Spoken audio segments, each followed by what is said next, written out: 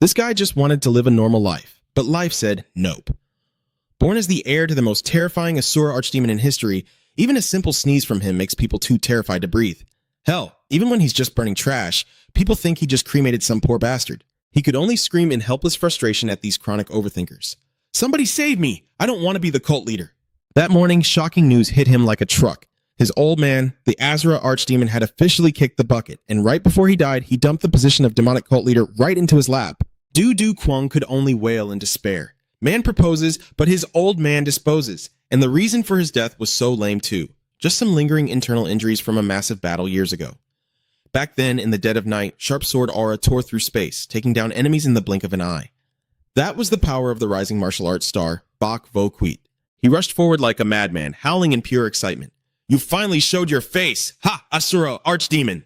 Standing alone on the mountain peak before him was the demonic cult leader, radiating an absolutely overwhelming aura. Bak Vo Khuit thought to himself in awe, as expected of the fiend who turned an entire era upside down, a living legend of the demonic path.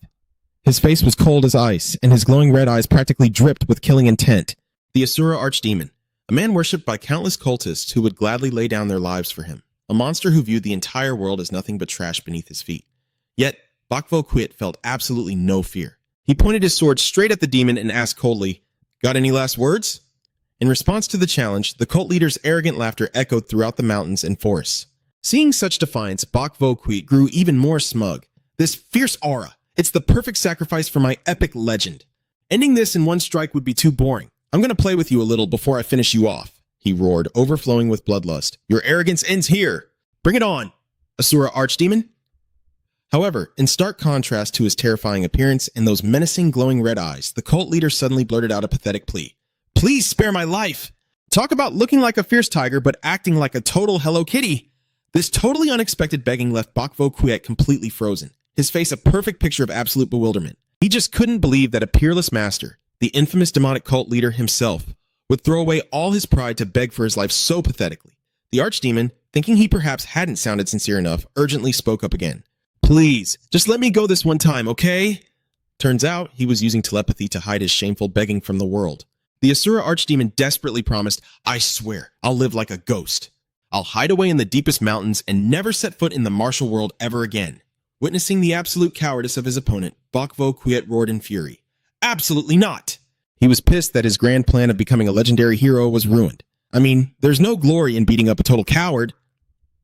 Meanwhile, the archdemon kept whining through telepathy. Bro Bak, please, do me a solid and use telepathy to talk back, okay? This weird one-sided shouting match left the surrounding cultists completely confused, having no idea what was going on. They were probably thinking, what the heck are these two old dudes doing? This is so awkward.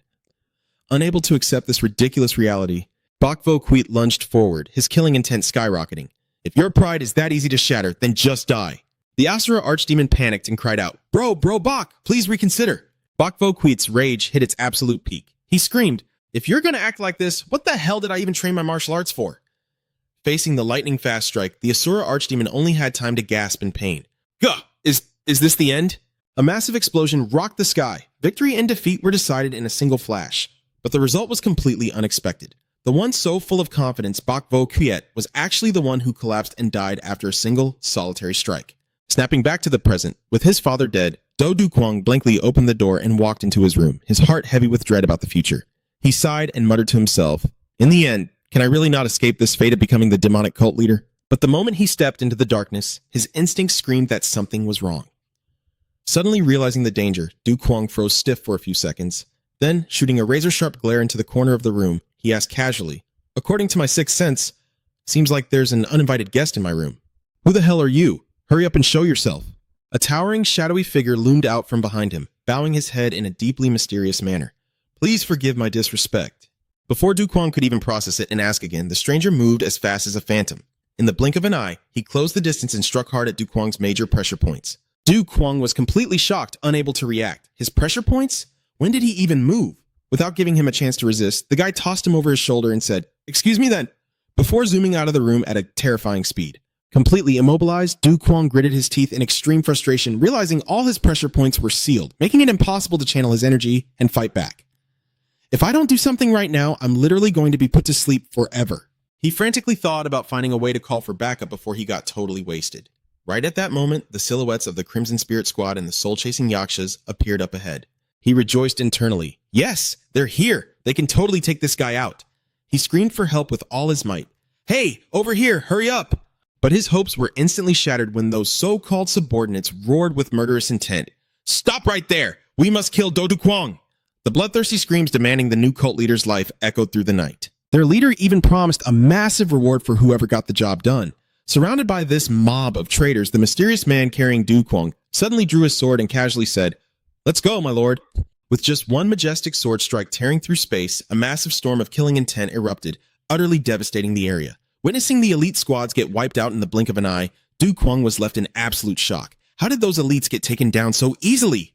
Die! An assassin shrieked, dive-bombing from above. But the stranger carrying Do Du Kwang simply swung his sword, effortlessly blocking the strike. In a split second of insanely fast reflexes, he forced the attacker to cough up blood, leaving him in absolute terror before he even realized what had hit him. Amidst the ruined landscape left by the clash, the dark figure darted away like a bolt of lightning, leaving the defeated assassins groaning in agony. Standing on the mountain peak under the hazy moonlight, the gloomy scholar, captain of the Crimson Spirits, roared in fury. "What the hell are you idiots doing? Are you seriously going to let that bastard Du Du Kwang get away?" He was going ballistic over his underlings' incompetence when suddenly a hand reached out, accompanied by a calm, chilling voice. "Stand down!" It was none other than the smiling demon lord. He appeared with his signature creepy smirk permanently plastered on his face. Even though the gloomy scholar bitterly argued that letting their prey escape would cause endless disasters later, the elder firmly ordered everyone to stand down.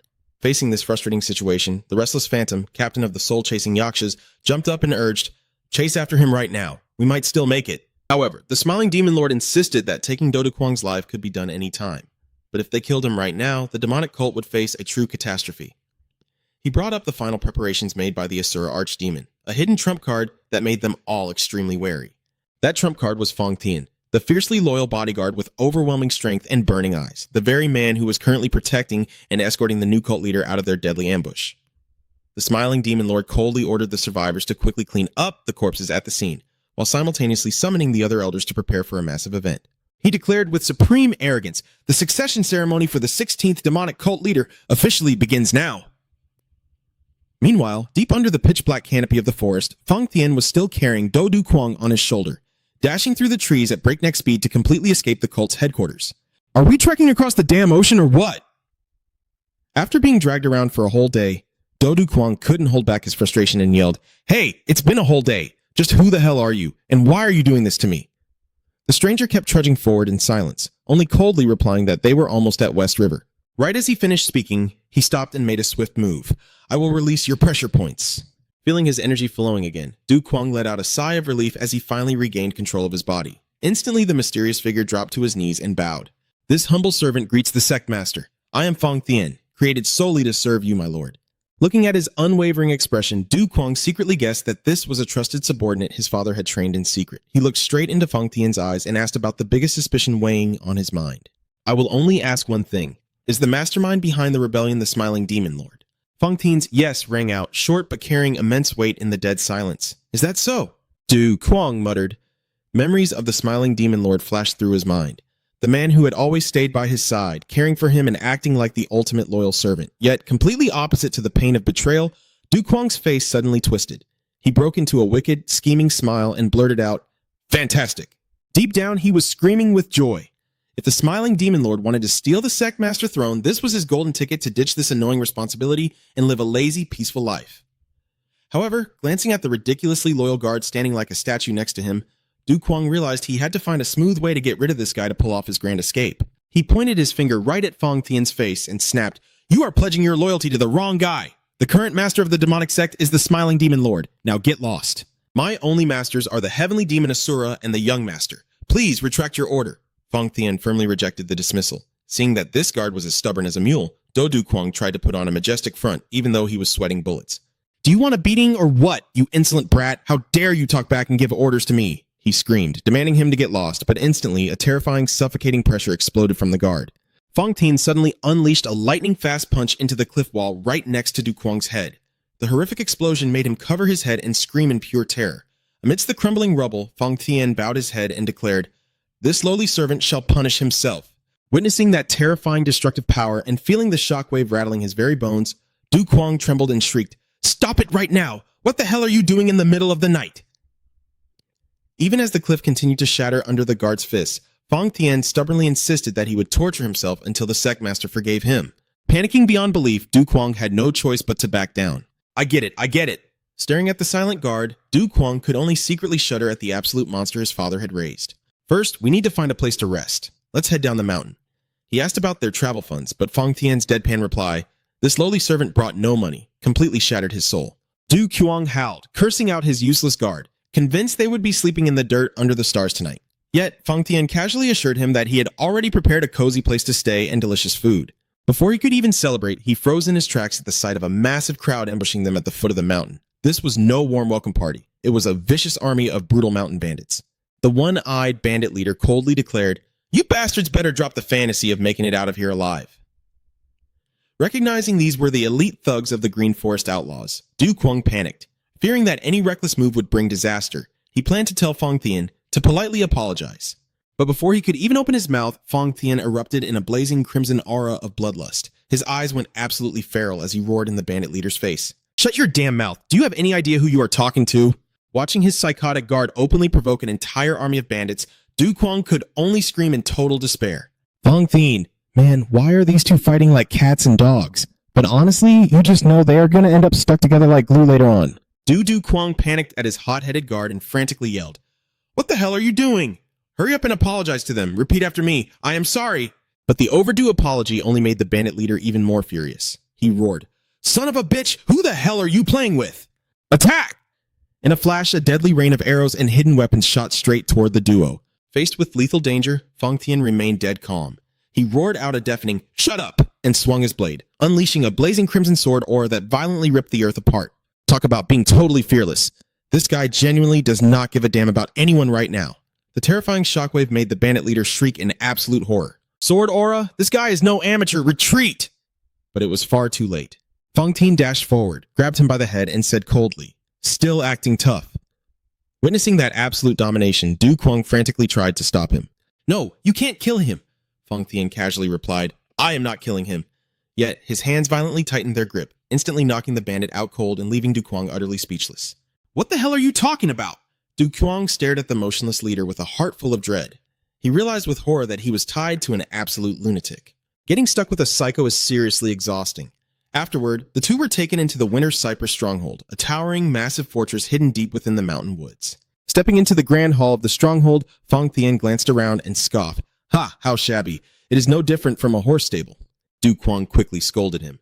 "Fang Tian, do not be so rude," prompting the guard to immediately bow his head in apology. Suddenly, from deep within the hall, a chilling female voice echoed, "You have quite the nerve." Du Kuang hastily put on an awkward smile to diffuse the tension. "Ah, I am so sorry. It is late. Please forgive our sudden intrusion." But the moment he got a clear look at the girl sitting there, he completely froze. Captivated by her otherworldly beauty, he secretly marveled. This was truly an immortal goddess descended to earth. Seeing a fragile woman in the middle of a bandit lair, Du Kuang immediately suspected she was being held hostage. With his heroic instincts kicking in, he instantly ordered his guard, "Fang Tian, hurry up and save that lady." Meanwhile, the young woman stepped lightly under the moonlight, flashing a mysterious smile. "The moon is truly beautiful tonight, and who might you two be?" But that gentle facade vanished in the blink of an eye. Her attitude flipped instantly as she violently snarled at them. "You little shits, who the hell are you?" Man, she has the face of an angel, but that mouth is absolutely filthy. The girl's smile completely dissolved, replaced by a razor-sharp, hateful glare. She shrieked in absolute rage. "You bastards, who the hell are you?" Before Du Kuang could even process what was happening, Fang Tian had already drawn his sword, his murderous intent skyrocketing to the heavens. With a furious roar, he launched himself forward like a raging tornado. "Shut your mouth and die!" Facing his lightning-fast assault, the girl didn't hesitate, instantly unleashing a flurry of razor-sharp rings to strike back.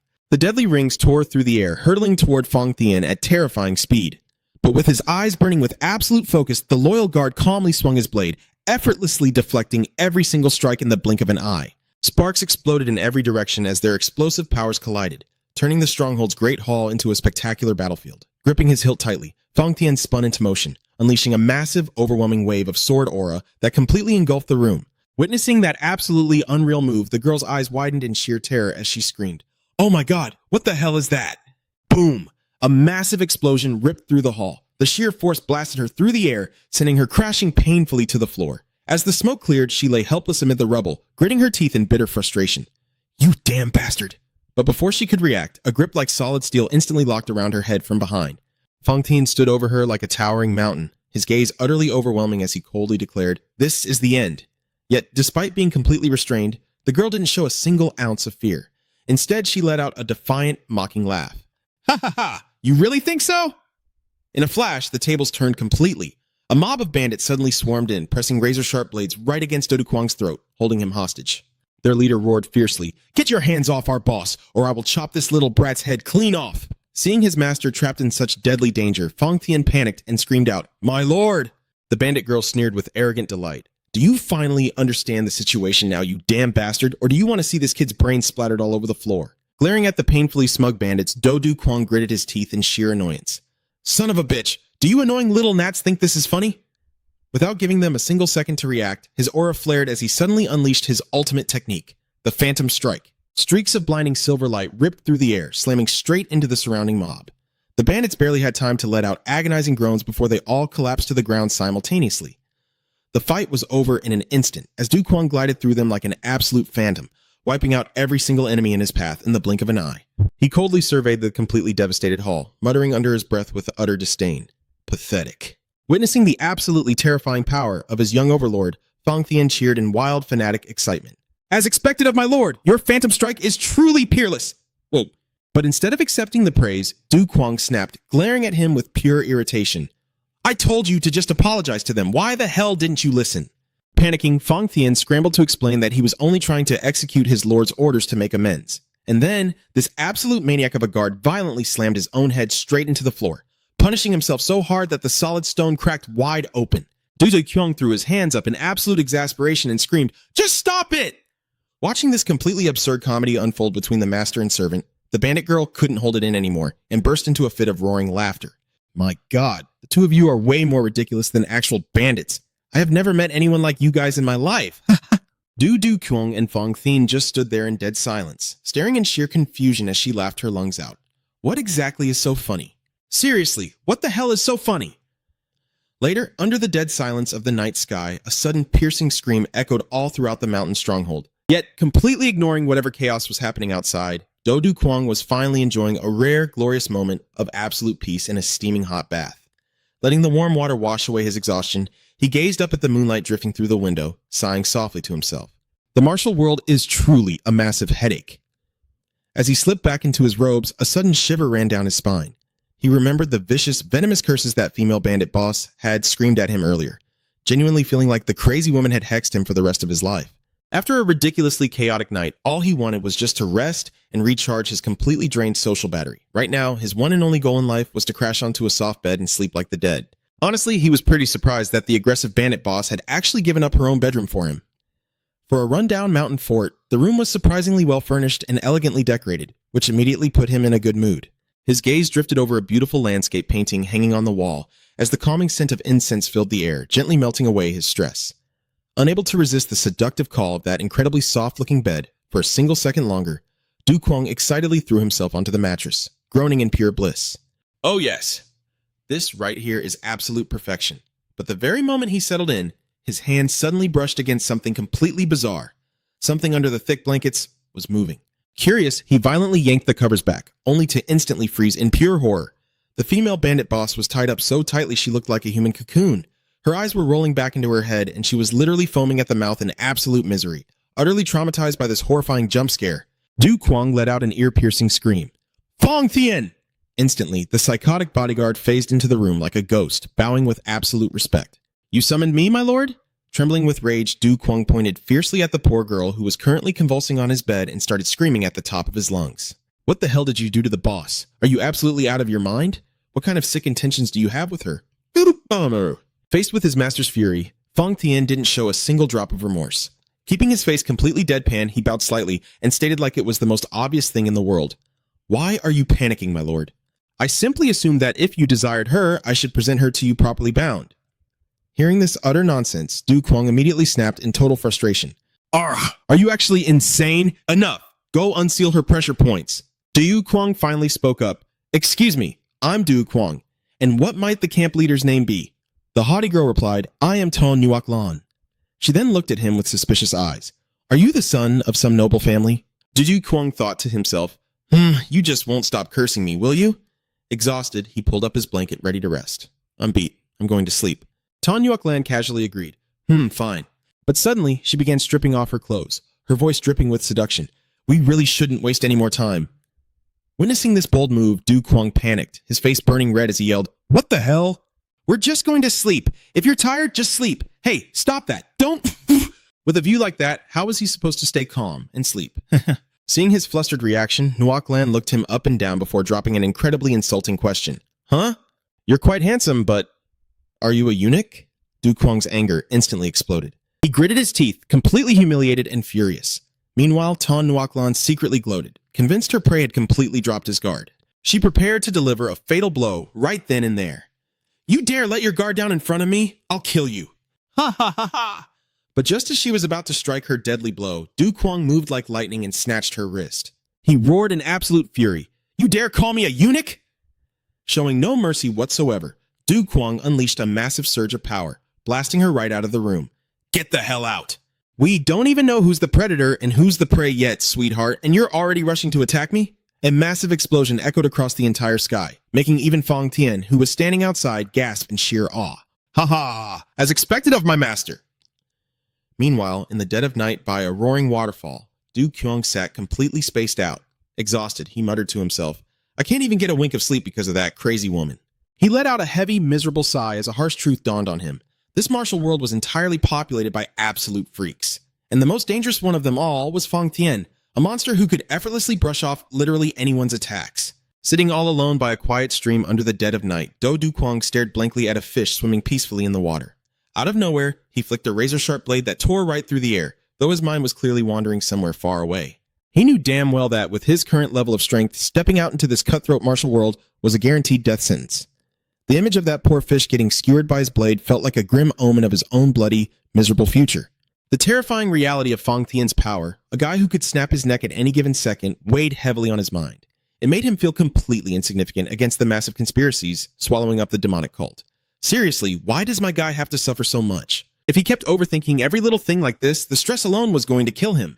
And it wasn't just Fang Tian. Right now, the entire demonic cult was practically out for his blood. Du Kwang glared up at the night sky, his heart boiling with resentment as he questioned everything.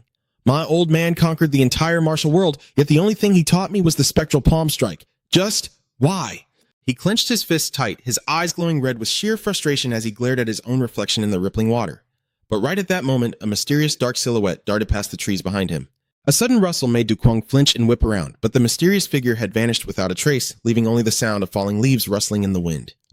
A thick, suffocating killing intent suddenly filled the air. His eyes widened. What the hell is going on? The fact that whoever it was had just vanished out of thin air screamed that something was terribly wrong. He gritted his teeth. Something was coming. In a flash, Du Kwang drew his short blade, dropping into a defensive stance, hyper-aware of the invisible threat creeping up on him in the pitch-black night.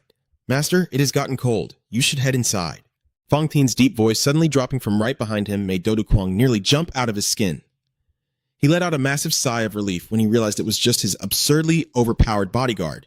What the... Fang Tian? Is it really just you? Damn it, am I really just stressing myself out? Du Kwang waved his hand, gesturing tiredly. Just sit down over here. Fang Tian, however, maintained his dead-serious, stoic expression. I prefer to stand. Oh, look at him trying to act cool. If you want to stand so badly, then just stand there forever, buddy. Du Kwang wasn't having it. I have something I need to ask you. Sit down. Once Fang Tian finally took a seat, the young master started venting all his pent-up frustrations about his father's completely contradictory way of raising him. He thought back to all those brutal, blood-soaked battles, completely baffled as to why, out of thousands of martial arts techniques, he was strictly forbidden from learning anything other than the spectral palm. He muttered bitterly, and after all that, he just casually names me the leader of the demonic cult. How am I supposed to make sense of this ridiculous contradiction? Seriously, what on earth was that old man thinking? Fang Tian calmly tried to reassure him, stating that the spectral palm was by no means weak, and that the young master's internal energy was actually incredibly vast. But Du Kwang instantly snapped back. You can't just rule an entire demonic cult on internal energy alone, let alone conquer the martial world. He gritted his teeth, demanding a proper logical explanation as to why his father had completely crippled his martial arts growth. Fang Tian stared dead into his master's eyes and delivered a deeply dramatic declaration. That is because you are destined to become the strongest in the world. To Du Kwang, that sounded like the absolute biggest load of garbage he had ever heard. He completely lost his temper and screamed at the top of his lungs, "Are you out of your mind? Do you seriously think that with my current pathetic power level, I can just swagger around picking fights with whoever I want? Open your damn mouth and give me a real answer, right now." Instead, Fang Tian just gave him some overly cryptic nonsense about how the thing he truly needed wasn't located inside the demonic cult, and that it simply wasn't the right time to reveal the truth. The guard then bluntly told him to go to sleep, because first thing tomorrow morning, they were setting off for the Green Forest Bandit Alliance headquarters. Du Kwang stared at him in utter disbelief. "Wait, what did you just say?" "Why the hell would I go there?" Fang Tian replied with zero emotion in his voice. "To conquer the world, of course." Seriously, this guy was colder than a block of ice, not an ounce of warmth in him. That absolutely unhinged answer was the final straw that made Du Kwang's brain explode. He screamed in absolute despair, completely agonizing over this delusional, suicidal goal that was being forced onto his shoulders. Furious, he channeled his energy and threw a devastating punch, blasting out a blazing shockwave just to vent his boiling, explosive rage. He clutched his face, his expression twisted in pure agony as he screamed internally that he never wanted to be the cult leader, and he certainly didn't want to conquer the damn world. He was so ridiculously bitter because not a single person had ever bothered to ask for his opinion before shoving him down this blood-soaked path. But Fang Tian, his eyes gleaming with sheer fanatical obsession, declared with absolute certainty, "Master, I shall personally drag you to the pinnacle of supremacy. Now follow me." Du Kwang could only scream for help inside his own mind as his psycho bodyguard quite literally dragged him away. The rapid clattering of horse hooves echoed down the dirt road, marking the start of a wildly non-consensual journey that Du Kwang wanted absolutely zero part of. Sitting inside the bumpy carriage heading straight for the Green Forest stronghold, he rested his chin on his hand, letting out a soul-crushing sigh at his absolute joke of a destiny. Sitting directly across from him was Tan Nuoc Lan. The poor girl looked absolutely pathetic, her face covered in dirt and nasty purple bruises. Glaring daggers at Du Kwang with pure hatred, she gritted her teeth and hissed, "Hey, pretty boy over there, let me ask you a real quick, delicate little question. Why on earth is a noble, high-class lady like myself being forced to ride in this dump of a carriage with trash like you?" Du Kwang took one look at Nuoc Lan's battered state and sighed internally. Yup, it definitely looked like this girl was yet another innocent victim violently kidnapped by his psycho bodyguard. Seeing him completely ignore her, Nuoc Lan leaned in, refusing to let it go. "Hey, pretty boy, how about we actually have a conversation here?"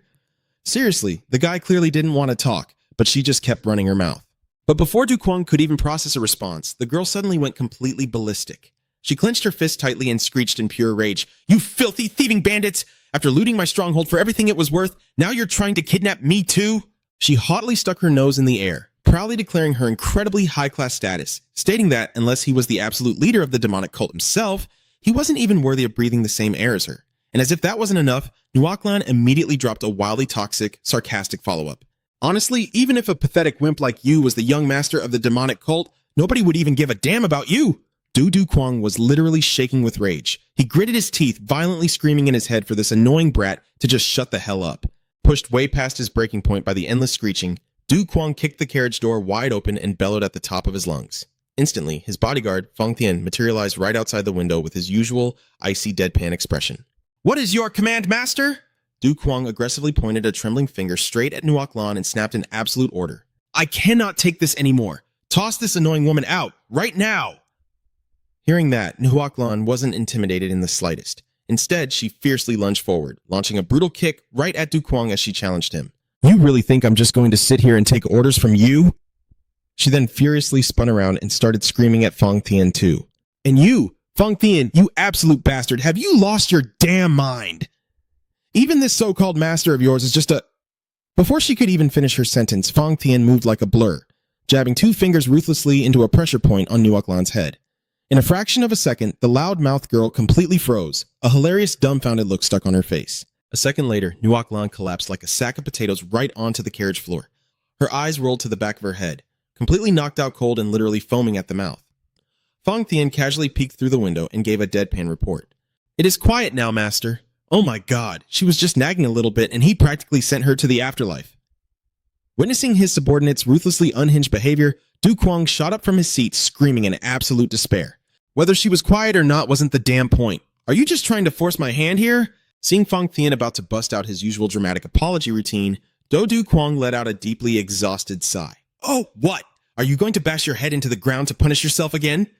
he snapped, completely ignoring his massive, overpowered bodyguard, who was now furiously groveling on the dirt, repeatedly slamming his forehead into the ground, begging for forgiveness. He cursed under his breath, deciding to just let it go and not intervene this time. But when he saw Fang Tian suddenly stop and deadpan that he would be taking over their master's duty to lead the way, Du Kuang felt a sudden chill run down his spine. He screamed in protest against that insane idea. Absolute garbage. Do you really think with my current strength I can just swagger around causing trouble? Du Kuang gritted his teeth, getting right in the bodyguard's face to chew him out, wondering if the crazy events from yesterday had completely fried the guy's brain. But Fang Tian just calmly led the horse forward, stating coldly, "Then let us depart." Sitting in the carriage, Du Kuang could only sweat bullets, internally cursing his absolute bastard of a bodyguard. "Bodyguard, my foot! With an attitude like that, I might as well call him my grandpa just to satisfy his ego." Oh my god. He glanced over at Ton Nuoklan, who was currently sniffling and crying with her neck twisted to the side in a totally creepy way. Shuddering, he immediately urged Fang Tian to quickly snap her neck back into place before they hit the road. 2 days later, the group finally arrived at the Moonflower Pavilion. Exhausted from the long, draining journey, Du Kuang slumped into a chair at their table, secretly thanking the heavens that Nuoklan's neck had finally been snapped back to normal. To avoid drawing any unwanted attention, he ordered his bodyguard to keep a low profile. Looking at Nuoklan's incredibly weird and hilarious disguise, Du Kuang could only force a tight nod and give her a very reluctant compliment.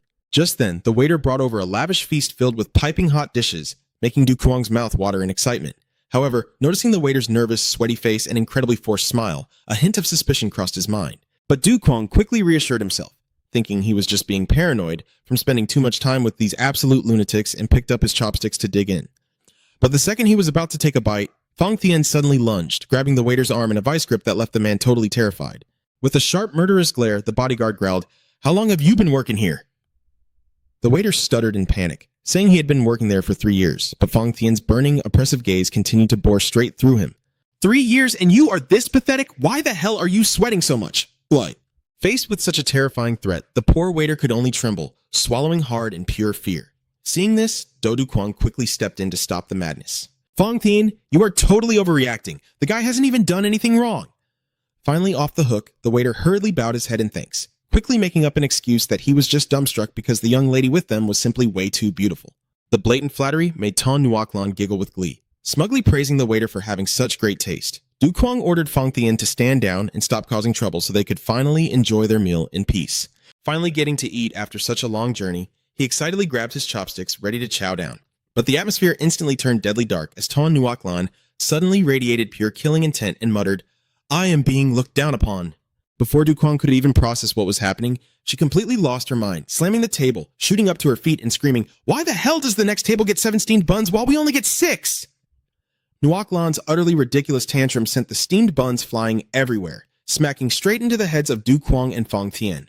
The room descended into a terrifying, dead silence. Du Kuang heavily sighed his bodyguard's name, and the two of them quietly stood up and walked away in absolute mind-numbing exhaustion. Meanwhile, the crazy bandit boss was still screaming like a banshee, threatening to shut the whole place down and teach everyone a lesson they would never forget, throwing the entire tavern into total chaos amid the sound of shattering plates.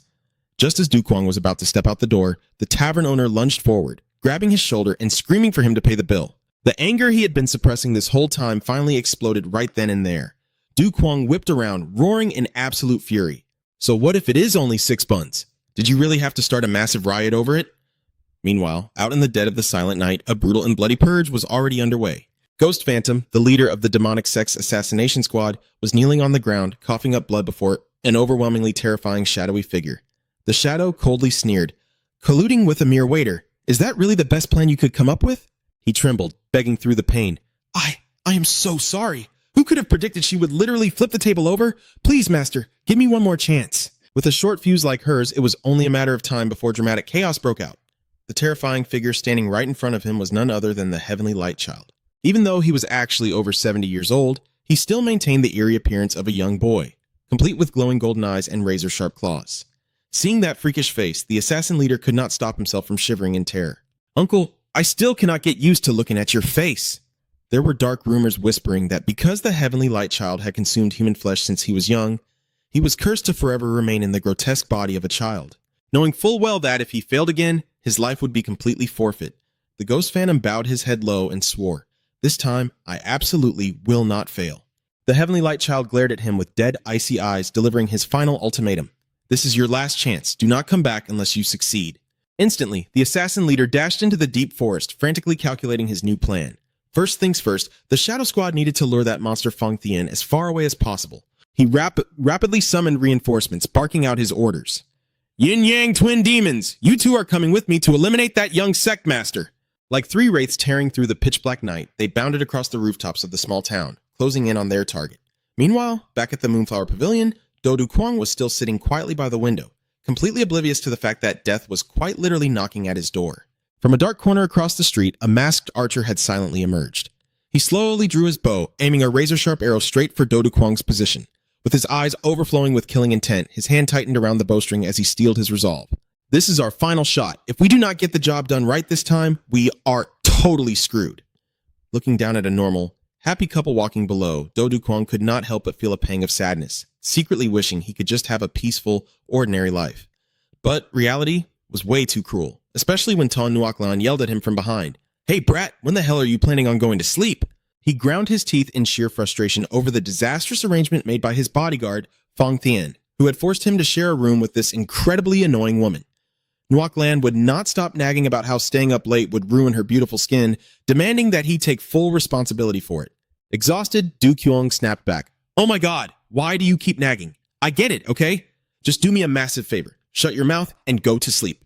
The exact second he finished speaking and turned away, a razor-sharp arrow violently tore through the air, shooting into the room at a terrifying speed, and piercing right into the floor where Nuoc Lan had just been standing. Dust billowed up amidst the sound of shattering wood, leaving her frozen in absolute shock. Du Kyung only had enough time to spin around in total disbelief. But it did not stop there. A massive rain of arrows suddenly poured down from the night sky, threatening to flatten the entire room. In that life-or-death moment, Du Kwang dove forward, shielding Nuoc Lan as they both crashed down to the floor to dodge the deadly barrage. Nuoc Lan was horrified, her face completely drained of color as she trembled and screamed at the top of her lungs. Holy crap, I almost lost my life just now. Du Kwang, what the hell did you even do to get hunted down this violently? Right at that moment, Fang Thien appeared like a guardian angel, urgently checking in on them. Master, are you hurt? Despite having literal arrows sticking out of his back, the stoic bodyguard calmly waited for his orders. I am fine. Hurry up and stop them. But instead of rushing out to fight, Fang Thien suddenly grabbed Du Kwang by the collar and leaped straight out the window. Panicking, Du Kwang roared, I told you to stop the enemy. Why the hell are you dragging me along? Fang Thien firmly replied that he absolutely could not leave his master in danger, hoisting the young master over his shoulder as he blasted straight into the sky. Left behind was the desperate, furious shrieking of Ton Nuoc Lan, completely abandoned right in the middle of enemy archers. What the hell? What kind of joke is this, leaving a gorgeous girl all by herself? Hey, you absolute bastards, what about me? Fang Thien swung his sword, unleashing razor-sharp slashes that struck the enemies back to back, leaving them with only enough time to let out agonizing groans of pain. His eyes blazed with overwhelming killing intent, intensely focused on every single movement of the enemy. A brilliant, blood-red wave of sword aura violently tore through the pitch-black night, carrying a devastating power that completely wiped out every single obstacle in its path. The enemies panicked, screaming in absolute horror as they realized they were completely and utterly powerless against the bodyguard's overwhelming strength. A terrifying explosion erupted, the shockwave from the sword aura instantly flattening a massive chunk of the mountain forest and sending earth and shattered rocks blasting blindly into the air. The assassins scattered in pure panic, screaming at each other. Fang Thien is coming! Stall him! Don't let him anywhere near the young master! They were betting their lives, desperately waiting for backup from the Black Heart. Meanwhile, Fang Thien was still carrying Do Kwang over his shoulder, dashing through the thick dust clouds at terrifying speed. Fang Tien's fury reached its absolute boiling point. He let out a deafening roar. You've got some nerve daring to ambush us! A fatal sword strike flashed by before the assassin could even react. He only had a split second to wonder why the young master was there before collapsing dead. Over at the Floral Moon Pavilion, the panicked manager grabbed his subordinate to confirm the news. You're telling me he's with Fang Thien? Ton Nuoc Lan calmly confirmed. Yep, that's right, completely unfazed, which made the manager explode in anger at her pure disrespect. Meanwhile, deep in the villain's lair, news of their back-to-back failures made the atmosphere suffocatingly tense. The heavenly light boy, his golden eyes glowing with cold malice, delivered his final warning. I told you, this is your absolute last chance. Do not come back unless you succeed.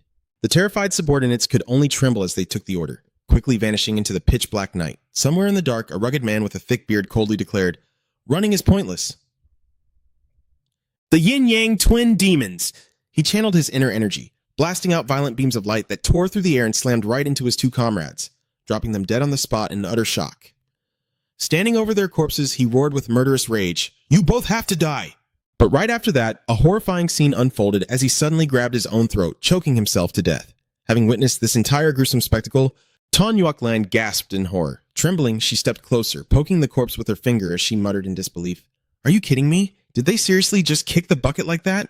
Looking at the men who were so aggressive just moments ago, now nothing but lifeless shells, she spat out in disgust, "Ridiculous! Do they really treat human lives like it's a joke?" Right at that moment, Fang Tian crashed in through the window, carrying Do Kwang, whose face was bleeding.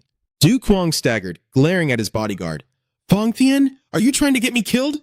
Catching sight of the 3 corpses scattered on the floor, he asked in shock, "Who the hell are these guys?" Fang Tian replied in a deep, steady voice, "That one is the Black Heart, and those 2 are the Yin-Yang twin demons." Tan Yuak-lan urgently pressed, "What in the world just happened?" Exhausted, Du Kwang groaned, "I didn't even do anything. Wait, did you just say that guy is the Black Heart?" He kept muttering something about failing, then straight up killed those 2 before taking his own life. He killed himself? Is that the only reason you're still breathing? He dropped dead before I could even ask him anything. Reaching her absolute breaking point, completely furious about being left behind in enemy territory, she whirled around and screamed right in Fang Tian's face, "You bastard! How dare you leave me behind in this hellhole!" Even as she kept threatening to stab him in the back for revenge, the bodyguard completely ignored her. He just quietly watched as dripping liquid caused thick black smoke to rise from the brutally dissolving corpse. Seeing that gruesome sight, Tan Yuak-lan wasn't scared at all. Instead, she laughed like a maniac. How is it melting the body down so fast? Standing next to her, Du Kwang could only shiver at his bodyguard's absolute ruthlessness, thinking to himself, classic Fang Tian. With a heart of stone like that, nothing can break him, not even getting his heart broken. Amidst the overwhelming stench of death, Fang Tian kept his icy expression and simply said, "We need to leave. Now." Du Kwang tirely agreed, "Yeah, let's go." Yuak-lan, however, happily cheered, "All right." The 3 of them quietly slipped away, leaving the devastated crime scene behind. On a dirt path cutting through the dense forest, a lone carriage rolled along to the rustling sound of leaves. Sitting inside, Du Kwang fell into deep thought about how unpredictable life could be. Isn't the martial world just a place where crazy, unexpected things happen every single day? Kind of like getting your neck snapped. Eventually, you just get used to it. However, the peace didn't last long before Tan Yuak-lan started whining about how bad she smelled after 4 full days of nonstop traveling. "We've been running for 4 days and 4 nights straight. I smell absolutely awful," she complained to Fang Tian. She even made the most bizarre request. "Can we at least pull over so I can squeeze some of the grease out of my hair?" Du Kwang looked at her unhinged behavior and could only let out a heavy sigh. He thought to himself, "My bodyguard is already a weirdo, but this girl is pushing it way too far today." But the truth was, he was also feeling gross after not showering for days. Unable to take it anymore, Du Kwang ordered, "Fang Tian, go find a stream nearby." But instead of obeying, the bodyguard went into full lecture mode. "Master, you must learn to endure this minor hardship as part of your training." Du Kwang snapped, his anger flaring up. "Why don't you try living out there for a few days?" He shouted, "Turn the damn carriage around right now. Damn it, I'm already tired enough to pass out, and you won't even let me rest." Right in the middle of their argument, an unfamiliar voice echoed from outside. "Identify yourselves!" Du Kwang flinched, instantly on high alert. He cursed under his breath, wondering what fresh hell was about to happen now. He carefully pushed the carriage door open and asked, "What's going on out here?" Standing before Fang Tian and him was a middle-aged man, politely bowing with his hands clasped together. Please forgive my intrusion. I am Thuong Phi Hung, the manager of a small martial arts dojo out west." He explained that he was escorting a young lady when their carriage wheel unfortunately broke, and he was hoping to ask for their help. Seeing Fang Tian radiating killing intent and reaching for his sword, Du Kwang hurriedly stopped him. "Fang Tian, don't hurt innocent people. Just go help them fix their carriage." "Man, stopping him from killing everyone feels like babysitting," he grumbled internally. He shot a glance at Thuong Phi Hung, mentally evaluating the guy's martial arts skills. Probably just third-rate trash from some minor dojo. Receiving his master's order, Fang Tian coldly replied, "Understood," and walked over. The bodyguard didn't even bother with tools. He just used one hand to lift the entire heavy carriage straight up into the air. Thuong Phi Hung and the young lady could only stare, their jaws dropping in absolute shock, while the horse neighed in pure panic at his terrifying strength. Fang Tian coldly declared that if Thuong Phi Hung cared so much about the horse, he could go dig it out of a ravine. Du Kwang gritted his teeth, secretly cursing his bodyguard's absolute lack of manners. Sensing the tension, Thuong Phi Hung quickly asked if he could leave the young lady in their care for the journey. Du Kwang quickly put on a polite smile, warmly inviting the martial artist to join them in the carriage so they could hit the road. The young lady gave a shy bow, introducing herself as Chu Tuitban, and expressed her deep gratitude for their timely help. But the second Du Kwang invited her inside, Tuitban stepped in and immediately let out a blood-curdling scream. Ton Nuoklan was just sitting there, looming in the shadows, looking absolutely terrifying. Are you trying to give people a heart attack or what? Damn, she makes things so awkward, he thought. In her panic, Tuitban stumbled and almost fell, but Du Chuang was fast enough to catch her. He hurriedly reassured her, please don't worry, we're not bad guys. The poor girl could only stutter out a thank you, still completely shell-shocked. Sitting across from them in the cramped carriage, Ton Nuoklan put on an arrogant attitude and started throwing out provocative taunts. Well, you're quite the beauty, aren't you? So, have you ever made a man cry over you yet? Faced with Nuoklan's overwhelming sass, Tuitban just shrank back, only managing to mumble short, timid answers. Seeing the girl's noble aura, Nuoklan kept aggressively mocking her, but only got weak denials in return.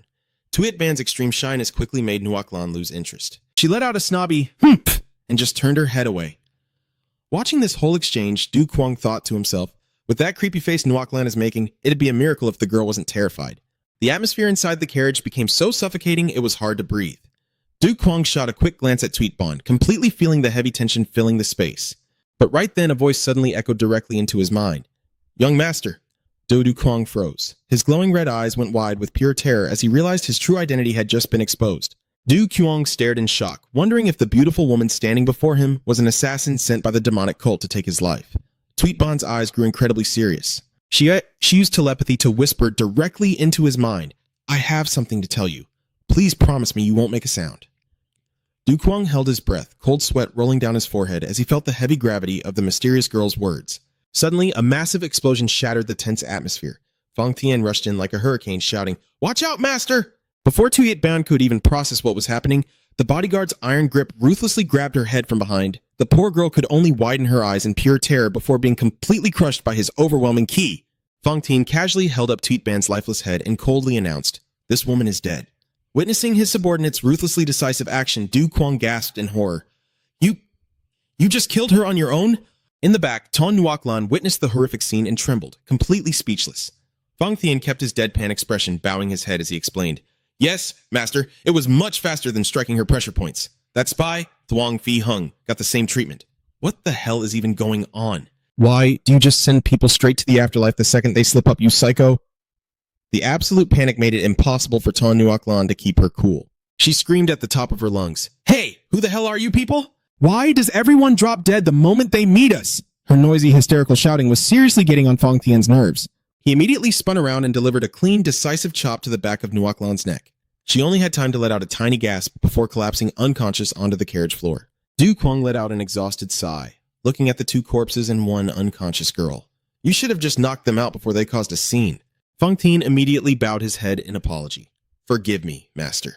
Du Kwang pondered for a moment before asking, All right, fine, but how did you figure out that Thuong Phi Hung guy? The bodyguard calmly replied that he had used telepathy to ask the spy two simple questions. Are you from the demonic cult? And who is the mastermind pulling the strings? The moment he heard those questions, Thuong Phi Hung's face completely drained of color. He gulped in absolute terror. Fang Tian continued, And right as I was about to make my move, he cleanly killed himself. Du Kwang froze in thought, suddenly realizing a terrifying truth. Cleanly killed himself? Did the enemy use Thuong Phi Hung as bait just to test me? Even though Fang Tian was completely unhinged and brutally violent, Du Kwang had to admit that his bodyguard had killer instincts. He might write people off the script way too early, but at least he was dead right every single time. Ah! Fang Tian stepped closer, cupping his fists in a respectful salute as he spoke with absolute certainty. Master, there is no way they could secretly track us without being noticed. I believe you have been marked by the 1,000-mile blood scent. Fang Tian lowered his voice, explaining exactly why their group was constantly being hunted down. This was a special scent that only elite trackers could sense, capable of spreading across thousands of miles. Even more terrifying, the scent vanishes the moment it latches onto its target, making it impossible for the victim to know they are being tracked. Finally, understanding the situation, Du Kwang asked nervously, So, that's how it is? No wonder, but is there any way to get rid of this blood scent for good? Fang Tian confidently stated that he could use his blazing inner Kai to burn it away, but warned that his master would have to endure a little bit of pain. Hearing it was just a little pain, Du Kwang clicked his tongue and ordered, Just a little bit? Then, just do it. Following his bodyguard's instructions, he sat up straight to begin the cleansing process. But the exact second Fang Tian placed a hand on his head, A terrifying surge of energy erupted, making Du Kwang's eyes roll back in pure horror. An agonizing pain, far beyond anything he could have ever imagined, hit him like a truck, making him scream his lungs out in absolute agony. The carriage continued rolling through the dead of night, while inside, Du Kwang was passing out from sheer exhaustion, his face completely drenched in heavy sweat. He panted heavily, trying to calm himself down. I can't take this anymore. Thank God, it was only for a little bit. But the nightmare wasn't over. Fong Thian once again placed his iron hand on his head to continue channeling his ki. Du Kwang practically jumped out of his skin and screamed in pure despair. Ah, you literal demon! You said it was just a little bit. Is this what you call a little bit? Fong Thian maintained his strict deadpan expression and casually replied, Yes, master, it will only take 15 minutes. When he realized that this insane bodyguard's little bit meant 15 whole minutes of torture, Du Kwang bitterly accepted a cruel reality. This bastard is totally enjoying this. Meanwhile, at the edge of a forest, the bodies of Thuong Phi Hung and Chu Tweet Ban were dumped next to a rock with a threatening message carved into it. Cross my path again, and I will kill you. Seeing this pathetic scene, the pursuer ground his teeth in pure rage, realizing that not only had he lost his prey along with the blood scent, but he had also been brutally played by Du Kwang's group. The orders coming from behind the curtain of the smiling demon lord truly left his subordinates burning with frustration. They should have just killed Du Kwang to eliminate any future threats. Yet that old man actually wanted to guarantee the safety of that young master. Thien Quang ground his teeth in bitter resentment. He unleashed a lightning-fast kick that shattered the cliff face and roared in fury. Since when did the demonic cult become so damn merciful? Oh, so merciful. I don't see a single ounce of mercy in any of this. As furious as he was, an order was an order, and he had no choice but to obey. Thien Quang coldly summoned a blood token and gave an order to the subordinate groveling at his feet. Receive your orders. He began to channel his ki. A venomous purple aura radiated from the 1,000-mile blood scent, completely engulfing the area. He decided to personally use this scent to continue hunting down the young master, whilst commanding his subordinate, go to the Western River Branch, report the situation, and gather more reinforcements. Once you're done, you may return to the main headquarters. Seeing his subordinate still hesitating, Thien Quang glared at him with such intense murderous intent that it scared the living daylights out of the man. With a cold, ruthless tone, he declared, Not another word. If you slip up, I will personally send you to the grave. His ultimate goal right now was to force Fong Thian to strike, and to deliver the cult leader's deeply calculated message to Du Kwang at all costs. Meanwhile, the carriage silently kept rolling through the lush green forests. Sitting inside, Du Kwang wearily leaned against the carriage wall, his face showing total exhaustion after the endless streak of chaotic events. Before his cooldown even finished, another disaster crashed right onto his head, barely giving him a second to breathe. No wonder he was so damn tired. He sat in silence, recalling Chu Tweet Ban's death and secretly cursing his own bodyguard. It's all because of Fong Thian. Thanks to that guy, I couldn't even hear her dying words. What on earth was she trying to tell me? The burning curiosity and regret over the secrets that died with her left his mind in an absolute mess. Du Kwang's silence quickly became prime material for Ton Yuak Lan to tease him. Sitting right across from him, she excitedly poked fun and mocked him. Oh my, young master, you sure have a lot on your mind today, huh? You won't even give me the time of day. Don't tell me you're still shivering in your boots from that little assassination attempt. Ha ha ha. Seeing that he still wasn't reacting, Yuak Lan pushed even further, her voice dripping with playful, flirtatious mockery. You're just too cute. Ah, there's no need to be shy, just let it all out. Ah, come here, our poor, pitiful young master. Snap, his suppressed anger finally exploded. Du Kwang slammed his hand against the seat, roaring in absolute frustration. Ton Yuak Lan, do you even know the meaning of the word worry? He glared at the girl, who was casually lounging around with a completely carefree expression, grinding his teeth in sheer exasperation. Look at the mess we are in, or is your brain just sitting there for decoration? Hey, you are crossing the line. I'm not joking around with you. Du Kwang frowned, warning her as he saw Ton Yuak Lan starting to lose her temper, but the girl immediately snapped right back at him. Why the hell should I be worried? What, do you want me to cry and beg for mercy? Yuak Lan yelled, asking if he wanted to be coddled and comforted, but as he watched her agitated expression, Du Kwang noticed a slight tremble in her voice. He thought to himself, is she just putting up a tough front to hide the panic building up inside her? Du Kwang let out a soft sigh, then used telepathy to send an apology. Ton Yuak Lan? I crossed the line. I'm sorry. Ton Yuak Lan was caught slightly off guard, seeing the new cult master actually lower himself. Huh? Why is the grand cult master suddenly using telepathy to apologize to me? Du Kwang calmly explained that it was only because she was his friend, and that he wasn't the type to casually apologize to just anyone. Reluctantly, Yuak Lan accepted it, though she couldn't help but ask what had him looking so dead serious. Du Kwang began telling a story about a friend. His clan was massive, but his own uncle had staged a rebellion. He barely managed to escape thanks to his loyal subordinates, but strangely, his uncle's men didn't actually seem to want him dead. He pondered deeply. Normally, they would pull up the weeds by the roots, but it feels like they were trying to send a message instead. After a moment of thought, Tan Nuoc Lan put her brilliant mind to work and came up with a theory. Maybe they meant that as long as your friend stays hidden in exile, they will call off the hunt? Her words made Du Chuang freeze in his tracks. He asked himself if that could really be the truth. His glowing red eyes flashed with a cold sharpness as he realized a massive flaw in the logic. There was absolutely no way the elite assassins of the demonic cult would miss their target so easily. He flashed back to his encounter with Chu Tuitban, finally decoding the real message she was trying to send. The cult didn't actually want to kill the young master. A calculating smirk crept across Du Kuang's face as he confirmed this reality in his mind. Right at that moment, Fang Tian pushed open the carriage door and bowed respectfully. Master, we should rest for a bit before pressing on. Du Kuang gave a slight nod. He silently calculated that once he had a solid grasp of the demonic cult's territory, everything would become much easier. He sent a silent apology to his insanely loyal bodyguard, because his ultimate goal was to reclaim the freedom he had always dreamed of. Du Kuang made up his mind. He had to escape this place, right now. The moment they stopped at a bustling tavern, the waiter quickly served up a lavish feast packed with piping hot dishes. The sight of fluffy white steamed buns and the mouth-watering aroma had Tan Nuoc Lan practically vibrating with excitement. She cheered in sheer delight, as it was super rare to see Fang Tian generously order this much good food. Oh, this is awesome! Looks like I'm going to wipe this whole table clean today. But in stark contrast to Nuoc Lan's hype, Du Kuang was on high alert. His eyes darted around the room, wondering if his bodyguard had called for backup to keep an eye on him. Suddenly, Du Kuang's gaze locked onto a rowdy table just behind the bead curtains. He coldly asked the waiter about the background of those martial artists sitting over there.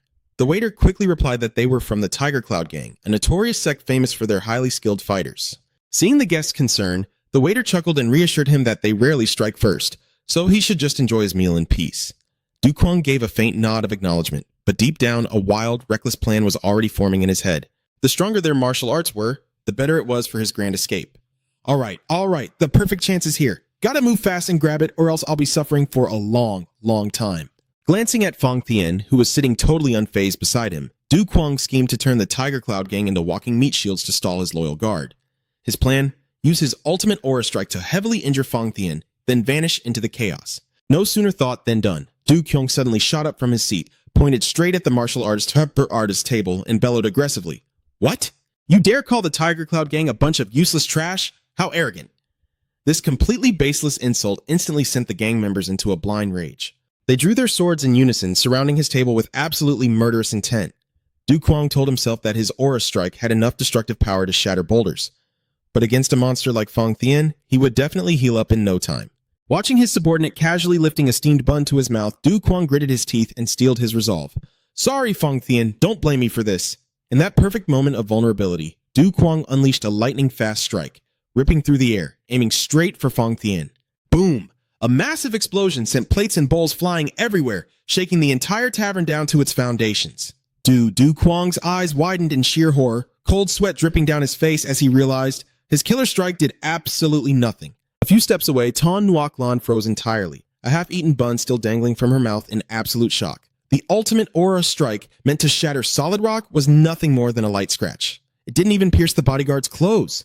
Trembling, Du Kuang asked himself, It didn't pierce? In a flash, Fang Tian turned his head. His glowing red eyes radiated a terrifying killing intent that sent shivers violently down Du Kuang's spine. In a deep, heavy voice, he spoke. Master. Suffocating under the overwhelming pressure, Du Kuang thought in pure terror. How is this guy so damn tanky? What the hell is his body even made of? It's Nandi, he stuttered in utter despair. I messed up. But surprisingly, Fang Tian bowed his head with the utmost respect and asked, Did you call for me, Master? Realizing the clueless bodyguard had completely misinterpreted the lethal strike as a mere signal to get his attention, Du Kuang's mind raced to save his own skin. He instantly put his fierce mask back on and roared, That's right, yes, Fang Tian, I am absolutely furious. He pointed straight at the Tiger Cloud Gang martial artists and shouted, Just look at them. They dared to draw their swords in front of me. I need to teach them a lesson. The insulted gang members instantly blew their tops. You arrogant little brat, are you talking to us? Meanwhile, Fang Tian's own internal logic went, Master actually had to use his aura strike just to get my attention. He must be unimaginably angry. Seeing that his bodyguard bought it completely, Du Kuang pushed his luck and commanded, Capture them alive and teach them a lesson. If any of them keep acting cocky, I won't let you off the hook.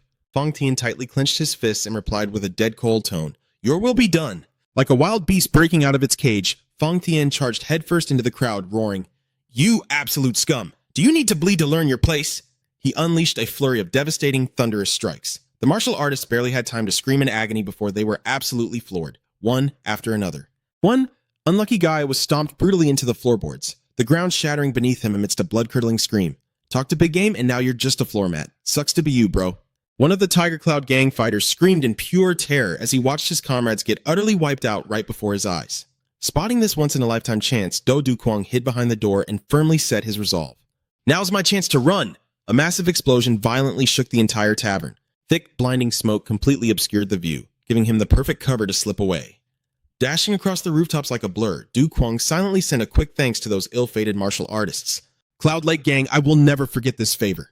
Even if it drained every last drop of his inner energy, he pushed his wind-stepping technique to the absolute limit, desperate to flee far away while they kept Fang Thien busy. Catching sight of the towering city gates ahead, Dukwang cheered in sheer ecstasy. I finally made it to the gates! A smug smile spread across his face, his eyes sparkling with pure joy at the thought of finally living a free and unbothered life. I'm free. This is amazing. But before his joy could fully bloom, a chillingly familiar voice suddenly whispered right next to his ear. Indeed, my lord, this has been an absolutely wonderful footwork exercise. Dukwang froze, the color completely draining from his face. Before he could even process how Fang Thien had caught up so fast, a grip like cold steel clamped down onto his shoulder from behind, making him cry out in pure despair. Cold sweat poured down his forehead as Dukwang shakily turned his head. You! How the hell are you so fast? He desperately tried to cover up his panic by snapping at him. Don't tell me you dared to disobey my order to capture them alive? Fang Thien maintained his icy, expressionless face and simply gave a brief reply. Let us go, my lord. They have already... Sigh, maybe he spoke a bit too slowly, so Fang Thien accidentally slipped up and sent those annoying grunts straight to the afterlife. Looking back toward the tavern, the entire squad of martial artists from the Cloud Lake gang was now groveling on the ground, chanting in unison with absolute reverence. All hail the Heavenly Lord. Please, punish us. Fang Thien casually pointed out, They are begging for your forgiveness, my lord. Witnessing this absurd scene, Dukwang completely broke down inside. He gritted his teeth in utter frustration, realizing his escape plan was completely ruined. I actually trusted the Cloud Lake gang. I thought they could buy me some time, and all I get is them chanting, All hail the Heavenly Lord? At the sight. Right at that moment, one stubborn martial artist tried to sneak an attack while Dukwang was distracted, thinking, How dare they kneel to this arrogant brat? Now's my chance! But in a flash, Dukwang grabbed the man's head, unleashing a terrifying murderous aura.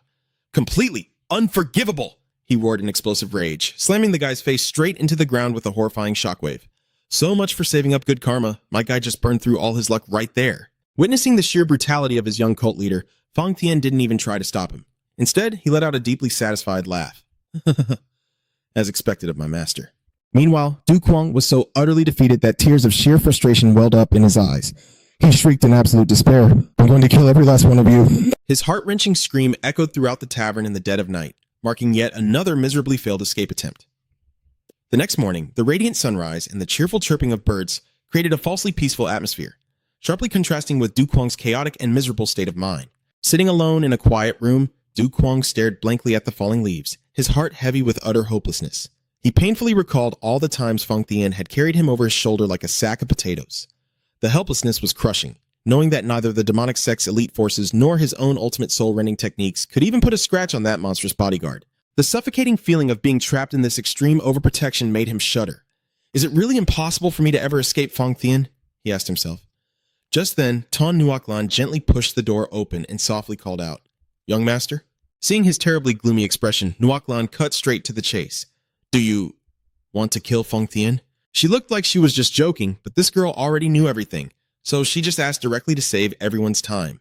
Dukwang let out a heavy sigh, explaining that he wasn't exactly aiming for a fatal strike, but the terrifying part was that he couldn't even leave a single scratch. It doesn't matter anyway. My sword can't even pierce his skin. Nuoklan pouted sarcastically. Or maybe your sword is just pure trash. To prove her wrong, Dukwang silently pulled out a razor-sharp dagger and viciously stabbed it into the wooden floor. The blade sank deep, proving beyond a doubt that the weapon was perfectly fine. The real issue was his opponent's literal body of steel. Nuoklan gasped in genuine shock. Wait, Fang Thien, does that guy have an indestructible body? A shiver ran down her spine just thinking about facing such an absolute monster. Having a subordinate like that, young master, is absolutely terrifying. Dukwang shot her a deadly, chilling glare. What are you trying to say? Suddenly, Nuoklan flashed a wicked, scheming smile. Leaning in close to his ear, she whispered, Young master, do you want to run away from him? Because I can help you with that. Ignoring Duquang's suspicious gaze, she casually pulled out a shimmering golden pill and dangled it in front of him. I've got a very fun little toy right here. So, want to give it a try? Right, keep tempting him and see how fast Fang Tian comes to ruin your day later.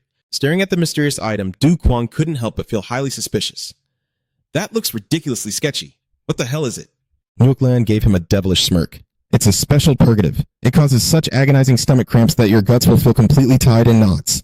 Just a short moment after swallowing it, the person won't be able to hold it in and will desperately need a bathroom break. But the one taking it will be me. She then laid out her grand escape plan. Listen closely, kid. When I take this, you need to tell Fang Tian that I'm trying to use a bathroom break to run away and that he personally needs to go keep an eye on me. Nuoklan calculated that once Fang Tian was lured into the woods to watch over her, Duquang could seize the moment to flee in the opposite direction. I'll drag him as far away as possible to buy you time, and you'll use that opening to make your getaway. Once Fang Tian turns around to hunt you down, that's when I'll make my own escape. Wow, what a hardcore plan. You sure this is actually going to work, Missy? She confidently declared that this scheme would buy him at least half an hour. Just for you, kid. I'm making the ultimate sacrifice. Witnessing this unexpected selflessness, Duquang was genuinely moved. If you are going that far, I'm truly grateful. I actually feel really bad for making you do this, Lady Tan. But Nuoklan just scoffed. Oh, shut up. I'm just doing this to teach that bastard Fang Tian a lesson he won't forget. Seeing her unwavering resolve, Duquang smiled and nodded. All right, I agree to the plan. Thank you, Lady Tan. Nuoklan shot him a mischievous side eye. Glad to see you have some manners after all. Just remember you owe me a few rounds of drinks after this. Without a second of hesitation, Nuoklan tossed the pill into her mouth and swallowed it whole. Seconds later, an earth-shattering scream erupted from inside the moving carriage. Nuoklan was writhing around, clutching her stomach, her face completely distorted in agony as she wailed. Oh my god, it hurts so bad! Hey, Fang Tian, my stomach is absolutely killing me! Stop the carriage right now! I need to handle this immediately! Hurry up!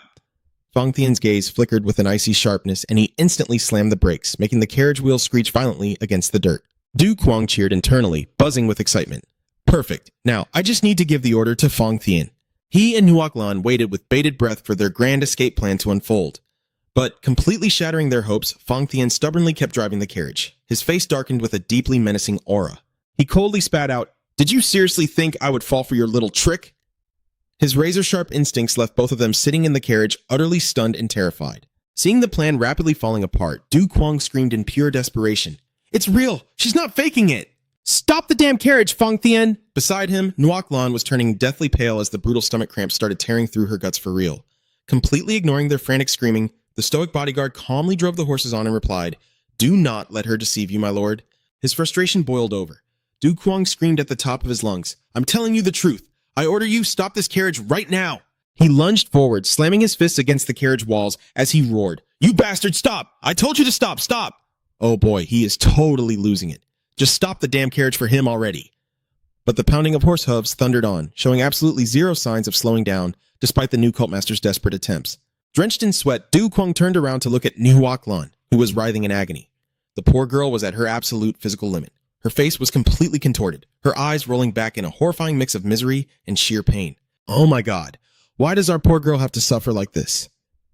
Gritting her teeth, Nuoklan mustered every ounce of strength she had left and let out a blood-curdling, agonizing shriek. Suddenly, a blinding flash of light erupted from Nuoklan's body, followed by an earth-shattering explosion. The terrifying shockwave from the very special eruption literally blew the roof right off the carriage, making Fang Tian whip around in absolute horror. "Master!" The panicked bodyguard dashed frantically toward the carriage, which was now engulfed in a thick cloud of dust. Amidst the chaotic wreckage and an unspeakable stench, Duquang's furious roar echoed across the entire mountain. He just squeezed his eyes shut and clasped his hands in prayer, experiencing the ultimate helplessness as his grand escape plan turned into a literal nightmare. Fang Tian rushed through the trees, bowing his head deeply as he apologized. "Forgive me, my lord." Upon landing, the loyal bodyguard was utterly stunned, admitting he never expected Tan Nuoklan to actually commit such an unspeakable atrocity right inside the carriage. Duquang stood with his back turned, his voice trembling with sheer trauma and rage. "You defied my orders. Now, you must be punished." He spun around, his face twisted in absolute disgust, and hissed through gritted teeth, asking if the so-called glorious path to supreme power the bodyguard kept preaching about required him to inhale another person's bodily waste. Fang Tian immediately executed his own punishment, slamming his head into the ground repeatedly, with such terrifying force that the earth shattered beneath him as he howled. "I am so sorry, my lord. I was wrong!" The explosive thuds of his headbutts echoed through the mountains, leaving Du Kuang to just look up at the sky and scream in utter despair. Ah, damn it! After all his failed escape attempts and that horrific little accident, he ultimately had to trudge miserably back to that deeply traumatizing carriage. Man, planning something that perfect only for it to fail. He must be salty as hell. Stepping into the carriage, Du Kuang saw Ton Yuaklan sitting paralyzed. Her face was deathly pale, her eyes completely soulless from extreme exhaustion and unbearable humiliation. She was muttering in despair that she just wanted to drop dead right then and there because she had no face left to show the world. But just a split second later, Nuaklan's whole aura shifted. She flashed a wildly unhinged smile and declared she was going to do it again. Good lord, did the pain and embarrassment actually make her snap and go crazy? Looks like she is ready to risk it all now! Du Kuang was too stunned to believe his own ears. He screamed, asking why she had to go to such horrifying extremes just to help him. In response, Nuaklan went completely savage. She screamed right in his face that the Tan family never gives up, and then immediately went back to writhing in crippling stomach agony. Seeing Nuaklan's borderline insane level of determination, Du Kuang steeled his resolve. He could not let this traumatic sacrifice be in vain. The second Fang Thien opened the carriage door. He pointed his finger and commanded, "Fang Thien, take Ton Yuaklan to relieve herself. Right now." Quicker than lightning, the bodyguard snatched up the violently screaming girl and dashed off. However, deep inside Fang Thien's mind, intense bloodlust was boiling over. He glared at the annoying girl in his arms with glowing, terrifying red eyes and silently made a deadly decision. This is bad. I have to kill her. Witnessing Fang Thien radiating murder intent and preparing to execute Ton Yuaklan just for being an inconvenience, Du Kuang panicked and tried to stop him. She's just sick. Hurry up and go! But the imposing bodyguard just stood there, drawing his blade and pressing it right up against Nuaklan, making the poor girl sob silently in absolute terror. Realizing this was a once-in-a-lifetime chance to separate himself from his overly attached subordinate, Du Kuang roared with absolute authority. Are you daring to disobey my orders again? My god, why is this Fang Thien guy so incredibly stubborn? One slight inconvenience and he is ready to send someone to the afterlife. Facing his master's blazing wrath, Fang Thien finally lowered his sword and bowed in submission. Forgive me, I will obey your command, my lord. Seeing that the bodyguard had backed down, Du Kuang immediately used the chance to shoo him away. The smell is unbearable. Take her far away from here and make sure you guard her closely. Without a single shred of suspicion, Fang Thien tossed Nuaklan over his shoulder and shot off like a hurricane, leaving behind a crisp reply. Understood. As soon as the bodyguard's silhouette vanished into the distance, Du Kuang quietly stepped out of the carriage, ready for his ultimate escape plan. Man, if he fails to run away this time, I do not even know what to say anymore. Wasting not a single second, Du Kuang sprinted through the dense forest with everything he had. Deep down, he felt incredibly grateful for the deeply traumatizing sacrifice of the bandit camp boss. Ton Yuaklan, I will never forget this debt. However, he quickly realized that if he kept using his aura-fueled sprinting so openly, it was only a matter of time before that monster of a bodyguard caught up to him. He gritted his teeth, quickly recalculating his options. If I keep dashing like this, Fang Thien is definitely going to track me down. And so, he skidded to a halt near a dense patch of bushes and muttered to himself, "This spot will do." Du Kuang hurriedly concealed his aura entirely, doing everything he could to bury his tracks deep within the tall grass, erasing any trace of his existence. Just moments later, Fang Thien arrived at that exact location. He looked around in confusion. The tracks just vanished right here. Meanwhile, flattened against the dirt, cold sweat was pouring down Du Kuang's forehead. Du Kuang held his breath, watching the bodyguard standing literally right next to him. Fang Thien stared blankly at the silent forest and muttered in confusion. Where did Master go? Still squished into the bushes, Du Kuang held his breath, tracking every single twitch of the bodyguard standing right beside him. Fang Thien, wearing a deeply serious expression, began to dramatically deduce the situation. There is no way Master would abandon the throne of the demonic cult and run away. He must have been kidnapped while practicing his movement techniques. Ah yes, a naive guy with an empty head paired with an overly imaginative subordinate who overthinks absolutely everything. A furious rage ignited within Fang Thien, and he roared with pure, murderous intent. I will never forgive them! And just like that, he blasted off like a bolt of lightning to hunt down the imaginary kidnappers. Seeing the bodyguard's silhouette finally fade into the distance, Du Kuang dared to let out a massive sigh of relief. He's gone! But just to be absolutely safe, he decided to stay frozen in his spot and started counting the time. Stay calm. 1, 2, 3. Time slowly drifted by until the sky was dyed in the brilliant, fiery colors of dusk. When the count finally reached 199,999,000, Du Kuang finally dared to stand up and stretch. He confidently assured himself that waiting this long was more than enough to shake off that monster of a bodyguard, and a satisfied smile spread across his face. That is definitely enough. I can finally breathe easy. But his joy was incredibly short-lived.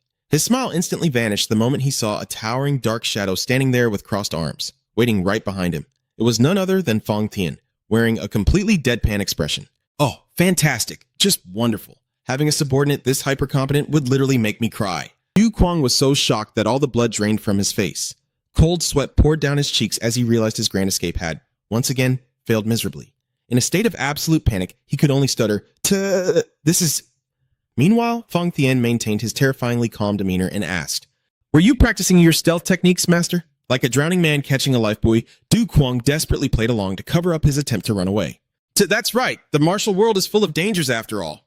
He gave a stiff thumbs up, not forgetting to toss out a super awkward compliment. You're pretty good at tracking too, huh?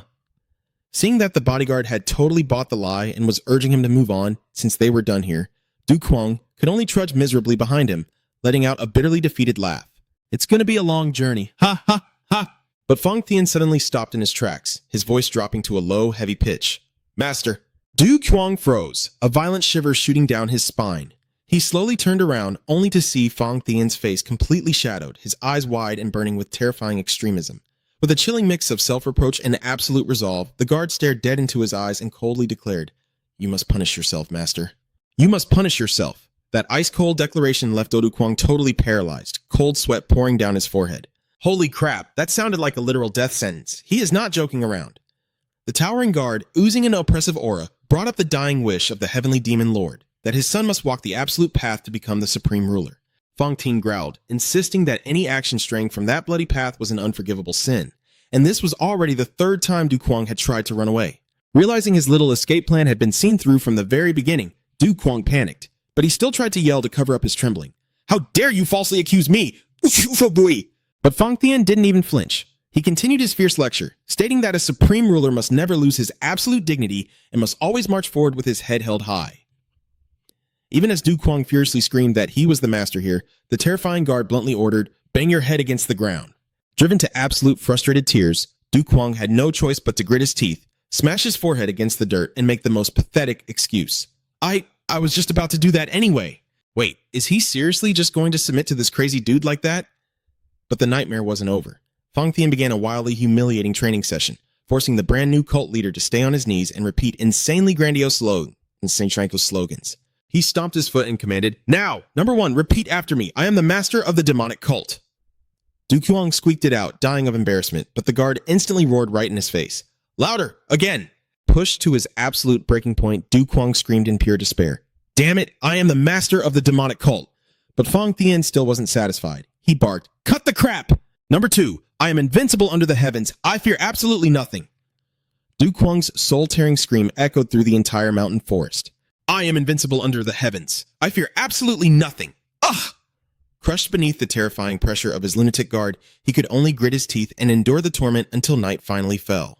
Back inside the carriage, rolling quietly beneath the moonlight, Du Kwang sat totally spaced out, his face pale and completely drained. He bitterly muttered his curses. It's all because of that damn Fong Tian that I have to suffer like this. He stared out the window, his heart heavy with dread about the stormy future ahead of him. Meanwhile, Tan Ngoc Lan was lying flat on the carriage floor, her face paper white, furiously cursing in her head. "That filthy bastard Fong Tian. He even sealed my pressure points, and now I can't even move a single muscle." She painfully recalled that humiliating moment in the forest, where she was forced to endure the agonizing torture of that demonic pill without being able to fight back. Seeing her pathetic state, Du Kwang let out a soft, sympathetic sigh. "Lady Tan, you've had it rough too, huh?" Right at that moment, the carriage jerked to a sudden halt. From outside, Fong Tian reported, "Master, there is a carriage with a broken wheel blocking the road." Staring at the shattered wooden wheel lying in the middle of the dirt road, Du Kwang felt utterly exhausted. "Are you kidding me? This again? Using the exact same trick over and over, don't they ever get bored? Ugh, these demonic cult factions have zero creativity, I swear." Knowing damn well this was just another clumsy trap, he coldly ordered, "Just deal with it like last time." "Yes, master," Fong Tian replied. An older man approached them, respectfully clasping his hands together. "I am Then Von Trong, the escort captain. Please excuse the intrusion, but could we perhaps ask for a favor?" Without saying a single word, Fong Tian casually used his terrifying monstrous strength to lift their entire carriage off the ground, leaving the man absolutely stunned. Then Von Trong stammered, We only need you to take our young lady with you." Du Kwang glanced at the young girl standing beside the old man and gestured with his chin. "All right, get in." The girl bowed her head gently. "Thank you so much." Inside the carriage, Do Du Kwang sat face to face with his new guest, while Ton Nuoc Lan remained paralyzed on the floorboards. The girl softly tucked a strand of hair behind her ear, revealing a delicate, elegant face, and introduced herself. I am Vuong Du Nuc. Please take care of me from now on. Looking at that pure, otherworldly appearance, Du Kwang secretly mocked her in his head. So clumsy. Seriously, what a sloppy act. He rested his chin on his hand, stared dead into Vuong Du Nuc's eyes, and dropped a chilling warning. Just be a good girl, sit quietly, and leave when you can. Don't throw your life away for nothing. However, completely contradicting her timid act from before, Du Nuc's eyes suddenly turned incredibly sharp. She glared right through him and challenged, Do you honestly think I am afraid of death? Du Kwang smirked, letting out a dark chuckle. Idiot! Why do you think Fang Tian even let you tag along? He explained that his lunatic guard was only giving them a false glimmer of hope, baiting the enemies into showing themselves just so he could brutally crush that hope an instant later. Yet, Vuong Du Nuc didn't flinch at all. She lowered her head and whispered darkly, I don't care. Du Kwang sighed. You're unbelievable. If this is all on the orders of that thousand-faced demon lord, I already saw this coming. But before he could even finish his sentence, Vuong Du Nuc suddenly snapped her head up, leaned in until her face was inches from his, and dropped an absolute bombshell. As long as I can tell you how much I love you, I am willing to die. This out-of-nowhere confession made Du Kwang freeze like a statue. Cold sweat poured down his face as his brain conjured up the horrifying image of that crusty old elder, the thousand-faced demon lord, shooting finger hearts at him. He screamed in absolute horror. Hey, no freaking way! What the hell do you mean love? This is just some twisted, sick joke! He suspiciously asked if she was being mind-controlled by that creepy old man, which instantly sent Vuong Du Nuc into a blind, psycho rage. She shot up and screamed right in his face. How dare you call my love a joke? Du Kwang stumbled back in pure shock, unable to believe his own ears as he blurted out, Who the hell even are you? That question was like pouring gasoline on a raging fire. Vuong Du Nuc roared in furious psychotic rage. You dare look down on my love? Without a single second of hesitation, she swung her arm and delivered a devastating, earth-shattering slap that left Du Kwang seeing stars. His face was a picture of pure, dumbfounded shock at this woman's absolute insanity. Du Nuc then flashed a deeply unsettling, twisted smile and coldly told him to have a nice trip, just as the horses outside began to neigh in wild panic. Is this what they mean by going crazy from love? Man, dealing with this nonsense is so freaking exhausting.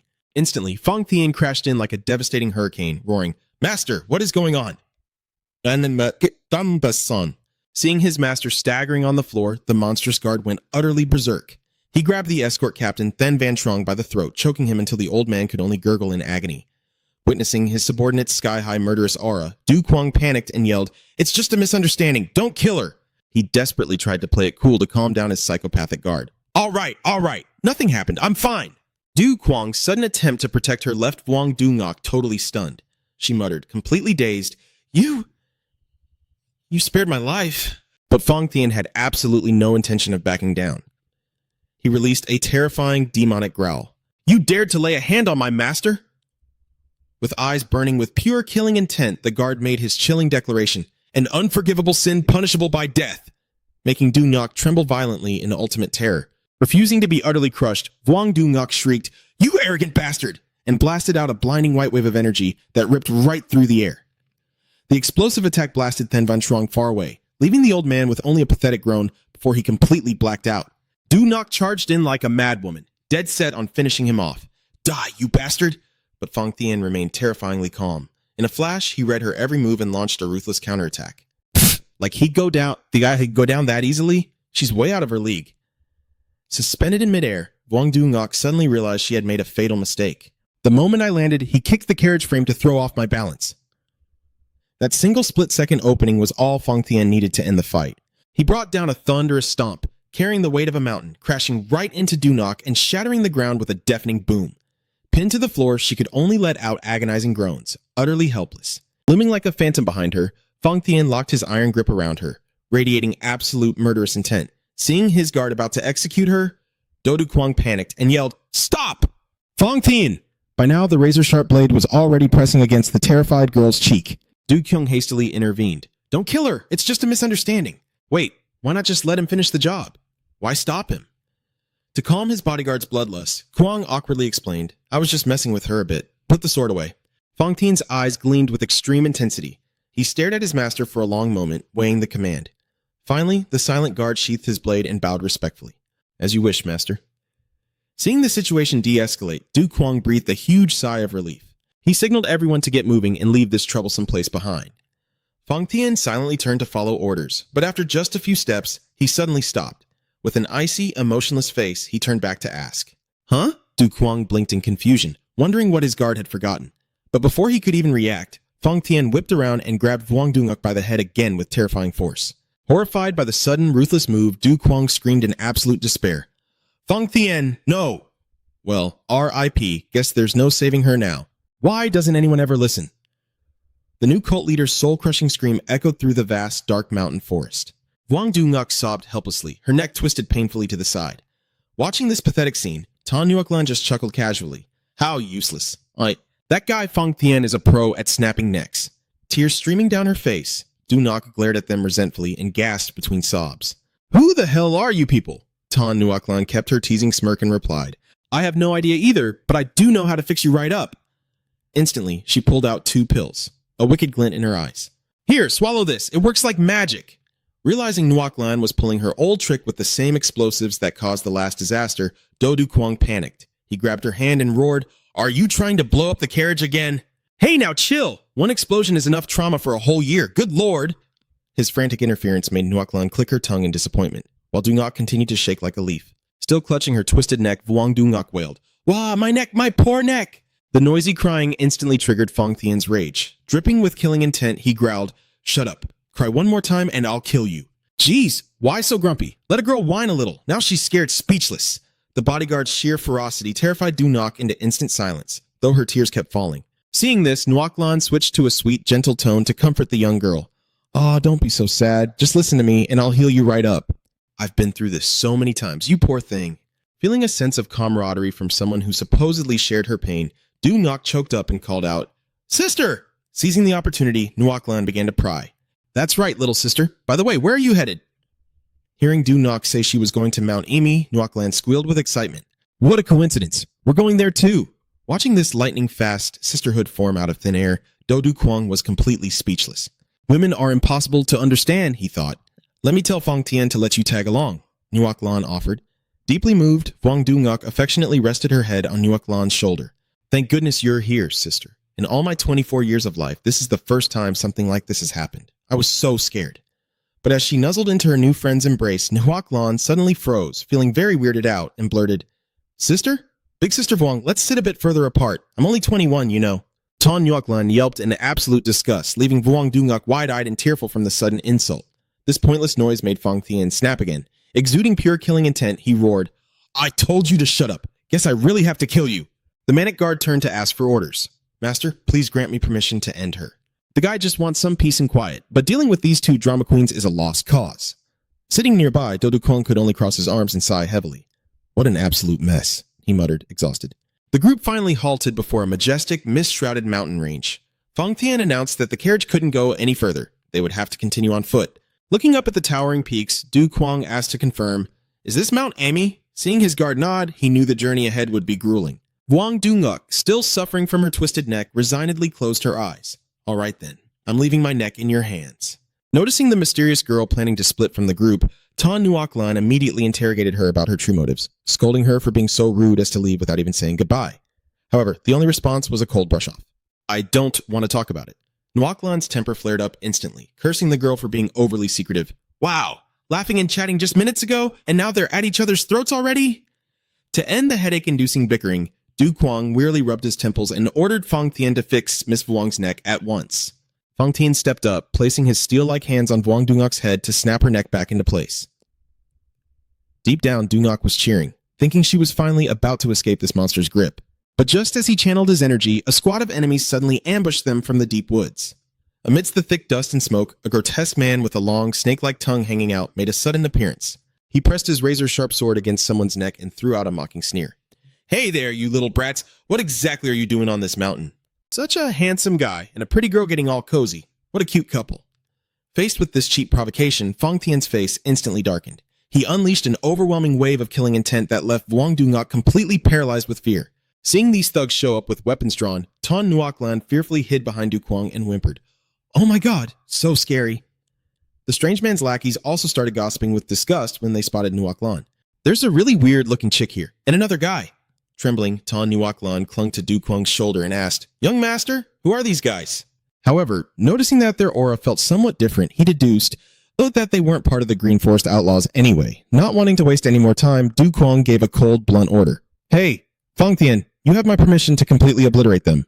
Hearing the command, Fang Tian instantly bowed his head. Yes, my lord.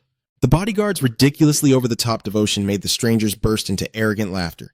The hell do you mean, yes, my lord? Is everyone just a massive tryhard these days? This guy's acting like he's some dark lord of a demon cult or something. That sarcastic jab hit way too close to home. Du Kwang gritted his teeth, his fist trembling with sheer frustration. He turned and snapped, Fang Tian, what the hell are you waiting for? But just as Fang Tian was about to strike, Du Kwang suddenly sensed a terrifying surge of energy rushing in from behind. He gasped in shock as a figure in flowing white robes darted past them. Panicking, Du Kwang frantically threw his arm out to stop his crazy bodyguard. Fang held his ground, a heavy boot stomping into the earth, signaling the arrival of a brand new faction. Oh boy, here we go. Things are about to get really messy now. It was a squad of disciples from a righteous sect. Their leader roared with absolute authority. Black Dragon Gang, your real target is the Green Forest faction, isn't it? Leave these innocent bystanders out of this. The thugs from the Black Dragon Gang clicked their tongues in heavy annoyance at the unwanted interruption. Yeah, our target is the Green Forest, but we're in the middle of a little side quest right now. Back off. Du Kwang observed the tension silently, his eyes narrowing as he recognized these newcomers. The Black Dragon Gang. They were one of the 5 most powerful martial factions in the world. He shifted his gaze to the group in white robes, secretly evaluating them. Those guys in white looked pretty tough too, he thought. But what Du Kwang really could not figure out was, why the hell was a massive turf war breaking out right here of all places? And why did they have to pick a fight with us? Before he could even process it, an explosive, all-out brawl erupted between the Black Dragon thugs and the disciples in white. Razor-sharp sword strikes tore through the air, accompanied by deafening battle cries. Seriously? They're just throwing down. Why are they screaming like they're having the time of their lives? The violent clashes of weapons sent sparks flying everywhere, throwing the entire forest into a chaotic cloud of dust and smoke. The righteous disciples fought with flawless teamwork, unleashing a relentless barrage of precise attacks against the Black Dragon Gang. Amidst this absolute bloodbath, Fang Tian casually stood right behind Du Kwang, acting as his human shield, and cheerfully suggested, My lord, why don't we just stick around and enjoy the show for a bit? Du Kwang rubbed his temples, feeling a headache coming on as he watched the battle reach a boiling point. He secretly deduced that the Green Forest faction was definitely in deep trouble. If it weren't for whatever disaster they were facing, Mount Imei would never have fallen into this level of total chaos. Meanwhile, Tan Nuoklan was having the absolute time of her life. The crazy girl was practically jumping up and down, screaming at the top of her lungs, cheering for both sides to tear each other apart even more violently. Noticing Fang Tian just standing there, she nudged him and eagerly asked when it would be their turn to jump into the fray. But instantly, the psycho bodyguard snapped, roaring at her for daring to interrupt him while he was speaking to his master. Man, this guy is way too grumpy. Absolutely nothing pleases him. Fang Tian's vicious tone scared Nuoklan so badly that she burst into tears. She could only squeak out a tiny, pathetic apology before slinking away, her face sulky and full of bitter resentment. Catching her aggressively mumbling curses under her breath, Fang Tian glared at her with dead, icy eyes, demanding to know what she just said. Nuoklan panicked and denied it completely. But no matter how hard she swore she was innocent, the bodyguard stubbornly insisted he heard her dropping dirty words. Completely exhausted by these two, Du Kwang ordered them both to shut the hell up so he could focus on the spectacle. But Nuoklan kept whining about being wrongfully scolded. Suddenly, Fang Tian got all up in her face. Looking ridiculously menacing, he brutally reminded her of that deeply humiliating time she soiled herself in public just to prove his point that she was a total freak from the very beginning. Oh my god, please stop arguing. My head is literally pounding. Nuoklan was absolutely mortified, dying of embarrassment as her darkest secret was dragged out in vivid detail right in front of all these guys. Seeing things escalating, Du Kwang quickly stepped in to hold Fang Tian back, telling Nuoklan to just swallow her pride, apologize, and end this pointless drama. Backed into a corner, the dramatic girl bawled her eyes out, screaming her confession that she had slipped up, before sarcastically asking if the crazy bodyguard was finally satisfied. Seeing his victim finally break, Fang Tian laughed with sadistic delight, shooting a smug look at his master. He left Nuoklan squatting on the ground, instantly going back to screaming and wildly cheering for the bloodbath that's happening in front of them. Du Kwang just stood there, letting out a heavy, soul-crushing sigh at the absolute circus of lunatics he was forced to travel with. While she was screaming, Nuoklan completely by chance picked up a strange object lying on the dirt, a tiny wooden whistle. Still enthusiastically rooting for the fighters to butcher each other, the crazy girl casually brought the whistle to her lips and blew into it with all her might. A piercing, shrill noise violently echoed through the massive ancient forest. It immediately caught the attention of a mysterious figure hiding deep in the thick bushes nearby. Treating the rogue whistleblow as a direct signal, the hidden assassin instantly sprang into action. He darted through the shadows like a ghost, eventually kicking open a pair of heavy doors to report that the perimeter around the Green Forest headquarters had been completely wiped out. The man receiving this grim report was none other than the boss of the Black Dragon Gang, a terrifyingly murderous tyrant standing right in the middle of a gruesome massacre, gripping a heavy blade dripping with fresh blood. With a face covered in jagged scars and eyes as cold as the grave, the crime lord barked an order for his men to rally every single fighter they had immediately. Their final bloody objective was set in stone. They were marching straight to the absolute heart of the Green Forest faction. Meanwhile, completely oblivious to the chaos she just caused, Ta Nuoc Lan was still aggressively blowing that whistle and hooting like an absolute maniac. Come on, yeah! Cut them to pieces. See? See that? She acts all tough hyping people up to die, but the second real danger hits, I guarantee you she will be the first one sprinting for the hills. Her bizarre, unhinged behavior left the brawling martial artist utterly baffled, genuinely wondering what kind of twisted master plan this crazy chick was pulling. Without missing a beat, the grunts from the Black Dragon Gang started whispering anxiously amongst themselves. They totally mistook her random whistleblowing for the official gang signal to wrap up the skirmish and regroup. Du Quang's face instantly dropped in sheer panic. Wait, there are even more of these Black Dragon psychos around here? Realizing how insanely fast things were going downhill, he knew they had to get out of there before they ended up fully surrounded. Du Quang's temper finally exploded as he saw his idiot squad still treating this life or death situation like a movie screening. Knowing they couldn't waste another single second, he roared his command. Fong Tien, that is enough. Heal Lady Vuong's injuries right now. Seriously, hurry up, man. If we keep dragging our feet, things are gonna get real ugly. Real fast. The fanatical bodyguard immediately bowed his head. As you command. Vuong Duongok's face instantly lit up with relief, thinking she was finally going to get her painfully twisted neck fixed. Deep down, she was viciously cursing this entire group of weirdos, praying to the heavens she would never have to cross paths with these freaks ever again. She managed a tight, polite smile and softly thanked Fong Tien for finally stepping up to help. But Fong Tien just stared back at her with a dead, icy glare. Save your breath. You don't need to thank me. And in the blink of an eye, the psychopath delivered a brutally precise strike straight to Vuong Duongok's lower spine. She let out an agonizing, blood-curdling scream. Witnessing this absolute horror show, Du Quang stood there paralyzed in shock before furiously screaming, Fong Tien, what the hell is wrong with you? Why did you just cripple her and make her crawl like a dog? Vuong Duongok was reduced to a sobbing, pathetic mess, violently forced onto her hands and knees by the sheer, crushing weight of his martial energy. Completely unfazed, Fong Tien respectfully placed a hand over his heart and dramatically explained, My lord, this insolent woman dared to disrespect your loyal servant, and to insult your servant is an absolute insult to the Great Master himself. Du Quang looked like he was about to rip his own hair out, screaming at his maniac bodyguard. Why? Why do you always take it upon yourself to do whatever the hell you want? You talk so much about loyalty, but have you ever actually listened to a single word that comes out of my mouth? But Fong Tien just casually turned his back on the screaming boss, coolly reminding him that if they just stood around watching the circus, it would be pitch black soon. He suggested they haul up the mountain right this second. Utterly defeated, Du Quang could only stomp away in furious frustration, bitterly muttering sarcastic remarks about his impossible, thick-headed subordinate. Yeah, sure, whatever. Since when have you ever listened to me anyway, huh? Just keep doing whatever the hell you want. Fong Tien dropped into a dramatic bow, deeply thanking his lord for his boundlessly generous grace. Meanwhile, the clueless Nuoc Lan cheerfully waved goodbye to the violent gang members, slaughtering each other behind them. The Black Dragon thugs just stared in total bewilderment, whispering to each other, trying to figure out who those bizarre weirdos were. Way off in the distance, piercing through the heavy mountain mist, the massive fortress of the Green Forest faction loomed over the peaks. Du Quang narrowed his eyes at the intimidating, colossal tower. He let out a long breath of relief, telling himself, Thank God, we are finally getting close to the Green Forest headquarters. But his relief vanished the second he saw Fong Tien freeze in his tracks, his eyes darting into the shadows. Du Quang's heart sank. What now? What's going on? The psychotic bodyguard was hyper-focused. His deadly gaze swept through every single dense bush as he grimly reported, I am assessing the enemy's numbers, my lord.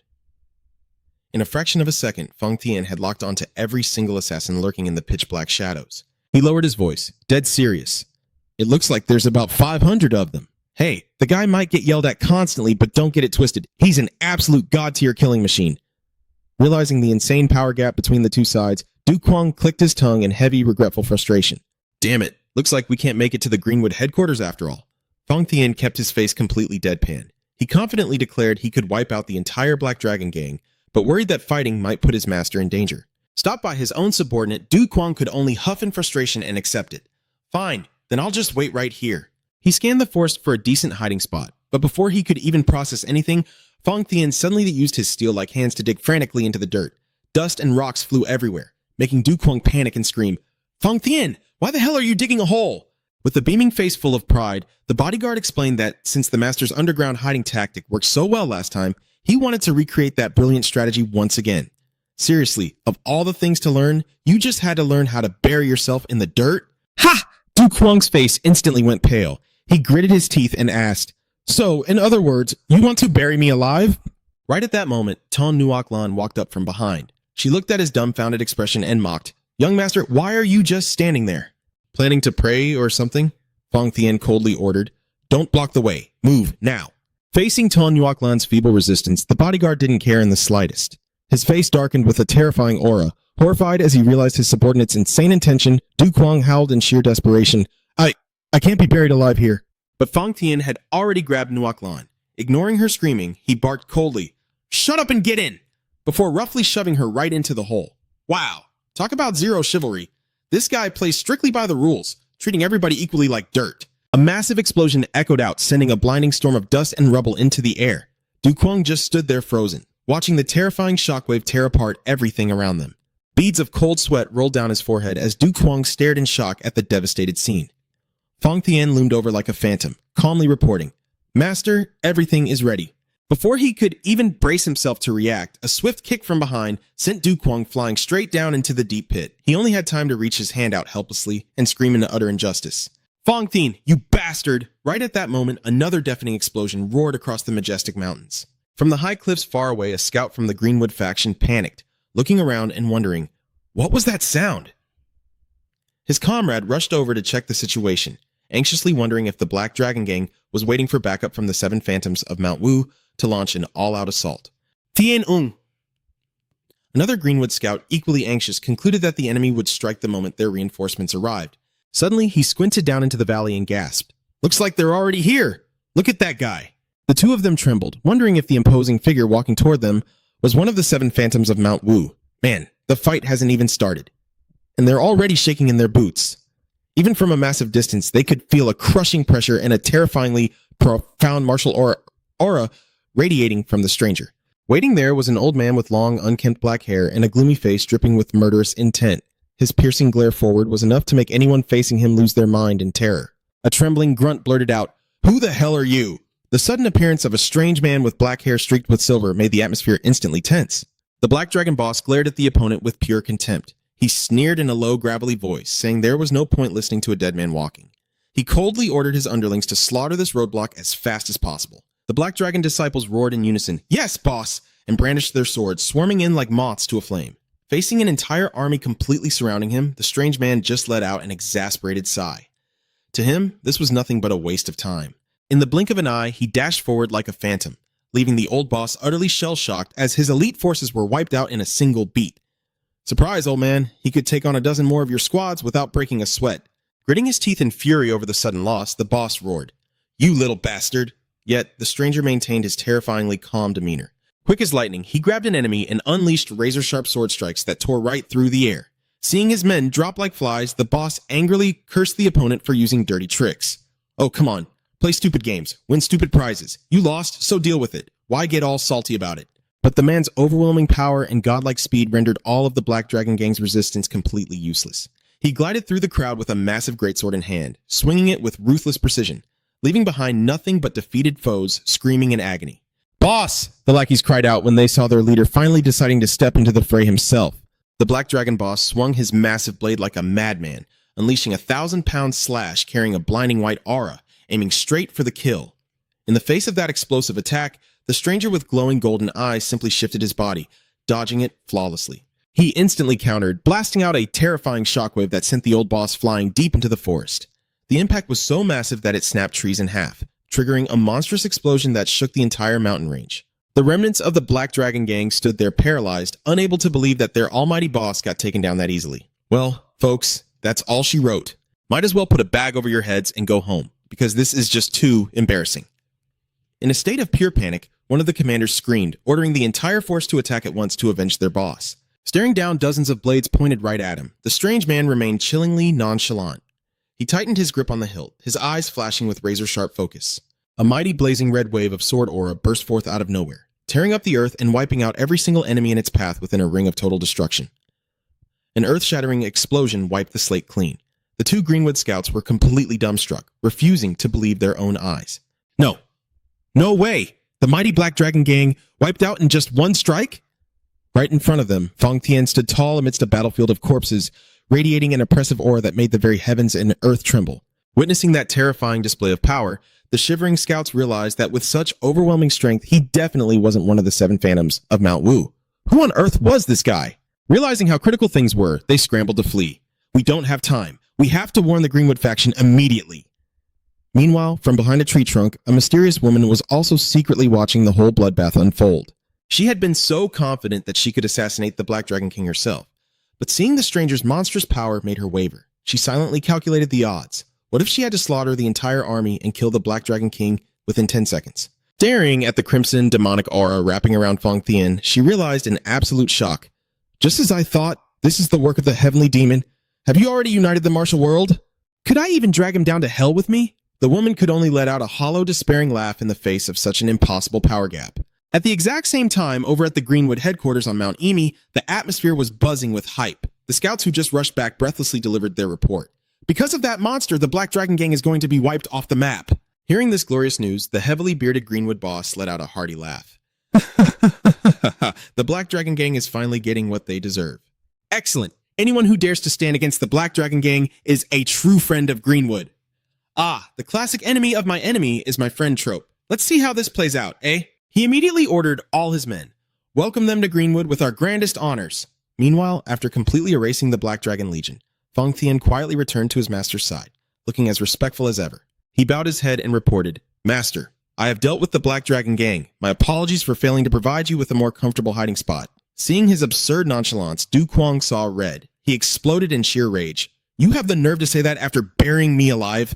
Hey, kind of feel bad for the guy, but whatever, it kept him safe, right? Ignoring his master, who was completely losing his mind from the abuse, the bodyguard casually announced that he would go prepare the bathwater, leaving Du Kuang grinding his teeth and threatening him. You bastard! If you ever do this again, I won't forgive you!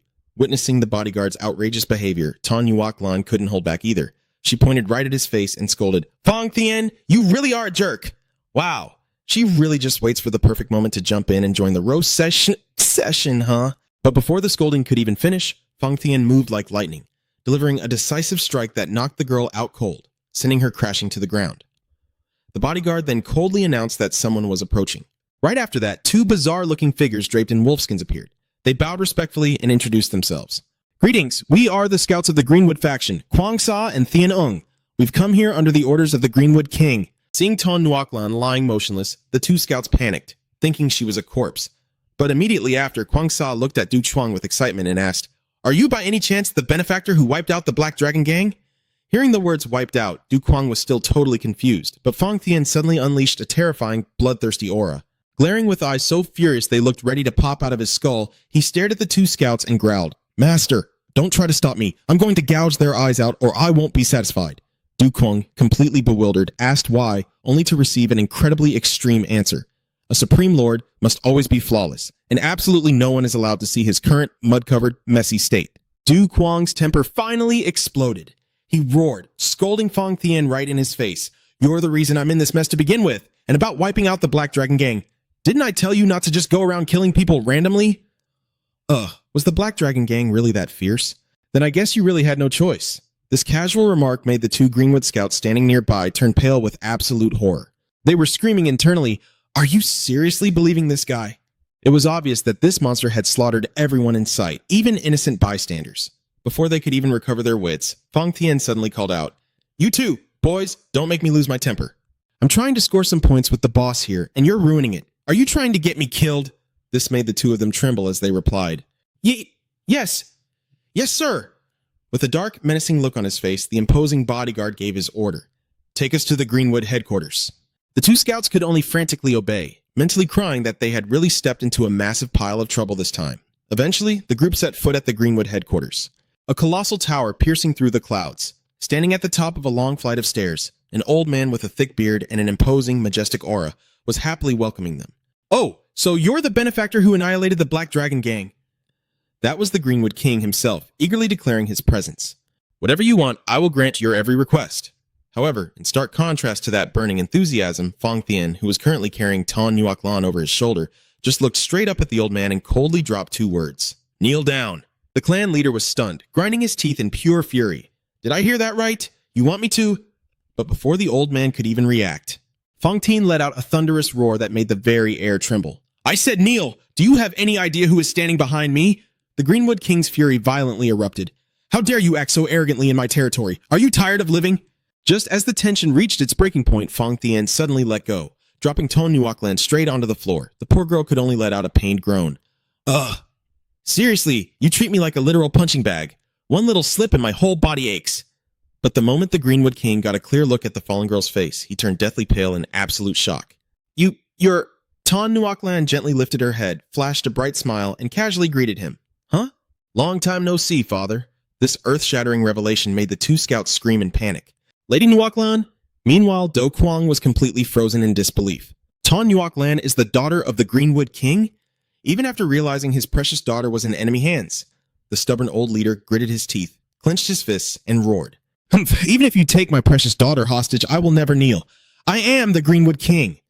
Wow. Talk about a massive ego. Your daughter's life is literally in their hands and you're still acting tough? You're almost as stubbornly proud as those edgy anime protagonists. The sudden appearance of Vuong Du Ngoc, along with her affectionate call of Uncle Ton, completely turned the tables. Faced with Fong Thien's terrifying intimidation, the once arrogant Greenwood King suddenly screamed, I'll kneel! The shout echoed across the entire Greenwood headquarters in the dead of night, as the legendary clan leader humbled himself, bowing down at the feet of a total stranger. He ground his teeth in sheer agony, feeling the ultimate humiliation. His glorious legacy was being mercilessly trampled on. He bitterly realized that his entire mighty Greenwood clan was being suppressed by 2 brats so badly they couldn't even lift their heads. His fiery gaze shot toward Do Kwang, who was just casually standing in the main hall looking absolutely exhausted. The old man screamed internally at the sheer absurdity of it all, unable to believe that his clan had been subjugated so easily. Driven into a corner, he turned to his daughter and demanded, Nuoc Lan, who on earth are these people? Nuoc Lan let out a defeated sigh, then started recounting the tale of the absolute lunatics she had been forced to travel with. She warned him that the big guy, Fong Thien, was a maniac with absolutely zero concept of common sense and a completely unhinged mind. Nuoc Lan firmly stated that if they didn't do exactly as he said, the Greenwood clan would face the same tragic fate as the Black Dragon Gang. As for Du Kwang, she described him as an incredibly bizarre guy who was clearly hiding some earth-shattering secret behind his sometimes innocent facade. Nuoc Lan then angrily recounted how she had been humiliated by him not once, but twice, causing the Greenwood King's eyes to widen in utter horror as he gasped. Humiliated? Seeing her father's wild misunderstanding, Nuoc Lan quickly changed the subject, questioning the relationship between him and Vuong Du Ngoc. Instantly, the Greenwood King became incredibly flustered. He brought up his late wife, then suddenly shushed his daughter into silence. Blushing like a schoolboy, he awkwardly confessed that after all these years, this was the very first time he actually wanted to experience romance again. Meanwhile, Do Kwang could only stand there in silence, sighing heavily. He was so incredibly exhausted. He had barely escaped the demonic cult, only to fall straight into this ridiculous mess at the Greenwood clan. One side was passionately spilling their heart out, while the other was just totally over it, refusing to listen to another word. Right at that moment, Fong Thien approached and respectfully invited him to sit on the grand, tiger-skin-draped leader's throne. Du Kwang stared at the intimidating tiger-skin chair, hesitating as he asked himself, why do I have to sit there? But, of course, Fong Thien completely misunderstood.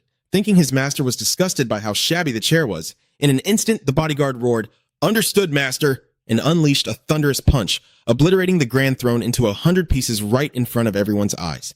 And there he goes, totally trying to show off to impress the boss. Witnessing his subordinate's insane path of destruction, Du Kwang screamed in sheer panic, What do you mean understood? Meanwhile, the Greenwood King went absolutely ballistic, screaming, What the hell did you just do to my throne? With his rage completely erupting, the clan leader roared, I will never forgive you. He then swung his massive broadsword, charging forward in a frenzied attack. Following their master's lead, the Greenwood disciples swarmed in all at once to defend their clan's honor. Vuong Du Ngoc only had time to gasp in shock as the chaotic brawl broke out so suddenly. However, Fong Thien maintained his terrifyingly cold expression. Without breaking a sweat, he simply raised his hand, stopping the razor-sharp blade with just his steel-like fingers, leaving the Greenwood King completely frozen in disbelief. The clan leader panicked, realizing his blade hadn't scratched the guy even a little bit. It didn't even pierce his skin? Faced with the overwhelming, murderous aura radiating from Fong Thien's piercing eyes, the Greenwood King gulped nervously and instantly changed his tune, squeaking out in a tiny voice. I'm so sorry. The imposing bodyguard fired back in a low, dangerous tone. Sorry for what? Pressed by that intense, deadly glare. I asked for what? You called me out, so you better spit it out. Terrified to the point where all the color drained from his face, the old clan leader desperately tried to save himself with the most ridiculous excuse possible. I just wanted to change the chair for you. Fang Tian threw a sideways glare at the trembling lackeys surrounding them. Are you lot the same? He demanded. Seeing them nod frantically in absolute terror, he gave a cold nod of approval. Fine. But the ruthless bodyguard didn't forget to drop a chilling threat. However, if the chair you bring isn't to my master's liking, you'll end up exactly like this one. Why's he gotta be so fierce? I swear we never get to see a soft side to this guy. To make his point, he crushed a piece of wood into pure sawdust with his bare hands.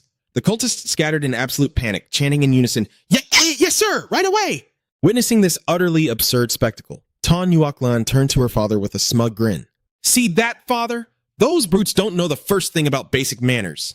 The bandit king could only swallow his pride in silence. Sweat poured down his face, totally resigned to the massive gap in their power.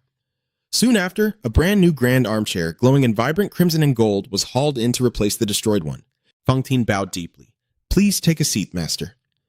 However, seeing Do Dushuang's hesitation, the bodyguard instantly unleashed a crushing wave of killing intent toward the bandits, growling, Does this chair displease you, my lord? His razor-sharp glare drained the color straight out of the bandit king and his men's faces. Is this it? Am I going to die right here? The old boss thought, trembling violently. Seeing his master remain silent, Fang Tian dangerously clenched his fists. It seems you don't like it. He roared out a commanding, Sit down! The sheer force of it terrified the bandit king so badly he burst into tears, his face completely twisted in horror. What the heck is going on? Weren't you acting all tough a second ago, and now you're crying like a baby? Ultimately, Do Duquang had no choice but to sit down on the throne of power, leaving everyone utterly stunned. Down below, the bandit king furiously lashed out at a shivering subordinate. What are you trying to say? Stop stuttering and spit it out! Du Quang sat imposingly on the grand armchair, radiating an overwhelming aura. Fang Tian immediately bowed his head in obedience. Yes, my lord. He turned to the bandit faction, loudly and clearly relaying the new cult leader's commands. Listen closely, he barked. The master has spoken. He rattled off each demand with ironclad authority. Number 1. Bury every single corpse from the Black Dragon Gang. The Black Dragon Gang was never here. Next, he ordered the bandits to act as if nothing happened but maintain strict surveillance on each other. Absolutely no one was allowed to escape. Finally, Fang Tian commanded them to bring the best chef here immediately. You guys better be smart and keep the boss happy, or else you're in for a world of pain. And if anyone dares to run, kill them all.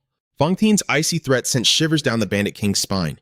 Terrified, he looked up at Do Duquang sitting majestically on his throne and thought to himself, this kid is just as ruthless as that Fang Tian guy. But the moment Duquang stood up to call out to Fang Tian, he suddenly exploded in a fit of rage. He smashed a piece of wood and roared, Is this how you treat your master, you insolent fool? Whoa, where did that random outburst come from? Nobody even did anything. Nobody even touched him. Witnessing the young master issue orders 1 second only to violently turn on his own subordinate the next, the bandit king was completely dumbfounded. He stared at Du Xuang's back and shuddered. That guy is a total psychopath. In reality, Du Quang was so incredibly frustrated that he was radiating a dark, gloomy purple aura. He was screaming internally at his bodyguard's presumptuousness. I haven't even said a single word yet! You absolute bastard! Suddenly, a sharp whistle pierced through the air, shattering the tension and startling them both. What was that? From above, a swarm of assassins descended like phantoms, backed by a booming war cry.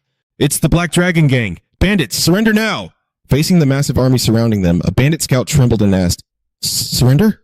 But then he froze, noticing something seriously off.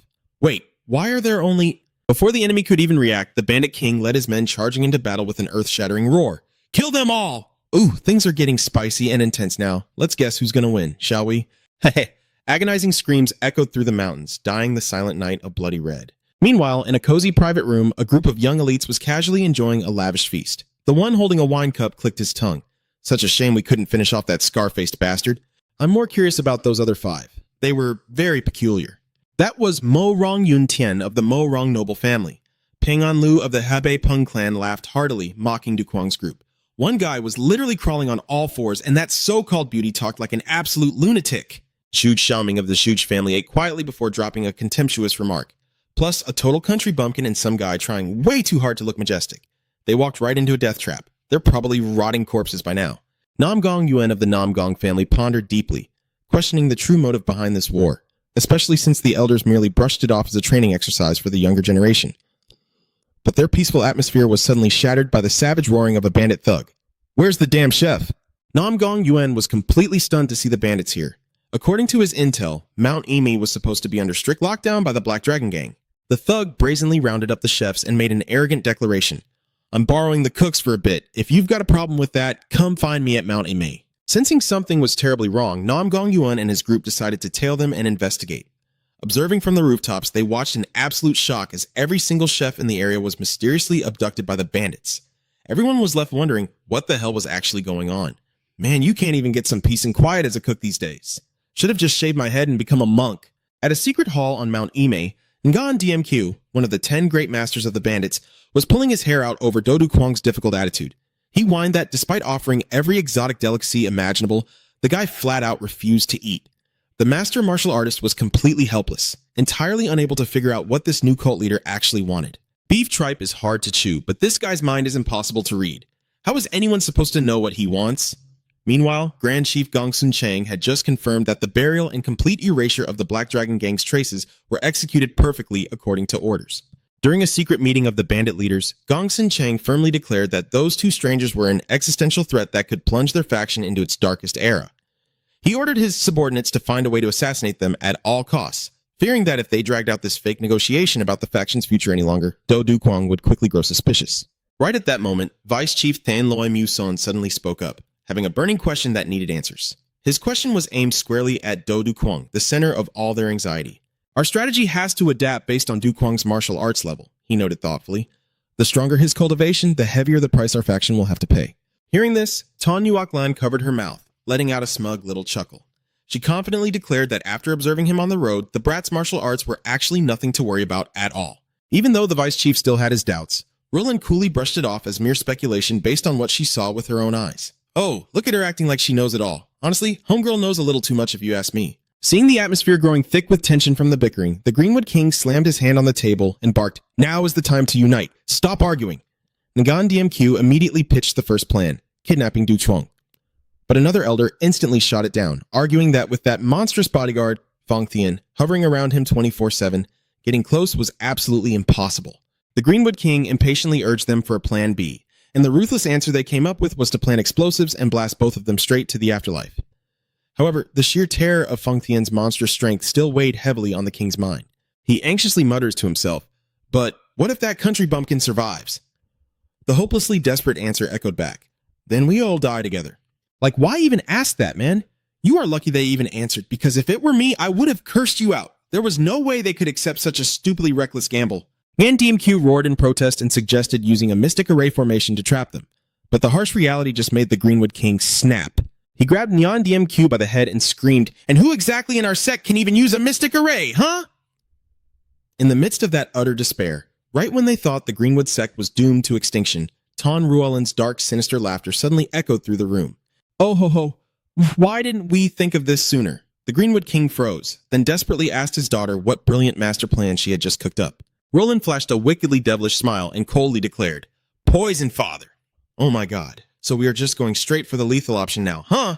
Realizing this was the ultimate killing strike, the Greenwood King let out a loud, triumphant gasp. She confidently swore to use their deadliest venom, the Crimson Fire Poison, to spike those two bastards' food during their next meal. Meanwhile, Do Du Kwang was still casually stuffing his face with delicacies, completely oblivious to the Grim Reaper hiding in every single bite.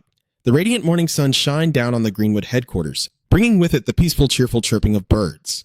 Du Kwang sat back, leisurely sipping his tea, soaking in this rare moment of peace after days of absolute chaos. He smiled softly to himself. "Ah, what a perfect morning. The bed is cozy, the food is totally delicious. Honestly, I kind of just want to live here forever." But that peace shattered into a million pieces when a sudden knock on the door ruined the vibe. Du Kyung had barely called out, "Come in!" when Tan Ruolin suddenly stepped inside, bowing with extreme reverence. Right behind her was the towering bodyguard Fong Thien. Seeing Rulan cup her hands in a respectful salute with a dazzlingly bright smile, she asked, "Young master, did you sleep well?" Du Kwang was so completely shocked he literally spat his tea everywhere. He whipped his head around, staring at his subordinate in sheer horror. "Fong Thien, how many times did you beat this poor girl to make her act like this?" Fong Thien kept his stone-cold expression and casually replied, "I didn't do anything. It seems she has finally realized that resisting you is entirely pointless." Wait, what the heck is going on? Bro, this is exactly the moment you need to be on high alert. Du Kuang shot a razor-sharp glare at his bodyguard, thinking to himself, this bastard is seriously good at making stuff up. He turned straight back to Ruolan to confirm it himself. Tan Ruolan, be honest. How many times did Fang Thien hit you? Completely blowing his expectations out of the water, she just bowed her head and swore, Fang Thien has never laid a single finger on me. Ruolan dropped straight to her knees, pleading with absolute sincerity. Please, you must believe in my loyalty. I will serve you for the rest of my life. Even though he praised her out loud, saying, good, very good, Du Kuang was still highly suspicious and fired back. Did you really come to my room this early in the morning just to say that? Ruolan gently closed her eyes and answered with deadly seriousness. I took the liberty of coming here to offer you a piece of advice. Under Du Kuang's intensely scrutinizing gaze, Ruolan began spilling a wildly shocking conspiracy. Yes, young master, if you truly wish to seize total control of the Greenwood sect, you must eliminate the vice chief, Blue Lightning Mu Sun. She started breaking it down, claiming that Mu Sun was the real mastermind, the true brains behind the sect, while her own father, the Greenwood King, was just a useless puppet with absolutely zero brains. Hearing a daughter casually trash-talk her own flesh and blood father, Du Kuang was absolutely stunned. He barked, the Greenwood King is your dad! But Ruolan just coldly shot back. To achieve true greatness, one must cast aside personal feelings. Therefore, I beg you to seriously consider my advice. Du Kuang stared at her retreating back, literally shivering at how incredibly ruthless she was. Anyone who dares to insult their own father and sell out their entire sect is just disgusting. I'm getting chills just reading this. Honestly, the depths of a woman's scheming heart is utterly terrifying. Ruolan silently stepped out of the room alongside Fang Thien, leaving a message that they would return once they had a better plan. The second she finished speaking, Fang Thien coldly suggested, it is best if we eliminate Blue Lightning Mu Sun as soon as possible. Hearing his subordinate instantly craving blood again, Du Kuang smashed his fist onto the table and roared in absolute frustration. Is murder seriously the only thing going on inside that thick skull of yours? He's a highly intelligent man. Just lock him up. Do not kill him. But instead of simply obeying, Fang Thien suddenly erupted in a terrifyingly creepy, blood-red aura of killing intent. His eyes went wide and totally unhinged as he screamed to the extreme. I refuse to listen to your orders anymore! Oh boy. He finally pushed him past his breaking point. It is totally explosion time now. This sudden explosive outburst from his bodyguard scared the living daylights out of Du Kuang, making him tremble and stumble backwards. You! What the hell is wrong with you? Du Kuang panicked, flashing back to that deeply traumatizing scene. Yesterday, you were ready to smash me to death with the chair in front of the whole sect, and now you are ordering me not to kill Blue Lightning Mu Sun? He was sweating bullets, desperately thinking to himself, am I really going to die right here? But instantly, Fang Thien's attitude did a complete 180-degree flip. He broke into a dazzlingly bright smile and gushed with wild excitement. I truly admire you. The sheer majesty you displayed in front of the Greenwood sect yesterday. See. And today, you have brilliantly decided to use Blue Lightning Mu Sun as a pawn. I honestly do not have the words to express my utmost gratitude. Witnessing his subordinates' absolutely insane mental gymnastics, Du Kuang could only stand there, completely dumbfounded. Just to keep himself alive, he forced out an incredibly awkward laugh, threw up a thumbs up, and played along.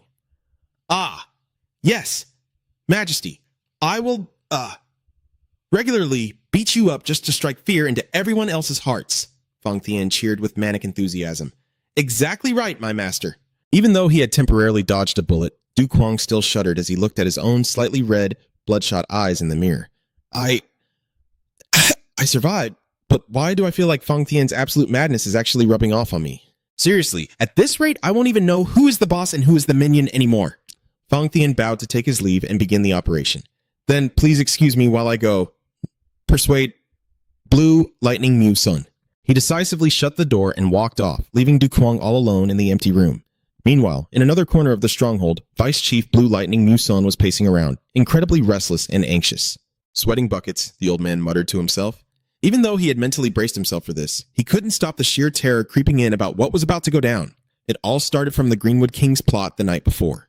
The old sect leader had handed this heavy burden directly to Mu Sun. We must gain that country bumpkin's complete trust before we can safely poison him. Therefore, you have been chosen.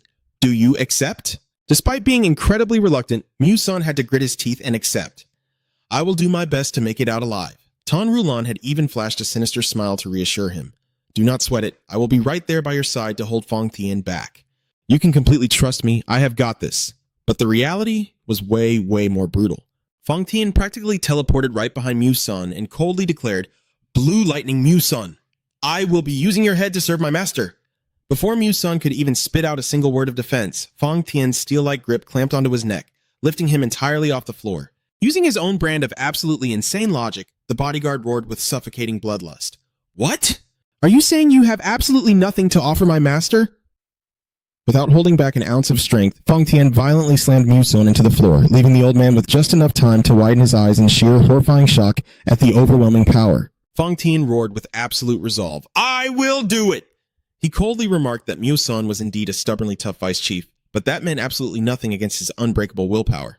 Witnessing the brutal scene, Tan Nuoklan gasped, covering her mouth in sheer horror. Fang Tian, however, coldly declared he would use any means necessary to persuade his opponent. And when all his attempts at coaxing failed, he had no choice but to resort to absolute violence, all because Mu Sun dared to disobey the master's orders. Agonizing screams echoed through the Green Forest headquarters as Mu Sun howled for help in utter despair. A devastating, bone-crushing punch slammed down, sending violent tremors through the very earth. Meanwhile, sitting in his secret chamber, the Green Forest King clutched his head in a display of deep remorse. The old man felt a heavy pang of guilt seeing his plan to sacrifice Mu Sun unfold so mercilessly, but failing to think things through only leaves behind useless, bitter tears. He anxiously asked for a status update, only to receive grim news. Mu Sun wouldn't be moving for a very long time. Fang Tian had practically shattered every bone in his body. Still, despite the gruesome injuries, by some miracle, Mu Sun was left breathing. The Green Forest King let out a long sigh of relief. He secretly patted himself on the back, assuming his precious daughter had managed to talk Du Kuang's subordinate into sparing Mu Sun for the sake of their grand ambition. But Tan Nuoklan just blinked at him, totally clueless. Father, what on earth are you talking about? I just told him to go ahead and kill the guy. Her terrifyingly casual response left the old sect leader and his men completely frozen in horror. Holy crap, who would have thought a face that angelic could hide such a demonic personality? Nuoklan simply flashed a wicked, unsettling smile. She confidently declared that after hanging around Fang Tian, she had figured out their little trend. If someone annoys you, you just kill them. And honestly, she thought the Green Forest sect needed to catch up with that ruthless vibe. Exhausted, the Green Forest King brushed off his daughter's psychotic rambling and steered things back to the main objective, assassinating Du Kuang. He asked about their target's eating habits, and the report came back crystal clear. The new sect master was still eating with a massive appetite, showing absolutely zero suspicion or change in attitude. A malicious glint flashed in the old leader's eyes when he learned that Fang Tian would also be joining his master for dinner tonight. He smugly did the math in his head. This was the ultimate golden opportunity to poison both of those bastards at once and send them straight to the afterlife in one clean sweep. When asked if the target had his guard up, the subordinate just pointed at the towering pile of empty plates and swore up and down that the guy was completely clueless. Now that is some fantastic news, the Green Forest King muttered with a sinister smirk. With everything perfectly falling into place, he eagerly turned to his man. Is the Crimson Fire poison ready? The cold-faced subordinate pulled out a small vial of deep red liquid and firmly nodded. All set, sir. A dangerous, toxic gleam flashed in the old sect leader's eyes. He let out a sinister chuckle and gave the order. Excellent! Let the show begin! Prepare the final feast for those two fools! Though honestly, are we really sure it's going to be their final feast? The old man is acting like taking them down is going to be a walk in the park. Meanwhile, under the dead silence of the night sky, Du Kuang stood in deep thought, gazing off into the distance. He softly called out to Fang Tian, narrowing his eyes with suspicion. You didn't actually kill the Blue Thunder, Mu Sun, did you? Fang Tian didn't even blink, his face a mask of absolute calm. Of course not. I simply persuaded him with my words. Du Kuang still had his doubts about whether he should actually believe that crap, but he decided to just let it slide. Whatever, fine. That's not the issue right now. His tone shifted, turning dead serious as he questioned his subordinate's true motives.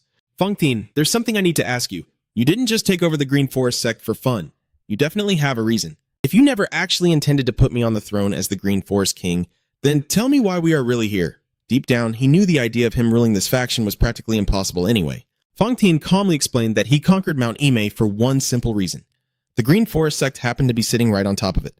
As for the Black Dragon Gang, they were just pebbles in the road, so they got crushed. Then he dropped an absolute bombshell.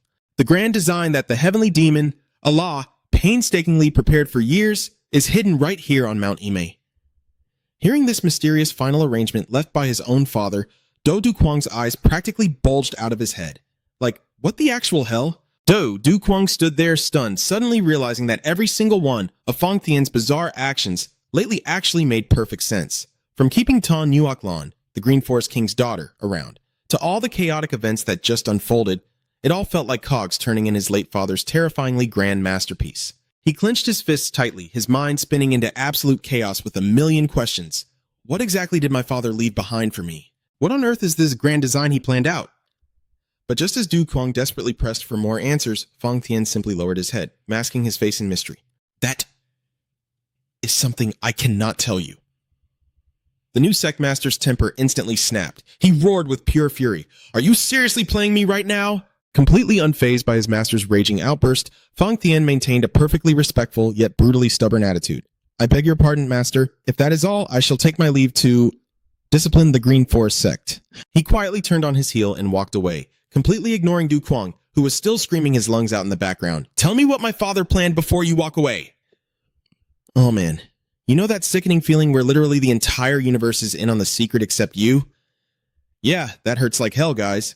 The next morning, brilliant golden sunlight washed over the Green Forest headquarters, sitting high atop the majestic Mount Ime. Down in the main courtyard, the rugged bandit disciples were huddled in tight groups, whispering nervously. Every single face was painted with panic and dread, terrified of the sudden, violent shift in power that had just crashed down on them. Suddenly, the rapid thud of approaching footsteps echoed down the outside corridor. Fang Tian stood like an immovable mountain guarding the door, his eyes sharp and full of suspicion. Seeing the Green Forest King personally walking up with a massive tray of food, he coldly interrogated, "Why are you delivering the meals yourselves?"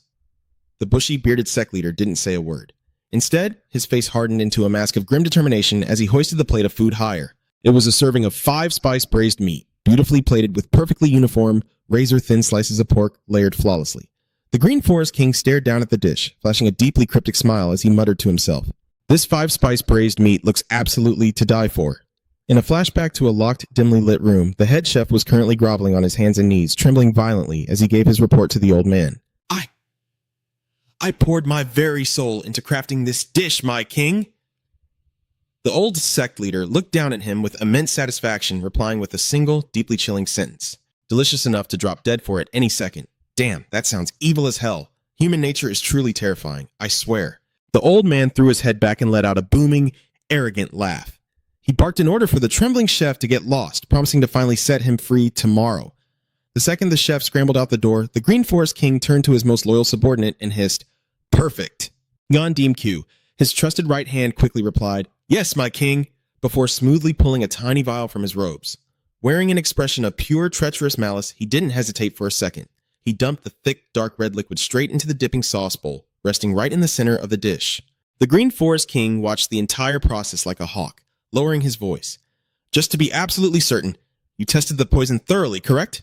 Ngan Q flashed a deeply sadistic grin, his tone brimming with absolute confidence. "I already tested it on 3 wild boars. Wow, the blatant disrespect to compare the targets to pigs. You can just feel the sheer pettiness from here." He gleefully recounted the horrific scene, how the massive beast had dropped dead instantly without so much as a single squeal, all from just one tiny drop of this poison, diluted in an entire barrel of water. Hearing how absurdly lethal the stuff was, the Green Forest King could barely hide his smug satisfaction. A chilling, predatory grin stretched across the old man's face as he made his firm declaration. "Excellent work. You have done well. This unbearable humiliation ends today." Snapping back to the present, the Green Forest King bowed deeply, pathetically holding up the food tray. He threw every last shred of his dignity as a sect leader straight out the window just to put on this sickeningly sweet act. "I may have once been the Green Forest King, but now I am nothing but a humble servant to the master. To prove my absolute unwavering loyalty, I wanted to deliver this exquisite meal personally." Seeing that his food was starting to get cold, Du Kuang just wanted to dig in already. Looking down at the old man's utterly pathetic, cowering posture, he let out an arrogant, mocking smirk. "Since even a lowly old dog like you is trying this hard to show loyalty, I suppose I shouldn't just sit here and do nothing. Move aside. I will test the food for poison myself." "Wait, hold up. What? Literally nobody asked you to do that, my guy. Why are you acting so damn smart out of nowhere?" Oh my god. His words made the Greenwood Lord turn pale, terrified that their scheme had been exposed. Watching from behind, Ton Nuoklan secretly urged her father not to let the chance slip. "No, father. This is our chance. Du Kuang isn't a martial arts master. If we kill Fang Tian first, taking down Du Kuang will be a piece of cake." Under the intense, watchful eyes of the Greenwood gang, Du Kuang casually picked up a piece of meat with his chopsticks and popped it into his mouth. The Greenwood Lord held his breath, his eyes bulging with sheer madness as he watched his prey swallow the poisoned bait. He screamed in ecstasy, his heart bursting with triumph. "How does it taste, huh? Is the poison delicious, you pathetic country bumpkin?" Ha ha ha. But entirely contrary to their expectations of a gruesome death, Du Kuang suddenly threw his head back and let out a hearty, booming laugh. The Greenwood Lord was left dumbfounded, completely clueless about what was happening until he heard the man casually remark, "Wait, no poison? Well, with food this delicious, laughing is just a normal reaction." The stunned Lord wondered if his opponent had achieved absolute poison immunity, a legendary state where no toxin on Earth could harm him. Trembling, he realized that if this were true, his and his daughter's plan to assassinate these two monsters was utterly ruined. In a sheer panic, the Greenwood Lord desperately turned to his daughter. "Hey, Nuoklan, is Du Kwang immune to poison too?" He clung to the hope of hearing her deny it, but was met only with her terrifyingly dead silence. Refusing to give up, with sweat pouring down his face, he pressed her again. He's immune too, isn't he?" Nuoklan could only stand frozen, her face completely pale with absolute shock at the new master's unfathomable power. "Surprise, darlings! What did you really expect from me?" The Greenwood Lord was dripping in sweat, screaming in absolute terror inside his head. "Damn it!" He was horrified, picturing the entire Greenwood faction drowning in a sea of fire and being utterly wiped out. If Du Kwang actually died from this dish. Sensing an impending disaster, Nuoklan panicked and frantically sent a telepathic message. "Father, drop the food tray now! Spill it all over the floor!" Following his daughter's orders, the Greenwood Lord faked a slip and yelled, "Oh no! My hand slipped!" He fully intended to send the tray flying to destroy the evidence, but Fang Tian, moving at terrifying speed, reached out like lightning and caught the plate of meat perfectly in midair. He calmly mocked him. "Oh my, you should be more careful. This dish is far too special. I'll carry it in myself." The Greenwood Lord frantically tried to snatch it back. No need. I just want to show my absolute loyalty." Saying that, the old man suddenly burst into dramatic tears, completely baffling Fang Tian. "Are you crying? Nobody even did anything to you. I haven't even laid a finger on you, so why are you crying a river, old man?" In reality, the loyal guard had already seen right through the old fool's act. He gritted his teeth in silent rage. "That's right, you absolute bastard. Are you really trying to assassinate your own master?" Ignoring the blatant suspicion, the Greenwood Lord kept up his sobbing charade. I just want to serve it to the master myself." Sob. Witnessing this pitiful display, Du Kwang chuckled and praised him. "Haha, your loyalty is truly commendable." But Fang Tian's murderous aura had reached its peak. He closed in, snarling a deadly threat right in the Lord's face. "Let go, you scumbag, before I end your life right here." The Greenwood Lord trembled and collapsed to his knees in utter despair, realizing he was completely out of options. Just as his life hung by a thread, Nuoklan suddenly stepped up from behind and muttered something that left him stunned. "The antidote!" "That's right. To cure the poison, we have to bring the antidote." Nuoklan panicked, realizing their scheme was spiraling out of control and could lead to the annihilation of their entire sect. But in that split second, a crazy idea flashed through her mind. She had to throw all the antidotes away. She decided to play a high-stakes, all-or-nothing gamble to salvage the situation. We'll pretend to be victims of the poisoning too. She calculated that if she poisoned the water well and dumped all the antidotes, the Greenwood sect could easily pin the blame on some anonymous assassin. Oh boy, talk about playing stupid games and winning stupid prizes. She gritted her teeth, steeling her resolve. Even if she had to sacrifice a few lives, it was far better than letting the whole Greenwood sect be wiped out. Nuoklan urged her father, "I'll stall for time. Father, run to the well, now." The moment the Greenwood Lord slipped away, she returned to the banquet hall with a bright, cheerful face to create a distraction. Meanwhile, Fang Tian was calmly enjoying his dinner, reassuring his master, "Please, eat with peace of mind." The food was delicious, and Nuoklan acted overly affectionate, continuously serving him more. "Master, please, have some more." Nuoklan held her chopsticks, but her eyes shot a pure, venomous glare toward the subordinate. She cursed him violently in her head. "Gon DMQ, hurry up, eat that 5-spice dish and drop dead." She firmly believed that turning this lackey into a scapegoat was the only way to save Du Kwang and spare the Greenwood sect. Right on cue, the poison kicked in. Gon DMQ suddenly clutched his neck, his face contorting in pure agony. "My neck. It's suddenly stiffening up. Wow, talk about an Oscar-worthy performance." Nuoklan gritted her teeth, glaring at the gasping subordinate, while Fang Tian continued eating calmly, muttering a faint, "Damn it." Nuoklan did a complete 180 to finish her dramatic act. She clasped her hands together, flashing a dazzling smile, and cheered enthusiastically. "Master, I want to try the 5-spice dish too." Her ability to switch moods faster than flipping a pancake left Du Kwang and Fang Tian completely frozen, staring at her with deep suspicion and confusion. Annoyed by Nuoklan lingering around, Fang Tian coldly shooed her away, telling her to get lost once she finished her duties. But the shameless girl kept begging for a bite, trying to use their long history of traveling together to soften his heart. However, when she was flat out rejected, Nuoklan instantly dropped the act and screamed curses at him, infuriating Fang Tian so much that he nearly struck her down on the spot. Du Kwang quickly stepped in to stop his guard, scolding him for causing a scene right in the middle of dinner. Hearing his master's voice, Fang Tian had no choice but to bow his head and apologize. Seeing Nuoklan's pitiful state, Du Kwang promised to serve her a separate plate later. She thanked him joyfully, but deep down she was gloating because her little food-begging stunt had successfully erased all suspicion of the Greenwood sect poisoning the dish. It was a classic case of a dramatic faker meeting an overly soft-hearted guy. Curious about just how amazing this dish could be to make Nuoklan crave it so desperately, Du Kwang casually picked up a piece of meat and popped it into his mouth. From behind, the Greenwood Lord and Nuoklan held their breath, watching his every move. The old boss secretly celebrated, thrilled that his prey had finally swallowed the poisoned bait whole. As he savored the bite, Du Kwang continuously praised the dish's incredible flavor. Right at that moment, the Greenwood Lord suddenly burst back into the room looking frantic, asking about the situation. This sent Fong Tian into an absolute rage at the interruption of his master's meal. He was definitely thinking, can't a man just enjoy one meal without this father-daughter duo constantly ruining it? The guard was just about to threaten this annoying interloper when his eyes suddenly went wide with terror, noticing a horrifying change coming over the new master. Du Kwang violently collapsed. He coughed up blood relentlessly, staining his palms a sickening, agonizing crimson. His eyes rolled back and his face twisted in torment as the lethal poison aggressively took hold right in the middle of the grand hall. "Master!" Fong Tian screamed in absolute despair. Du Kwang's body lost all its strength and collapsed, his breathing growing dangerously faint. Fong Tian dashed forward, catching his master. His face twisted in pure agony, seeing Du Kwang completely unconscious, dark blood staining his lips. Oh crap! Did my precious white moonlight just fall for a trap just like that? Clad in desperation, he held the cooling body tight and choked out, "Master, no! I won't let you die!" He vowed to save his life at any cost. "I will find the cure for this poison. You can punish me however you want later." Without missing a beat, he pulled out a shimmering blue spirit pill and carefully slipped it into Du Kwang's mouth.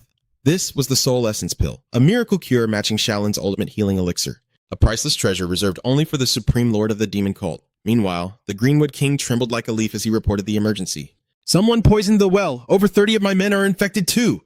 Hearing this, Fong Tian's fury erupted, his face twisted into something truly demonic, radiating a terrifying, suffocating killing intent. He roared, spitting out a brutal ultimatum.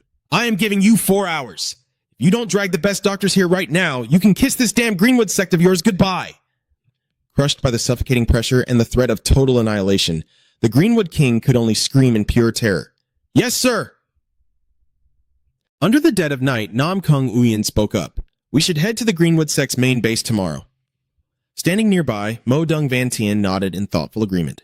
"Yeah, the Black Dragon Gang vanishing out of thin air is seriously weird," Bun Unlock chimed in, baffled by the enemy's bizarre moves.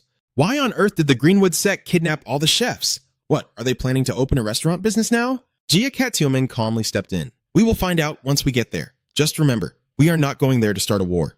This warning earned an immediate round of nods. After all, the Greenwood sect was widely feared as the ultimate powerhouse, so strong that even the Black Dragon Gang had to ally with the 7 Ghosts of the Void Mountain just to stand a chance against them.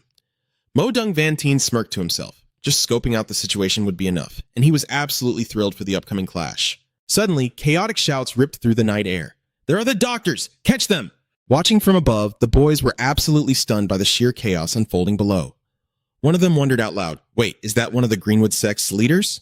But Nam Kung Uyen quickly shushed them. "Shh! Look, there is even some crazy woman blowing a whistle down there." Down below, the mighty Greenwood King was clutching his head, shrieking in total despair. "Ah! We are all dead meat! Somebody do something, quick! I cannot just die like this! What the hell do we do?" Witnessing her father's pathetic cowardice, Tan Nuoklan flew into a total rage. "Father," she barked, "you are driving me crazy! Have some damn dignity as the Greenwood King!" This massive plot twist left Nam Kung Uyen's crew completely stunned. That terrifying girl was actually the Greenwood King's daughter. Meanwhile, the king himself was literally pulling his hair out in panic, leaving the elite young masters watching from afar in absolute disbelief. Man, even going bald from stress won't save him now. They simply could not believe that the pathetic, sobbing mess down there was supposed to be the strongest king in Greenwood history. Just then, a frantic subordinate dragged in a whole crowd of people shouting, "I brought all the top doctors! Hurry the hell up or we are all dead meat!" Instantly, a vicious glint returned to the Greenwood King's eyes, and he barked with ruthless authority. Excellent. Now, let's weed out the ones with actual skills. But under that terrifying pressure, those so-called top doctors instantly broke down and showed their true colors. One guy shook like a leaf, sobbing that he was just a total quack who learned a few herbal tricks. Another went wide-eyed and blurted out that he actually had a twisted fetish for torturing his patients. Some completely threw away their dignity, screaming that they weren't even doctors, just 2-bit thugs worse than common bandits, before scrambling for the exit. Watching this absolute circus, Tan Nuoklan stood in dead silence as the cowards trampled over each other trying to flee. And so, a great life lesson was born. When death comes knocking, people will gladly toss their honor into the trash just to save their own skin. The Greenwood King absolutely lost his mind. He swung his massive gleaming broadsword and roared like a savage beast, dragging the very last guy toward the back of the mountain. If you want to keep your heads, you better find me the absolute best. Watching the old sect leader go completely off the rails, Namkung Uyen stood high above, deeply puzzled by the mystery of the kidnapped chefs and now the doctors. Seeing that the Greenwood King was perfectly healthy, he muttered to himself, "Then, who exactly is the one dying?" Inside a dead silent room, Dodu Kwang lay completely motionless on the bed, his face ghost white and his eyes shut tight. A circle of doctors surrounded him, but every single one of them was violently shaking, way too terrified to even touch him. The new cult master looked absolutely dreadful, his breathing as fragile as a flickering candle in the wind. Seeing the pathetic hesitation of the healers, Fong Tian's temper finally snapped. He roared with murderous rage. "What the hell are you idiots just standing there for?" He lunged forward and grabbed one of the doctors, forcing them to act before his wrath wiped them all from existence. A hand like steel suddenly snatched the collar of another healer, making the poor man scream internally, who was pushing him into the literal jaws of death. Behind him, the Greenwood King bared his teeth and roared, "It was me!" Shaking uncontrollably as he inched toward the bed, the doctor stammered, I will check his pulse first." Loaning right over his shoulder, Fong Tian dropped a threat so bone-chilling it made the man nearly soil himself. "If you cannot cure him, do not even dream of leaving this place alive." Honestly, getting threatened like that before even starting the treatment, the guy was definitely peeing his pants right then and there. The doctor cautiously pricked a single drop of blood with a silver needle, muttering to himself that he had to identify the exact type of poison. He then started rambling on and on about how there were thousands of poisons in the world, and mixing them could create tens of thousands of deadly new variants.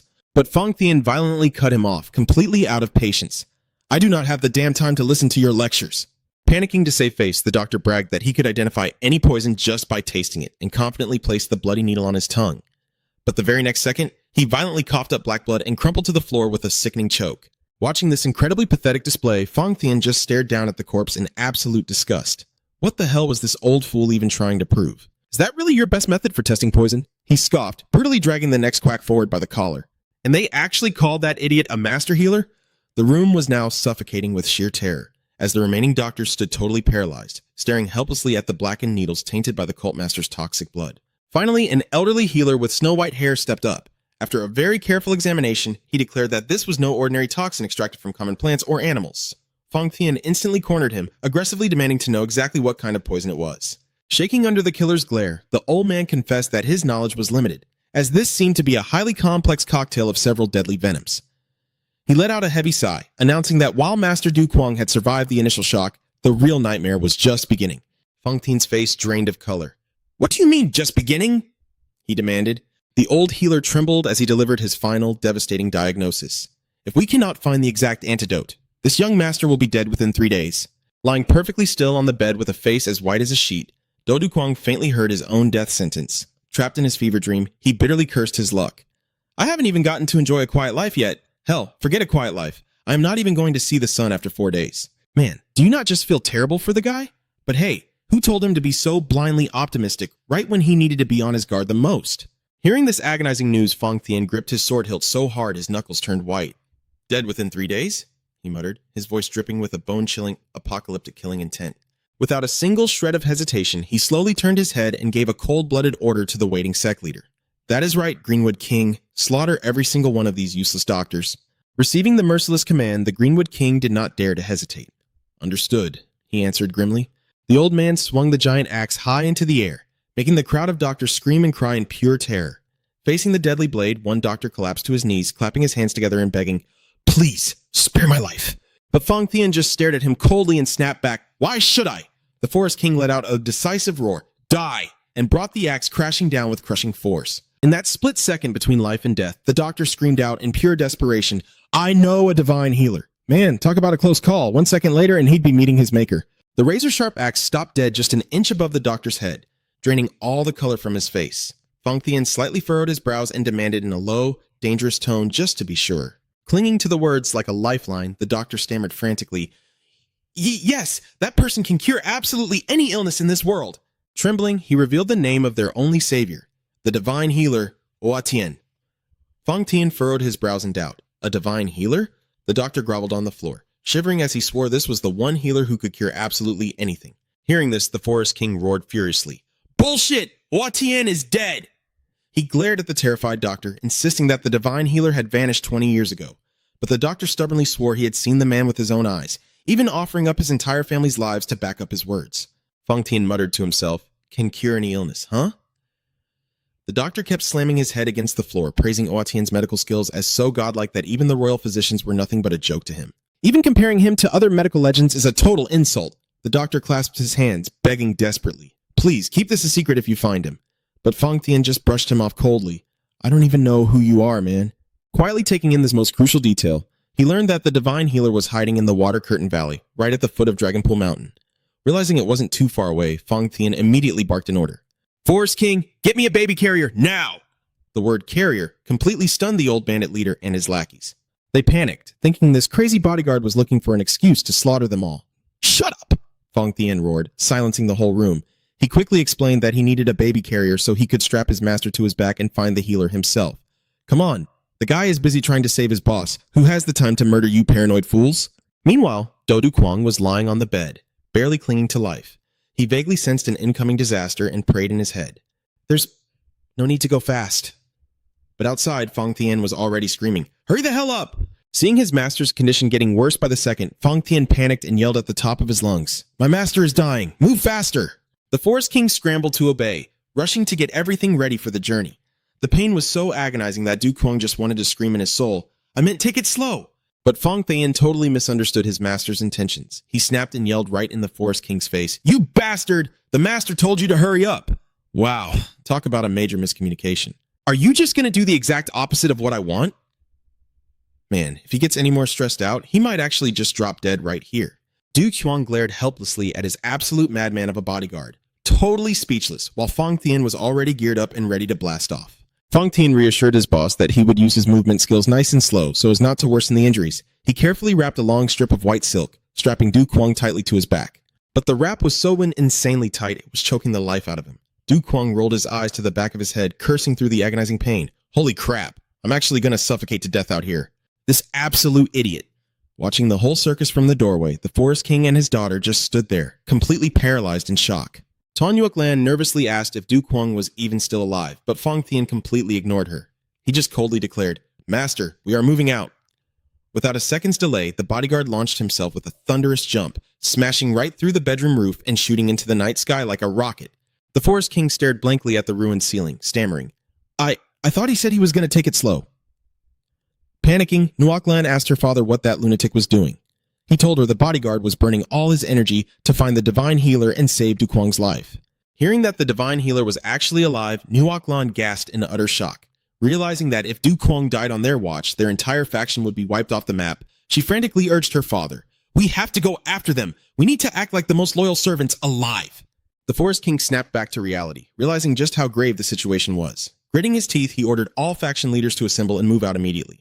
Honestly, for a mighty father, this guy sure loves taking orders from his own daughter. Meanwhile, at the foot of the mountain, groups from the great noble clans were quietly slipping into the conflict zone. The young masters of the righteous sects were totally baffled when they couldn't find a single trace of the Black Dragon Gang or the Green Forest Bandits anywhere.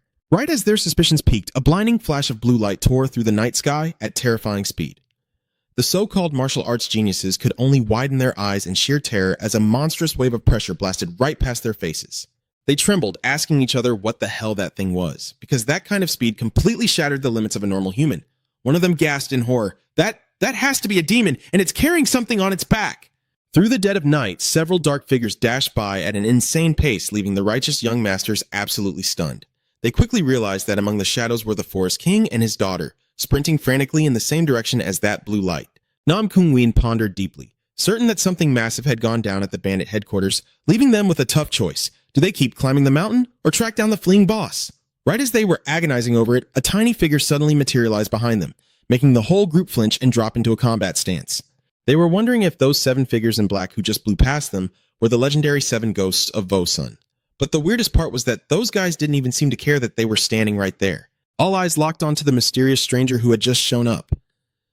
But it was just a kid with incredibly messy hair and a deeply sinister, gloomy look on his face. Whoa, what kind of terrifying monster just dropped in now? This is getting pretty interesting. Playing the part of a noble clan member, Nam Kung Uyen stepped up, intending to warn the child that wandering the mountains alone at night was insanely dangerous. but her kindness was instantly shut down by an incredibly overwhelming roar. Silence! Oh my god, the secondhand embarrassment. How does a little brat have that kind of booming voice? Suddenly, the kid erupted with a terrifying blood-red killing intent, his eyes glowing fiercely with pure menace. He coldly demanded that they spit out the identities of the 7 figures in black who had just passed by. The absolute crushing aura radiating from such a tiny body sent shivers straight down the spines of these martial geniuses. The kid just clicked his tongue in disgust, calling the whole group pathetic and useless, before casually turning his back and walking off like absolutely nothing had happened. The young masters stood frozen in utter shock, their brains short-circuiting as they tried to process what the hell was happening on Mount Ime tonight. Realizing that the whole situation was spiraling way out of control, they shoved their doubts aside and decided to track the monstrous kid. Meanwhile, in a totally different corner of the forest, the 7 ghosts of Vosun were moving out in full force.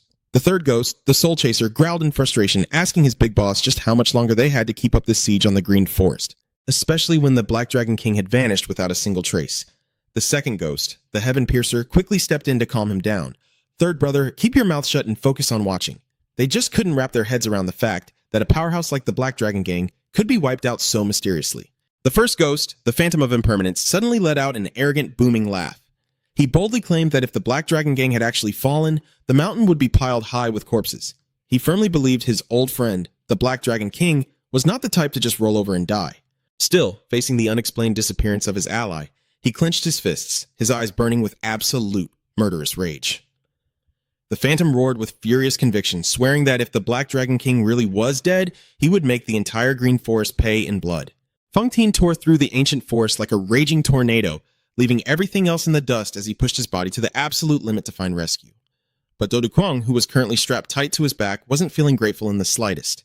He could only groan in agony, gasping for air. Bro is literally 1 foot in the grave and still getting tortured like this. It's honestly so messed up. It's hilarious. With his face dead pale and sweat pouring down like rain, Du Qiong cried out in absolute despair in his mind.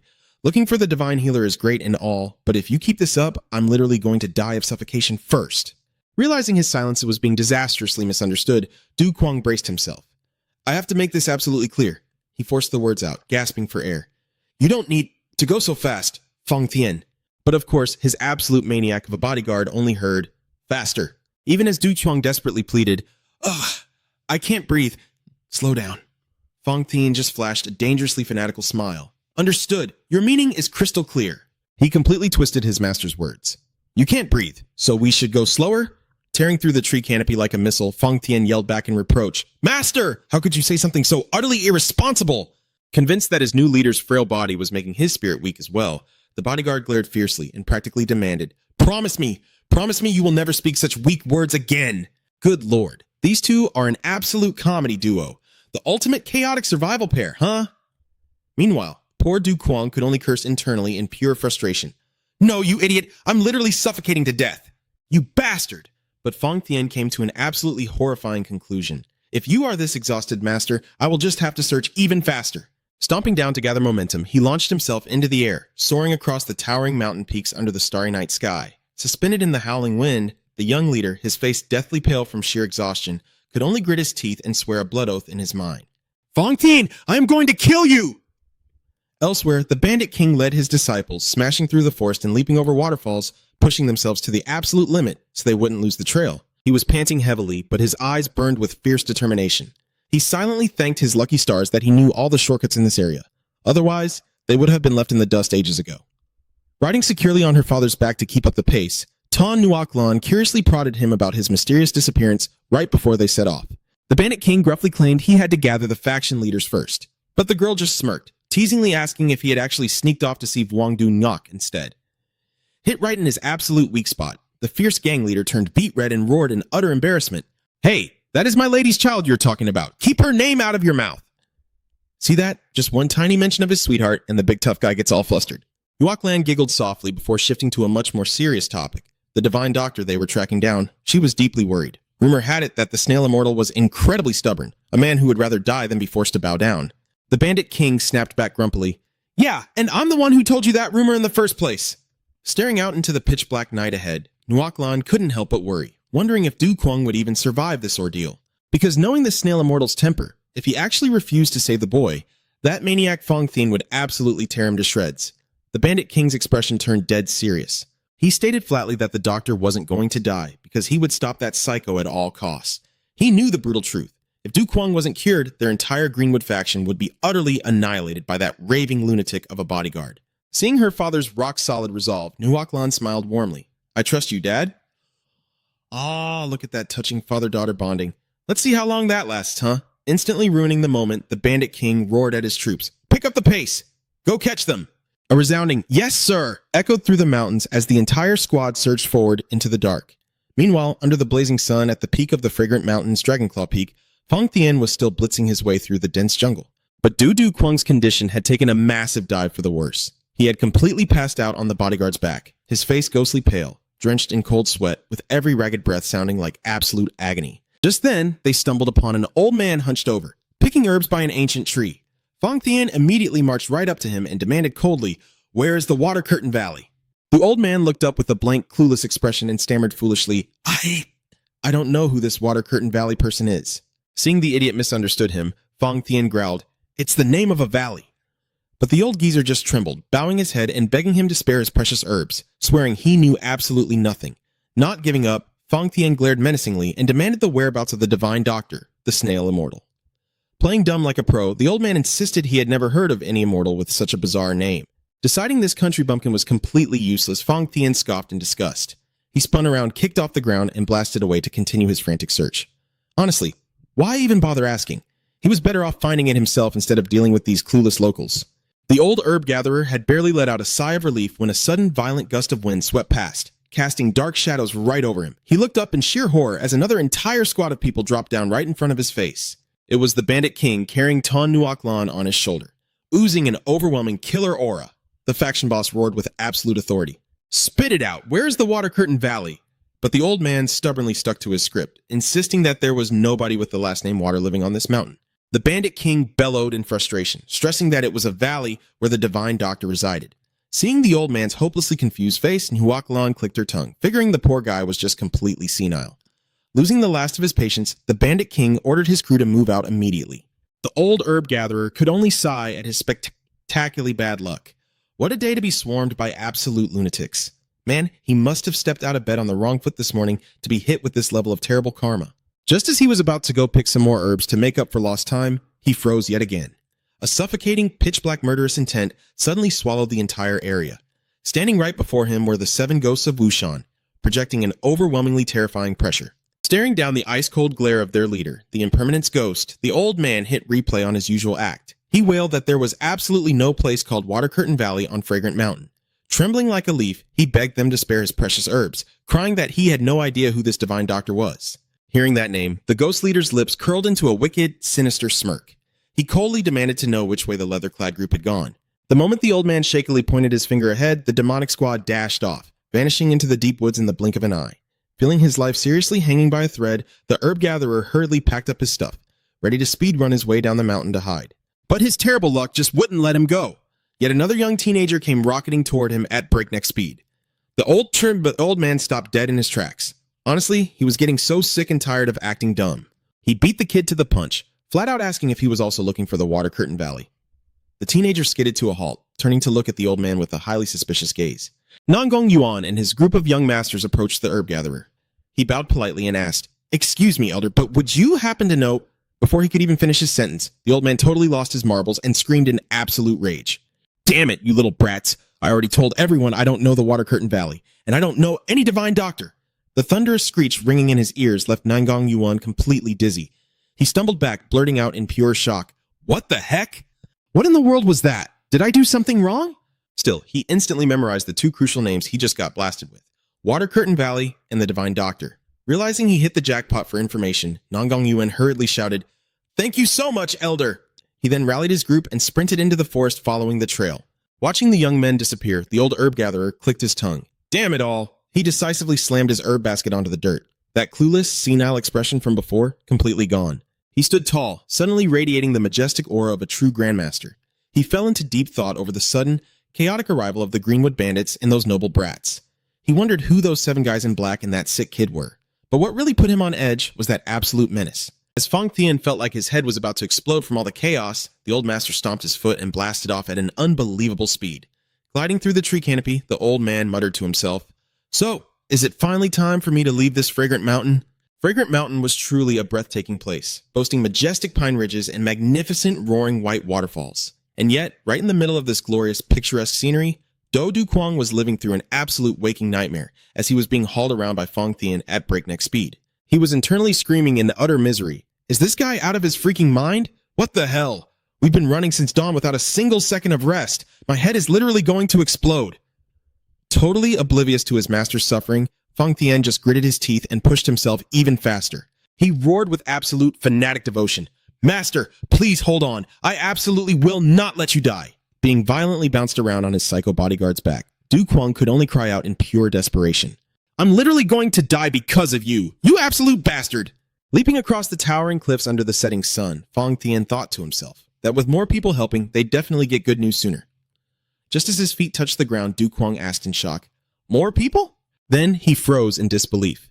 The Greenwood King, his daughter, and his entire gang of bandit followers were already gathered right in front of them. Without a shred of politeness, Fong Thien glared at the Greenwood bandits and barked, Have you found the Water Curtain Valley yet? Ton Nuoc Lan, who was supporting her exhausted father, timidly reported, My lord, we still haven't found it. As if driven to madness, Fong Thien roared, cursing them out for being a bunch of useless trash who couldn't get a single thing right. The Greenwood King could only bow his head, apologizing in absolute helplessness. The frantic bodyguard screamed at the pathetic bastards to stop running around blindly, then instantly stomped the ground, launching himself forward like a bolt of lightning. The third demon of the 7 Phantom Peaks roared with murderous intent, threatening to slaughter anyone who dared to run wild. Suddenly, a hand rested on his shoulder to calm him. Take it easy, third brother. That is the Great Phantom, the demon of impermanence. The old man strode forward, his imposing gaze crushing down on them as he declared that they hadn't come to start a war. However, he also issued a chilling threat. Their answer would dictate whether the 7 Phantom Peaks would leave in peace. The demon of impermanence locked eyes with the Greenwood King, questioning the bizarre disappearance of the Black Dragon Gang. The old man suspected that the Greenwood bandits had secretly made peace with their enemies. In stark contrast to his usual timid demeanor, the Greenwood King coldly declared, We already buried them. Recalling the sight of his subordinates burying the remnants of the Black Dragon Gang, he thought to himself, now is not the time to be dealing with the 7 Phantom Peaks. Deep down, the Greenwood King was practically sweating bullets. Fong Thien was already on a hair-trigger edge because of Do Du Kwang's critical condition. Right now, even breathing wrong in his direction would get your head bitten off. The old man knew damn well that if they provoked that monster of a bodyguard, the entire Greenwood faction would share the same gruesome fate as the Black Dragons. But just as he was trapped in this deadlock, a haughty woman standing nearby suddenly chimed in with a mocking tone. They're already dead. She let out a defiant laugh, sneering as she asked if the 7 Phantom Peaks were really so clueless that they didn't know the Black Dragon Gang had been wiped off the map. Hearing his old friend, the Black Dragon King, insulted like that sent the demon of impermanence into a blinding rage. He roared that insulting his friend was the same as insulting him. Yet, the woman just kept that infuriatingly provocative smirk on her face. She mockingly called him a comedian and flat out stated that she had never once considered him a friend. Unable to hold back his fury for another second, the third demon bellowed, You little bitch! And wildly swung his weapon, charging forward in a frenzy. But before the clash could even begin, a thunderous roar from Fong Thien violently ripped through the air.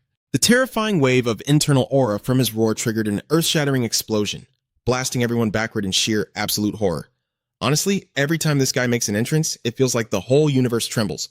The Greenwood King and the haughty woman were violently shoved back by the sheer force, while the third demon could only gasp in pain and absolute terror. What the hell kind of power is that? Ton Nuoc Lan flashed a wicked, calculating smirk. She dripped with sarcasm as she sighed, claiming that even she felt a little sorry for the Black Dragon King's pathetic fate. She casually revealed that even though the coward tried to run, Fong Thien had hunted him down and slaughtered him with his own 2 hands. Then, she turned her gaze, asking for confirmation. Isn't that right, Fong Thien? Are you picking a fight or what? Why do you keep poking the bear? The Greenwood King shuddered, suddenly realizing that his own daughter was deliberately sparking a bloodbath between Fong Thien and the 7 Phantom Peaks. Faced with such blatant provocation, the demon of impermanence narrowed his eyes in deep suspicion. Is that true? He demanded. But while the tension in the air was thick enough to cut with a knife, Fong Thien unexpectedly fell utterly silent. He just realized he had missed a crucial detail. That old man, he muttered. A wave of suspicion hit him about the old herb gatherer they had crossed paths with earlier. It suddenly clicked. An ordinary old man could never have maintained such eerie calmness while standing right in the face of his suffocating aura. It made absolutely zero sense. Refusing to waste another second, Fong Thien coldly ordered the 7 Phantom Peaks to get the hell out of his sight, declaring that he would come back to deal with them later. The sheer arrogance of it left everyone completely paralyzed in shock. Seeing Fang Tian already turning his back, Ton Yuaklon rode on his coattails, barking fiercely at them.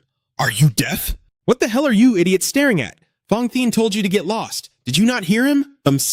Her wild arrogance made the demon of impermanence grit his teeth in pure seething fury, but he was utterly powerless to act. A split second later, Fang Tian stomped the ground, launching himself back into the air with Do Du Kuang on his back. Vanishing like a streak of lightning, he tore across the sheer vertical cliffs, heading straight for a colossal roaring waterfall that crashed down into the heart of the ancient forest. Fang Tian suddenly skidded to a halt beside the raging water. He remembered it clearly. This was the exact spot he had last seen that old herb gatherer. Scanning the treacherous layout of the valley and the deep ravine, he thought to himself that the name Water Curtain Valley fit this place perfectly. Without hesitating, and completely ignoring the torrential water crashing down on his head, Fang Tian carried his master straight through the roaring falls and into the hidden cave behind it. Heavens above, look at this. He cares about his master so much, yet he gets yelled at day in and day out. Glancing back at Do Du Kuang, who was slipping away from the lethal poison, the fierce bodyguard silently carried him deeper into the pitch-black, treacherous stone tunnels. Staring down into the bottomless valley, Fang Tian muttered to himself. The place was walled in by sheer cliffs on all sides. No wonder those idiots couldn't find it. Down below in the valley, an old man stood surrounded by two desperate men who were groveling on their knees in tears. "I beg of you, please. How can the heavens be so cruel as to abandon a dying man? Please, save my son!" The other man sobbed uncontrollably, pleading, "Divine healer Wa, I already told you, my daughter is just sick. She isn't a martial artist." Looking down at the white-haired old man, who stood absolutely silent with an unwavering expression, Fang Tian was certain this had to be the divine healer Wa. He dropped to the ground without a second thought. A moment later, the Greenwood King and his gang finally caught up behind him. Seeing a bunch of bloodthirsty strangers crash his valley, Healer Wa clicked his tongue in deep annoyance and snapped, "Back off! I do not treat martial artists. That is my absolute vow to the heavens and the earth. I would rather die than break it." Witnessing such iron will, the Greenwood King marveled to himself. What incredible resolve. Rumor had it that not even one of the four great heavenly kings could force Healer Wa to bow. But Fang Tian didn't give a single damn about the old man's reputation or his precious vows. He stared him down and coldly declared, "To hell with the four heavenly kings. Refuse and I'll chop your legs off first. You only need your hands to heal anyway." Hearing such a merciless threat, the Greenwood King gasped in pure horror. "Huh? What did you just say? Chop off what?" Fang Tian aggressively closed the distance, towering over the divine healer as he laid down a brutally cruel ultimatum. "Healer Wa, you are going to save my master. I'm giving you exactly 3 seconds to decide. Every time you refuse, I slice off one of your legs." Staring into the dead, bloodthirsty eyes of the terrifying bodyguard, Healer Wa was struck with a horrifying realization. This wasn't an empty threat. Trembling in absolute terror, the old man thought to himself, "I've dealt with every kind of person out there. The hotheads, the desperate beggars, the pathetic bootlickers, but this man. He has absolutely zero emotion in his eyes. He isn't just trying to scare me, he is actually going to hack my legs off." Fang Tian slowly drew his blade, the metallic scrape echoing as he began his countdown. 3. Even with cold sweat pouring down his face in sheer panic, Healer Wa gritted his teeth, refusing to back down. "I will never break my vow." The ruthless bodyguard completely ignored him, his icy voice cutting through the air. 2. He tightened his grip on the hilt of his sword, unleashing a suffocating wave of killing intent that paralyzed the entire cavern. 1. Healer Wa, save my master. You have 3 seconds to decide. Fang Tian coldly laid down his brutal ultimatum once more. His knuckles turned white as he gripped his sword, radiating a suffocating pressure as he declared, "Every time you refuse, I take one of your legs." He began the countdown again. 3. Despite the cold sweat of pure terror pouring down his face, Healer Wa gritted his teeth, stubbornly holding his ground. "I will not break my vow." Unfazed, Fang Tian's icy voice rang out. 2. The moment the countdown hit 1, he mercilessly swung his sword to strike. Just a simple countdown, yet it felt as suffocating as the end of the world. Seeing the divine doctor's life hanging by a mere thread, the Greenwood King panicked and dashed forward. He absolutely couldn't let Owa Tian die.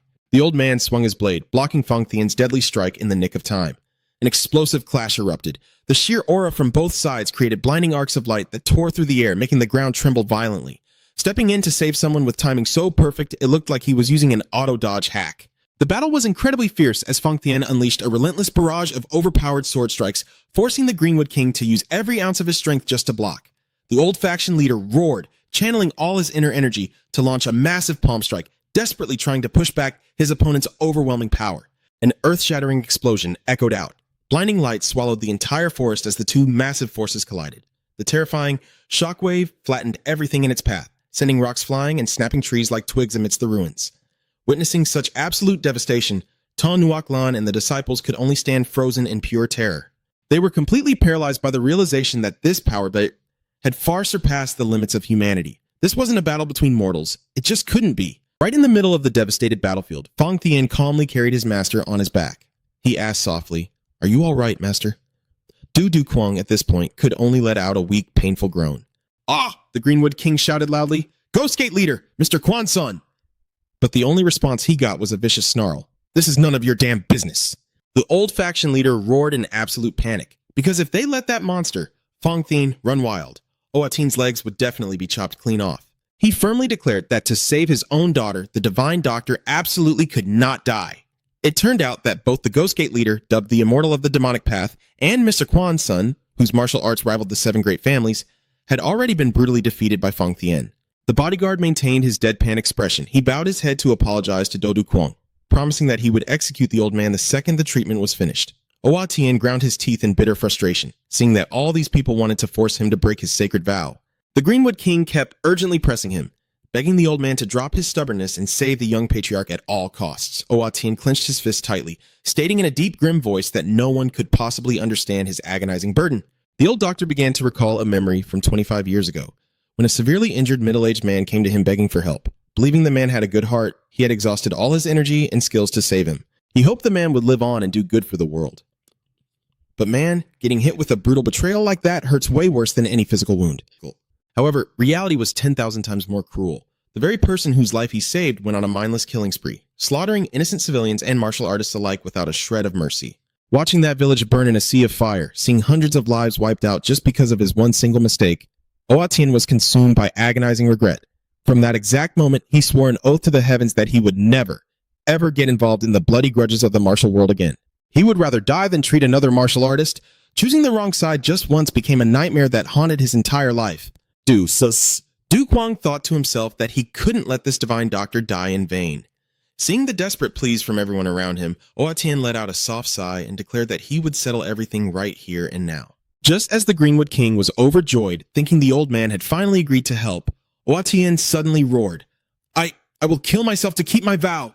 He channeled his aura into his fist, ruthlessly aiming a fatal blow at his own head, leaving everyone in absolute paralyzed shock. Owa Tian swung his hand to end his own life and honor his oath, but he abruptly froze in sheer terror. He realized someone had used an invisible energy strike from a distance to hit his pressure points. His entire body was paralyzed. He couldn't even twitch a single finger. Fang Tian slowly lowered his hand and coldly declared, "You don't get to die without my master's permission." Witnessing this sudden outburst of authority, Do Duquang could only narrow his eyes at his bodyguard, utterly suspicious, sarcastically thinking to himself, "Since when do you ever ask for my permission before killing someone?" Fang Tian menacingly walked toward the pleading fathers on their knees. He casually stated that simply eliminating those in his way would be enough. Seeing his subordinate closing in on innocent people, Duquang gritted his teeth in fierce anger. He silently cursed the guy as a complete bastard for only planning to spare Owa Tian, while the others were guilty of nothing but loving their children. Right at that moment, from high above, a group of assassins suddenly ambushed them. "You arrogant bastard! How dare you look down on us!" The tension was as tight as a bowstring, just waiting for someone to pull the trigger and blow it all up. Facing the sneak attack, Fang Tian didn't even flinch. Moving like lightning, he grabbed the enemy by the head and slammed them down with thunderous force. A massive shockwave echoed out as his terrifying aura completely crushed the attacker's resistance. Witnessing such overwhelming dominance, the Greenwood group screamed in horror as they watched one of the 7 ghosts of Vosan get taken down in the blink of an eye.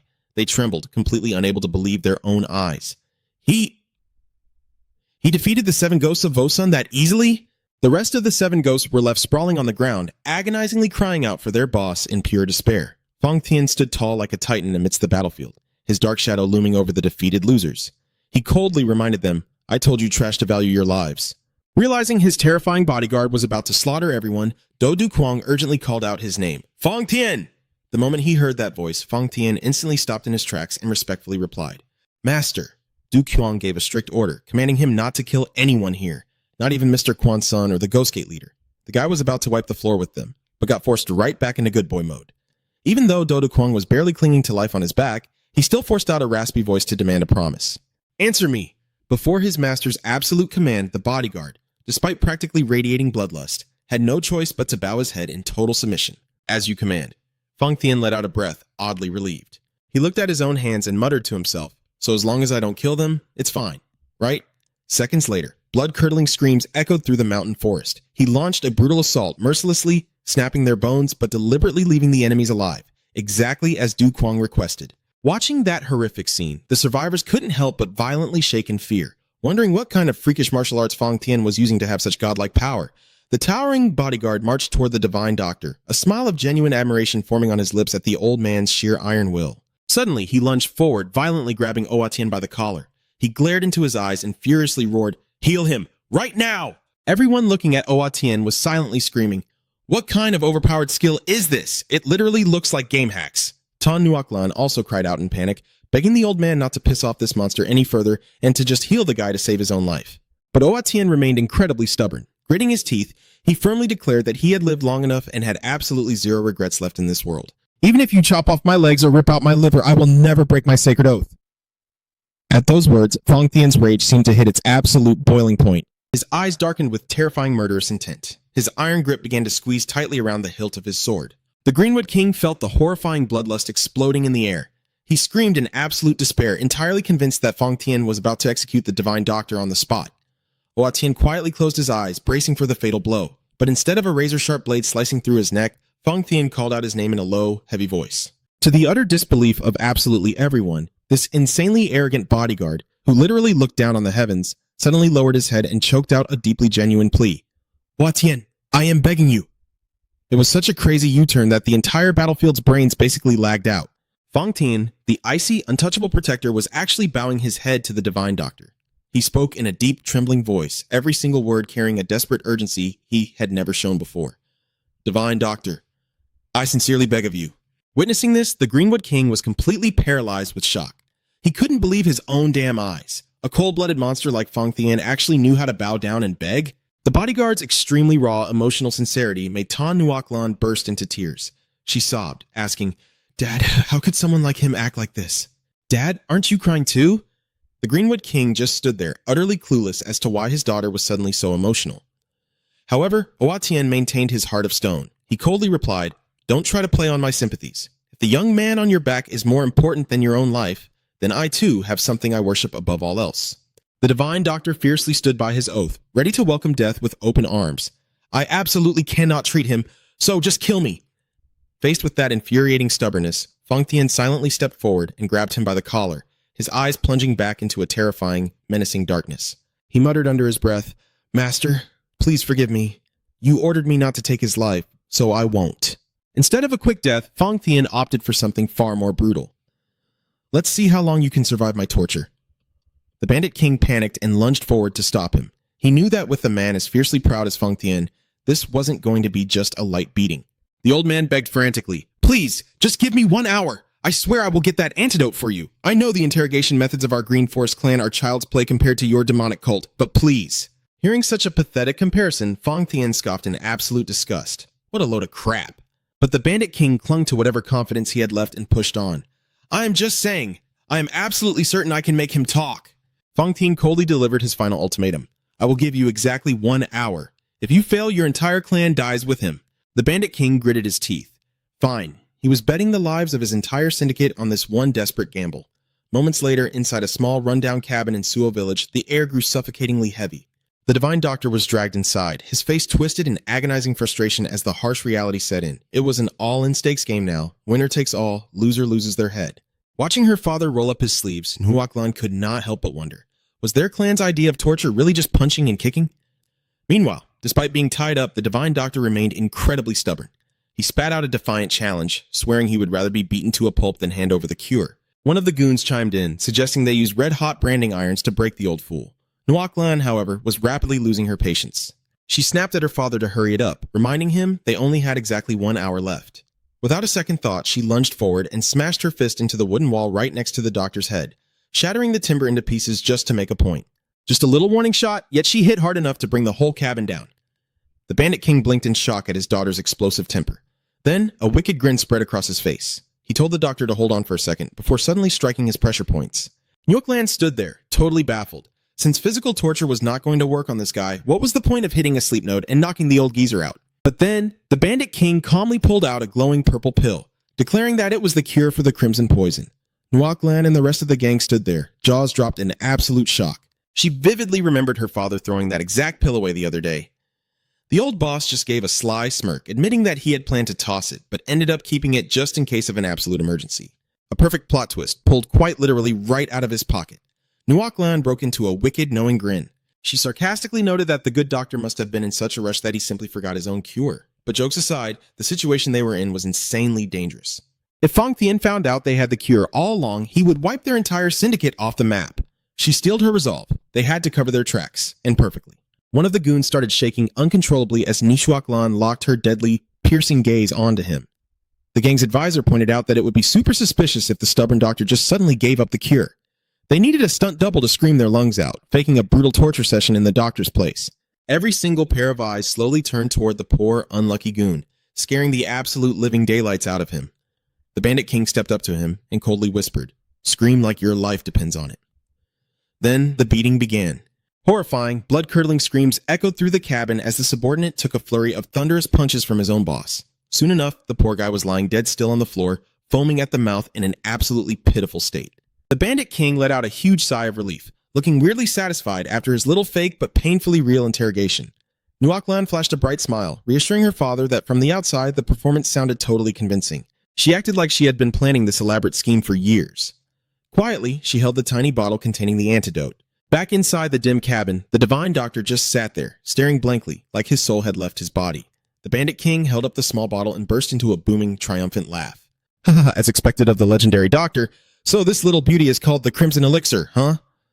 He kept laying the sarcasm on thick, loudly mocking how the doctor must have finally realized the value of his own life after such a brutal beating to cough up the cure. Knowing damn well that Fang Tian was eavesdropping outside, the boss thought to himself, if his aura is as terrifyingly strong as they say, he is definitely hearing every word of this. To wrap up their little theatrical masterpiece, the Bandit King pressed a few soothing pressure points on the unconscious doctor, as a weird sign of respect, before casually strolling out the door. Fang Tian was standing right where he left him, his icy voice cut through the silence. "Is it the real thing?" The bandits had acted so perfectly that even this terrifying warrior bought the whole performance hook, line, and sinker. The Bandit King puffed out his chest, bragging about how his savage torture methods finally broke the old man's spirit. Watching their boss lie through his teeth with such ease, the goons started whispering among themselves. Who would have thought a bunch of brute mountain bandits could pull off such a big brain tactical play? The Bandit King roared with unshakable pride. "Did you honestly think we Green Forest outlaws were just a bunch of meatheads who only knew how to throw punches?" His men could only nod furiously in absolute agreement. Not wasting another second, Fang Tian, who was still carrying Dodu Kwang on his back, barked a harsh order. "Hand the cure over. Now!" A tiny white vial was quickly dropped into the hands of the loyal guard by the bandits, who had somehow successfully pivoted from outlaw thugs to full-time theater actors. Gripping the vial tightly, Fang Tian cried out, his voice shaking with absolute fanatical devotion. "May your glory reign for 10,000 years. Long live the master. Long live!" He dropped straight to his knees, offering the vial up with both hands like a holy relic. "My master, please, take back your supreme power." Barely keeping his eyes open, Dodu Kwang took the vial and downed it in one go. Instantly, he dropped into a lotus position, channeling his aura to let the terrifying potency of the medicine rush through his veins. He could feel it immediately. The suffocating heavy pressure boiling in his blood was finally fading away. He thought to himself, if it had not been for the raw energy of the elixirs and Fang Tian's aura protecting his core, he would have been dead days ago. Fang Tian harshly ordered the Bandit King and his daughter to step back. He placed his hands out, pouring his own life energy into his master to speed up the healing. A blazing deep blue aura erupted, completely engulfing the two of them in the middle of the dark woods. But suddenly, Du Kwang's body jolted, and he violently coughed up a mouthful of pitch-black blood. Right when his health bar finally filled up, the system hit him with the poison purge animation. Seeing the toxic blood finally expelled from his master system, Fang Tian let out a massive sigh of relief. He leaned in, his voice filled with desperate concern. "How are you feeling, my lord?" Du Kwang gave a weak nod. Even though he looked completely exhausted, he spoke with steady authority. "I am fine. The danger has passed." But the absolute second he said that, his stomach let out a thunderous growl. The man just realized he had not eaten a single bite of food in 3 entire days. Seeing that the worst was over, Fang Tian immediately ordered the caravan to pack up and head back to the mountain stronghold. He bowed his head respectfully. "Please, master, allow me to carry you the rest of the way." Du Kwang stubbornly shook his head. He wanted to walk on his own 2 feet. Now that the poison was not killing him, his empty stomach was loudly demanding justice. But the moment he took a couple of steps, his vision blurred, and he nearly collapsed forward, forcing Fang Tian to catch him in a panic. The loyal guard looked at him with sheer heartbreak. It is still too soon for you to walk, my lord. Du Kwang gritted his teeth in sheer frustration. Why did nothing ever go his way? Defeated by his own weakness, he finally swallowed his pride and let Fang Tian throw him over his shoulder. Let's move. With a single leap, the two of them vanished into the dead of night, tearing through the dense forests and deep caverns at absolutely blinding speeds. Under the pale moonlight, Du Kwang gripped his guard's broad shoulders. The wind howled past his ears as they launched themselves into a breathtaking leap off a towering cliff. Staring out at the majestic, endless mountains, Du Kwang finally let himself breathe. He bathed in the feeling of being alive, thinking that the world suddenly looked incredibly beautiful. He smiled to himself. The danger was finally over. His life was secure for a good, long while, and all he needed right now was a long, well-deserved sleep. But unfortunately for our master, reality was about to hit him a lot harder than he could ever imagine.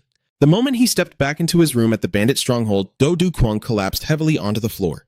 Gasping for air, he weakly choked out Fang Tian's name, but no one answered. Crimson blood spilled from his lips as a chilling, ominous message materialized right before his eyes. But this nightmare was far from over. Right in the heart of the imposing Greenwood stronghold, Du Kwang was desperately trying to enjoy a fleeting moment of peace over a lavish banquet. His mind drifted back to warm, cozy family dinners, where the sound of shared laughter was the sweetest treat of all. But snapping back to reality, he couldn't help but cringe. Here he was, stuck at the same table as these savage forest bandits. It was technically a meal, but the vibes were totally off, trading a wholesome family dinner for a chaotic bandit feast. Suddenly, the bandit king let out a booming roar, officially kicking off the absolute chaos of the feast. His ruthless subordinates dove into the food like absolute maniacs, tearing and fighting over the scraps like a pack of starving beasts. Shoving giant chunks of meat down their throats, the brutes roared in unison. It's poison-free! Then, they immediately cupped their hands in exaggerated reverence, chanting, Long live His Majesty! May you be blessed with endless fortune. Watching this utterly ridiculous circus, Du Kwang could only clench his fists tight, silently begging the heavens for these obnoxious thugs to just vanish from his sight. Seriously? It's just dinner, and they're acting like a hardcore health and safety inspection team. It had been exactly 7 days since Du Kwang was cured of the poison and left to recover in this godforsaken place, but his life certainly hadn't gotten any easier. Right in the middle of dinner, the Bandit King was casually bragging about his most gruesome massacres. Yeah, I ripped his guts right out. The grotesque detail made Du Kwang so sick to his stomach he couldn't even swallow the food in his mouth. Right as the tension peaked, the old bandit chief suddenly dropped his voice. I have a situation to report. Fang Tian shot him an icy glare. What is it now? The old man quickly explained that his patrol squad had spotted a lone wolf prowling the grounds. He then went on to describe a truly stomach-turning scene. That very wolf was casually gnawing on the rotting corpses of the Black Dragon Syndicate, bodies that had been washed up by the heavy storm 3 days ago. Hearing about wild beasts and rotting corpses right in the middle of dinner, cold sweat poured down Du Kwang's face. He felt like he was going to hurl. Meanwhile, Ton Nuoklan just shrugged casually. Why don't we just slaughter those damn wolves and be done with it? To make matters worse, Fang Tian chimed in with an equally horrifying idea. Turning them into our next meal doesn't sound like a bad idea either. Unable to stomach another second of this psychotic conversation, Du Kwang slammed his hand onto the table, forcing everyone to change the subject right that instant. What is wrong with these people? It's supposed to be a normal dinner, not a primetime horror movie. Noticing Du Kwang's total lack of appetite for the lavish spread, Fang Tian leaned in, looking genuinely worried. Is the food not to your liking, my lord? Du Kwang offered a polite smile, making up an excuse about having eaten too much that morning and just wanting something light. Deep down, his heart was full of gratitude for Wasan, the man who had saved his life. Turning to Fang Tian, he firmly stated his intention to visit the divine doctor soon to thank him in person. That single sentence made the Bandit King panic so hard that all the color instantly drained from his face. Stuttering, he desperately tried to cover it up, claiming that treating the cult master was already the greatest honor of Wasan's entire life. But inside, he was absolutely terrified that his dark secrets would be exposed if those two ever crossed paths. Gritting his teeth, he shot Nuoklan a deadly glare, warning her to keep her mouth totally shut. Just hearing the words, meet in person, was enough to make the entire bandit crew break out in a collective cold sweat. In his sheer panic, the Bandit King suddenly started mumbling nonsense about Wasan actually being a wicked villain, before randomly delivering a blistering slap right across his own subordinate's face. Watching this bizarre freakout, Fang Tian just sipped his drink and deadpanned. He must have eaten something spoiled. Man's completely lost his mind. He casually suggested letting the old man get beaten to a pulp to knock some sense back into him, then coldly stood by with Du Kwang to watch the absurd violence unfold. Through it all, Du Kwang calmly sipped his tea, silently praying that Wasan was still safe and sound. Meanwhile, from a distant wooden cabin, a blood-curdling scream suddenly tore through the dead of night. Inside the damp, pitch-black room, the divine Dr. Wasan was bound tightly to a chair, beaten and tortured to the brink of death. The Greenwood faction leaders barked viciously, demanding the old man drop his stubborn act and hand over the antidote to save their own miserable skins. But despite a full week of hellish torment, Wasan remained unyielding, fiercely declaring that he would rather die than break his sacred oath of healing. Tears of bitter betrayal stung his eyes as he realized that the very people he once saved had turned into the monsters torturing him. He cursed the shadowy mastermind who orchestrated this whole nightmare, driving him into this dead end, pushed to the absolute edge, yet he still refused to fold. Boom! A deafening crash echoed as the heavy door was kicked entirely off its hinges. A wild-haired youth strode in, radiating an overwhelmingly terrifying aura. Sweeping an icy glare across the room, he barked, "Which one of you is the real Wasan?" The sudden arrival of an opponent whose immense power couldn't even be measured sent the bandit leaders into absolute shock. They instantly knew this kid was an absolute martial arts monster. When Wasan quietly confirmed his identity, the youth smirked, recognizing the familiar old herb gatherer. Without wasting a breath, he demanded to know the current condition of the young master. The moment this guy walked in, his menacing haki was so heavy that everyone in the room just wanted to quit their jobs and go home. "He has been saved." The simple declaration echoed through the gloomy room as Wasan sat there, still heavily bound to the chair. The green-haired youth shot him a freezing glare and demanded, "What was the illness?" A Greenwood bandit, trembling like a leaf, stammered out, They call it the Crimson Hellfire Poison. It's an insanely rare toxin. In this entire world, only 3 places can craft it. The Tang clan of Sichuan, the Poison Tribe, and the Floral Visage Valley." The green-haired youth fell silent, his eyes darkening. He instantly realized this assassination attempt on the young master was no simple matter, and a high-ranking traitor within the demonic cult had definitely pulled the strings on this one. He let out an exasperated sigh. "Don't tell me I have to massacre all of them just to clean up this mess?" His casual words made the surrounding bandits turn deathly pale, paralyzed by the sheer terror that this psycho might actually wipe out all 3 legendary poison factions. The green-haired youth looked down at Wasan and tossed him a rare compliment. "You did well, old man. The young master is not allowed to die." Even as the divine doctor stubbornly roared back, "I told you, I never agreed to treat him." The youth merely flashed a mysterious, arrogant smirk before silently vanishing into the night. Meanwhile, over in another corner, the bandit king was throwing his head back, laughing maniacally, absolutely thrilled that the stubborn doctor had finally broken his precious vow to save someone. But his brief moment of joy was violently shattered when his underlings ran in panicking. "Boss, more intruders have breached the gates!" Just outside the fortress, a massive, intimidating group had just arrived. Leading the pack were the Poison Bamboo Lord and the Heavenly Fragrance Fairy, both radiating sheer arrogance. The fairy gracefully covered her lips, letting out a soft, seductive giggle. "Well, of course, as long as the Divine Doctor is here, what does it matter who came first or last?" Wasan stared at the 20-something heavily armed thugs who had just kicked the door in, his soul drowning in utter depression. He groaned inwardly. If these freaks tracked him all the way out here, whatever disease they had was definitely lethal, and they would torture him 10 times worse than those Greenwood thugs did. He didn't even get a second to breathe before the next batch of nightmarish clients showed up. The grind literally never stops. Wasan's voice turned gravely dark. "Whether I treat them or not doesn't even matter anymore. That boy is destined to die." His mind flashed back to the blood-soaked tragedy 25 years ago, how he helplessly watched someone try to defy their fate, only to meet a horrific end consumed by flames. He locked eyes with the 2 Greenwood lackeys and asked for ultimate confirmation. "Are you absolutely sure your children's condition isn't caused by a martial arts backlash?" Once they staked their lives and honor on it, Wasan coldly declared, "Fine, I will heal them. But this time, the price is going to be astronomical." Having made his choice, his entire aura shifted like a merchant about to drop a heart-stopping price tag. A cruel, vicious glint ignited in Wasan's tired eyes. He stared dead into their souls and laid out his demand. The price for the cure was the life of the young master who had arrived 7 days ago. The sheer audacity of that demand left the 2 Greenwood men totally paralyzed in shock as they desperately tried to beg him. "Divine Doctor, please! We know you're trying to stop the tragedy of 20 years ago from repeating, but how can you save our kids by murdering a boy who holds absolutely no grudge against you?" Realizing the old man's resolve was carved in stone, the 2 thugs clicked their tongues in frustration. Left with no choice, they plotted to pool their money and hire professional assassins to carry out the hit. Getting Wasan's nod of approval, they swore that these assassins possessed absolutely flawless execution skills. These killers operated in such perfect secrecy that victims never even knew they were ambushed, slipping through the shadows like actual demons in the dead of night. True to their word, these phantom-like assassins had already silently encircled the grand estate from the towering treetops. In the martial arts underworld, they were feared under the name, the Ghost Valley Syndicate. "All right, but are you absolutely 100% sure these killers can handle it?" a voice whispered out, thick with doubt.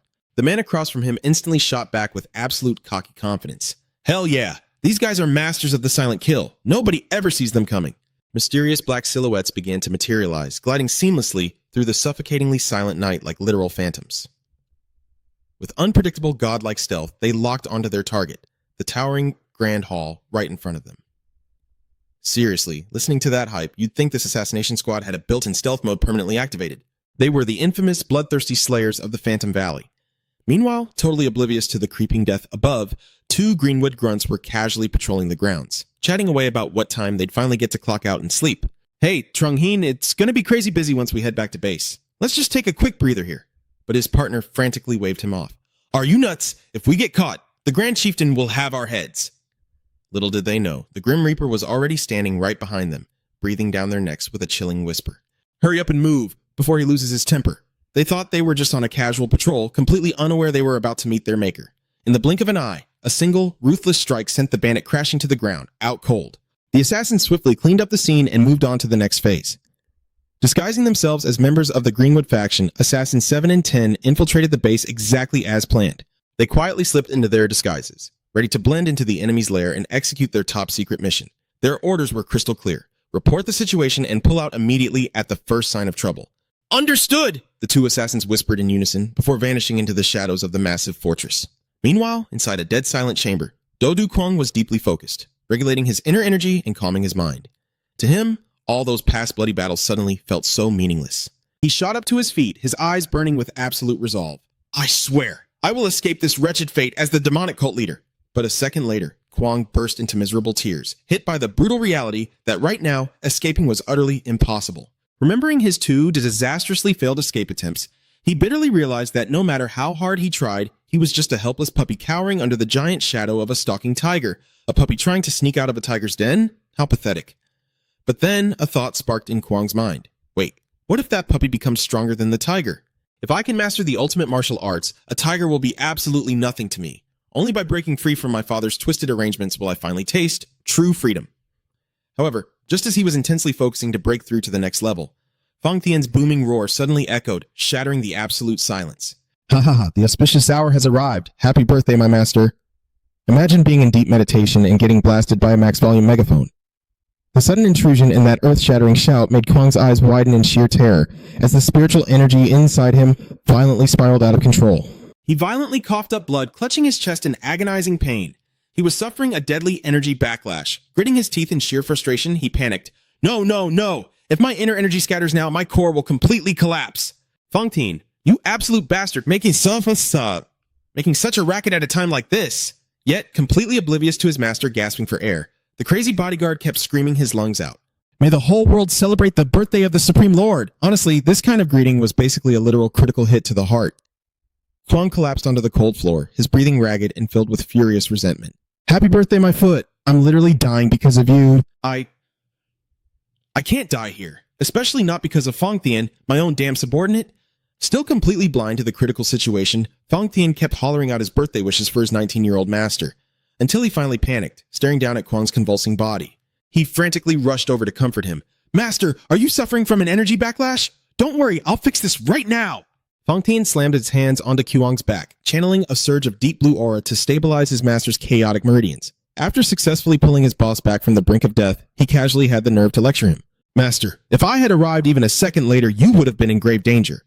Kwang's stomach churned with pure rage. Are you kidding me? Am I really getting lectured by the very idiot who just tried to accidentally assassinate me? To make matters worse, Fang Tian added, when regulating your energy, you really need to be more aware of your surroundings, sir. Kwang was literally shaking with maddening fury at being scolded by his own subordinate. Finally, Fang Tian stood up and cheerfully offered, Happy birthday, master. We've prepared a grand banquet for you outside. Let's go. Kwang walked in dead silence, swallowed by a bitter resentment. He told himself that his near-death experience was entirely because of this damn party. He thought grimly to himself, let's just see if this ridiculous banquet is actually worth the life I almost lost. The moment he stepped into the Great Hall, the Greenwood King and hundreds of disciples immediately dropped to their knees, hands respectfully clasped. They chanted at the top of their lungs. 1,000 years, 1,000 years, 1,000,000 years, 10,000 years, 10,000, 10,000 years. Man, almost dying and still having to step out and take the spotlight. Rough. Their roaring voices shook the very mountains and forest. Happy birthday to the Supreme Lord! Witnessing this unexpectedly epic scene, Kwang could only let out a stunned, "Oh!" of pure amazement. Seeing his young master standing there totally dazed by the deafening cheers, Fang Tian leaned in closely from behind and whispered, Master, wishing you eternal life and boundless youth. The cheer was so powerful, but our main guy could only think, wait, what? Eternal life? Yeah, that would actually be nice. Du Kwang pondered silently, but he quickly realized there was something far more thrilling to address right now.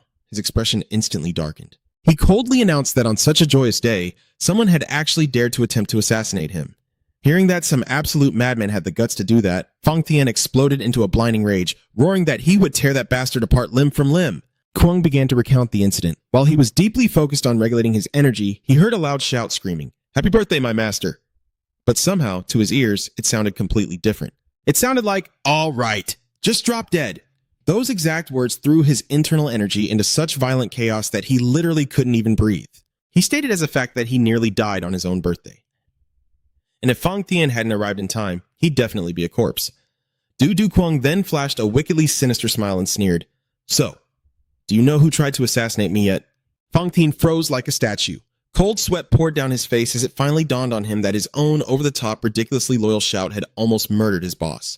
Du Kwang gritted his teeth, smashing his hand onto his throne so hard it shattered into pieces, and roared with boiling fury. "Is this really the best you can do on my birthday?" He glared daggers at his trembling subordinate, definitively declaring that today's party was over, and ordering Fang Tian to report to his quarters tomorrow to settle this debt. Bro practically gave his master a heart attack and just stood there bluffing, brain utterly failing to load. Meanwhile, the Phantom Valley assassins hiding in the crowd were completely blown away by the sheer arrogance of their assassination target. They secretly assessed that Du Kwang was a genuine genius, capable of forcing the entire Greenwood faction to its knees while casually throwing insults.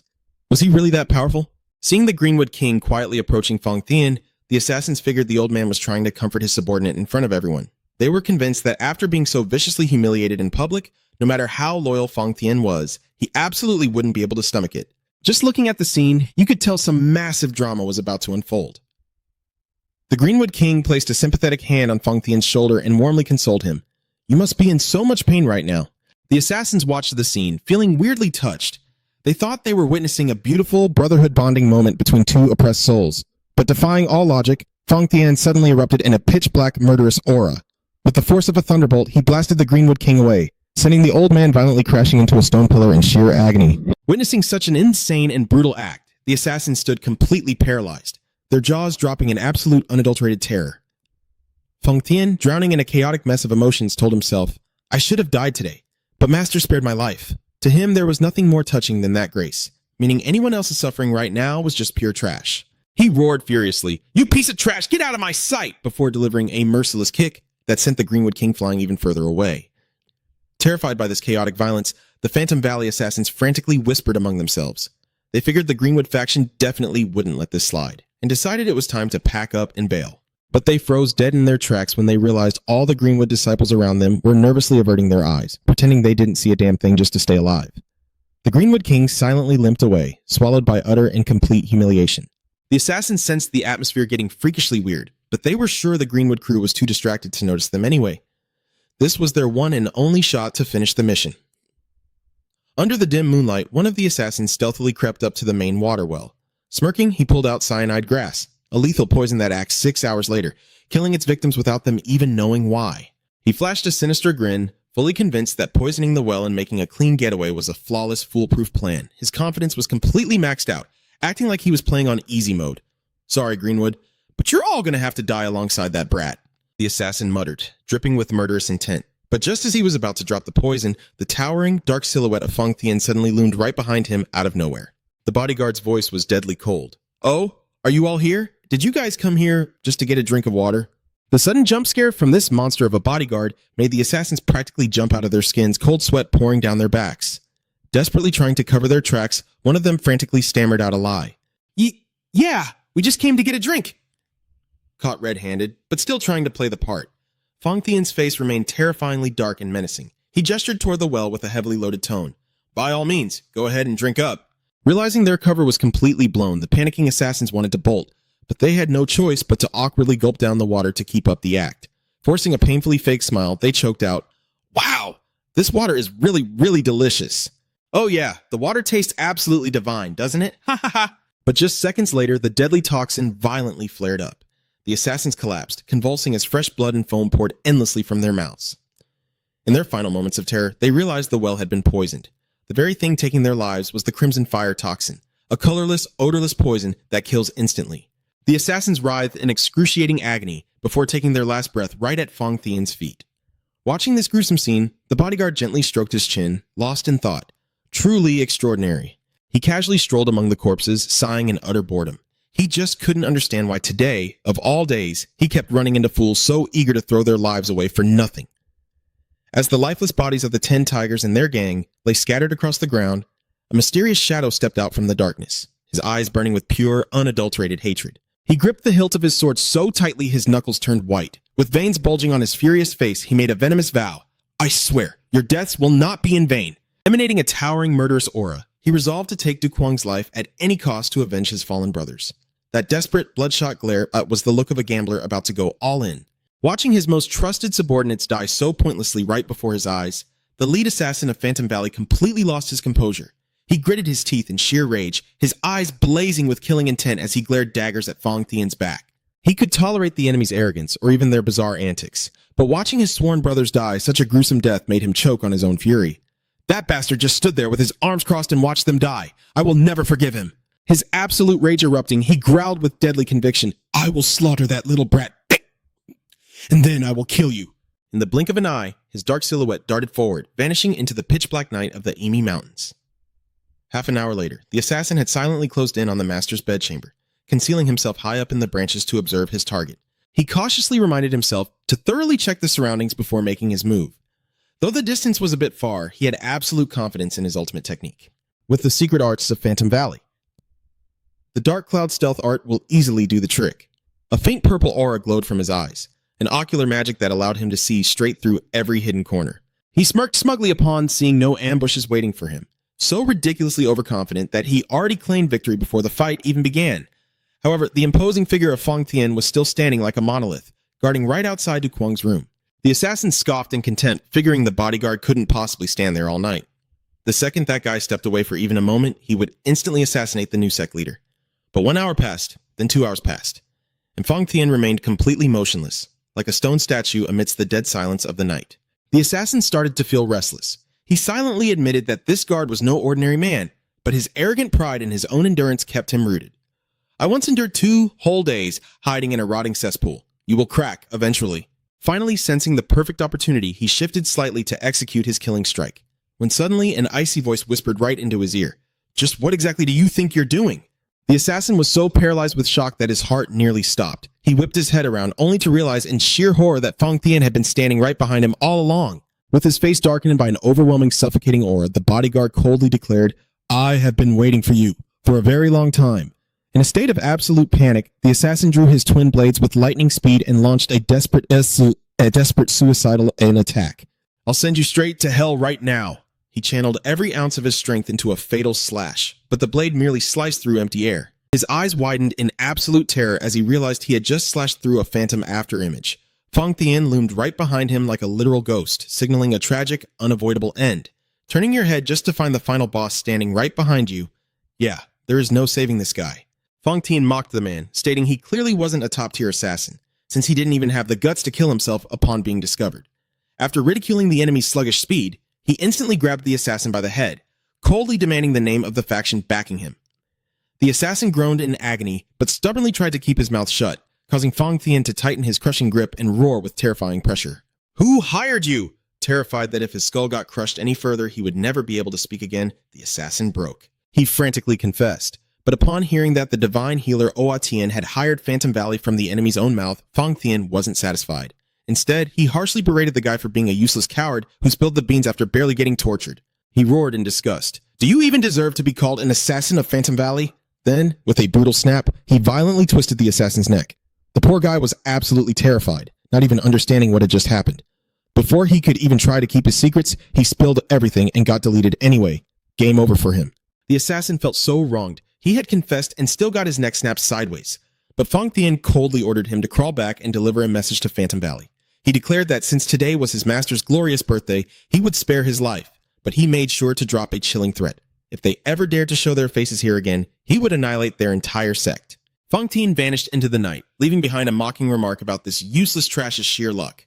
The assassin just collapsed to the ground in total despair. He wept bitterly, not only because he couldn't avenge his comrades, but also because he was furiously cursing the bodyguard for walking off without even bothering to snap his neck back into place. At least fix my damn neck before you leave, you absolute bastard! The next morning at the main headquarters, Do Kwang woke up bursting with anticipation about the mysterious arrangement his late father had left behind. He muttered to himself, desperately wanting to know what exactly it was. Right at that moment, Fong Thien walked in to check on his master's rest. He was met with a highly satisfied response, praising him for arriving right on time. Even after lamenting his fate the night before, the guy still had to wake up and grind his revenge-focused KPI. Fong Thien bowed deeply in earnest apology. Please forgive my carelessness yesterday, master. I allowed you to be placed in danger. Du Kyung gently waved his hand, brushing it off. It is in the past. Just sit down. Once seated, the bodyguard proceeded to report a matter of grave importance. My lord, there is one more thing. 3 assassins dispatched by the divine healer Oa Tien managed to infiltrate the Greenwood base. He recounted that because yesterday was the new sect leader's birthday, he actually spared one of them. The other 2, however, tried to drink from the poisoned well. Even though he gave them clear warning signals, the idiots just tilted their heads in confusion. So, he had no choice but to let them dig their own graves. Du Shuang frowned, piecing it together. So, you basically just stood there and let them die. Fong Thien openly admitted it, noting that the divine healer was going to be absolutely heartbroken over this. Du Kwang fell silent, feeling a tiny twinge of guilt, considering the divine healer had worked so tirelessly to brew the antidote that saved his life. He praised his bodyguard for doing a good job by at least sparing one assassin, before swiftly pivoting to the most important topic at hand. Now, let's get down to business. Tell me everything about my father's arrangement. Fong Thien immediately obeyed, pulling out a mysterious red scroll, shifting gears from pure drama straight into the main quest as fast as flipping a TV channel. Rolling out the map in front of his master, Fong Thien sincerely apologized for keeping this secret hidden for so long. He revealed that it was the dying wish of the Esra heavenly demon.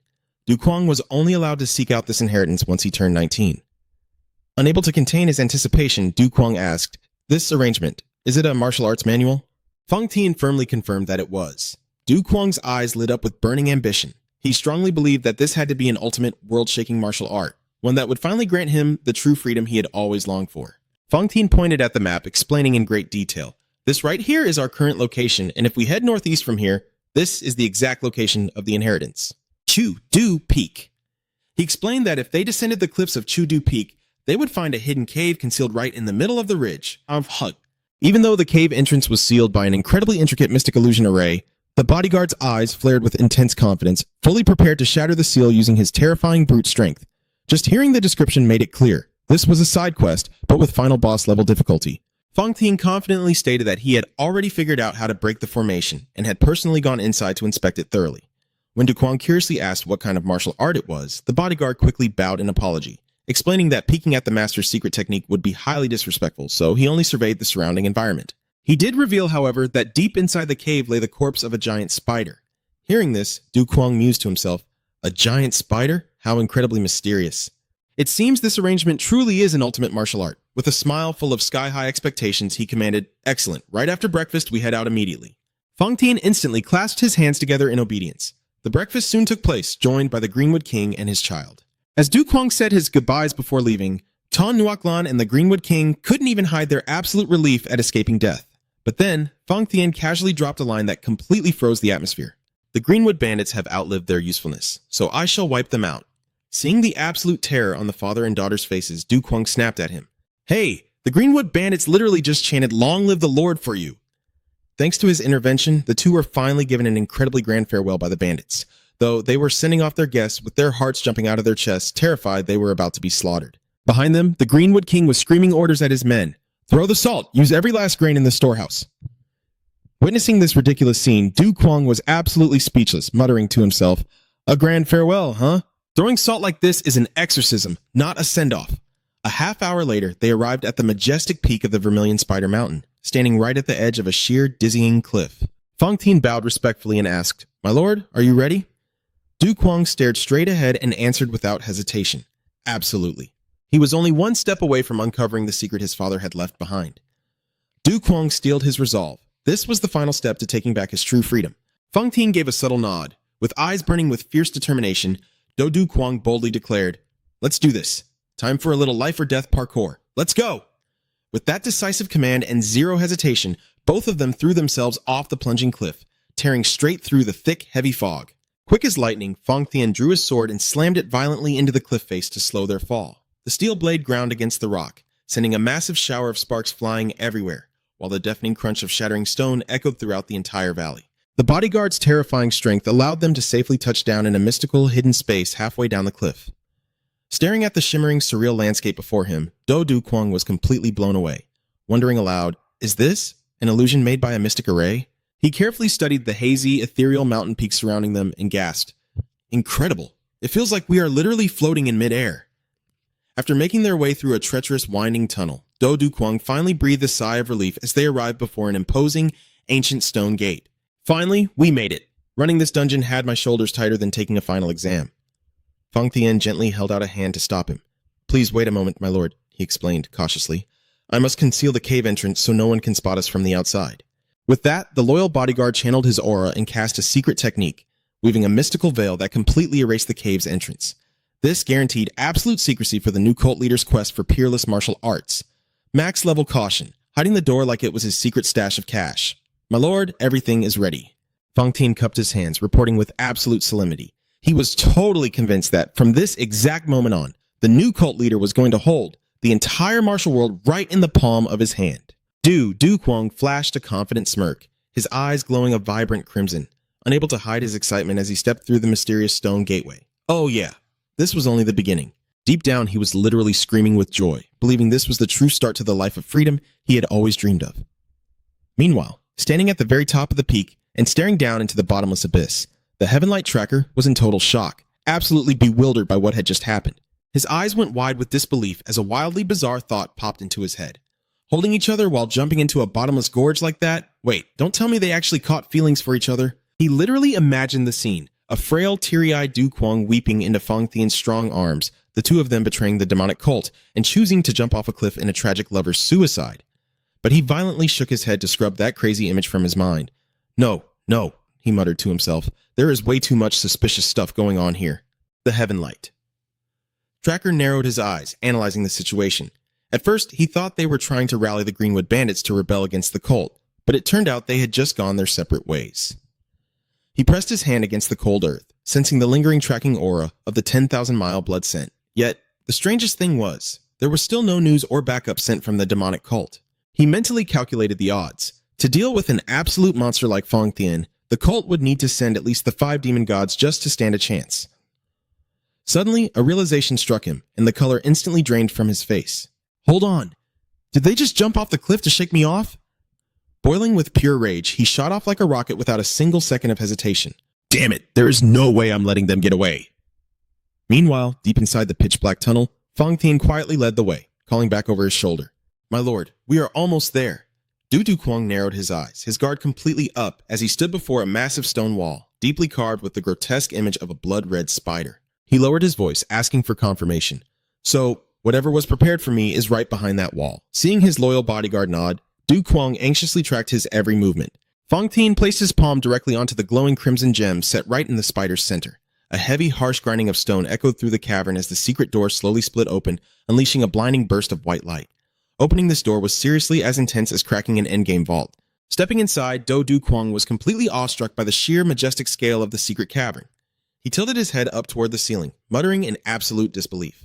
That is one massive spider. Right above them hung a colossal, upside-down spider statue, glowing with terrifying, blood-red runic patterns. Suddenly, a booming voice echoed throughout the entire chamber, making Du Kwang instantly jump on the defensive. Greetings, Fated One! Oh, that is Southie. Welcome. He squinted, glancing around as a silent question crossed his mind. An old geezer's voice? The intro wasn't even finished yet, but the final boss vibes were already radiating off the charts. Even without seeing the speaker, Du Kwang kept up his polite facade. He bowed his head respectfully and declared in a loud, clear voice, Du Kwang pays his absolute respects. Seeing his lord taking it way too seriously, Fong Tian quickly jumped in, explaining that this was literally just an ancient voice recording, so there was zero need to reply. Du Kwang gave a slight nod. Ah, so that's how it is? The echoing voice carried on, introducing himself as the Vermilion Spider Mystic, an exalted master who had spent his entire life despising demonic heretics, walking only the righteous path. Hearing the demonic cult being completely trashed, Fong Tian flew into an absolute rage, roaring furiously, "Shut your damn mouth!" Watching his powerhouse subordinate screaming like a maniac at a literal audio log, Du Kuang's sweat dropped, grumbling internally. Didn't you literally just tell me there was no need to reply? Serious doubts began creeping into Du Kuang's mind. He turned to his bodyguard and asked, Fong Tien, Righteous Path Martial Arts? Was this seriously set up by my father? Fong Tien gave a rock-solid nod, insisting that raw, undeniable power was the only thing that mattered. The Lord didn't need to waste time on some old ghost's self-righteous preaching. Meanwhile, the old man's voice was busy hyping itself up, boldly bragging that the Vermilion Spider Mystic Arts was the absolute strongest technique in the world, a technique that took him a grueling 50 years to fully master. Hearing that, Du Kuang nearly tripped over his own feet. He exploded with pure outrage. 50 years? I'll be 70 freaking years old by the time I master this. Is this a total scam? But the very next second, the old geezer completely flipped the script, revealing he had actually figured out a way to master it in just 10 days. He even had the nerve to drop a sarcastic jab, mocking anyone dumb enough to grind for 50 straight years like he did. Feeling totally trolled, Du Kuang gnashed his teeth and yelled, Make up your damn mind, you crazy old man. A 50-year quest just got nerfed to 10 days? What kind of troll dev made this game? Fong Tien frantically tried to calm his lord down, reminding him yet again that it was literally just a lifeless voice from the past, completely not worth the blood pressure spike. Still grumbling, Du Kuang swallowed his rage, silently waiting to see what happened next. The mysterious voice explained that to master the Vermilion Spider Mystic Arts, the absolute first requirement was consuming the inner core elixir of the 10,000-year Vermilion Spider. Following the voice's guidance, Du Kuang looked down at an ancient stone slab. There, precious glowing drops of essence were slowly dripping from the massive spider's corpse, pulling together into a milky white liquid. The old man then revealed another god-tier effect of this elixir. The moment you drank it, your body would instantly reach the legendary realm of absolute poison immunity, making you completely immune to every single toxin in existence. The recording echoed with an urgent, pushing tone. It demanded the fated one drink every last drop of the core elixir before the martial arts transfer could begin. A max-level poison resistance buff, a total immunity meta build. Definitely a 5-star drop. Fong Tien beamed with pride, enthusiastically congratulating his lord for officially unlocking absolute poison immunity. Du Kuang gave a thankful nod, then decisively threw his head back, chugging down the entire cup of the priceless essence. The Vermilion Spider Mystic's voice echoed one more time, casually mentioning that the elixir would take exactly half an hour to kick in. But, of course, the old geezer couldn't forget to leave behind one last, chillingly gentle warning, because it only took 10 days to master. The body was going to experience just a tiny bit of excruciating pain. Just as Du Kuang was blankly wondering how much just a little bit actually meant, a horrific wave of agony suddenly struck him.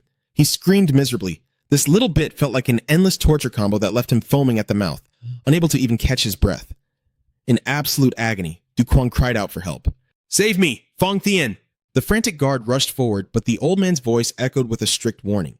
He commanded him absolutely not to use inner energy to resist the pain. Otherwise, his energy core would shatter, and all their hard work would wash right down the drain. Fong Tien had no choice but to use his iron grip to lock his master's body in place, helping him endure the physical torment. Du Kuang's heart-wrenching screams continued to echo throughout the pitch-black cave. If he had an HP bar right now, it would definitely be down to 1%. Du Kuang bitterly asked himself why that old geezer's just a little bit was this unimaginably brutal. 4 long hours passed in pure torment. When Fong Tien anxiously asked how he was, Du Kuang could only snap back in exhaustion. Do I look like I am okay? But right after that, he was absolutely stunned to see a pure white aura surging from his own hands. Du Kuang's entire body radiated a majestic, glowing aura, signaling a complete rebirth of his power. The voice of the Phantom Spider Sage echoed once more, praising the sheer willpower of his fated one.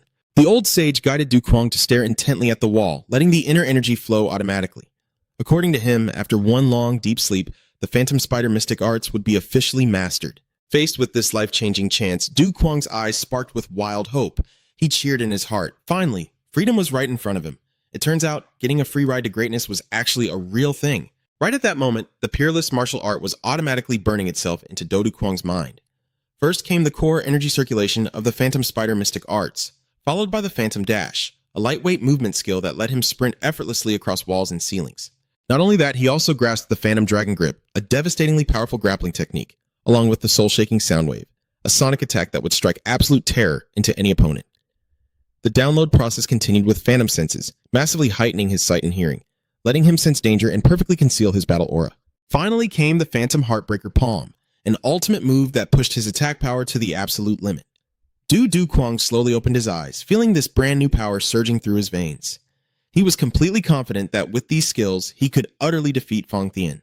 Right on cue, the loyal guard stepped forward, respectfully congratulating his master on his grand achievement after such a long period of bitter training.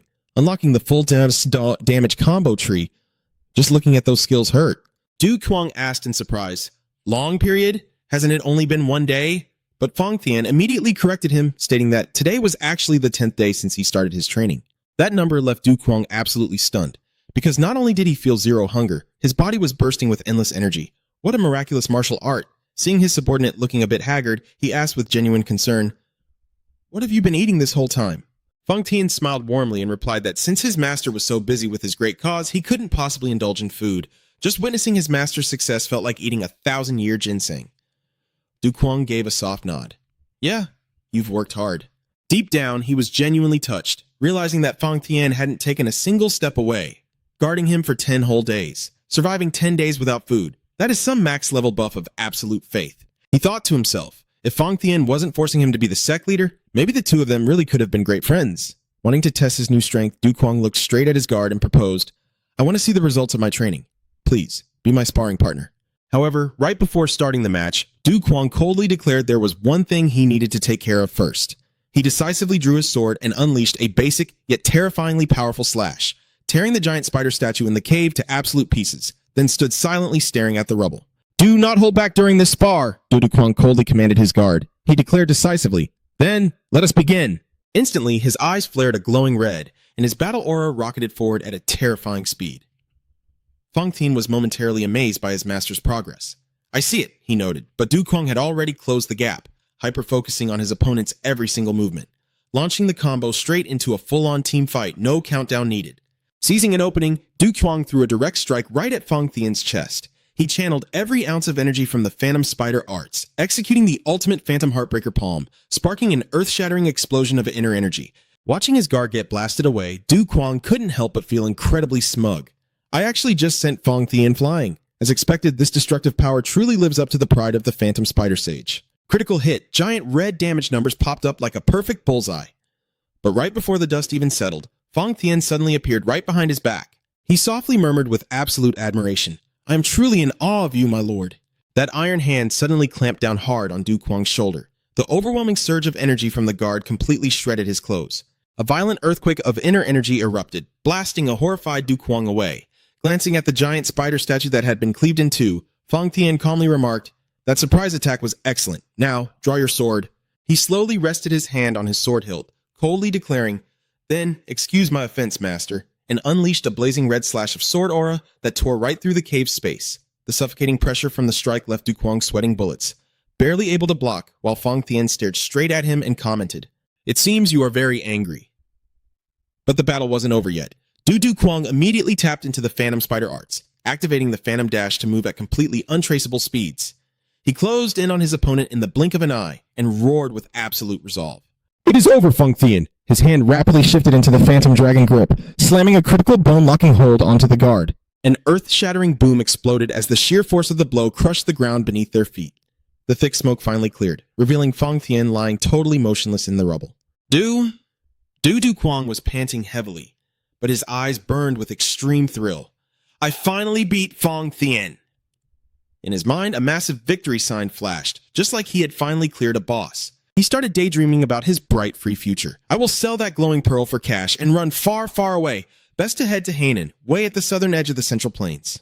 He quietly walked away, tightly gripping the precious jewel in his hand while mapping out a peaceful, normal life. "I will find a regular job, marry a totally normal woman, and build a quiet family."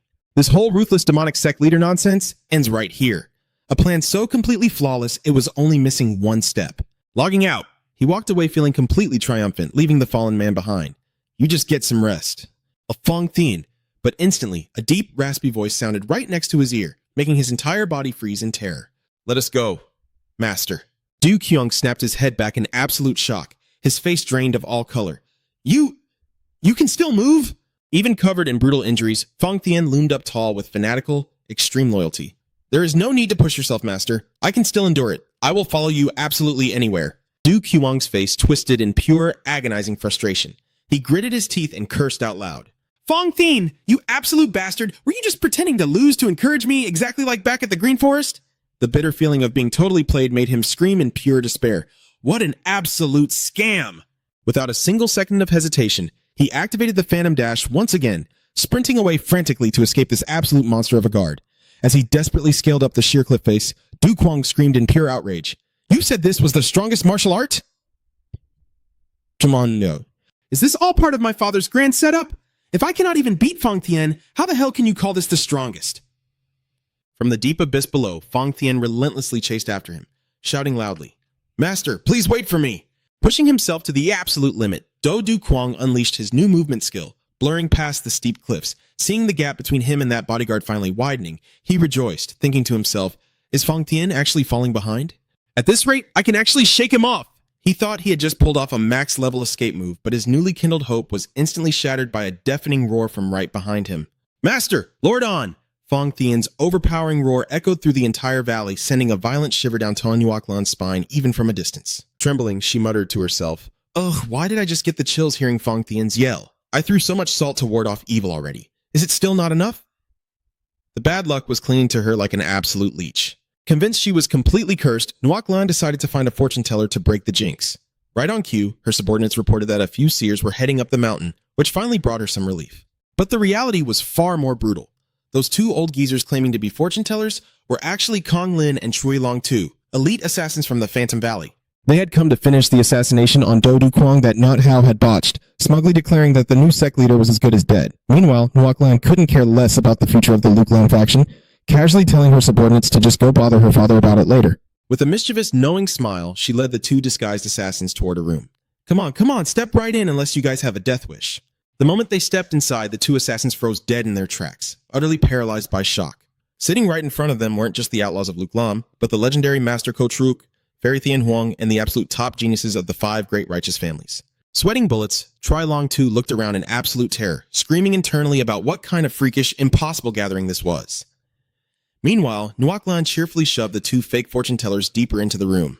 She didn't miss the chance to drop a playfully sinister threat. Hurry up, get in. If you refuse to read their fortunes, you might just lose your heads. So go on, do your magic. The second they stepped foot inside, Kong Lin and Chui Long Tu of the Phantom Valley went wide-eyed with sheer horror, cold sweat dripping down their faces as they stared at this monstrously bizarre gathering. It wasn't just the Luklam outlaws. Master Chao Truk, Fairy Thian Huang, and the elite representatives of the 5 righteous families were sitting right there, staring back at them. They were having a full-blown internal panic attack, wondering what kind of insane, twisted situation they had just walked into. Nuaklan, however, casually gestured to them. Come on, take a seat. Make yourselves at home. Seeing how incredibly tense the bald fortune teller was, she casually reached out, patted his bare head, and mockingly reassured him that the Luklam outlaws wouldn't kill a seer out of fear of bad luck. So, just relax, don't sweat it, she chirped. This overly friendly gesture left the ruthless assassin completely frozen in pure terror. His partner in crime wasn't doing any better. He forced himself to sit still, aggressively stuffing his face with food while frantically reminding himself over and over not to start any trouble. But of course, Nuaklan immediately shifted her overwhelming hospitality to him. She practically grabbed his head and forcefully demanded that he loosen up and relax his body too. Deep down, the two elite assassins were grinding their teeth in absolute humiliation and rage. They silently swore to themselves that they would soon go on a paid killing spree just to vent their fury. But for now, they frantically reminded each other to stay absolutely grounded so this crazy girl wouldn't blow their cover. This insane situation was forcing them to act harder than literal movie stars. The person Nuaklan actually wanted them to read fortunes for was none other than Then Nao Miu-san, the grand strategist of the Luklam faction. When asked what kind of fortune he wanted read, the assassins secretly braced themselves. Was this legendary strategist going to ask about the ultimate destiny of Luklam? Or perhaps the exact moment to strike and unite the dark factions? However, Miu-san's actual question made them absolutely faceplant. Will I finally find my true love this year? That absurd question almost made the two of them completely forget they were highly trained killers on a hit mission. The assassins were left totally speechless. Utterly baffled by this ridiculously pathetic request. Meanwhile, Nuaklan had already happily skipped over to the table where the righteous faction members were seated. She beamed a radiant smile, brightly greeting them upon seeing they had somehow survived their previous bloody battle with the Black Dragon Gang. Raising her glass, she cheerfully declared, whatever happened and why you're all here, let's save those boring details for later. For now, let's just share a toast. Forced to raise their cups, the proud young masters of the righteous factions had to chant in unison, toasting to the glorious prosperity of the Luklam outlaws. One young swordsman among them couldn't stomach the humiliation. He hung his head in sheer gloom, deeply ashamed that an honorable warrior of the righteous path was forced to dine with a bunch of Luklam bandits. That utterly depressed look didn't slip past Tan Nuaklan for a second. She instantly leaned in and poked fun at him. Hey, what's with that miserable look on your face, huh? Don't tell me. You've actually fallen head over heels for me, and that's why you followed me all the way to our base. The abrupt, bold question made the young swordsman turn beet red as he frantically stammered a defense. Whoa! What on earth are you talking about? Seeing him get all flustered and defensive, Nuaklan pushed her advantage, smugly pointing a finger right in his face with a playful little warning. Oh, look at that face! Getting all worked up, are we? If you like me, just spit it out. No need to be so shy about it. If you don't confess right now but dare to tell me you like me later on, you are so dead! That brutally blunt teasing made the poor swordsman want to dig a hole and bury himself alive. Desperate to shake off the unbearable embarrassment, another member of the righteous group, Mo Dung Van Tien, stepped in to break the incredibly awkward tension. With practiced politeness, he asked Nuaklan about the current whereabouts of the Black Dragon Gang, wondering aloud if the two factions had secretly called a truce. Since those goons hadn't shown their faces recently, Nuaklan casually took a sip of her wine before dropping an absolute bombshell. Truce? What truce? Every single one of them is dead, so seriously, don't even bother looking for them. She said it with a tone as light as if she were discussing the weather, but the reality of her words was monstrously heavy. Seeing Van Tien's utter disbelief, clearly thinking she was just blowing hot air, Nuaklan firmly doubled down, insisting it was the absolute truth. Mo Dung Van Tien narrowed his eyes, his face completely painted with suspicion. He quickly decided to pivot to a much more pressing issue. Those 4 people who were traveling with you earlier, they're still here, aren't they? Who exactly are they? Nuaklan shot him an icy, piercing glare. She revealed that 2 of them were still hanging around the Luklan base, but that scholar kid and the country bumpkin had left a long time ago. She bluntly swore she had no clue what their true identities were either. Seeing Van Tien still throwing her doubtful looks, Nuaklan aggressively snapped, I said what I said, so just believe it! Without skipping a beat, she spun around and slammed her hand hard onto the table, locking her fierce attention straight onto Nyan DMQ sitting nearby. With an intensely interrogating glare, Nuaklan grilled him, demanding to know if he was the one who brought Ngu Tianhui into the Luklam territory. Being called out so directly, Nyan DMQ frantically denied everything, putting on an incredibly innocent face. But Nuaklan wasn't letting him off the hook that easily. She leaned in close, viciously mocking his pathetic acting, and confidently declared that Quan Son had already spilled the entire truth. The old man totally put on a I'm the victim here face, acting his heart out for an Oscar. But then, she dropped the absolute bombshell that Fang Tian had kidnapped the Divine Doctor, which was the exact reason why their whole group had been frantically chasing him all the way to this outlaw base. Tan Nuaklan's lips curled into an incredibly sinister, chilling smile. She immediately activated her psychological manipulation arts, mentally cornering the old man to force him to spit out the actual whereabouts of Fang Tian and Ngu Tianhui. Ngan DMQ instantly recognized this as the soul-bewitching illusion art, a wicked, forbidden technique designed to utterly shatter the target's mind. He thought to himself in a cold sweat that even he would struggle to defend against something like this, meaning whoever she was targeting was completely screwed. Their brain probably totally blue screening right now. But entirely out of nowhere, Tan Nuaklan exploded into an absolute frenzy. She slammed her hand violently onto the table and roared, How dare you mention the name Fang Tian in front of me? This insanely explosive reaction left Ngan DMQ completely stunned, terrifyingly wondering if her pure rage was actually strong enough to shatter the mind control art itself. Nuaklan furiously snapped, aggressively ordering everyone to stop messing around. This place was already giving her a massive headache, so they needed to back off immediately. She pointed a very threatening finger at them, dropping an ice-cold warning. I am absolutely serious. If any of you dare to say Fang Tian's name in my presence again, I will end you. Nuaklan's terrifying hostility made the entire crowd break out in cold sweat. They were all internally screaming, wondering who the heck this Fang Tian guy was to make her trigger so aggressively. But right at the peak of that suffocating tension, a booming roar of Fang Tian ripped straight through the air, immediately followed by an absolute earth-shattering explosion. Blinding clouds of smoke and debris exploded upward as someone literally smashed their way through the solid stone wall. As the dust settled, 2 menacing strangers with faces radiating pure, murderous intent stepped out from the rubble. They furiously roared at the crowd. Luklam, get the hell out of our way! Today we are settling this with him to the bitter end! Like deranged madmen, they aggressively demanded that Fang Tian show his face right that very second. Pushed to the limit by this sheer arrogance, the king of Luklam utterly exploded in rage and roared right back. Fang Tian is already gone! So what the hell are you screaming about? When they furiously accused him of lying, the old boss snapped, aggressively swearing he had absolutely zero reason to spout nonsense. He then bluntly told them to get lost, loudly declaring that even their so-called buddy, the Black Dragon Gang boss, had already packed up and left. The leader gritted his teeth in sheer seething rage. Do you honestly think we're just a bunch of fools or something? We already saw exactly what we needed to see back at Mount Wutai. He solemnly recalled the heartbreaking scene deep in the forest, where he had to stand in dead silence, helplessly watching his comrades perform the final farewell rites. He muttered a gloomy, heavy-hearted apology under his breath. I was actually planning to spare your life, but you just had to go and fiercely court death. Please forgive me for having to bury you right here. Every single word that escaped his lips. It sounded as painfully edgy as a sad midnight rant. With his eyes burning with intense vengeance, he swore that after getting his revenge, he would give his enemy a proper burial, before suddenly letting out a furious, blood-curdling roar. Peering down into the deep, dark pit, the subordinate let out a violently trembling gasp.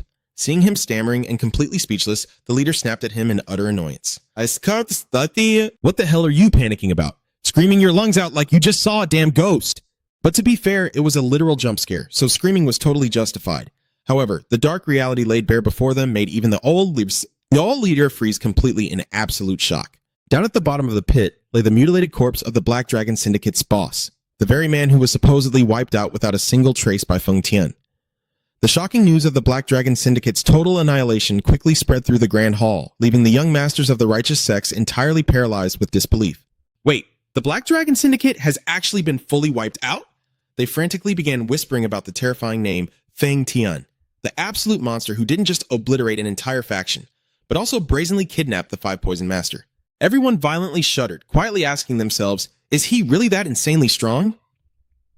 Right amidst the growing panic, someone suddenly realized that Liu Jiang had also quietly slipped away from the Greenwood stronghold completely unnoticed.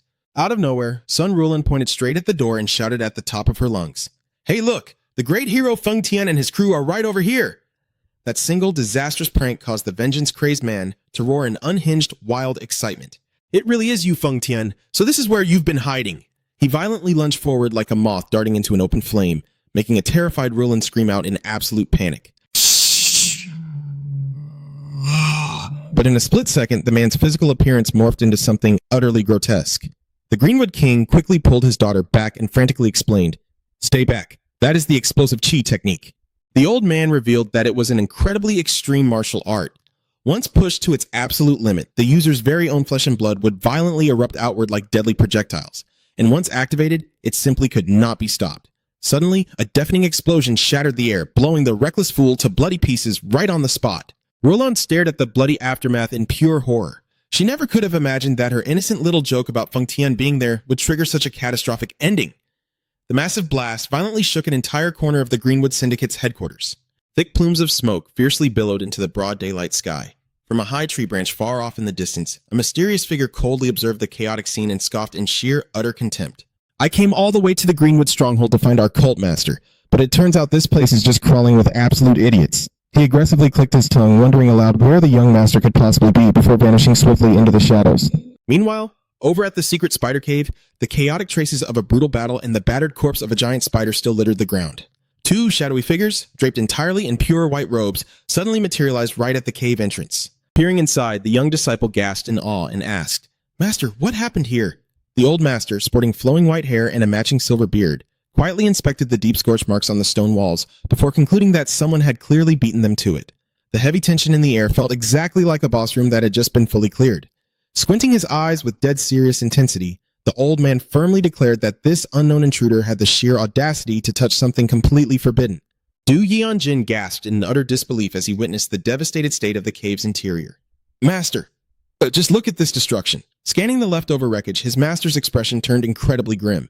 "It looks like someone was definitely here."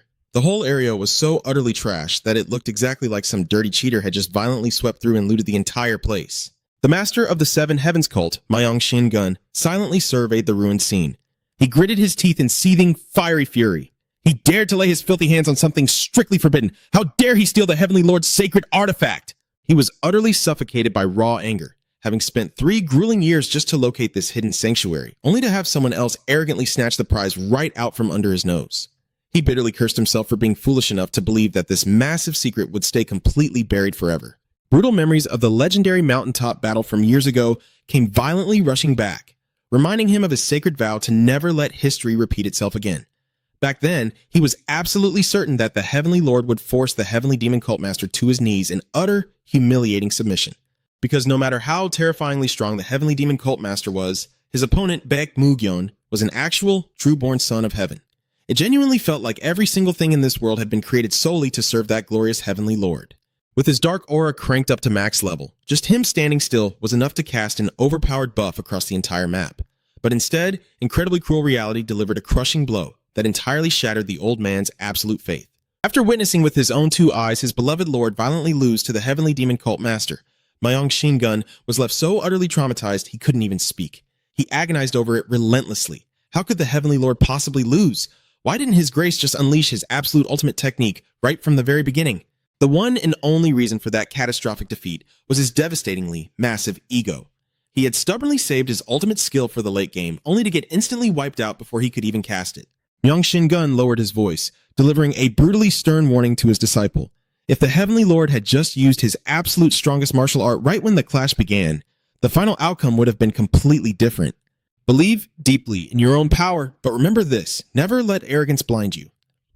His disciple Do Yeonjin respectfully bowed his head and clasped his hands together. This disciple will carve those sacred words into his very heart. Staring intensely at the empty pedestal where the artifact once sat, the old master realized the thieves had even snatched the glowing precious pearls. Given the sheer, terrifying power required to infiltrate this place and violently shatter its magical arrays, he was absolutely positive that the mastermind had to be an elite from some highly renowned sect. Mayong Shingun stroked his beard in deep thought, deducing that only the legendary Phantom Thief or the infamous Ghost King possessed the raw, unmatched skill to bypass the barriers and swipe the treasure. When Do Yeonjin anxiously voiced his suspicions about the Greenwood Syndicate, the old master immediately shut it down, fiercely scoffing that those low-life mountain bandits simply lacked the required finesse to handle the Avatar's remains so surgically. Glaring down at the brutally crushed remains of the giant spider, the old man fiercely declared that they had to take immediate, desperate action to secure their own survival, urgently barking at his disciple to set off and hunt down those thieving bastards. Do Yeonjin respectfully obeyed, and the two of them silently vanished from the hidden cave. Meanwhile, back at the Greenwood Syndicate's mountain fortress, the Greenwood King was leisurely soaking in an atmosphere that he naively believed was perfectly peaceful. However, his loyal subordinate standing nearby looked incredibly skeptical of that painfully blind optimism. The subordinate cautiously suggested that dodging heavy casualties was a pretty bright start, but the Greenwood King quickly reminded him about the heavily demolished manor grounds that desperately needed rebuilding. Hearing the word demolished, the subordinate suddenly began trembling in sheer, unadulterated terror, his mind violently flashing back to the horrific tragedy that nearly wiped out their clan 20 years ago. His PTSD completely maxed out, sending those dark, horrifying memories rushing back like an endless wave of spamcast skills. The atmosphere in the meeting hall instantly plunged into a suffocating, dead silence, making even Sun Rulin visibly shudder at the sight of the subordinate, completely paralyzed by the exact same nightmarish terror from back then. Lowering his voice to a remarkably grave whisper, the Greenwood King revealed that the dark root of all that pure terror was the sudden, devastating appearance of the Heavenly Lord, Baek Mugyeon. Sun Rulon was absolutely stunned to hear the name of the legendary monster who had famously backed the demonic cult into a desperate corner all those years ago. The old syndicate boss cast his mind back, heavily recalling how right here, at this very fortress, the Heavenly Lord had truly forged his terrifying reputation by solo raiding the entire Greenwood headquarters. Even though the Greenwood disciples initially held the strong upper hand with their overwhelmingly massive numbers, the solitary figure standing tall upon that cliff heavily signaled a horrifying turn of events. Hovering right at death's door, the Heavenly Lord had been struck by a highly toxic poisoned arrow and plummeted straight down into the abyssal ravine. Everyone completely assumed that the arrogant brat was entirely dead and gone. But no. He somehow crawled back from the actual depths of hell, dragging himself from the jaws of death to violently inflict utterly catastrophic damage upon the entire Greenwood clan. It was a clutch play of absolute peak proportions, living proof of the golden rule that the main character simply never dies. Thinking about the merciless, cold-blooded aura of the Heavenly Lord from back then, Sun Rulin suddenly shuddered violently as a deeply terrifying coincidence instantly clicked in her mind. Wait a damn minute. The Yu King was also severely poisoned and had to be treated for it. She screamed out in absolute sheer panic, refusing to believe the insane, terrifying theory now spiraling out of control inside her head. Could it really be Ski? Is he actually the Heavenly Lord completely reincarnated? The head strategist, Blue Lightning Mayo-san, was sweating absolute bullets but still desperately tried to calm her down, anxiously insisting that it was way too early to confirm such a wild claim. But that incredibly weak reassurance only threw Rulon into an even deeper, fiery rage. She violently lunged forward, fiercely grabbing him by the collar, and snapped, "What an incredibly useless thing to say!" Seeing his beloved daughter completely losing her mind, the Greenwood King had to bellow out a harsh command, angrily ordering her to let go at once. Sinking deep into heavy thought, the old master slowly realized that between Do Yu Kong and the Heavenly Lord, there was still one glaringly massive difference. He recalled the traumatic past when the Greenwood clan was utterly destroyed by the Azure Execution Squad, an elite army personally led by the Heavenly Lord, reducing everything to a sea of fire. It wasn't until the Heavenly Lord passed away that the Greenwood clan could finally rebuild from the ashes. Through relentless effort, the Greenwood King had rebuilt the faction stronger than ever. But now, he realized, Du Kwang didn't even need an execution squad, because by his side was a monster like Fang Thien. The guy was basically walking around with the final boss. No party needed. He slammed his fist onto the table, roaring in pure frustration at the cruel irony of fate. Damn it! First it was B. Mujian, and now Du Kwang. Why the hell does everyone choose our Greenwood clan as their starting zone? Blinded by rage, he grabbed his subordinate by the face, pinning all the blame entirely on him. Erupting in fury, Ton Nuoklan lunged forward, delivering a vicious slap to Non-DMQ's face and screaming, "Ugh, you traitor!" Right after that, Azure Lightning Mu Sun slammed his hands onto the table, and then the Greenwood King himself let out a furious roar. "Princess, how dare you!" The drama was escalating fast, and everyone had their combat mode flipped on. Just as the tension reached its breaking point, a subordinate suddenly burst through the doors, making Nuoklan jump and snap. "You idiot! You scared the life out of me!" Panting heavily, he reported the news and held out a scroll with glaring text. "The Lord of Demons places a bounty on the Greenwood clan. Terrifying news has broken out. The Azure Execution Squad, the Eastern Vanguard, has been completely wiped out." The entire meeting room froze in dead silence at the revelation that the Eastern Vanguard had been completely erased from existence. The Greenwood King clutched his head in agony, feeling the nightmare of his past returning to haunt him once again. Muson pondered deeply before concluding, "This probably wasn't the work of Du Kwang and Fang Thien. If there's anyone who holds a grudge against us right now," he stated with absolute certainty, "it has to be the Divine Doctor." Muson feared that the miracle healer would soon see right through their web of lies. The Greenwood King let out a heavy, remorseful sigh. "I never should have used that poison." He looked around the desolate room, realizing there was no other way to salvage the situation, and turned to his daughter. "Have you figured out what we should do now?" Nuoklan replied without hesitation.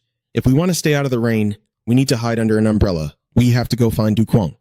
She explained that since both sides had already sworn an alliance, they had plenty of valid excuses to seek him out. Meanwhile, the Greenwood King clenched his fist so tightly that his veins bulged. Seething with indignation, he thought to himself, "I thought I had finally broken free from them. And now I'm the one who has to go begging?" His mood hit rock bottom, exactly like trying to quit a game only to get dragged right back into the ranked grind. He roared, "Damn it!" and smashed his grand wooden desk to pieces before storming off in a furious sulk. Gon Dim-Q asked in bewilderment, "My lady? Where's the clan leader going?" Nuoklan told her to get up, then explained the hidden message behind her father's tantrum. What he really means is, "Screw this. There's nothing else we can do now. Let's go. It's time to find Du Kwang."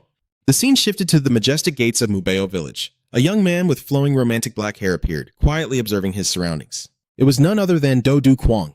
He looked up at the village signplate, silently translating its meaning. Mubeo village. The innocent village. Innocent.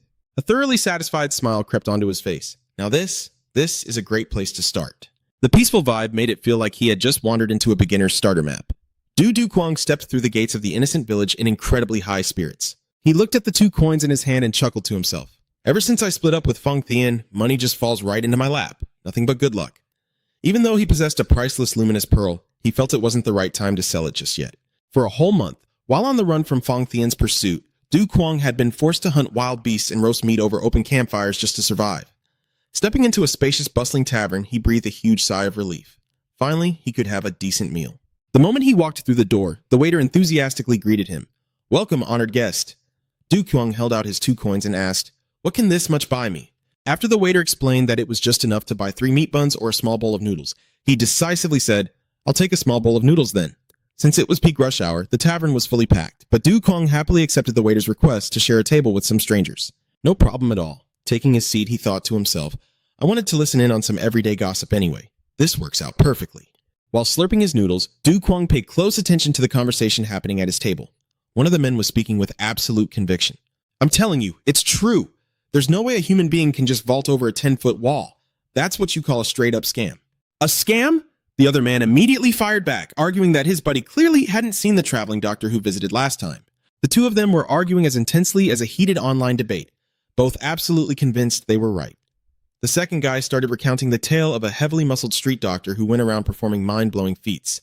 According to the story, this street doctor pulled out a wicked-looking sword and suddenly started stabbing himself wildly, leaving the crowd in absolute shock. But the craziest part was that the sword shattered into pieces after striking his neck, his heart, and all over his body, without leaving a single scratch. It sounded exactly like someone spamming an invincibility skill with maxed out armor, completely overpowered. Hearing this secondhand account, Du Kwang made a mental note. The indestructible diamond body, huh? He must be a top-tier master on the same level as Fong Thien. The storyteller then continued his captivating tale. But wait, here's the real kicker. The man with the wiry beard excitedly went on to describe a 9-year-old kid who tried to copy the doctor by stabbing himself.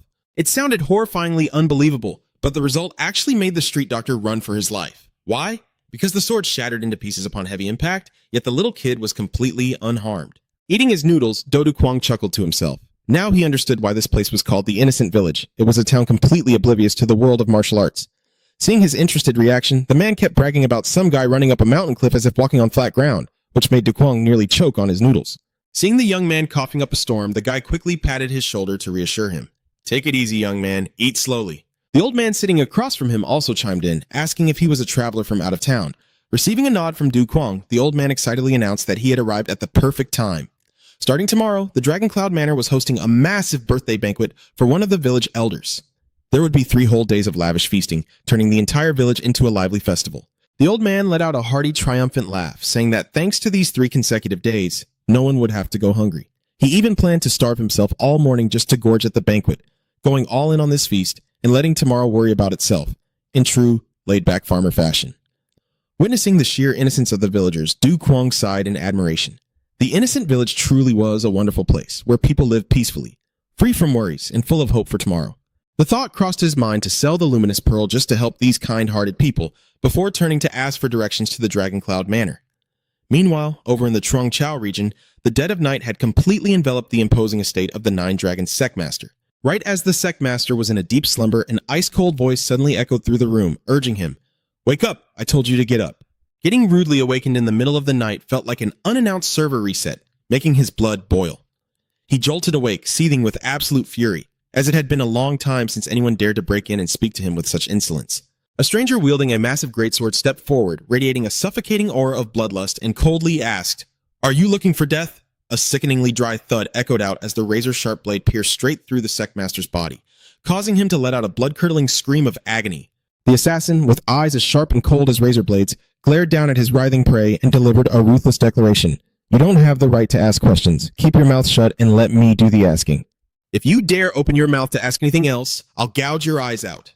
Amidst excruciating pain, the 9 Dragon Sectmaster frantically calculated his enemies. The only ones in this star province who had the guts to target him had to be the Light City Sectmaster or the Crescent Moon Gang boss. He suspected the culprit was the Crescent Sect leader, the very man he'd been clashing with recently, who kept sending assassins to harass him.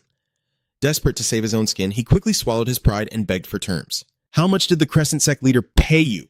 I'll pay you double... No, triple, whatever he gave you." Even with death breathing down his neck, he was still trying to hustle his way out like a desperate scammer. But the lucrative offer only made the stranger's face darken with a threatening aura. He growled, "You dare ask me a question?" Bloodlust erupting, he pressed his steel-like fingers close to the old man's face and coldly spat out, "Did you just ask me a question?" A heart-rending scream echoed through the room as the stranger's fingers ruthlessly dug into the sect leader's eye sockets. Just then, a woman's voice rang out softly, heavy with exhaustion. "My lord, what are you talking about?" The tension snapped like a tightrope, bringing the whole scene to a dead halt. That was So Nyen, the sect leader's most intimate confidant. The stranger glared at her with utter disgust. Without a shred of mercy, he launched a sudden, brutal strike. The girl only had time to let out a cry of pain before collapsing to the floor. He growled in annoyance. Too noisy. Before unleashing a merciless beating that left her completely defenseless. Witnessing his woman being tortured, the 9 Dragon sect leader screamed in agony. "So Nyen," he sobbed, crying her name in utter despair. "You are the meaning of my life." Watching this pathetic display, the stranger sneered in contempt. "Crying over a mere woman? What a pathetic worm. You're not even worth having your eyes gouged out."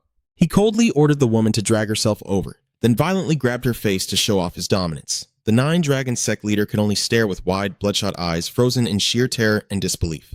The stranger pointed straight at his face and declared with ironclad authority, "The first time I called out, you should have jumped out of bed immediately. If you had done that, you wouldn't have gotten hurt, and this woman wouldn't have suffered either. This is all your fault." Landing a massive guilt trip like an absolute tyrant, the 9 Dragon sect leader howled in sheer frustration. "I was just sleeping." He collapsed to his knees, trembling violently, and slammed his head against the floor in a pathetic display of submission. "It's all my fault. Please, just tell me what to do." Fong Tian glanced slightly toward the door and spoke with freezing calmness. "I suppose having 3 people listen is better than 1. He called out, "Come in." The 9 Dragon sect leader was stunned to see 2 other prominent leaders suddenly appear. Already primed for a groveling apology, It was straight out of a high-stakes dramatic soap opera. He recognized them immediately, the Crescent Sect leader and the Light City Sect master. Both wore expressions of absolute terror. Fang Tian coldly commanded, "Get down!" Under the suffocating pressure of this monstrous guardian, the three most formidable leaders of the region obediently prostrated themselves in a neat row. Fang Tian finally revealed his true purpose. "I summoned you here because I am looking for someone." One of them gathered his courage and dared to ask, "Do you need us to take this person's life?" That question instantly hit a massive nerve. Fang Tian erupted with a bone-chilling murderous intent and roared, "You dare ask?" The man who misspoke burst into terrified tears, begging, "Please, please, my lord, please, spare my eyes!"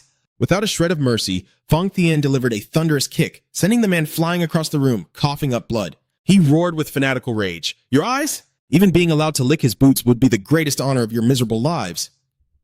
He threatened that if they dared utter another word of nonsense, he would slaughter them all and find replacements. The three leaders kept their heads glued to the floor, chorusing their obedience in absolute terror. Fang Tian coldly told them they should consider themselves incredibly lucky, before revealing that the person they needed to find was none other than his own master. He admitted, his voice dripping with self-reproach, that his movement skills were simply too weak to keep up with his blazing speed.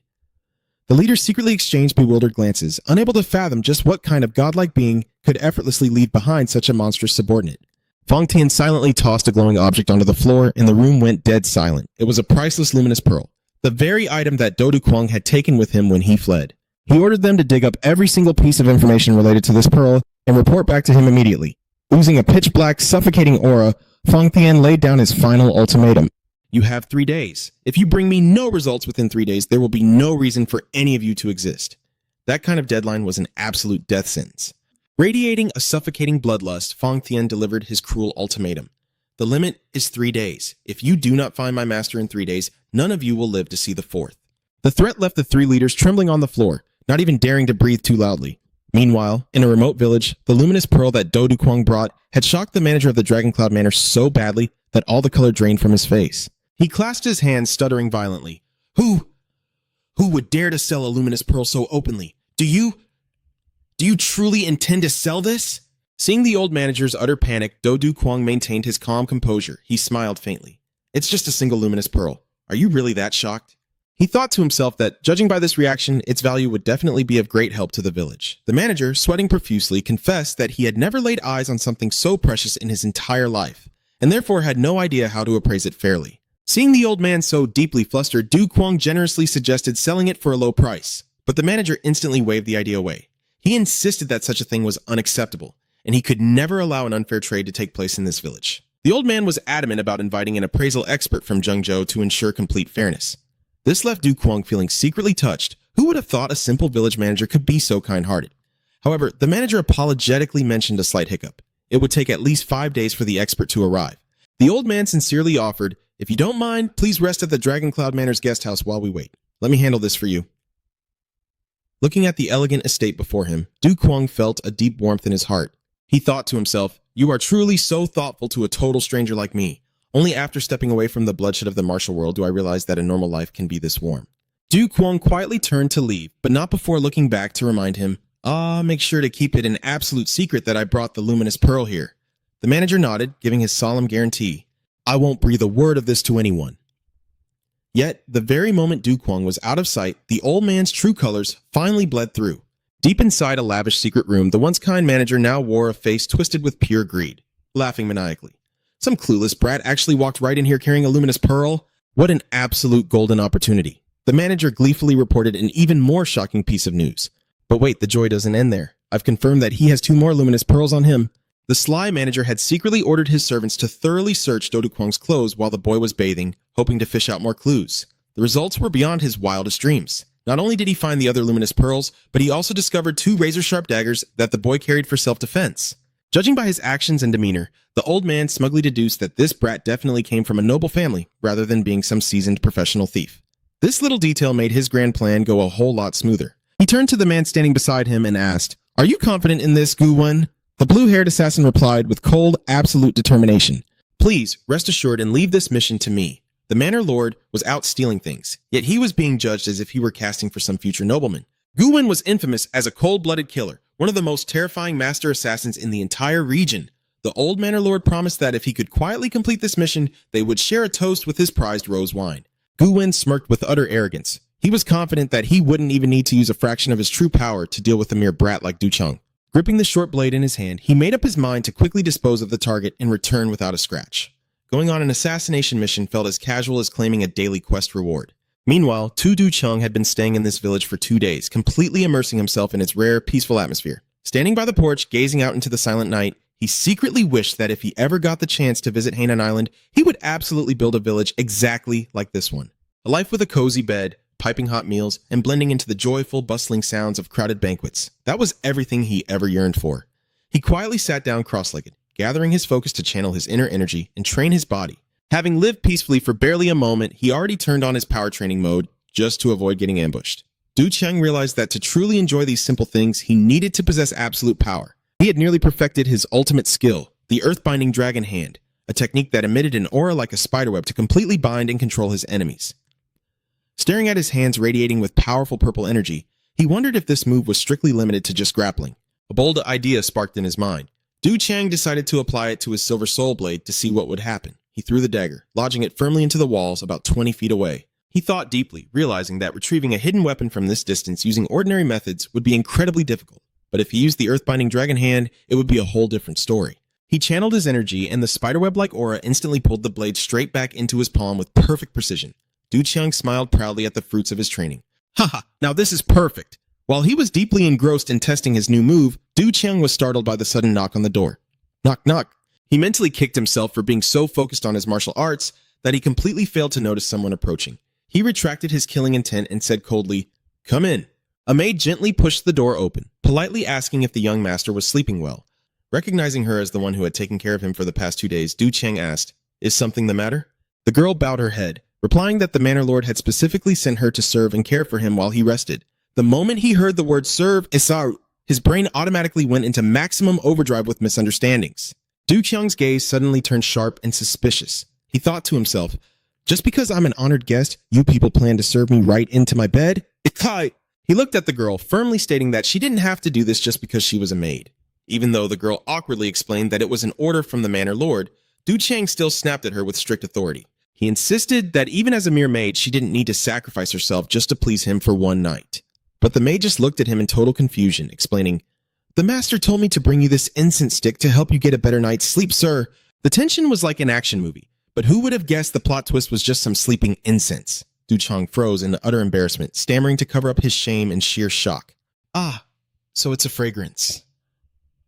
I mean, aromatherapy for sleeping." The maid quietly placed the candle on the table, softly wished him a good night's sleep, and quickly slipped out of the room.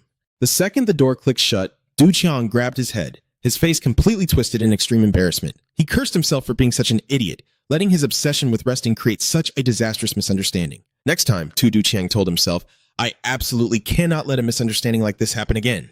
He lit the candle, desperately trying to shake off the awkwardness and regain his focus. Sitting cross-legged in the middle of the silent room, he could feel that this scent was actually incredibly effective at calming his mind. Du Cheng planned to thank the manor lord first thing in the morning for being so thoughtful.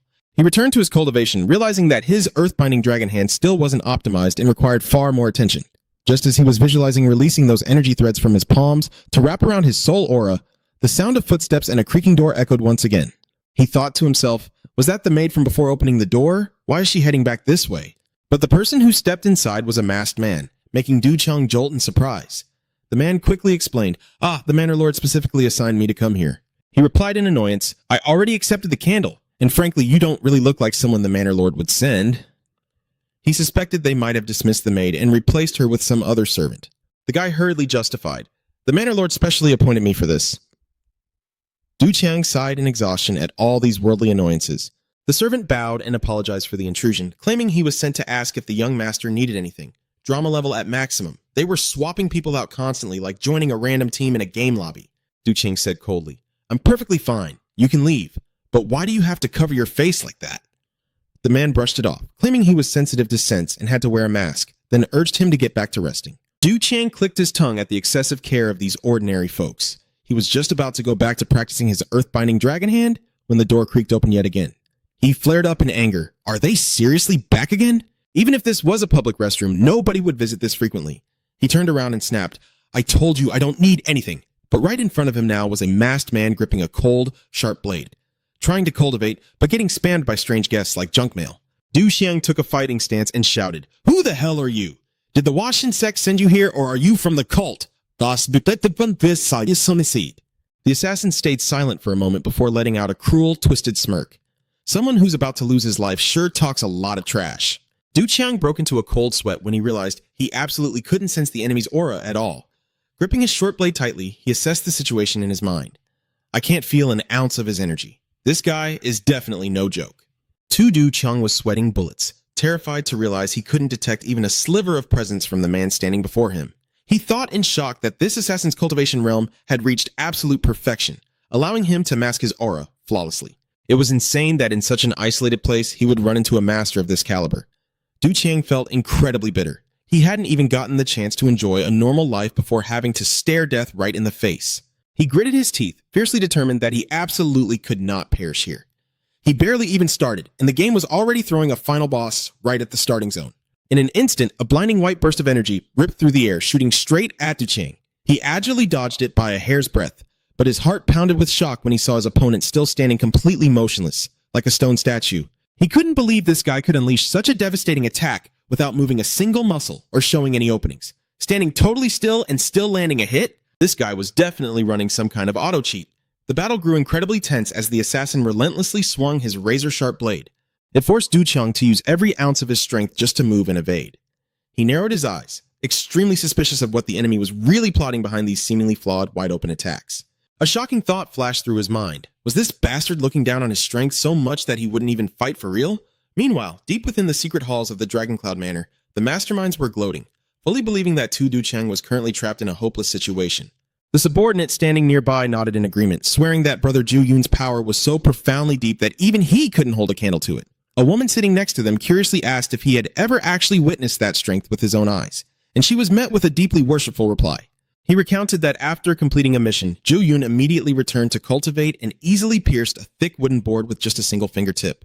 In the guest room, the imposing assassin stood amidst the swirling sword aura, his face dead serious as he faced off against Du Kuang. Zhu Yun was sweating bullets, his face twisted in utter disbelief at the scene unfolding before his eyes. He was absolutely stunned when he received the report that the target had been hit by the deadly sleep herb, yet remained completely unharmed, which was exactly why he had come to check it out himself. He violently grabbed his subordinate by the collar and roared furiously. How could anyone in this world possibly be completely immune to poison? But the reality was even more terrifying. Zhu Yun realized that Du Qiang had suddenly vanished, only to reappear right behind his back out of nowhere. He trembled, gasping in sheer terror. What the hell? Since when were you standing there? Witnessing his opponent freely hovering in midair, he screamed in absolute despair. This is impossible! He thought he was the one hunting, only to realize he was getting completely outplayed across the entire map. He desperately tried to reassure himself that an ordinary human could never fly like that. While Zhu Yun was violently struggling against Du Kuang's phantom-like speed, down in the secret chamber, the old manor lord was still wearing a smug, sinister smile. The old man arrogantly declared that Zhu Yun was a monster beyond all imagination. He excitedly bragged about the assassin's talent, claiming he could snipe a target from 30 feet away, even while completely blindfolded. Absolutely certain of a flawless victory, he barked an order to his underlings. Now, let's bring the red flower wine over to Dragoncloud Manor. The old manor lord happily sipped his drink, his heart bursting with excitement, fully believing that the task entrusted to Zhu Yun was already completely taken care of. However, the reality in the guest room was the exact opposite, as it was actually Du Kuang who stood tall over the assassin's lifeless body. With splattered blood staining his face, he let out a faint, triumphant smirk. I actually did it.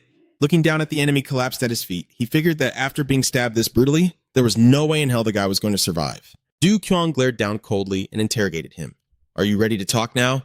Who exactly are you? The assassin could only cough violently, using the very last ounces of his fading strength to gasp out a reply. I can punch straight through a solid wooden board. Introducing his ultimate skill sounded incredibly badass, but the second he actually entered combat, he was forced into early retirement.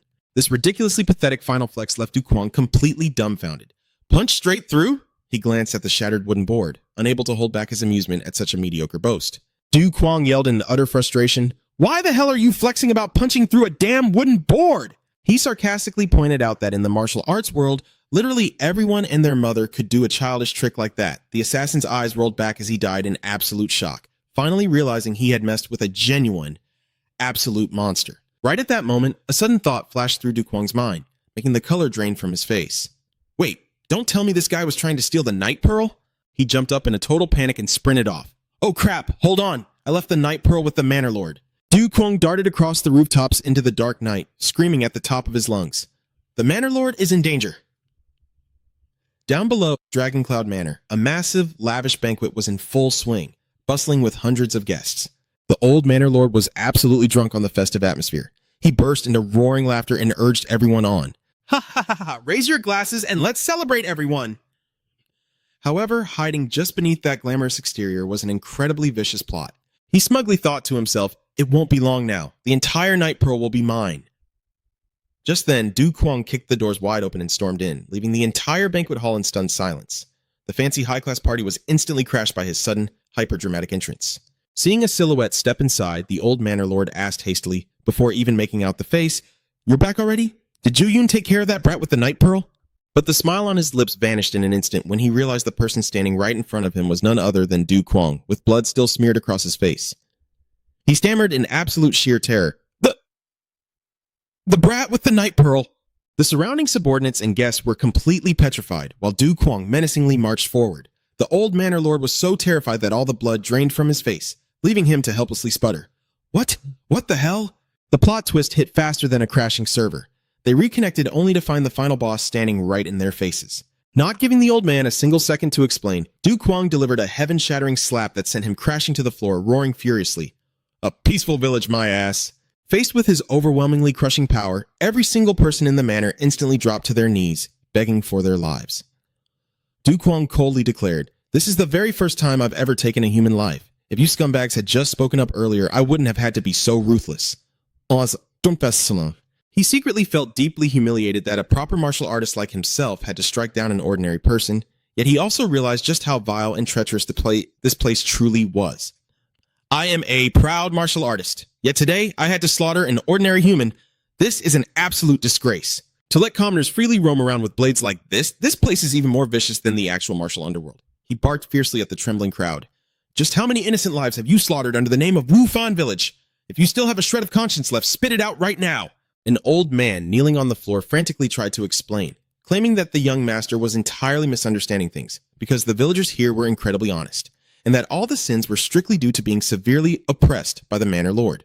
However, Du Kwang wasn't going to be fooled that easily. He pointed sharply at the lavish feast and mocked them. So these severely oppressed victims are just happily drinking and partying it up at a banquet like this, huh? Even if I wanted to misunderstand, it's pretty damn impossible with this view. The old man bowed his head in agony, finally confessing that in this Wufan village, the manor lord was both the king and the absolute law. This so-called annual festival was truly just a stage for him to shamelessly flex his power, built entirely on the blood, sweat, and tears of the villagers. Although there had been people who stood up to rebel in the past, hearing king, everyone knew instantly he was playing the role of a max-level dictator. The old man choked back tears as he recounted the brave souls who had once dared to fight back, but they had all vanished without a single trace a long time ago, leaving behind a terrifying nightmare that completely swallowed the village. Du Kwang coldly barked his order. Anyone not affiliated with the manor lord, get the hell out, right now! Overwhelmed by his terrifying aura, the villagers shakily scrambled out of the hall, leaving the old manor lord groveling flat on the floor. Du Kwang glared daggers at him, declaring with absolute ironclad authority, "Today, I will personally punish you all for the atrocities you've committed." The tension in the room was stretched tighter than a bowstring. One single sentence from him was enough to completely wipe the whole squad. Watching his loyal followers abandon him one by one, the old manor lord gritted his teeth in bitter resentment. "You ungrateful bastards, you dare leave me here all alone?" Facing the blazing fury radiating from Du Kwang, the old man was scared utterly out of his mind. He frantically slammed his head against the floor, begging pitifully for his life. When forced to return the treasure, he stammered out a pathetic excuse. About that, my rebellious son already took the night pearl all the way to Jingzhou." He desperately tried to cover his tracks, claiming he thought mere words wouldn't be enough to hire an appraiser, which was why he let his son take it, making Du Kwang even more furious. Du Kwang sat there waiting, losing every ounce of his patience. "I bet you're incredibly anxious waiting right now. Just when exactly is that appraisal going to be finished?" The old manor lord trembled wildly, promising, Yes, it really won't be much longer now." But Du Kwang's patience had entirely snapped. He roared in blinding rage. "When exactly is it going to be done?" Right at that exact second, a colossal pillar of light violently ripped straight through the roof, bringing a dead body crashing right down into the middle of the grand hall, leaving everyone in absolute stunned horror. The old manor lord was paralyzed with sheer terror as he realized the victim was none other than his own son. Ugh, why is this guy here? I didn't even get to push the deadline, and the drama just drops in right on schedule. An arrogant laugh echoed from the rooftop. Hearing that hauntingly familiar voice, Du Kwang panicked, wondering if it was really him. The figure plunged from above with an overwhelming aura, crying out in sheer excitement, "Master, I am so touched by this!" It was none other than Fong Tian. He looked at the devastated scene and cheered in absolute awe. "Have you already brought this entire village under your control?" Just showing up and automatically looking like the final boss who just cleared the whole map. Du Kwang froze. Cold sweat poured down his face, completely distorted by pure terror. He could only gasp out the name of the man he had busted his ass trying to run away from for the past month. "Fong Tian!" Fong Tian suddenly appeared, clenching his fists in excitement as he cheered. "Have you really taken control of the whole village?" Du Kwang stood paralyzed, his face twisted in horror at the sight of the ghost he had spent a whole month desperately trying to escape, now suddenly standing right in front of him. Fong Tian casually strolled into the main hall, flashing a radiant smile like they hadn't spent a single day apart. "Master, have you been doing well?" Du Kwang could only yell back in utter shock. "Why the hell are you here?" Extreme suspicion suddenly flared up in Du Kwang's mind. "Don't tell me you actually found the night pearls?" Fong Tian immediately answered with a face full of overwhelming pride. "Master, I have countless night pearls. I extracted every last inner core and night pearl from the ancient lord and brought them all right here for you. There's a grand total of 182 night pearls. That's a lot, isn't it?" He laughed arrogantly, declaring that this treasure would be a massive resource for their grand ambition to conquer the world. And just like that, Du Kwang had officially become a filthy rich tycoon. Meanwhile, the old manor lord was wailing tragically over the corpse of his son. "What in the world is happening here? My boy, where did your head go? Why is there only a headless body left like this?" He just went to collect some goods and suddenly got hit with a billionaire combo before his brain could even process it. Du Kwang clutched his forehead, his mind in such a chaotic mess that he couldn't even speak. He didn't even need to look to know. Yeah, he had become rich, but his mind was a complete mess, utterly unable to process a single thought. Seeing his master looking so gloomy, Fong Tian's mind immediately jumped to the most extreme conclusion. He roared with murderous intent. "That's right, we're rich now, but you're still upset. I'm going to go kill that bastard to vent your anger right now." Du Kwang could only helplessly curse in his head, knowing damn well that the one giving him the biggest headache was this very lunatic of a subordinate. Realizing that running away forever wasn't an option, he made up his mind. "No, maybe this is for the best. I can't keep hiding like a rat forever. I need to end this once and for all." Du Kwang quietly admitted to himself that even though he always thought his father's plan was pointless, he still couldn't escape this endless cycle of blood and tears. With a subordinate like this, you'd hit max level stress before the fight even started. He bitterly asked himself what was even the point of returning to the sect, a place that worshipped nothing but sheer power, and concluded that his father's plan was an absolute failure. But Fong Tian looked him dead in the eye and declared, "Master, you have completely misunderstood." He firmly stated that it was finally time to reveal everything to the new sect leader. With a dead serious expression, Fong Tian dropped a shocking truth. The seal of the ancient lord was merely 1 out of 7 seals. Du Kwang's eyes widened in sheer shock, cold sweat pouring down as he realized his journey was still agonizingly long. "There are other seals? Just one seal alone has already claimed so many lives." Du Kwang stared off into the distance, his heart heavy with dark thoughts. He didn't want to see anyone else die. There had already been way too many pointless sacrifices on this path. He walked quietly down the long corridor, feeling utterly exhausted by this endless power struggle. Du Kwang suddenly stopped in his tracks, looked his guard dead in the eye, and stated with absolute finality, "The one who truly deserves the sect isn't me, it's you." Fong Tian's tension hadn't even cooled down before the boss straight up handed over the leadership slot. Du Kwang admitted that he no longer had the willpower to walk the supreme path his father had always dreamed of, so he wanted to pass that heavy burden to his most trusted subordinate. Yet, Fong Tian kept a freezing cold expression. He quietly clenched his fists and calmly replied, "I will pretend I didn't hear a single word the sect leader just said." Du Kwang's anger flared, and he fiercely roared, "My mind is made up. You are the next sect leader." One was trying to quit, while the other was acting like he didn't even get the memo. "Just leave me alone! Go kill whoever you want! I don't give a damn anymore!" Du Kwang snapped coldly, then decisively turned his back and walked away, leaving the guard standing dead silent in the shadows. That ruthless rejection caused Fong Tian to completely break down. Cold sweat poured down his face, now twisted in absolute panic. He trembled, crying out in utter despair, Don't tell me you don't need me anymore!" The man could not accept being thrown away by his master. A crazy, dangerously extreme glint suddenly ignited in Fong Tian's eyes. He decisively drew his massive greatsword from its sheath, radiating a terrifying, bone-chilling killing intent that swallowed the entire area. He screamed with absolute conviction. If that is my master's will, then I shall end my own life right here. Witnessing his subordinate's impulsive suicide attempt, Du Kuang spun around in pure terror and screamed, Fong Thien, what the hell are you doing? Wait, no, stop right now. Du Kuang scrambled forward in a panic, but Fong Thien's razor-sharp blade had already mercilessly slashed down. The whole thing happened so fast that the old manor lord and his lackeys kneeling nearby practically bugged their eyes out in horror. A deafening crack echoed out as the sheer force of the blade slammed against him, sparking blinding flashes of light that tore through the silent night. Du Kuang froze, sweating bullets as he stared at the scene unfolding before him. Fong Thien was still standing completely tall, his face hardened in intense focus, as the massive greatsword pressed violently against his own body, letting out a horrific screeching sound. The suicide attempt was so intense it looked like a durability test for legendary tier gear. Crack! The impossibly sturdy greatsword instantly shattered into hundreds of pieces right before everyone's utterly dumbfounded eyes. Du Kuang was completely speechless. He stared at the pile of scrap metal on the ground and cursed internally. He can't even kill himself properly. Just what the hell is his body made of? Realizing he couldn't use death to threaten or change this monstrous guard's mind, Du Kuang could only let out an exhausted sigh. Fine, I lose. Just stop. Auto-failing his own self-destruct move. This game is seriously bugged. The moment he heard his master take back his words, Fong Thien instantly reeled in his killing intent. He bowed with extreme reverence and casually said, Thank you, master. I almost died just now. Du Kuang glared at his insanely psychotic loyalty and just clicked his tongue. In your dreams, you're such a massive pain in the ass. He turned his gaze to the Green Forest bandits still trembling on their knees and coldly ordered, I will punish you all later. Now get the hell inside. The panicked lackeys frantically chimed in unison. Yes, sir, right away. Then they scrambled inside for their dear lives. Watching the backs of Du Kuang and Fong Thien as they quietly walked away, the ones left behind couldn't stop questioning their true identities. A woman and a man in yellow exchanged a vicious, scheming look. The woman scoffed with pure disdain. They are seriously cunning. I was almost fooled. The man in yellow nodded in agreement. He swore he never bought that nonsense about having 182 luminous pearls, scoffing at Du Kuang as nothing but a glorified con artist. Right then, the old steward stepped up, his face lined with worry. My lord, there's something bothering me. Wasn't the young master supposed to arrive in 2 days?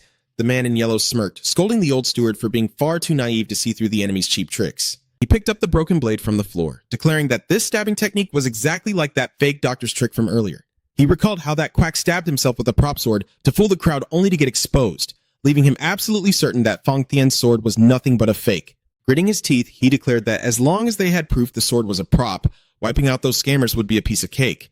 I will pay them back tenfold for today's humiliation. He thought he was reading his enemy like a book, but little did he know he was writing his own horror story. The woman beside him grabbed the blade, surprised by how heavy and realistic it felt. Snickering, she decided to use it to prove to her husband that this was just a cheap magic trick, no different from child's play or that quack doctor's stunt. The man in yellow eagerly egged her on. All right, let's see that world-conquering strength of yours, my dear. Come on, hubby, let me stab you. Without a second of hesitation, the woman gripped the sword and mercilessly plunged it straight into her husband's body. She even cheered in triumph as the blade sank deep into his flesh, thinking one quick test would end the debate forever. But her smile instantly vanished as fresh blood suddenly sprayed across the room. The man in yellow's eyes rolled back, realizing the horrifying truth in agonizing pain. Wait, this is a real sword. The woman let out a blood-curdling scream, absolutely paralyzed by shock as she watched her husband critically wounded. The old steward standing behind them froze in sheer terror at the gruesome scene unfolding. Their own stupidity and arrogance had forced them to pay the ultimate price, right in their very own room. Fresh blood spilled from the old manager's mouth. He collapsed to the floor in utter disbelief, finally grasping the brutal reality of that very real sword. The pouring rain crashed down as if trying to wash away the gruesome crime scene, where corpses lay scattered all across the courtyard. From the shadows, a pair of piercing, cold eyes quietly observed the entire bloodbath. It was a female assassin from the demonic cult. She shuddered at the young master's increasingly bizarre and ruthless behavior. Looking at the sloppy wounds on the bodies, she furiously assumed that Du Kuang had slaughtered unarmed civilians just for kicks, a twisted act that not even the most brutal demonic cultivators would ever stoop to. She coldly declared that this sick game ends right here. While pursuing him, a new secret order had arrived, upgrading the mission regarding Du Kuang from a simple capture to a total wipeout, as fast as swapping skins in a video game. Accompanying her this time were the 5 demonic gods, legendary figures who had vanished from the martial world for 20 years. With their invincible skills and unpredictable moves, their arrival was the ultimate boss fight the new cult leader would have to face. The assassin muttered to herself that he should have retired from the martial world while he had the chance, because now both he and Fong Thien were going to die right here. Meanwhile, in the dead of night, Fang Tian stood tall, looking down at Dodu Kwang, who was sprawled on the ground with a face full of pure frustration.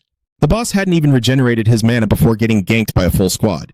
Under the torrential rain, a bald man wailed in agony beside the lifeless bodies of his parents. Mom, Dad, you can't leave me. How did it end up like this? As it turned out, the tragedy began back in Tingqiu. He was just trying to appraise the luminous pearl when a stranger barged in and crashed the party. The intruder violently grabbed the appraiser by the hair, roaring a lethal threat. What exactly did you say you were doing? That sheer brutality left the victim stammering in absolute terror. Back in the present, the bald man froze as he noticed the familiar greatsword stabbed right into the ground next to him. He realized in horror that the owner of this sword was the exact same monster who had spread all that terror. Dodu Kwang silently walked under his umbrella, his glowing red eyes widening in genuine shock at the slaughter before him. What the hell happened here? He stared in disbelief at the scattered corpses, turning to grill his bodyguard. Fang Tian, what is wrong with you? They were just ordinary people with zero martial arts training. Facing his master's scolding, Fang Tian kept his stoic expression and firmly stated, Master, your subordinate had nothing to do with this. Hearing this denial, the bald man lost his mind, screaming through his tears. Bullshit! You murdered my parents, and you still have the nerve to deny it. He collapsed to the floor in utter despair, while Fang Tian calmly explained the sheer stupidity of these people. They had used the quack doctor's trick as proof that his sword was a fake, then proceeded to stab each other to prove a point. Before the drama even cooled down, everyone had already speedrun their own self-destruction. Fang Tian swore he had heard their entire idiotic conversation loud and clear. Dodu Kwang quietly stepped closer, carefully inspecting the scattered bodies, noticing that the stab wounds were incredibly clumsy. He thought to himself, it really wasn't Fang Tian's doing. These fools actually believed the sword was a prop and blindly slaughtered each other. Witnessing the grim aftermath, the bald man could only wail in despair, completely unable to accept reality. Fang Tian silently held the umbrella over his master, reporting that he had kept 2 maidservants alive to serve him breakfast. But Du Kwang coldly replied that he wasn't hungry and didn't want to stay in this place for another second. Total chaos at the crime scene, yet this guy still managed to keep customer service running. He ordered Fang Tian to hit the road immediately and head straight for the Chongjiang River. Before leaving, Du Kwang glanced at the bald man, warning him to thank the heavens he was still breathing, and told him to dedicate the rest of his life to this village. He silently promised that if he ever returned, he would see for himself if this place truly lived up to the name of Wofan Village. Under the relentless rain, the silhouettes of the 2 men faded into the distance, leaving the village drowning in a dark, sorrowful atmosphere. Later that night, inside a desolate room, the bald man was sitting in a daze by the wooden table when he was suddenly startled by the arrival of strangers. He looked up in sheer terror. Who are you? Only to see 3 imposing men radiating a suffocating pressure standing right in front of him. The mustached leader glared at him, demanding to know the whereabouts of Du Kwang's group and aggressively pressing him on whether he knew anything about the luminous pearl. The bald man trembled, cold sweat pouring down his face as he faced these uninvited monsters. He stuttered out that they had packed up and fled a long time ago. When fiercely interrogated about their direction, the bald man tried to play dumb, but was instantly rewarded with a devastating blow to the face. The massive impact made him cough up blood, collapsing onto the table in absolute panic. The leader coldly threatened him, ordering him to jog his memory right now unless he wanted an even bloodier ending. Give the wrong directions, and you immediately eat a full combo of traumatic memories. Crushed mercilessly beneath their boots, the bald man violently shook in fear. He frantically spilled everything, confessing that Dodu Kwang's group was making a beeline for the Chongjiang River. He screamed in pure desperation, swearing on his life that he wasn't lying about where they went. The torturer shot a quick glance at his boss, confirming that the intel sounded totally legit. The goatee-sporting old man let out a sinister smirk. He muttered about how completely screwed their prey was for choosing to run towards Chongjiang. A mysterious shadow materialized behind him, revealing that the area was actually his master's home turf. The old man's eyes turned unbelievably ruthless. He calculated in his head that even though he really wanted to personally finish off Dodu Kwang, borrowing his master's power to clean up this mess wasn't a bad backup plan. He decisively ordered the whole squad to move out immediately, smoothly turning a deadly manhunt into a free hitchhiking tour. Left completely alone in the empty room, the bald man had a total mental breakdown. He slumped to the floor, sobbing uncontrollably over his pathetic fate. He just couldn't understand why disaster kept raining down on his head, one after another. But the nightmare still wasn't over. 2 more dark figures suddenly loomed right behind him. A white-bearded old man with a suffocating, overbearing aura coldly called out his name, interrogating him yet again about the whereabouts of that group. Staring at the glowing gem in the old man's hand, the bald guy could only scream out in absolute frustration and agonizing despair at this endless cycle of interrogations. Meanwhile, at a bustling tavern, the Forest King and his son were frantically wiping out a massive feast like a pair of starving wolves. The Bandit King shoved a huge chunk of meat into his mouth, laughing heartily. It had been way too long since he'd enjoyed a feast this good. And Ta Nuoklan? She was definitely giving him a run for his money. She was stuffing her face like a barbarian, She even snapped, slapping her dad's hand away when he tried to snatch a piece of meat from her plate. The Bandit King quickly tried to calm her down, swearing that they were super close to catching up with Do Du Kwang. From now on, no more starving. Honestly, they were supposed to be hunting a guy down, but it felt more like a food tour. Nuoc Lan chewed thoughtfully before asking, "Dad, are we really doing the right thing?" Seeing his confused blink, she sighed. Even though their original goal was to track down Do Du Kwang, she was starting to seriously doubt this whole operation. She was worried that stalking him like this would just drag them into an even bigger mess. The Bandit King rubbed his temples, a massive headache coming on. He had to admit, way too many people were out for Do Du Kwang's blood right now. From the Nine Dragon Sect Master to that pathetic bald guy back in Volfam village. Remembering that guy's smooth, entirely plucked scalp, Nuoc Lan couldn't help but cringe at the sheer humiliation of it. Then, she suddenly exploded in anger. Sure, Do Du Kwang is incredibly handsome, but that doesn't give him the right to just go around slaughtering people like that. This whole map was pure chaos. Everyone was just chasing after an incredibly overpowered main character. But a subordinate nervously chimed in, pointing out that this time, Do Du Kwang had even attacked ordinary civilians who didn't know a single ounce of martial arts. The poor guy was terrified that following someone who treated human lives like dirt was a massive mistake. The Bandit King gritted his teeth, his mind made up. He firmly declared that no matter what, they had to head to the Yangtze River. He had already made contact with the waterway stronghold there. He figured that even if they stopped tailing Do Du Kwang's group, that stronghold would still be a solid, safe hideout. Seeing the lackeys looking absolutely miserable and terrified of dying, Nuoc Lan flashed a bright, cheerful smile. She assured them that she hadn't been to the Yangtze River in ages and was actually really looking forward to it. She even boasted that if things got really dangerous, she would personally handle Do Du Kwang. Seeing her suggestive wink, the Bandit King and his men completely froze in horrified shock. Noticing the sudden dead silence, Nuoc Lan awkwardly realized she had said the quiet part out loud. She muttered regretfully that her grand plan to get intimate with him just once was totally ruined now. The Bandit King just stared at his daughter, his face completely dark and utterly speechless. Once the confession dropped, the whole vibe at the table instantly died. To cover it up, Nuoc Lan quickly rushed her dad to set off for the Yangtze River to stay on schedule. Meanwhile, on the lower reaches of the Yangtze River, a massive ship cut through the churning waters, heading straight for an imposing water fortress, marked by a giant dragon head emblem. Inside the Grand Manor, a man radiating an overwhelming aura was deeply engrossed in a newly arrived letter. This was the Dongting Dragon King, the absolute ruler of the waterway stronghold. He narrowed his eyes in suspicion, wondering just who the hell Fang Tian and Do Du Kwang were to have the guts to trespass on his territory. The intruders hadn't even arrived yet, and the final boss was already in serious mode. High up in the windswept sky, the Crane Lord, dressed in pristine white robes, soared past majestic mountains on a giant bird, before landing gracefully at a stately manor. His voice rang out coldly. "Have you found that drunkard yet?" The Sword Lord, his expression heavy with thought, slowly shook his head. "No luck so far. It seems he figured out we were hunting him and slipped away ahead of time." He admitted the situation was getting extremely messy. Not only had the drunkard vanished, but the shadowless thief had also completely dropped off the grid. In his mind, he pictured those two reckless fools who had the absolute nerve to ruin the Earth Sage's ultimate technique and steal the night-glowing pearl before running for their lives. Just then, Chu Duang silently stepped into the room, listening to the senior's conversation with a grim expression. The disciple anxiously asked if they should even continue the pursuit, considering their intel had clearly been leaked. But the Sword Lord raised a hand to stop him. He patted his disciple's head, calmly reassuring him that there was no need to rush into a blind chase right now. He was absolutely certain that after snatching the first royal seal, those thieves wouldn't just stop there. They would definitely be eyeing the others. He decided to lead the entire group out of there and head straight to the hidden location of the second seal to set a trap. Meanwhile, amidst a torrential downpour, the drunkard was shivering inside a pitch-black cave. His heart was full of bitter resentment, wondering why the hell he had ended up in such a miserable state. Trembling, he read the warning letter from his son about being hunted down by the 7 heavenly lords. Crushing guilt washed over him for making his only child worry so much. Suddenly, a massive shadow loomed at the cave entrance, dropping a freezing, sarcastic remark about a rat hiding in the dark. The poor guy was just trying to chill in his cave, and out of nowhere, he got ganked. The stranger suddenly unleashed a suffocating wave of purple aura and roared with absolute certainty.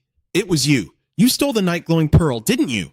Faced with a lightning-fast strike that tore through the very air, the drunkard barely let out a choked gasp before the sheer force blasted him backward, pinning him against the cave wall. Trembling, he desperately tried to explain that he had been in Xi'an the whole time and hadn't touched a single thing belonging to the heavenly lords. But before he could even get the words out, he got hit with a lethal misunderstanding combo. Right when his life was hanging by a thread, a calm, steady voice echoed through the cave. "Stop. That's enough. Brother Thief? Is that you?" It was the shadowless thief himself. He narrowed his eyes, staring at the drunkard with deep suspicion. "Wait, you didn't do it?" Seeing he was being wrongly accused, the drunkard dropped to his knees, screaming in pure frustration that he had never even heard the name Night-Glowing Pearl in his entire life. Seeing his old friend looking so absolutely pathetic, the shadowless thief quietly tossed him a jug of wine to calm his shattered nerves. The two of them sat down together in the damp, dark cave. The shadowless thief lowered his voice, explaining that someone had stolen the Night-Glowing Pearl from the Heavenly Lords, framing them both and triggering this massive manhunt. After chugging a huge mouthful of wine, the drunkard suddenly blurted out a crazy idea. "Hey, what if we just turn ourselves in?" This ridiculous suggestion made the shadowless thief snap. "Turn ourselves in? We didn't even steal anything. What are we confessing to?" The drunkard quickly waved his hands, explaining that he just meant they should go there, face them directly, and clear the air. He firmly believed that if they teamed up, caught the real thief, and handed him over to the Heavenly Lords, their names would be cleared. Realizing this was their only ticket out of living like hunted rats, the shadowless thief stood up decisively and yelled, "You're right! We can't keep running forever! Get your gear ready now!" Meanwhile, over in Wuhan, Hubei, the determination to catch the thief was still boiling over. But right now, Do Duquang was enduring bone-crushing agony, completely suppressed by Fang Tian. He screamed in pure desperation, "Ah! Stop it! I swear I will never run away from you again!" Fang Tian, however, just casually expressed his amazement at his master's movement skills, noting it was so good he was actually forced to use his ultimate shadow tracking technique. This was a brutal skill that condensed blood and aura into a permanent tattoo on the body. Once branded, you couldn't escape his tracking even if you ran 1,000 miles away. No matter how you ran, you were auto-pinged on the map. No escape. Fang Tian kept channeling his energy, calmly reassuring him, "Master, please endure this just a little longer." But to Du Kuang, that little longer felt like absolute torture. He roared indignantly through the pain. "Why the hell does your little longer always leave me like this?" Later, on a boat gliding across the water, Du Kuang slumped back, utterly exhausted and drained, the crimson tracking tattoo burning vividly on his shoulder.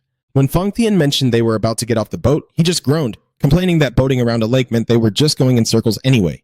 It was supposed to be an epic journey, but it felt like a mobile torture chamber.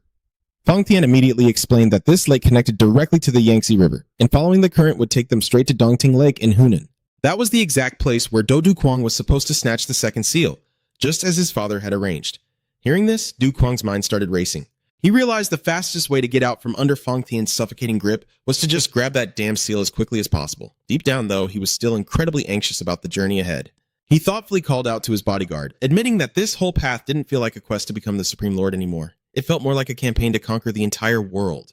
Fang Tian just shrugged, deadpan, replying that casually unifying the world along the way wasn't a bad thing. He made it sound as trivial as picking up a little embroidery as a side hustle. Du Kyung snapped, absolutely done with his subordinate's nonchalant attitude. "Stop talking about conquering the world with that casual tone of yours." He seriously ordered him to make sure there were no pointless casualties while getting the seal. He desperately wanted to avoid a repeat of the absolute massacre back at the Black Dragon Gang, and he definitely didn't want to get dragged into any more stupid martial arts feuds. Seriously, hearing him talk about world domination was like listening to someone write a grocery list. Du Kuang sternly reminded him that getting sidetracked by world conquest would only delay them from getting the seal. Fang Tian immediately swore absolute secrecy, promising he wouldn't cause a scene starting from this second seal, just to give his master some peace of mind. Satisfied with that answer, Du Kuang decided against staying at the Yangtze River Waterway stronghold, hoping to dodge the brutal tragedy that happened back at the Green Forest.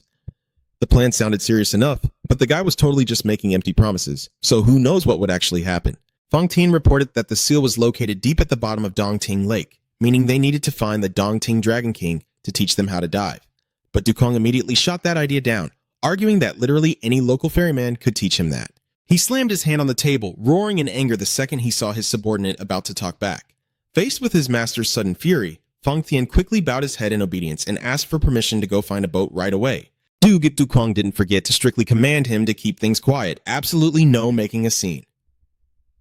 Later, standing in front of the colossal ship named Eastern Dragon, he looked genuinely impressed by the fiercely carved, magnificent dragon figurehead. Fang Tian smugly explained that since the dragon symbolizes the absolute ruler of heaven and earth, it was the only vessel fit for his master. When Du Kuang worriedly asked about the cost of owning such a massive ship, Fang Tian confidently assured him that he had bought it for an absolute steal from some very nice people.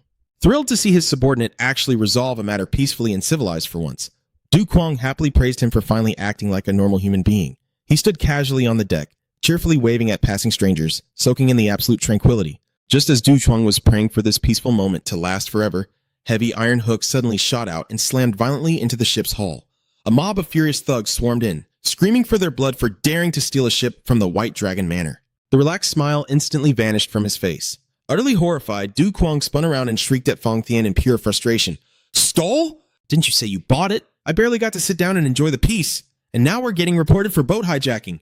You bastards dared to hijack a ship from the White Dragon Manor? Today, you pay with your lives. The furious roars of the hostile mob echoed as they completely surrounded the vessel. Du Kuang stood completely frozen. He stammered in absolute shock. Hijack, didn't you say we bought it? He glared daggers at Fang Tian, realizing he had been brutally scanned by his own loyal guard once again. He trusted the guy way too much, and now he was getting brutally cancelled on live stream. Giving them zero chance to explain, the one-eyed leader roared savagely, "Shut your mouths! There is no escape for you now! Prepare to die!" He swung his massive broadsword and lunged forward, aiming for an instant kill. Yet, Fang Tian maintained a terrifyingly cold expression. Quick as lightning, he drew his sword, parried the heavy strike, and unleashed a devastating counterattack. The leader coughed up blood and collapsed, leaving his terrified subordinates screaming, "Boss! You bastard!" The disciples of the White Dragon Manor lunged forward in a frantic frenzy to save their master. Surrounded by a sea of enemies, Fang Tian glided through them like a phantom, relentlessly delivering precise, fatal strikes to their weak points before they could even react.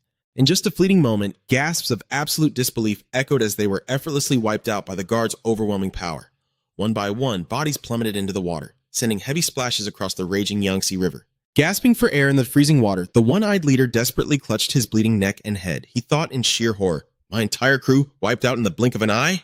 Boiling with ultimate humiliation at being swatted like a fly, he gnashed his teeth and barked an order to his remaining forces. "I will not swallow this insult! Destroy the ship!" He literally lost the teamfight and instantly triggered the "if I can't have it, nobody can" toxic mode. Meanwhile, Du Kuang was losing his absolute mind. He whirled around and interrogated his guard. "Fang Tian, didn't you swear you paid the rental fee in full? Then why on earth are they calling us pirates?" Facing his master's glaring suspicion, Fang Tian kept a dead serious face and firmly declared, "Your servant paid the exact amount, master." Looking at Fang Tian's unwavering expression, Du Kuang thought to himself, with a face like that, maybe he really did pay. Seeing the chaos escalating, Fang Tian suggested, "Master, we should leave this area first." But the enemy had absolutely no intention of letting them escape so easily. Thrashing in the water, the leader shrieked like a maniac. "Now is the time! Eastern dragon ships and speedboats, sink that vessel to the bottom!" The second the order dropped, the massive ship began to shake violently, leaving Du Kuang in absolute shock. He just got this boat, and now the enemy team was hitting him with a full burst combo. Vicious rams from below sent massive columns of water exploding into the air.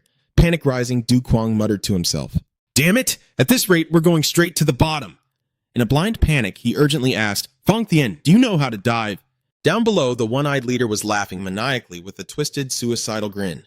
"Let's all die together." Yet, staring death in the face, Fang Tian maintained a terrifying, icy calm.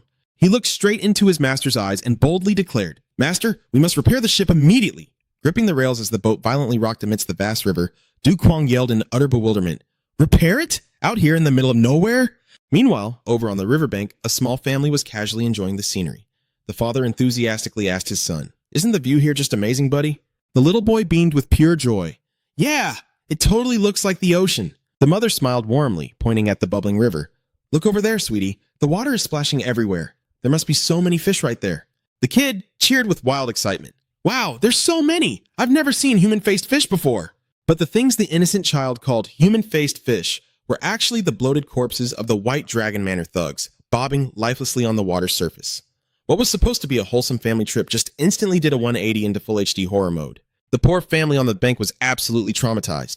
The mother frantically covered her child's eyes to shield him from the gruesome nightmare floating downstream.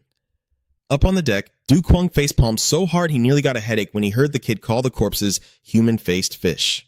Fang Tian quietly approached and bowed his head in apology. "My lord, I carelessly let one of them slip away. Please forgive me." Du Kuang let out a massive sigh. "It's fine. Your reaction speed was honestly impressive." He glared down at the water, where a lone man was barely clinging to life, and asked coldly, "You look like the man in charge. What is your name?" The pathetic man shivered as he gasped out, "Dang Vo Cook, 7th Hall Master of the White Dragon Manor."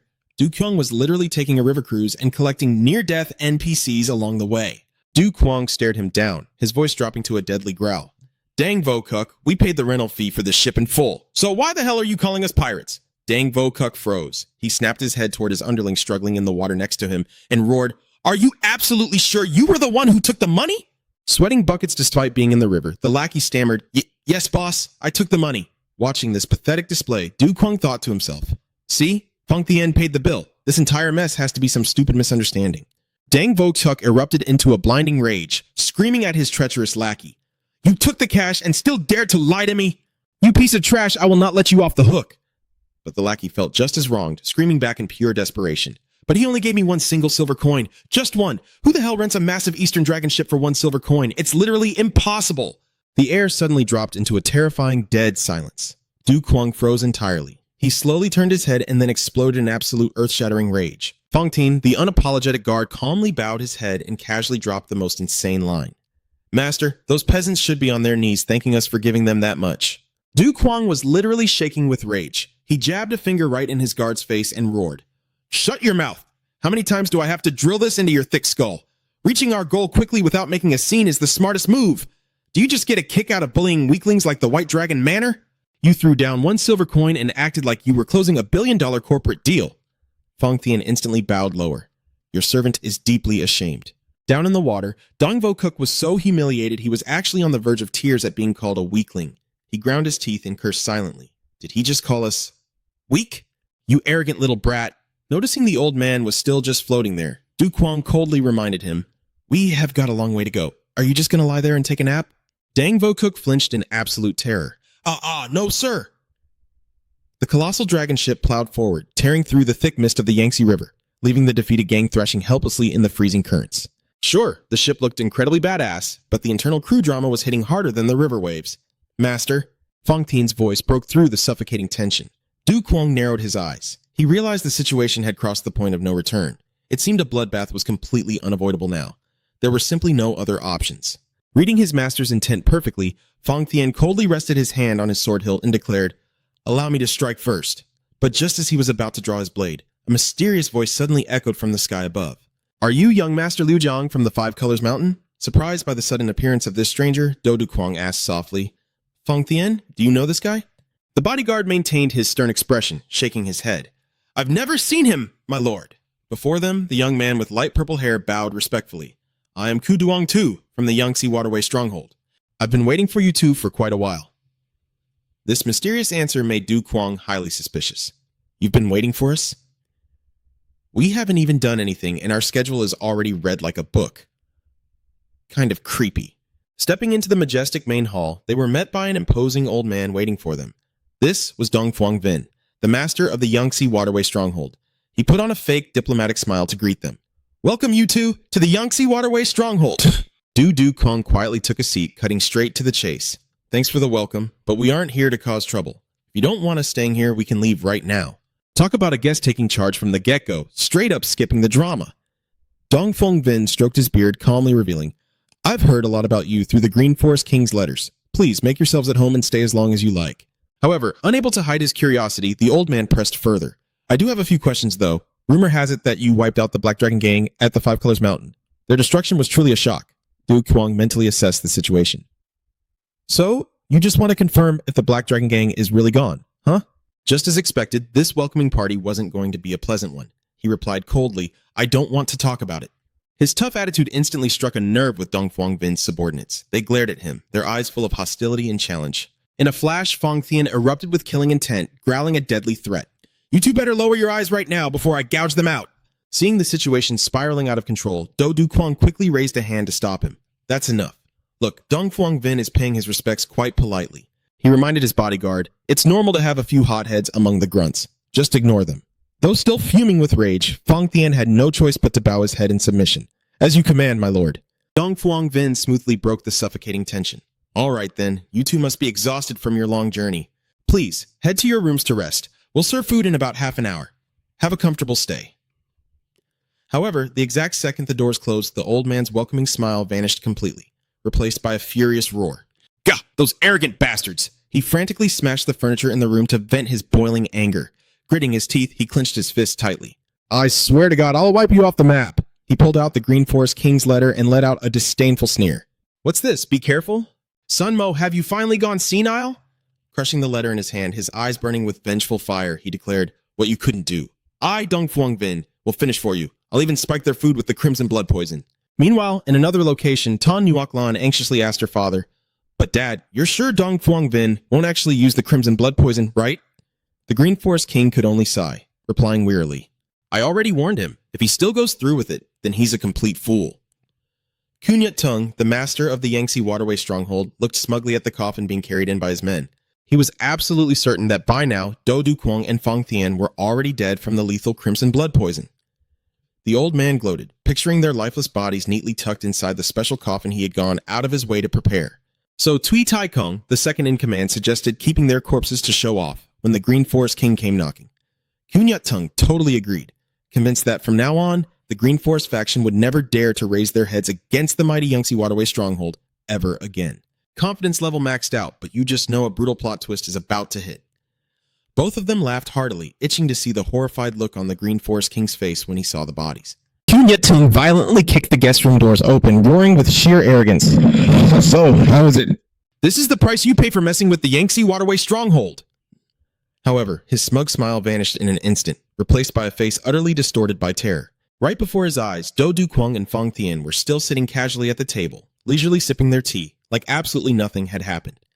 Bro thought he had an easy win, but the bosses are just chilling like it's a Tuesday. The stronghold master was shell-shocked, stammering out, How are you drinking that tea?" Du Du Kwong gave him a side-eye and coolly replied with heavy sarcasm, "You just lift it to your mouth and drink it." Witnessing the old man's sheer disrespect, Fang Tian flew into a violent rage. He shot up from his seat, roaring with murderous intent. "You dare disrespect us? Are you begging for a death wish?" Without giving the enemy a single second to react, Fang Tian delivered an earth-shattering slap that left Kunat Tung completely dazed, clutching his rapidly swelling face in absolute disbelief. Talk smack, get smacked, handled with pure Saitama-level speed. Fang Tian pointed at the coffin behind them, demanding coldly, "And what the hell is that?"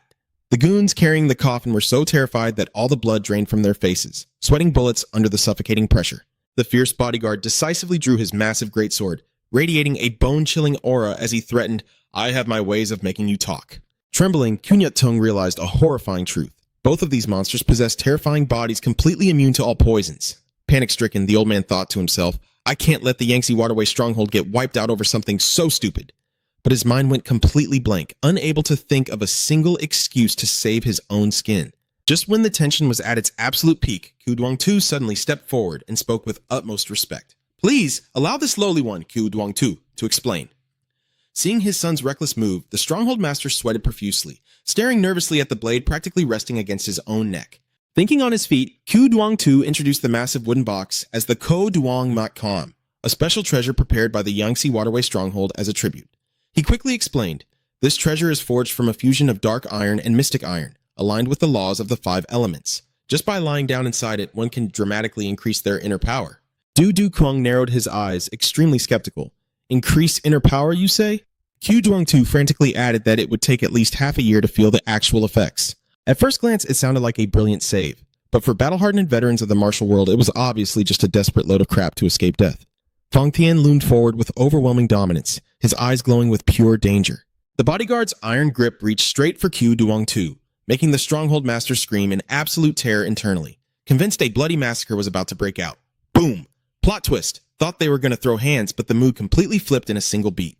Completely defying all expectations, Fang Tian suddenly grabbed Ku Duang-tu's head and let out a booming, excited laugh. "Excellent! Were you so eager to give us a gift that you just had to burst in here like that?" Witnessing this insane scene, Kunyat Tung was left completely dumbfounded. He couldn't believe his son's ridiculous excuse actually managed to fool this monster so easily. Meanwhile, Do Du Kwong kept his deeply suspicious expression, silently observing his subordinates' actions. Fang Tian turned back to his master and deduced that, despite their good intentions to deliver a gift, these guys had still committed a grave offense by barging into their chambers, so he would punish them according to his lord's will. Another plot twist. This logic is so incredibly unhinged, nobody could have seen it coming. Fang Tian bowed his head, awaiting his orders. "Please give the command, my lord." Du Du Kwong mentally calculated the situation. If I expose the truth right now, Fang Tian is definitely going to draw his sword and slaughter everyone here. So, the best move for now was to issue a stern warning and defuse the situation. Receiving his master's signal, Fang Tian loudly declared, "My lord is moved by your sincerity and has decided to spare you this time. Leave the coffin here and get the hell out." Hearing his subordinate literally call the treasure a coffin, Du Kwong just froze, absolutely speechless. Feeling like he had just crawled out of the grave, Kunyat Tung was so ecstatic that the color rushed back to his face. The old man hastily bowed in compliance and quickly led his goons to retreat right away. Escaping death like that? Talk about having your plot armor activated at max power. Unable to hold back his anger any longer, Do Duquang let out a furious roar. Fong Thien, why the hell are you always making things up? Faced with his master's outburst, Fong Thien maintained an incredibly calm expression. He explained that the item was meant to boost his internal energy, and when it comes to power, the more, the better. Pointing right at his guard's face, Du Quang snapped sarcastically. You really think that hunk of iron is actually useful? Then why don't you go lie in it yourself and knock yourself out? But Fong Thien stood firm with his logic, claiming that their sect held countless treasures far beyond ordinary comprehension. And since this was specifically meant for the master, a mere subordinate like him had absolutely no right to enter. Du Quang helplessly realized a bitter truth. Even with the title of sect leader, every final decision was always made by Fong Thien anyway. Just then, the maids of the Dongting Dragon King asked for permission to enter and clean up, following the stronghold chief's orders. Fong Thien glanced at his master, then casually asked for his opinion on picking up some tricks from the Dongting Dragon King. Du Quang's built-up rage finally exploded to its absolute peak. He smashed a wooden chair to pieces and screamed in sheer frustration. I told you already! What is even the point of asking for my opinion? If you have already decided to do whatever you want, then just go do it. I'm supposed to be the sect leader, but I feel like some random NPC getting trolled with pointless questions until my brain melts. Seeing his guard pull that fake feigning stunt, rolling around on the floor right after his outburst, Du Quang gritted his teeth and clenched his fists, absolutely livid at his subordinate's shamelessness. However, the moment he turned around, his ferocious expression scared the living daylights out of the two maids standing nearby. Seeing them tremble, their faces completely drained of color, Du Quang suddenly froze. He silently cursed himself for losing his temper and dragging innocent bystanders into it. Trying to pull back his killing intent, he forced the gentlest smile he could muster and stepped closer to reassure them. Please, stop shaking. I am so sorry for scaring you. But despite the young sect leader's best efforts to act friendly, the poor maids remained completely paralyzed in shock, beads of sweat rolling down their faces in absolute terror. Witnessing the guests' erratic behavior, Dong Fuang Vin could not help but stare in bewilderment, wondering to himself, is this guy completely out of his mind? Behind the old man, his subordinate was also trembling, thinking he had never seen anyone with such a bizarre split personality. He was stunned that Do Duquang was not even the slightest bit suspicious of the food, completely preoccupied with beating up his own guard instead. In the martial world, a master with immense power was terrifying enough. But someone who was both ridiculously strong and completely unhinged was a million times worse. And the most dangerous threat of all was actually the one quietly hiding behind the shadow of that very guard. Sensing that things were going south, Ku Duang-tu stepped closer. Father, I have something to say. He expressed his doubts about the quality of the crimson blood poison, arguing that both medicines and deadly toxins had expiration dates. Hearing this, Dong Fuang Vin suddenly realized it. You are right. Who could possibly survive the crimson blood poison anyway? The old man decided to test it right on the spot, shoving the tray of food toward his subordinate. If you are so sure, then take a bite and see for yourself. The subordinate shakily took the tray, muttering in confusion. All right then, I will give it a try. Suddenly turning into a literal poison tester, it was the ultimate definition of risking your life for KPIS. Taking a massive gamble, he picked up a piece and shoved it into his mouth under the watchful eyes of the stronghold chief and his son. Seeing that he was still perfectly fine, he burst out into a triumphant laugh. Looks like the poison really did lose its kick. But his smile vanished in a flash as he instantly collapsed dead onto the floor. Dong Fuang Vin stared in sheer disbelief, wondering if his initial guess had been completely wrong, then slammed his fist furiously onto the table. He gritted his teeth, his face twisting in rage as he roared, "Just who the hell are those bastards?" That night, he tossed and turned in bed, his mind relentlessly haunted by the mystery of those strangers. He figured that if the poison did not work, his only options were brute force or slitting their throats in their sleep. But right as he was plotting his next move, a massive towering shadow suddenly loomed inside his room. Dong Fuang Vin jolted awake in absolute horror. A deafening crash echoed as the wall of his room was blown completely to pieces. He stared in terror at the figure towering over him, stammering uncontrollably. Why? Why are you doing this? Fong Tian slowly stepped forward, radiating a suffocating killing intent as he coldly shot back. You really do not know why? The damn door is completely smashed, is it not? Dong Fuang Vin woke up in a total daze. Trembling, he looked at the dark shadow engulfing him and stammered out, Why? Why would you do something like this? With eyes glowing full of menace, Fong Tian gave a freezing reply. You really do not understand why. The door has been completely destroyed, has it not? Meanwhile, outside, the subordinates were frantically carrying in the mechanical coffin, their hearts pounding with fear as they realized everything was spiraling completely out of control. The old stronghold chief, drenched in a cold sweat, immediately swallowed his pride and begged, Please, spare my life. Fong Tian looked down at him with utter disgust. He growled, stating clearly that if it was not for his master's dislike of extra trouble, Every single person here would have been dead a long time ago.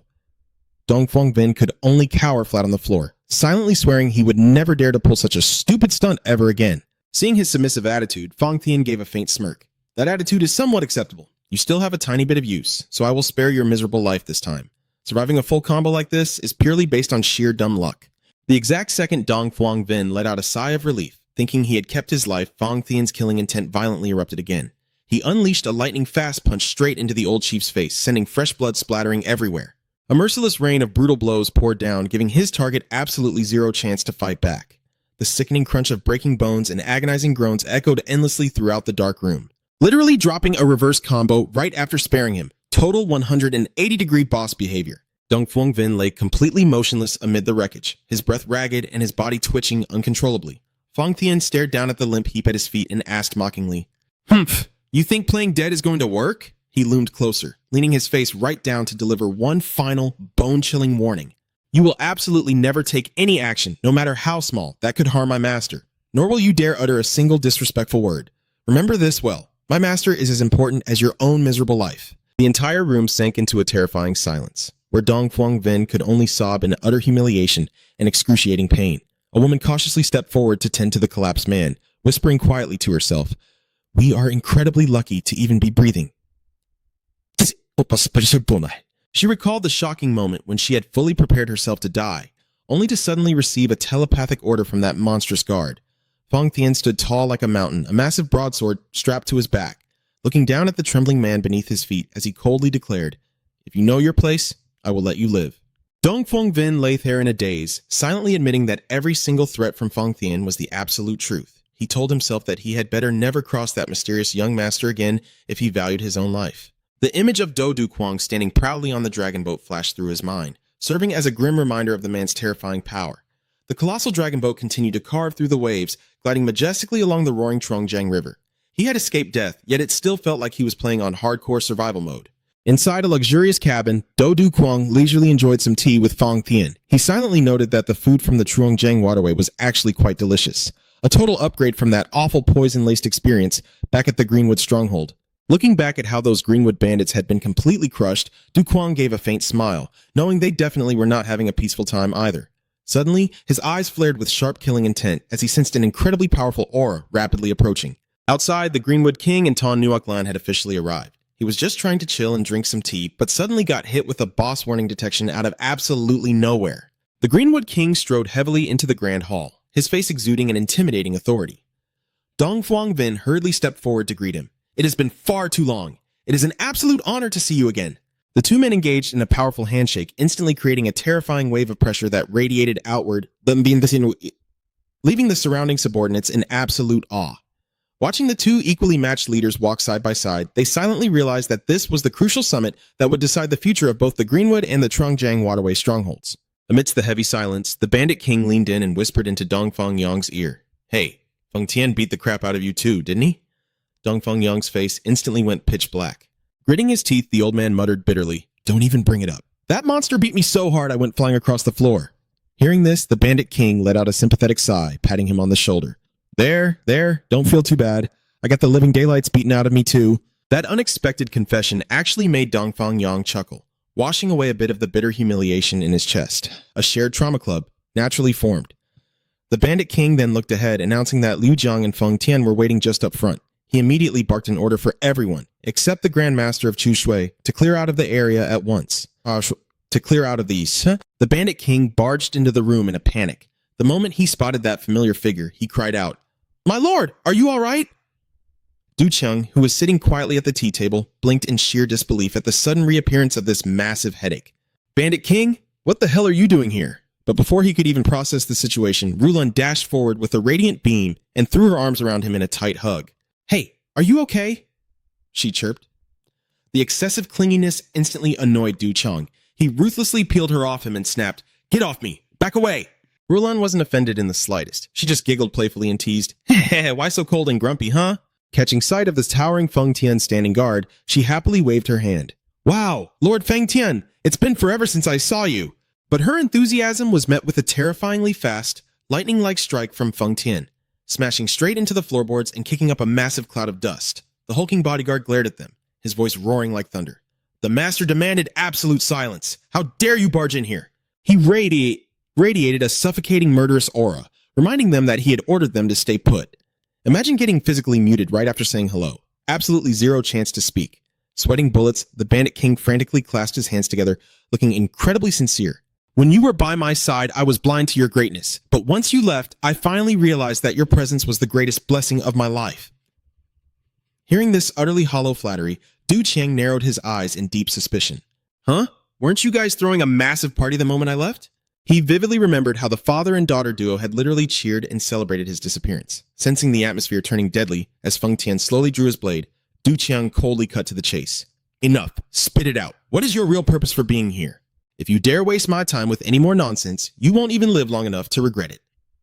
Crushed under that terrifying pressure, the Bandit King had no choice but to shakily confess the truth. "Please forgive us, my lord. Our Green Forest faction is being forced to join the Subjugation Vanguard." All that bootlicking, just to be exposed on the spot. This news instantly gave Du Qiang a massive headache. He muttered to himself, "The Green Forest Subjugation Vanguard? Things are getting way too complicated." He realized he was now surrounded by way too many powerful factions. From the assassin syndicates to the demonic cult, and now an entire subjugation army marching his way. The drama was leveling up like a newly unlocked map in a video game. Seeing his master deeply troubled, Feng Tian tightened his grip on his sword hilt and firmly suggested, "Master, perhaps I should just dispose of them right now." He coldly analyzed that once the subjugation vanguard deployed, it would definitely gather countless martial experts on a massive scale. To this insanely extreme bodyguard, slaughtering the entire Green Force faction to silence them was simply the most practical way to avoid trouble. Du Qiang's eyes flared with a chilling, murderous glint as his voice dropped an octave. "Bandit King!" The old boss was so terrified that all the blood drained from his face. He could only bow deeply and wait. "But please, give me your orders, my lord." In a flash, Feng Tian's icy blade was already pressed right against the old man's throat. Du Qiang stared thoughtfully into the distance before laying down the law. "Never let your guard down. You must stay highly alert and remain completely hidden. Remember this." He added a dark warning. "If you get exposed, you will very quickly experience the terrifying speed of Feng Tian's sword." Hearing that, the Bandit King broke into a cold sweat. He instantly dropped to his knees, pressing his forehead to the floor in utter submission. "I am infinitely grateful for your boundless mercy, my lord." His lackeys behind him immediately chanted, "Long live the Lord!" in unison, their voices echoing across the roaring rivers outside. Meanwhile, in another room, Dongfang Yang burst into a highly sarcastic laugh. "Ha ha ha, well, isn't that a surprise? To think the great Bandit King is out there shouting, 'Long live the king,' like a dog." He viciously mocked how naturally Sun Wu groveled for his life, wondering out loud if the old man planned on playing dead the next time Feng Tian decided to beat him up. But karma strikes fast. Laugh at someone today, and you'll be laid out flat before you even know it. Suddenly, a loud crash echoed through the room, making one of his startled subordinates snap. "You absolute idiot!" Dongfang Yang's face contorted into deep irritation at the sudden disturbance. Gritting his teeth, he clenched his fists and roared furiously, "You insolent brat!" Dongfang Yang relentlessly scolded his subordinate, warning him that the only reason he dared to speak so carelessly was because he had never tasted the sheer terror of Feng Tian's fists. He then spun around to look at Sun Wu, demanding, "Sun Wu, who the hell are those lunatics?" The old Bandit King just clicked his tongue in absolute helplessness. "If I knew, do you really think I'd be stuck in this miserable situation?" Dongfang Yang lowered his voice, insisting that now was the time to investigate and uncover the truth. But Sun Wu instantly cut him off, warning him not to dig any deeper because those monsters were not the type you could just mess with. He heavily emphasized that Liu Zhang's personality was wildly erratic, a total wild card. Whether he decided to kill you or spare you depended entirely on his momentary mood. Hearing that made it sound less like a rival and more like an endgame boss rolling a dice for his daily mood. Spotting a lone subordinate shivering uncontrollably in the hallway, Sun Wu asked in surprise, "Hey you, why are you standing out there shaking like a leaf?" The minion jumped in pure terror, stammering out a question of whether they needed any help.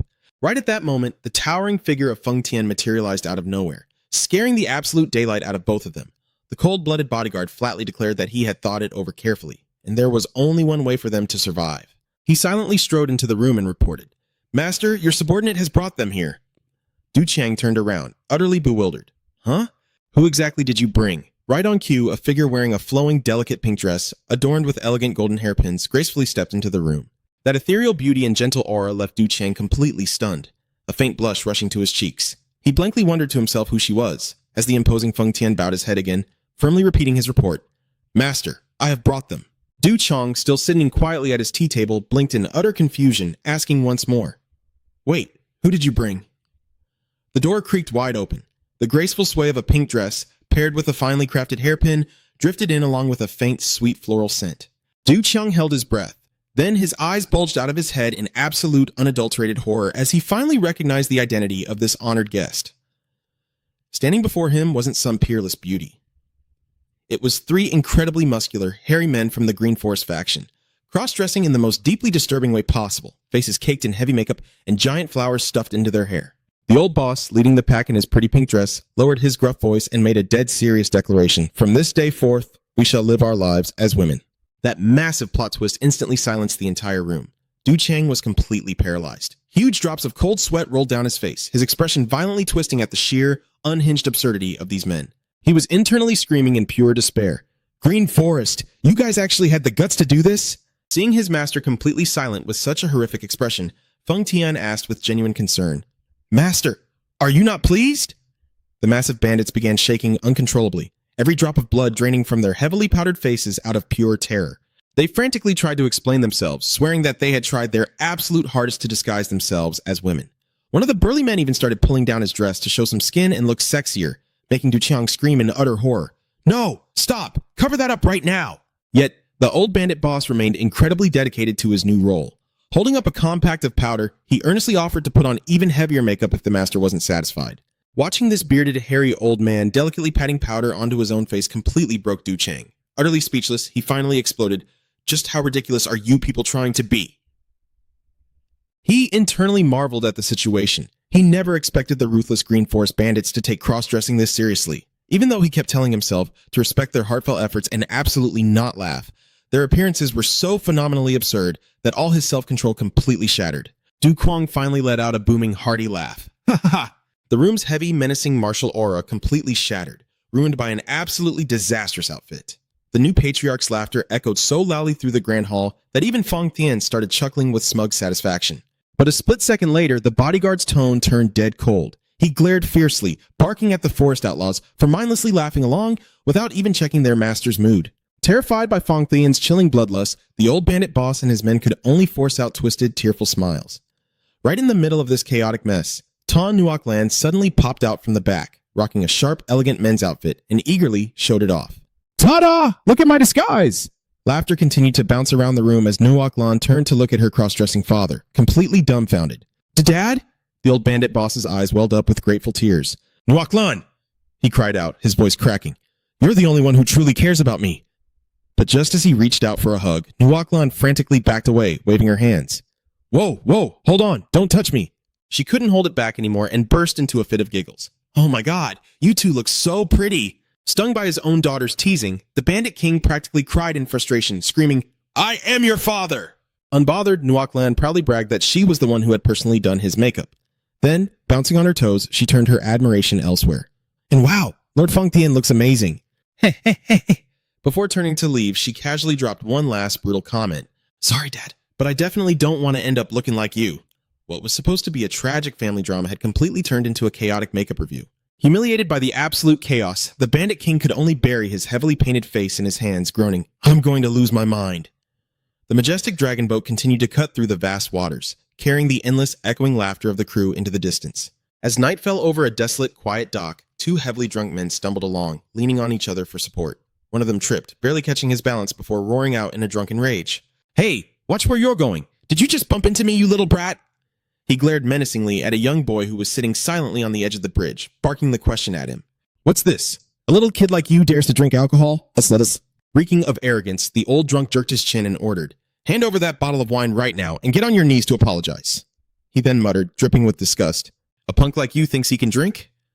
All the while, the mysterious youth maintained a dead cold expression, his grip slowly tightening around the wine bottle. Miles away from the ridiculous antics of the forest outlaws, darkness swallowed the silent dock, where a new, deadly threat was quietly closing in. The 2 drunkards kept acting tough, and one of them forcefully grabbed the stranger's shoulder, shouting, Hey, brat, I said apologize right now. The fools had no idea they were playing with a razor-sharp blade in the dark. The young stranger didn't say a single word, but his eyes suddenly flashed with a terrifying, eerie blue glow. In a blinding flash, a hand swung out. The strike was so devastatingly fast that the drunks didn't even see it coming. Their eyes bulged in pure terror just a second before they collapsed. The 2 men hit the wooden planks, completely paralyzed and out cold. They tried to flex for a second, only to get dropped before they could even blink. The mysterious boy was actually a deadly female assassin from the demonic cult in disguise. She stared coldly down at their unconscious bodies and muttered a warning. "I'm only erasing your memories," she sneered. "Consider yourselves lucky and learn your lesson." She clicked her tongue in sheer exhaustion. Her mind was racing as she had tracked the young patriarch all the way to this Dongting Lake region. To her absolute shock, Du Kuang had effortlessly conquered the forest outlaws, and now the Yangtze River water forts. She couldn't help but wonder what terrifying master plan he was really hiding. In the eyes of the demonic cult's members, Du Kuang was an unsolvable enigma. His true personality, his habits, and the actual depth of his martial arts prowess had never been fully revealed. However, there was one terrifying truth that made everyone fear him. The young patriarch had successfully mastered the Silver Phantom arts, reaching the wildly powerful Fifth Realm. Just hearing the name of his technique screamed final boss energy. 500 years ago, the former leader of the demonic cult used this very technique to become the strongest in the world, raining absolute terror upon the martial realm. The unfathomable Silver Phantom arts was a martial skill practically unmatched by anything else, a pure testament to Du Kuang's monstrous, God-given talent. Because of this terrifying reality, the demonic cult made a desperate move. They summoned the 5 demon gods, living legends of the martial world, to execute this new patriarch. Yet, after waiting forever, her backup was nowhere to be seen. Losing her temper, the female assassin stomped fiercely on a wooden crate and hissed, "They're still not here! Just how leisurely are the 5 demon gods taking this?" She fumed with frustration. After days of exhausting tracking, she was dying for a break. But right at that moment, those exact same 2 drunks from earlier stumbled back into view. They roared with the exact same arrogant attitude. "Look at this, a little kid like you dares to drink alcohol? Hand over that bottle to your masters and apologize right now." Her fury finally boiled over. She ground her teeth, gripping her wine bottle so hard it shattered into pieces. Her eyes flared with pure, murderous intent as she growled, "You absolute pests!" Meanwhile, in the dead silence of the harbor, a sudden whoosh tore through the air, signaling the arrival of an uninvited guest. Dong Fuang Vin gasped in shock. "What the? Standing right in front of him was Thoi Quan Thon Kai, the Hunan branch leader of the Beggars sect, scratching his head with a completely clueless expression. "What the hell is with that look?" Then Kai muttered to himself, I don't remember. I have no idea what just happened." He rubbed his temples, genuinely bewildered. He wondered if he had simply knocked back way too much booze. Completely losing his patience at the sloppy display, Dong Fuang Vin grabbed the beggar by the chin and snapped, "Then spit it out! Tell me exactly why you came here!" "And then get the hell out!" Than Kai grimaced and replied, "You're so cold." "Well, whatever. We're here to talk business, so that's all that matters." His tone suddenly shifted into something much more serious. "Have you met the master of the White Dragon Manor yet?" The question made Dong Fuang Vin pause. He suddenly realized that the Beggars sect lurking around the Yangtze River and Dongting Lake all this time was entirely connected to the White Dragon Manor's master. 8 years ago, the White Dragon Manor went from being a completely insignificant faction to a terrifying powerhouse, swallowing up the entire northern region of the Yangtze River. It was exactly this monstrous expansion that forced the mighty 18 Yangtze fortresses to shrink down to just 10. In the end, they had no choice but to beg for a truce, surrendering their northern territories to the White Dragon Manor. Sitting across from the Beggars sect branch leader, Dong Fuang Vin suddenly realized a chilling truth. "I thought you filthy beggars were just risking your necks because you were hungry for fish. I never expected the White Dragon Manor and the Beggars sect to be working together." Then Kai leaned in, his voice dropping to a low, dangerous whisper. "Let me give you a little tip about the master of the White Dragon Manor." He emphasized that this was still just a theory, bringing up the famous incident where the Beggars sect wiped out the 10 great villains. But there was one monster they couldn't kill, the one known as the Black-Hearted Angler, the true leader of the 10 great villains. Than Kai dropped another massive bombshell. Not only did the Black-Hearted Angler possess terrifying martial arts, but he was also an absolute master of manipulation and the mystical face-changing arts. Dongfang Yong stood completely paralyzed as a horrifying realization struck him. A disguise technique. If it really is a disguise technique, does that mean he completely changed his face to live in hiding? Suddenly, it all made sense. The real reason the Windkill gang had been hunting the White Dragon Lord was because the leader of the 10 great villains, the Black-Heart Angler, had disguised himself as the illustrious Lord. In a solemn chamber, the white-haired lord stared quietly out the window and murmured in a deep voice, "It has been a while." Immediately, the dark figures behind him dropped to their knees, bowing respectfully as they chanted in unison, "The peerless 7 ghosts beg an audience with our master." The atmosphere was as tense as a game lobby right before a boss fight. This disguise technique was the exact reason the Windkill gang had been hunting the White Dragon Lord all this time. It turned out that the leader of the 10 great villains, the Black-Heart Angler, had used an elaborate disguise to hide behind the identity of the illustrious Lord. Facing his disciples after such a long time, the old man narrowed his eyes and looked down at them. The members of the Peerless 7 Ghosts immediately dropped to the floor, chanting with absolute reverence, "The Peerless 7 Ghosts beg an audience with our master." Seeing the battered state of the disciple kneeling at his feet, the Lord let out a sinister chuckle. It has been a while, but why do you look so pathetic? The disciple reported with a heavy heart that the 4 brothers who followed him had all been slaughtered by their enemy. The old man pondered for a moment before noting, "The one who killed your sworn brothers." He snapped their necks, didn't he? The disciple trembled as he confessed, desperately begging his master to step in and avenge them. "Come here, let me take a look," he commanded quietly. The Lord reached out to examine the wound, visibly surprised to find that his disciple's neck bone was completely shattered. He pulled out a set of golden acupuncture needles and ordered, "Now, try circulating your energy." Immediately, the disciple sat cross-legged and began channeling his inner strength. A blazing purple aura engulfed his entire body, glowing so intensely like a legendary skin that it almost made you want to hit the report button. Seeing the red spots appearing on his disciple's neck, the master was shocked to realize that the enemy's lingering aura was still tightly gripping the pressure points. He wondered deeply how the opponent could execute such an incredibly sophisticated technique. Without a second thought, the old man delivered a decisive strike to the pressure points to shatter the seal. With a sharp, dry crack, the disciple's twisted neck finally snapped back to normal. Overjoyed, he dropped into his knees. "Thank you so much, master." As he spoke, the Lord's eyes turned icy and sharp. "First," the old man asked in a low, dangerous tone, "tell me who did this to you?" The annihilation of the Black Dragon Gang, the brutal deaths of his sworn brothers, all of it was single-handedly caused by Feng Tian. The White Dragon Lord gasped in shock. "Feng Tian! He has shown himself again?" The old man admitted he had only just heard that name from a lucky subordinate who managed to escape a bloody massacre. The gruesome details of Feng Tian using human corpses to create a terrifying mermaid formation on the river were enough to make anyone shudder in absolute horror. The subordinates were furious, unable to believe someone dared to blatantly challenge the authority of the White Dragon Manor. They fiercely declared that Feng Tian had sealed his own death warrant. But to their surprise, the Lord burst into excited laughter. He ordered them to prepare a little surprise gift in return, as this was something he absolutely could not ignore. The disciples stood there clueless, wondering if gift was a secret code for a gruesome execution. Still, they chanted in unison that they understood his intent, then quickly brought out trays of dazzling solid gold. Feeling a burning pain in his chest, the Lord desperately urged his men to grab the gold and fetch a doctor immediately, snapping that he still wanted to live a long life. The scene shifts to the vast Yangtze River, where Du Youqiang and Feng Tian were approaching a solitary rocky island. Feng Tian pointed ahead, confirming that the shadowy spot in the distance was the exact location of the second plane. Then, he suddenly suggested, "Master, you need to dive down there alone, right now." Du Youqiang narrowed his eyes in suspicion, silently cursing his guardian. Why did he lead the way for the first plane, but now he is forcing me to jump into a death trap all by myself? This whole betrayal system plot twist was throwing up massive red flags everywhere.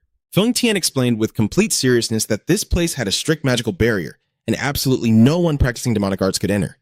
Du Youqiang was stunned. Wait, what? He was completely bewildered. If this plan was prepared by the demonic cult, why was there such a ridiculous contradiction? A terrifying thought crossed the young cult leader's mind. What if this was a trap set by the Orthodox factions? After all, at the first location, even though they claimed to be Orthodox, demonic arts could still easily slip through. But here, it was the exact opposite. Hearing this made his brain spin, like trying to read a patch note completely full of logic errors. Standing at the threshold of the unknown, Du Youqiang could not help but ask himself in disbelief. What exactly is the plan my father left behind? Why on earth would he choose Orthodox martial arts as his master plan? In response to his doubts, Feng Tian just bowed his head in mysterious silence. "I do not know anything. I am merely following orders. I am truly sorry." The bitter irony finally hit Youqiang. This place was never meant for those who practice demonic arts. He clenched his fist tightly, finally understanding why his father had only ever taught him the Silver Soul Strike. It turned out that because the heavenly demon Asura once used the Dark Soul Strike to conquer the world in the past, everyone naturally assumed the Silver Soul Strike was just another evil demonic art. But it was not until Youqiang practiced it himself that he realized how completely wrong they were. The Silver Soul Strike was actually a pure Orthodox technique, rooted in sword control and designed to guide the practitioner to the ultimate state of the Heart Sword. Astonished by this revelation, Youqiang pressed Feng Tian on how he knew the plan so perfectly. His guardian revealed that it was all thanks to the Azure Blade, a subordinate he had specially trained in Orthodox martial arts, but right now, that guy was locked away in the pitch-black demon prison, making a face-to-face meeting impossible. The lore drops were hitting like a massive game update. The more you read, the more server-wide secrets you unlocked. This truth sent a chill down Yuqiang's spine. Isn't the demon prison a place where they carry out all kinds of brutal torture? Why the hell is your subordinate locked up in there? He furiously demanded, questioning why Feng Tian would throw his own man into a living hell. Feng Tian calmly explained that because the Azure Blade knew way too many secrets, and his martial arts were relatively weak compared to the others in the cult, this was the only way to keep his mouth shut. Youqiang roared in frustration at such cold-blooded logic. How can you judge loyalty based purely on combat skill like that? Even if the demonic path despises the world, we still value loyalty and brotherhood. Hearing this, their management system really sounded like, if you're weak, you're muted. Seeing that his master had misunderstood, Feng Tian quickly clarified that the Azure Blade actually volunteered to go in there, terrified he might accidentally leak the secrets. Even the heavenly demon Asura had to think long and hard before finally agreeing to it. Yu Qiang could only sigh in absolute exhaustion. It seems like not a single one of your subordinates is normal. He brushed off the argument and demanded Feng Tian explain the plan clearly. According to the Azure Blade's instructions, Yu Qiang would have to dive down about 20 fathoms, a depth where light could not reach and the darkness was as thick as ink. Once he dove another 20 fathoms down, a powerful current would appear. He wouldn't need to do anything, just let the current sweep him away. The final destination of that rushing water was a hidden secret chamber beneath the abyss, the exact place where his father had concealed the second plane. Diving deep into the pitch-black cavern, Du Youqiang thought to himself, this is way harder than I imagined, so I really had to learn how to dive from the Dongting Dragon King. Standing on the shore, Feng Tian maintained his stern expression and offered words of encouragement. With your talent, master, you will be able to execute the plan in just 3 days. Du Youqiang made up his mind. No matter what, I have to do this. I don't want to waste any more time. It honestly felt like unlocking an underwater tutorial, but the hard mode version. The very next day on a massive ship, the grueling training began. Du Youqiang continuously surfaced and plunged into the fierce waves, leaving the Dongting Dragon King absolutely amazed. He grasps it immediately. With skills like that, no matter how deep the water is, he won't be in any danger. The old man went on to explain the secret of regulating internal energy. In the martial world, people usually regulate their inner energy through their everyday breathing. Depending on their martial arts realm, they can hold their breath anywhere from 15 minutes to a full 2 hours. Curious about his limits, Du Kuang asked, Dragon King of Dongding, how long can you hold your breath underwater?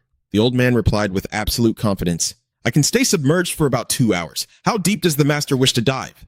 Hearing the ambitious goal of 60 feet, the old man suggested a much safer start. How about we try 10 feet today and aim to hold your breath for 15 minutes? Before diving in, Du Chuang made sure to tease his loyal guard. You just stand up there and don't go having a panic attack, all right? Do you hear me, Feng Tian? Feng Tian replied with a deep protective tone. I am always ready, master. Please, be careful down there. Du Kuang decisively threw himself into the deep blue water. Feeling the heavy pressure weighing down on his body, he silently gauged the situation. This should be about 10 feet. I can definitely go a bit deeper. At the tranquil bottom of the lake, he walked among ancient rock formations, soaking in the rare sense of peace. No humans screaming at each other, he thought to himself, and no deafening clashes of metal. I absolutely love this silence. A deep yearning for a free future suddenly swelled in his heart. Once all of this is finally over, I'm going straight to Hainan Island. When I'm there, I'll just swim around exactly like today. But that perfect tranquility was violently ripped away as thick ropes suddenly shot through the water, wrapping tightly around his neck and completely locking down his body. His eyes shot wide open in shock. An ambush? Through the murky water, mysterious dark figures loomed out of nowhere, tightly boxing in the new cultmaster. Du Kuang gritted his teeth, furiously thinking, who the hell are these guys? Realizing that fighting underwater was a massive disadvantage, he decided to immediately swim for the surface to break free. But in an instant, another rope lashed out like a venomous snake, wrapping tightly around his leg. The lasso snagged him, chaining crowd control like crazy so he couldn't even catch a breath. The enemies above pulled with all their might, intentionally dragging the new cultmaster deep into the abyss. Du Kuang screamed in his mind with pure rage. Damn it! I am not dying like this! Even while pinned down, he forcefully twisted his body, swinging his arm to block a lightning-fast strike from a white-haired old man rushing in for the kill. Facing the old man's savage, bloodthirsty glare, Du Kuang moved like lightning, grabbing the attacker's arm to lock onto his target. Channeling every ounce of his internal energy into his palm, he unleashed his ultimate technique, the water burst palm, triggering an earth-shattering explosion right at the bottom of the lake. The massive shockwave ripped through the currents, blasting the old man so far away that he only had time to widen his eyes in sheer terror before blacking out completely in the murky water. Du Kuang knew he had to use this opening to escape, but that deadly noose was still choking the life out of him. He panicked, completely clueless as to when that guy had slipped behind him. Feeling the oxygen completely burning out of his lungs, he could only choke out, I'm out of air. It was a literal suffocating situation, with his HP dropping way faster than a rage quit combo. Drowning in despair under the deep water, Du Kuang weakly called out for his guard to save him before his vision finally started to fade. Meanwhile, up on the massive ship, the Dragon King of Dongding approached Feng Tian to report, Lord Feng Tian, we need to talk. White Dragon Manor has sent an envoy here. The cold-blooded guard didn't even blink, brushing him off with, that has absolutely nothing to do with me. But the old camp leader kept pushing buttons. Would they seriously dare to do this while you and the master are still here? Talk about parallel drama. While one side was literally about to log off, The other was still holding a strategy meeting. The old man revealed that the enemies were furious over the mermaid ship incident, arrogantly demanding they hand over Dang Vo Kuk, along with Fong Tian and his master. However, beneath his respectful facade, Dong Phuong Vin was secretly scheming to use Fong Tian as a weapon to wipe out White Dragon Manor. He smugly thought to himself, if I can manipulate them into fighting each other, I don't care who dies. I'll be the ultimate winner.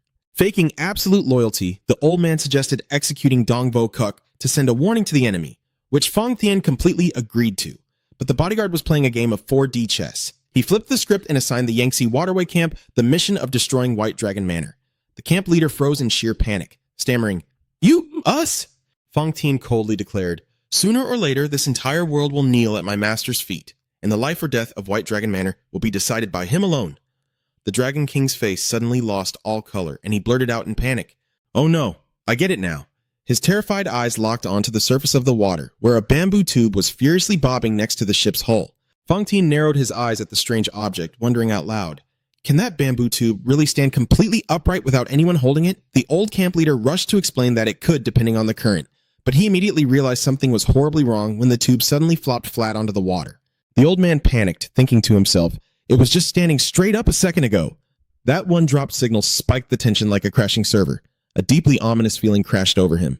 The Dragon King of Dongding screamed in absolute terror. "With this current, that's impossible! The master is in danger!" Deep down at the bottom of the lake, Du Kuang was being violently dragged into an underwater ravine by two old assassins tightening a noose around his neck. They smirked in triumph, thinking to themselves, "We finally finished the biggest mission. Now we just need to extract and we're golden." But suddenly, a blinding flash of light violently ripped through the murky water, scaring the absolute life out of them. Realizing their position had been exposed, they panicked and tried to bolt the moment they saw a shadow torpedoing toward them at terrifying speed. A massive plot twist hit just as they were celebrating, getting team wiped out of nowhere. It was Fong Tian, diving down like a bullet, risking everything to save his master. The long-haired assassin gritted his teeth, refusing to let his target escape here.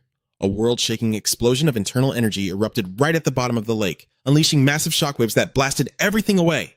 Amidst the churning cloud of water and debris, Du Kuang's silhouette completely vanished, leaving the enemies entirely disoriented. "He disappeared?" they muttered in shock. A split second later, his freezing voice echoed right behind their backs. "Did you really think you could fight me underwater?"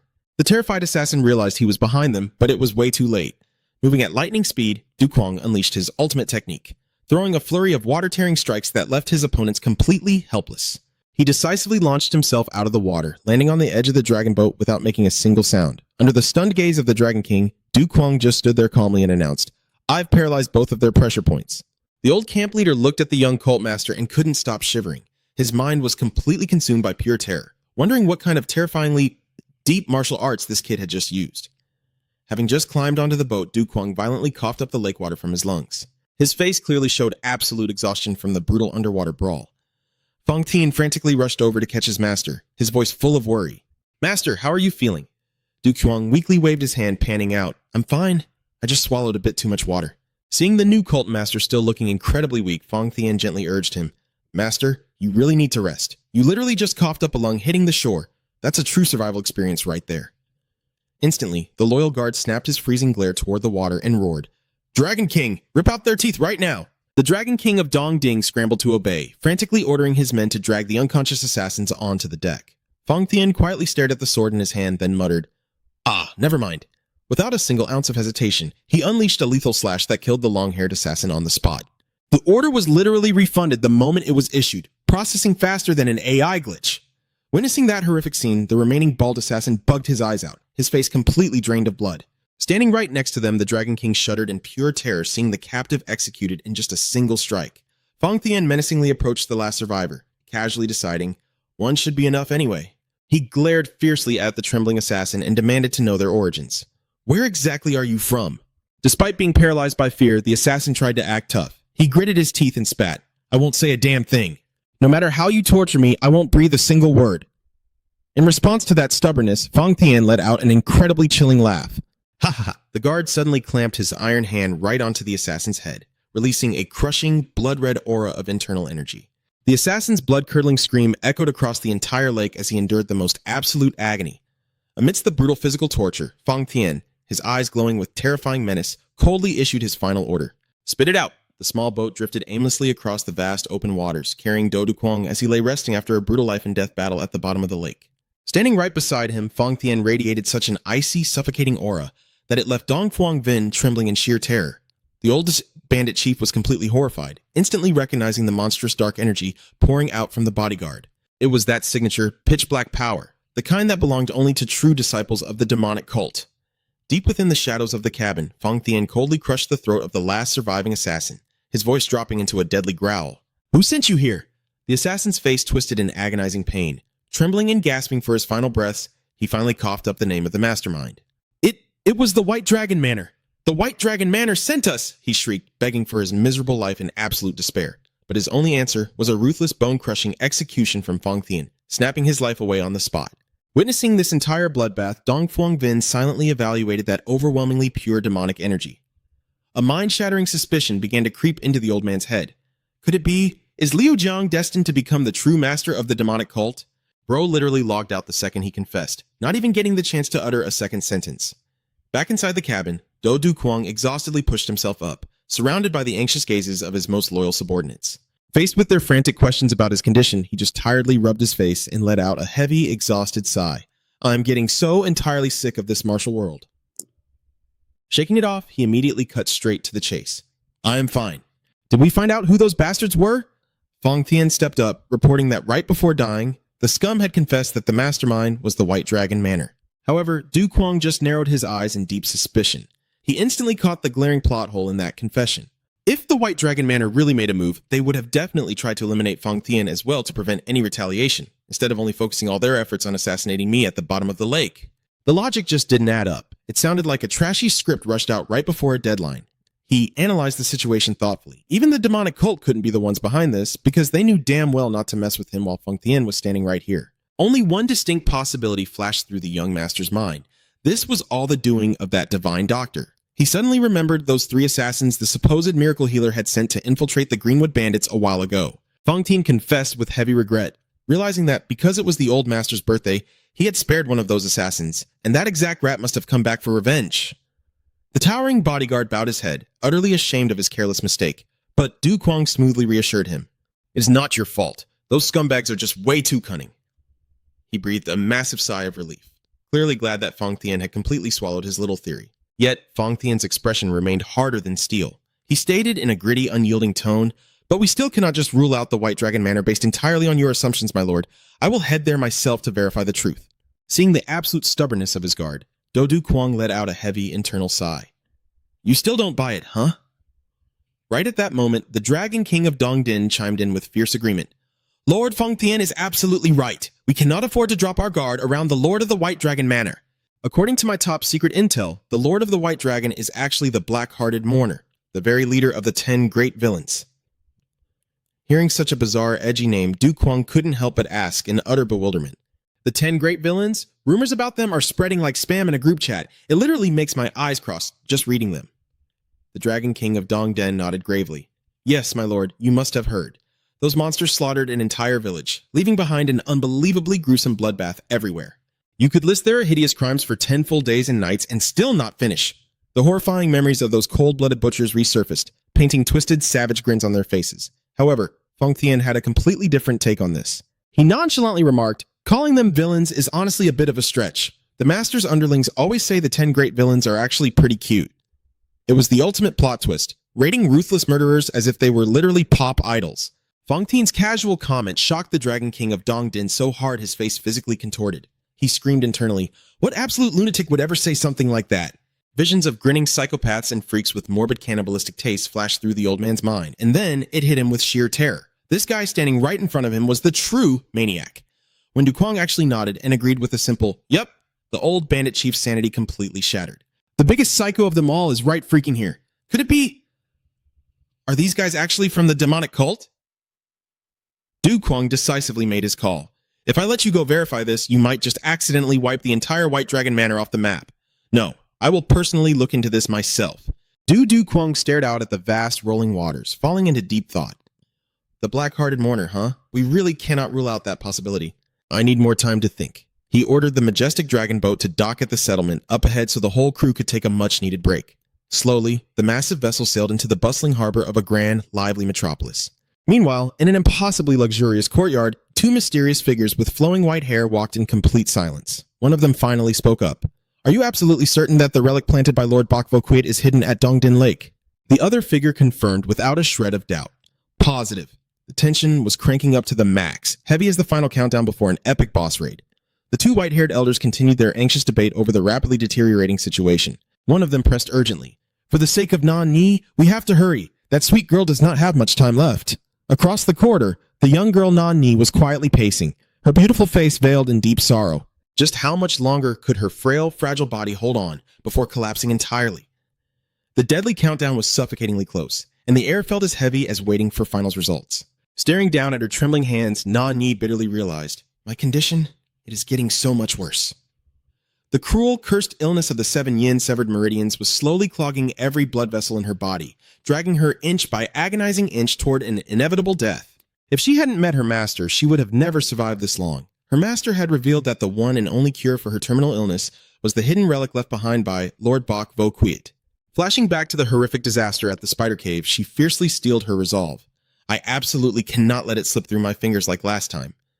Nan Yi gently adjusted her veiled bamboo hat, completely cloaking her identity from the world. She desperately wondered if the ultimate treasure Bok Vokwit left behind was truly resting at Dongdin Lake, deciding she had to ask the local villagers for any crumbs of information. Stepping into the vibrant, chaotic marketplace, she was instantly swallowed by the noisy crowd, scanning frantically for a seasoned local who knew the land. Suddenly, the booming, inviting pitch of an old candied hawthorn vendor echoed through the street. Sweet candied hawthorns, get your juicy candied hawthorns right here! Staring at those glistening ruby-red skewers, Nan Ni quietly gulped, convincing herself, well, maybe just one skewer before getting down to business. She scurried up to the little stall and asked softly, please, give me one of those. The second she took a bite, her eyes lit up like fireworks at that irresistibly sweet crunch. Wow, this is so incredibly good! But the absolute sheer panic hit the moment the old man declared the price was 1 copper coin. Nan Yi began frantically patting her robes, fumbling to find her money, while the vendor's expression rapidly shifted into a deeply suspicious glare. Oh no, no. I am doomed! Nan Yi screamed in her mind, completely drowning in panic as she realized she had left her entire coin pouch back at the inn. Showing zero mercy, the old vendor's eyes bugged out as he barked fiercely. What did you just say? You don't have any money? Are you trying to dine and dash on me, you little brat? The old man started shrieking at the top of his lungs, calling for the city guards to arrest the thief, causing a massive crowd of gossiping bystanders to swarm around them. Du Kwang, who happened to be casually strolling nearby, frowned in annoyance, wondering, why the hell is it so damn noisy over there? The drama was instantly cranked up to max volume, turning into the ultimate hotspot for tea spilling. Nan Ni practically begged the old man to just wait one little minute so she could run back and grab her cash, but the stubborn vendor refused to buy a single word of it, convinced she was just plotting her escape. Watching the mess from a distance, Du Kwang figured the crowd was way too dense to step in publicly without drawing a ton of unwanted attention. And yet, seeing the tragically pathetic and flustered state of that poor girl, his conscience just wouldn't let him walk away. Man, if I just ignore this, I am definitely going to have nightmares tonight, he told himself. Smoothly stepping out from the shadows, he walked right up, placed a firm hand on Nan Ni's shoulder, and decisively tossed a coin to the vendor. Here is your money. Now, give me another skewer. The hero swooped in right on time, saving the day as easily as hitting the skip button on a drama. Let us go, my lady. Du Kwang's voice shattered the heavy tension, and he quietly walked away. Nan Ni blinked in a daze before quickly scrambling after her savior. As they crossed the stone bridge, she bowed her head, her voice full of sincere gratitude. Thank you so much, my lord. I absolutely must repay your kindness. Du Kwang gave a gentle smile, waving it off. He told her it was just a passing favor and there was no need for a reward. But the stubborn girl insisted. In her flustered rush, she accidentally brushed against him, leaving them both instantly awkward. Yanni's face flushed bright red as she stammered a frantic apology for her clumsiness. Suddenly, amidst the bustling crowd, a running child slammed hard into her, sending her stumbling backward. With lightning reflexes, Du Kwang caught her, pulling her firmly into his chest to keep her from falling. His voice was soft and full of concern. It is far too crowded here. Please be careful. Staring up at her dashing savior's face from so close, Nan Ni was completely mesmerized, her heart hammering wildly in her chest. She could only squeak out a tiny thank you in a state of absolute panic. One little bump and her heart went straight into overdrive. Du Kwang firmly repeated that he was merely passing by and she should not worry about repaying him, before quietly turning his back and walking away. Later that night, under the hazy moonlight, Nan Ni sat alone on her balcony, her heart heavy with regret for letting her savior leave without even asking his name. Holding a stick of candied fruit in her hand, she smiled softly, secretly wishing they could cross paths again. A romance that ended before it even began. Miss just one beat and you drift a mile apart. Meanwhile, on a river shimmering with the glow of bright lanterns, Do Du Kwang's boat glided through the dead of night. He locked his eyes on the majestic, towering structure up ahead, his voice dropping low. This is it. Right in front of him was the estate of the White Dragon Lord, his mysterious and deadly destination. Standing at the bow of the ship, bathed in the estate's radiant lights, he muttered softly to himself, "So, it is here?" Rising majestically from the center of the rippling lake was the grand manor of the White Dragon Lord. High above, from a towering balcony, a mysterious figure was silently watching their boat slowly approaching. Fang Tian stepped closer to report, "Master, it appears the White Dragon Manor is coming out to welcome you." Suddenly, a booming voice echoed from the estate, demanding that the East Lake Dragon King halt his advance. A woman with pinkish purple hair stepped forward, wielding a short curved blade and sporting an incredibly arrogant smirk. Dripping with sarcasm, she demanded to know why she did not see Dang Vu Kuk, and why only the East Lake Dragon King was creeping around here in the dead of the night. This woman was Bak Na Sat, an elite warrior of the White Dragon Manor.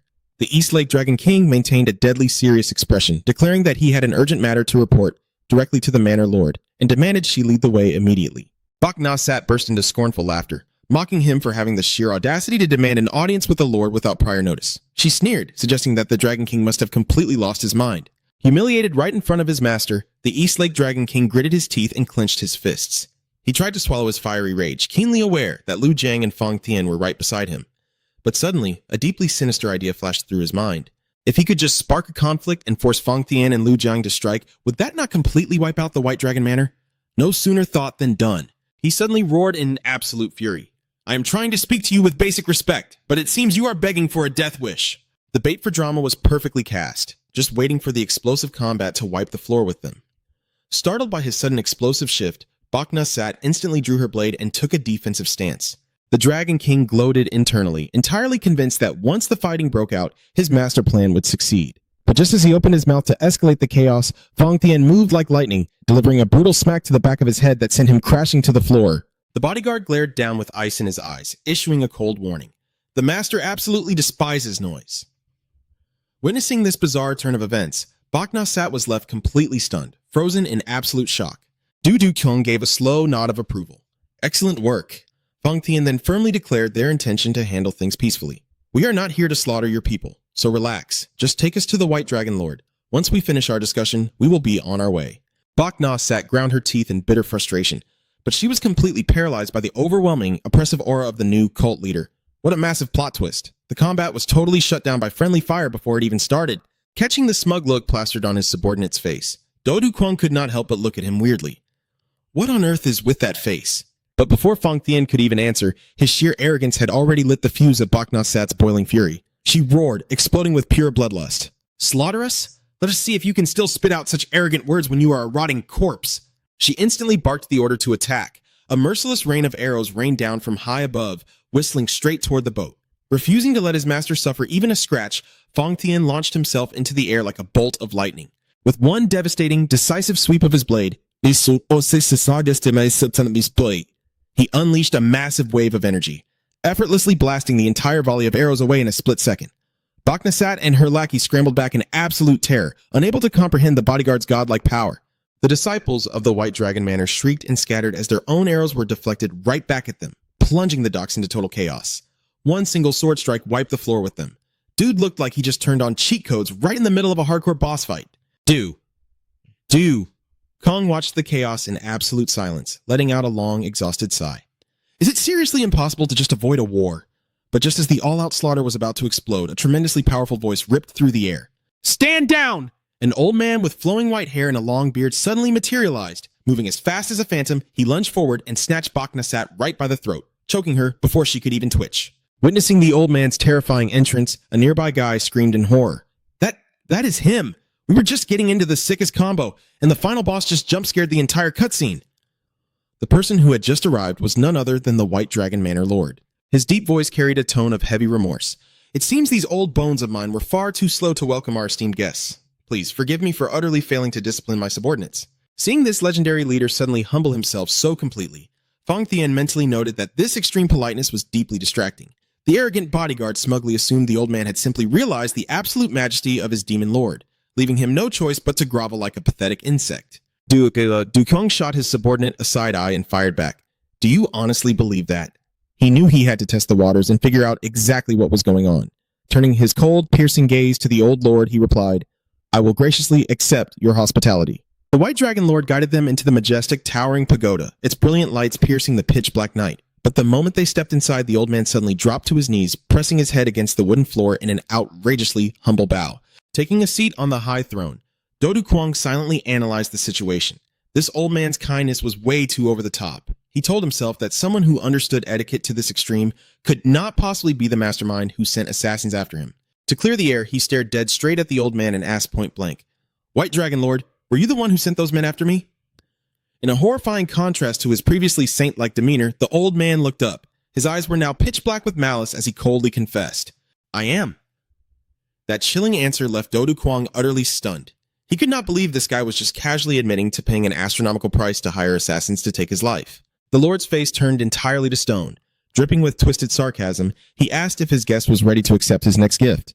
Flashing back to the horrific moment he nearly drowned at the bottom of the lake, tangled in those deadly nooses, Du Kwang gritted his teeth and roared in pure fury, "You absolute bastard!" The old man slowly pulled a bizarre weapon from his flowing sleeves, declaring that he would deliver this gift personally. Instantly sensing the overwhelming killing intent, Du Kwang screamed his order, "Kill him, Fong Thien!" Without missing a beat, the bodyguard exploded forward like a raging hurricane, his massive greatsword drawn, making the old man's eyes bulge in sheer terror. Bro really took an assassination gig, proudly outed himself as the villain, and tried to act like a total gangster. Fong Tien unleashed a thunderous slash that completely ripped the floorboards apart, but the old man dodged with freakishly fast footwork. Twisting his body mid-air, the Lord unleashed a massive barrage of glowing red threads, radiating an incredibly dense aura of absolute death. Witnessing this terrifying ultimate skill, the subordinate standing nearby screamed in horror, recognizing it immediately as the Crimson Silk, the signature poison weapon of the black-hearted angler. Even with the deadly weapon swarming the entire room, Fong Tien's eyes burned with pure, unadulterated killing intent. Pouring every ounce of his monstrous strength into his blade, he unleashed a flurry of razor-sharp slashes, completely shattering the web of poisoned threads. Dude was firing off thick waves of energy like he was just spamming his ultimate with zero cooldown. Watching his absolute best attack get dismantled like it was nothing, the Manor Lord gasped in total shock. "My Crimson Silk, broken that easily?" Refusing to give his opponent even a single second to breathe, Fong Thien crashed down from above with a catastrophic, fatal strike. The earth-shattering explosion violently shook the entire manor to its core, sending massive plumes of thick smoke billowing into the sky. Amidst the rubble, the old man scrambled backward, his face twisted in sheer terror. He screamed for them to stop, desperately throwing out one last offer. Wait, just a minute. Don't tell me. You have no interest in my golden jewels." "Golden jewels, you say?" No, but Du Kwang narrowed his eyes, deeply suspicious of the sudden bribe. Sensing something was off, he barked an order. "Hold on a second." At his master's command, Fong Tien, the hulking bodyguard, reeled in his killing intent, giving the sweating lord a chance to explain himself. Sitting majestically on his high chair, Du Kwang issued a cold command. "You better explain everything right now, Lord of the White Dragon." He glared at the old man, a silent warning that one more lie would mean instant death. Crushed by the suffocating pressure, the old man shrieked, swearing that he had only sent his men to offer the two of them his most precious treasures. Reeking of a heavy bribe, a massive plot twist was brewing. But Dodu Kwang wasn't so easily fooled. He pressed hard. "So you're saying you sent gold and jewels for both of us? Then why the hell did your men ambush us?" The White Dragon Lord frantically slammed his head against the floor, stammering that it was meant to be a secret gift kept hidden from his own men, groveling that a nobody like him would never dare to defy them. Disgusted by the slippery lies, Du Kwang slammed his hand against the armrest and roared, "You send us treasures while secretly plotting to assassinate us in the shadows. How many times are you going to pull this cheap trick?" He declared that if he had known the old rat was this treacherous, he would have wiped him out long ago. Right then, Fong Thien loomed over them, his iron grip clamping down on the old man's skull as he coldly stated, "No, I'm the one who should be saying that. I know exactly who you really are. That excuse is pure garbage, something you just made up on the spot to save your own skin." An explosive wave of bloodlust shattered the wooden floorboards beneath the bodyguard's feet. Fong Tien roared with sheer fury. "You dare show such disrespect in front of my master? Are you all just begging to die?" He glared daggers into the trembling old man, his voice absolute. "No one, absolutely no one is allowed to wear a disguise in the presence of my master." With his secret blown wide open, the Lord could only wheeze in absolute despair. I understand." Showing zero mercy, Fong Thien brutally ripped off the masterful skin mask with his bare hand. As the fake skin tore away, the true identity of the White Dragon Lord was finally revealed. It was none other than the Black-Hearted Reaper, the infamous leader of the 10 great villains, sporting a razor-sharp face and terrifyingly sinister eyes. The intricate disguise was completely shredded, exposing the true face of the man groveling on the floor. Du Kwang narrowed his eyes at the long beard and the deceitful gaze, his voice dropping as he confirmed it. Well. If it isn't the leader of the 10 great villains himself, the Black-Hearted Reaper. The truth was finally out in the open. The illustrious Lord of the White Dragon had been one of the underworld's most notorious villains all along. Du Kwang turned to the Dragon King of Dongting, shooting him an interrogating glare as he declared, "Dragon King, I have a question for you." Another insane plot twist dropped, freezing everyone in their tracks. The Dragon King hastily bowed his head in deep reverence. "Yes, my lord. If it is about the Black-Hearted Reaper, I will tell you everything I know." Du Kwang quietly stepped closer, pressing him on the glaring holes in his earlier confession. "Then tell me, why did you hide the fact that this Reaper sent us all that golden jewelry?" He coldly tore through the enemy's scheme, pointing out the absurdity of it all. Sacrificing a literal mountain of treasure to the Yangtze River Syndicate just to borrow their hands for an assassination, all because he was stingy over a single bronze dragon boat? It made absolutely zero sense. A heavy silence choked the room as the Dragon King failed to stutter out a single excuse. Du Kwang exploded in absolute fury. He slammed his fist onto the table, his voice echoing like thunder. "You treacherous bastard! If you had just told the truth, we wouldn't even be here!" The blinding wrath of the new cult leader made the very air tremble. He mockingly scoffed that, thanks to this little stunt, the entire White Dragon estate was just moments away from being painted in a sea of blood. Glaring at the violently shaking Black-Hearted Reaper, Du Kwang roared, "I've already made my ruling. Are you just going to stand there staring?" The infamous villain's ego completely shattered, and he collapsed onto the floor in the ultimate crushing humiliation. Du Kwang decisively turned his back on them. "All right, I've got no more business here." He walked away in dead silence, but not before dropping one final, ironclad warning. From this day forward, the Lord of the White Dragon is permanently banned from stepping foot anywhere near Dongting Lake. Du Kwang flat out rejected all the tribute, bluntly stating that those so-called gifts would bring him nothing but useless headaches. While the Black-Hearted Reaper was still sitting there in a complete daze, wondering if he had actually just survived, Fang Tian materialized right behind him like a phantom, oozing apocalyptic bloodlust. The massive bodyguard coldly warned him to engrave every single word of his master into his very soul. Fang Tian's eyes flashed with a lethal, dead-eyed stare as he dropped his final threat. "If I ever catch you showing your face around here again, don't blame me when I rip it off for good." Escaping death without even a second to celebrate, only to turn around and find the final boss breathing down his neck. Standing completely still in the now empty room, the Black-Hearted Reaper stared at the shattered floorboards, his heart still pounding out of his chest in absolute horror. Shaking it off, he muttered to himself that he couldn't just stand there forever, slinking away as dark, dangerous schemes began to brew in his mind. If his gut instinct was right, the true background of the monsters who just left was something utterly and terrifyingly beyond his wildest imagination. That was a reality check he'd never forget, going straight from an overlord to a whimpering coward in seconds. He suddenly burst into his secret chamber, where 3 of his disciples were still frozen stiff, paralyzed by an acupressure strike. One of them tearfully whimpered, begging to know why their own master had used demonic arts to paralyze them, but the only answer he got was the chilling thud of heavy footsteps. The old man roared in explosive anger. "Shut your mouth! Do you idiots even realize who you were trying to kill?" Hearing their master mention Fang Tian, one panicked disciple desperately asked where that absolute monster of a bodyguard had gone. His rage boiling over, the old man viciously slammed a lightning-fast punch right into the disciple's face, cursing him out. "Are you really still that blind, you useless piece of trash?" He glared down at this bloody mess at his feet, his voice dropping into a deadly growl. "You just picked a fight with someone who could go toe-to-toe with the absolute strongest beings in this world." He gritted his teeth, explaining that the blade aura radiating from Fang Tian was drenched in pure demonic energy, a soul-crushing power that the martial world had never even heard of, let alone witnessed. With a monster of that caliber serving as a mere henchman, he stated as a hard fact that there was only one faction on Earth capable of commanding him, the demonic cult. The sheer might of the cult was so astronomically immense that it would take every single elite master from the Orthodox sects, fully united, just to barely scrape by in a fight against them. The mere mention of the demonic cult struck the disciple with such spine-chilling horror that his soul practically left his body. He would much rather be hunted to the ends of the earth by the beggar sect than cross paths with that ultimate evil. He gasped, absolutely completely shattered. "The demonic cult? No, that's impossible." Seeing his clueless subordinates still failing to grasp the sheer gravity of the situation, a dark, venomous intent flared up in the Lord's eyes. He told himself that before anyone could use this mess as blackmail against him, he had to silence them all, immediately. Without a single ounce of hesitation, he clamped his hand over the disciple's head and brutally snapped his neck, his agonizing death shriek echoing off the cold stone walls. Just hearing the name of the demonic cult had completely broken their mental states, a crushing defeat before a single blow was even traded. The Black-Hearted Reaper clicked his tongue in fake remorse, muttering to himself that he had acted way too impulsively and ruined his own cleanup. Beneath his boots, the first disciple lay totally lifeless, the haunting crunch of his shattered bones still lingering in the air. Witnessing the horrific slaughter, the two remaining disciples screamed in absolute agony as they realized their second brother was truly gone. The Reaper casually turned his back on them, shrugging off the brutal murder as if he had simply messed up the execution steps, giving his own man a gruesome death.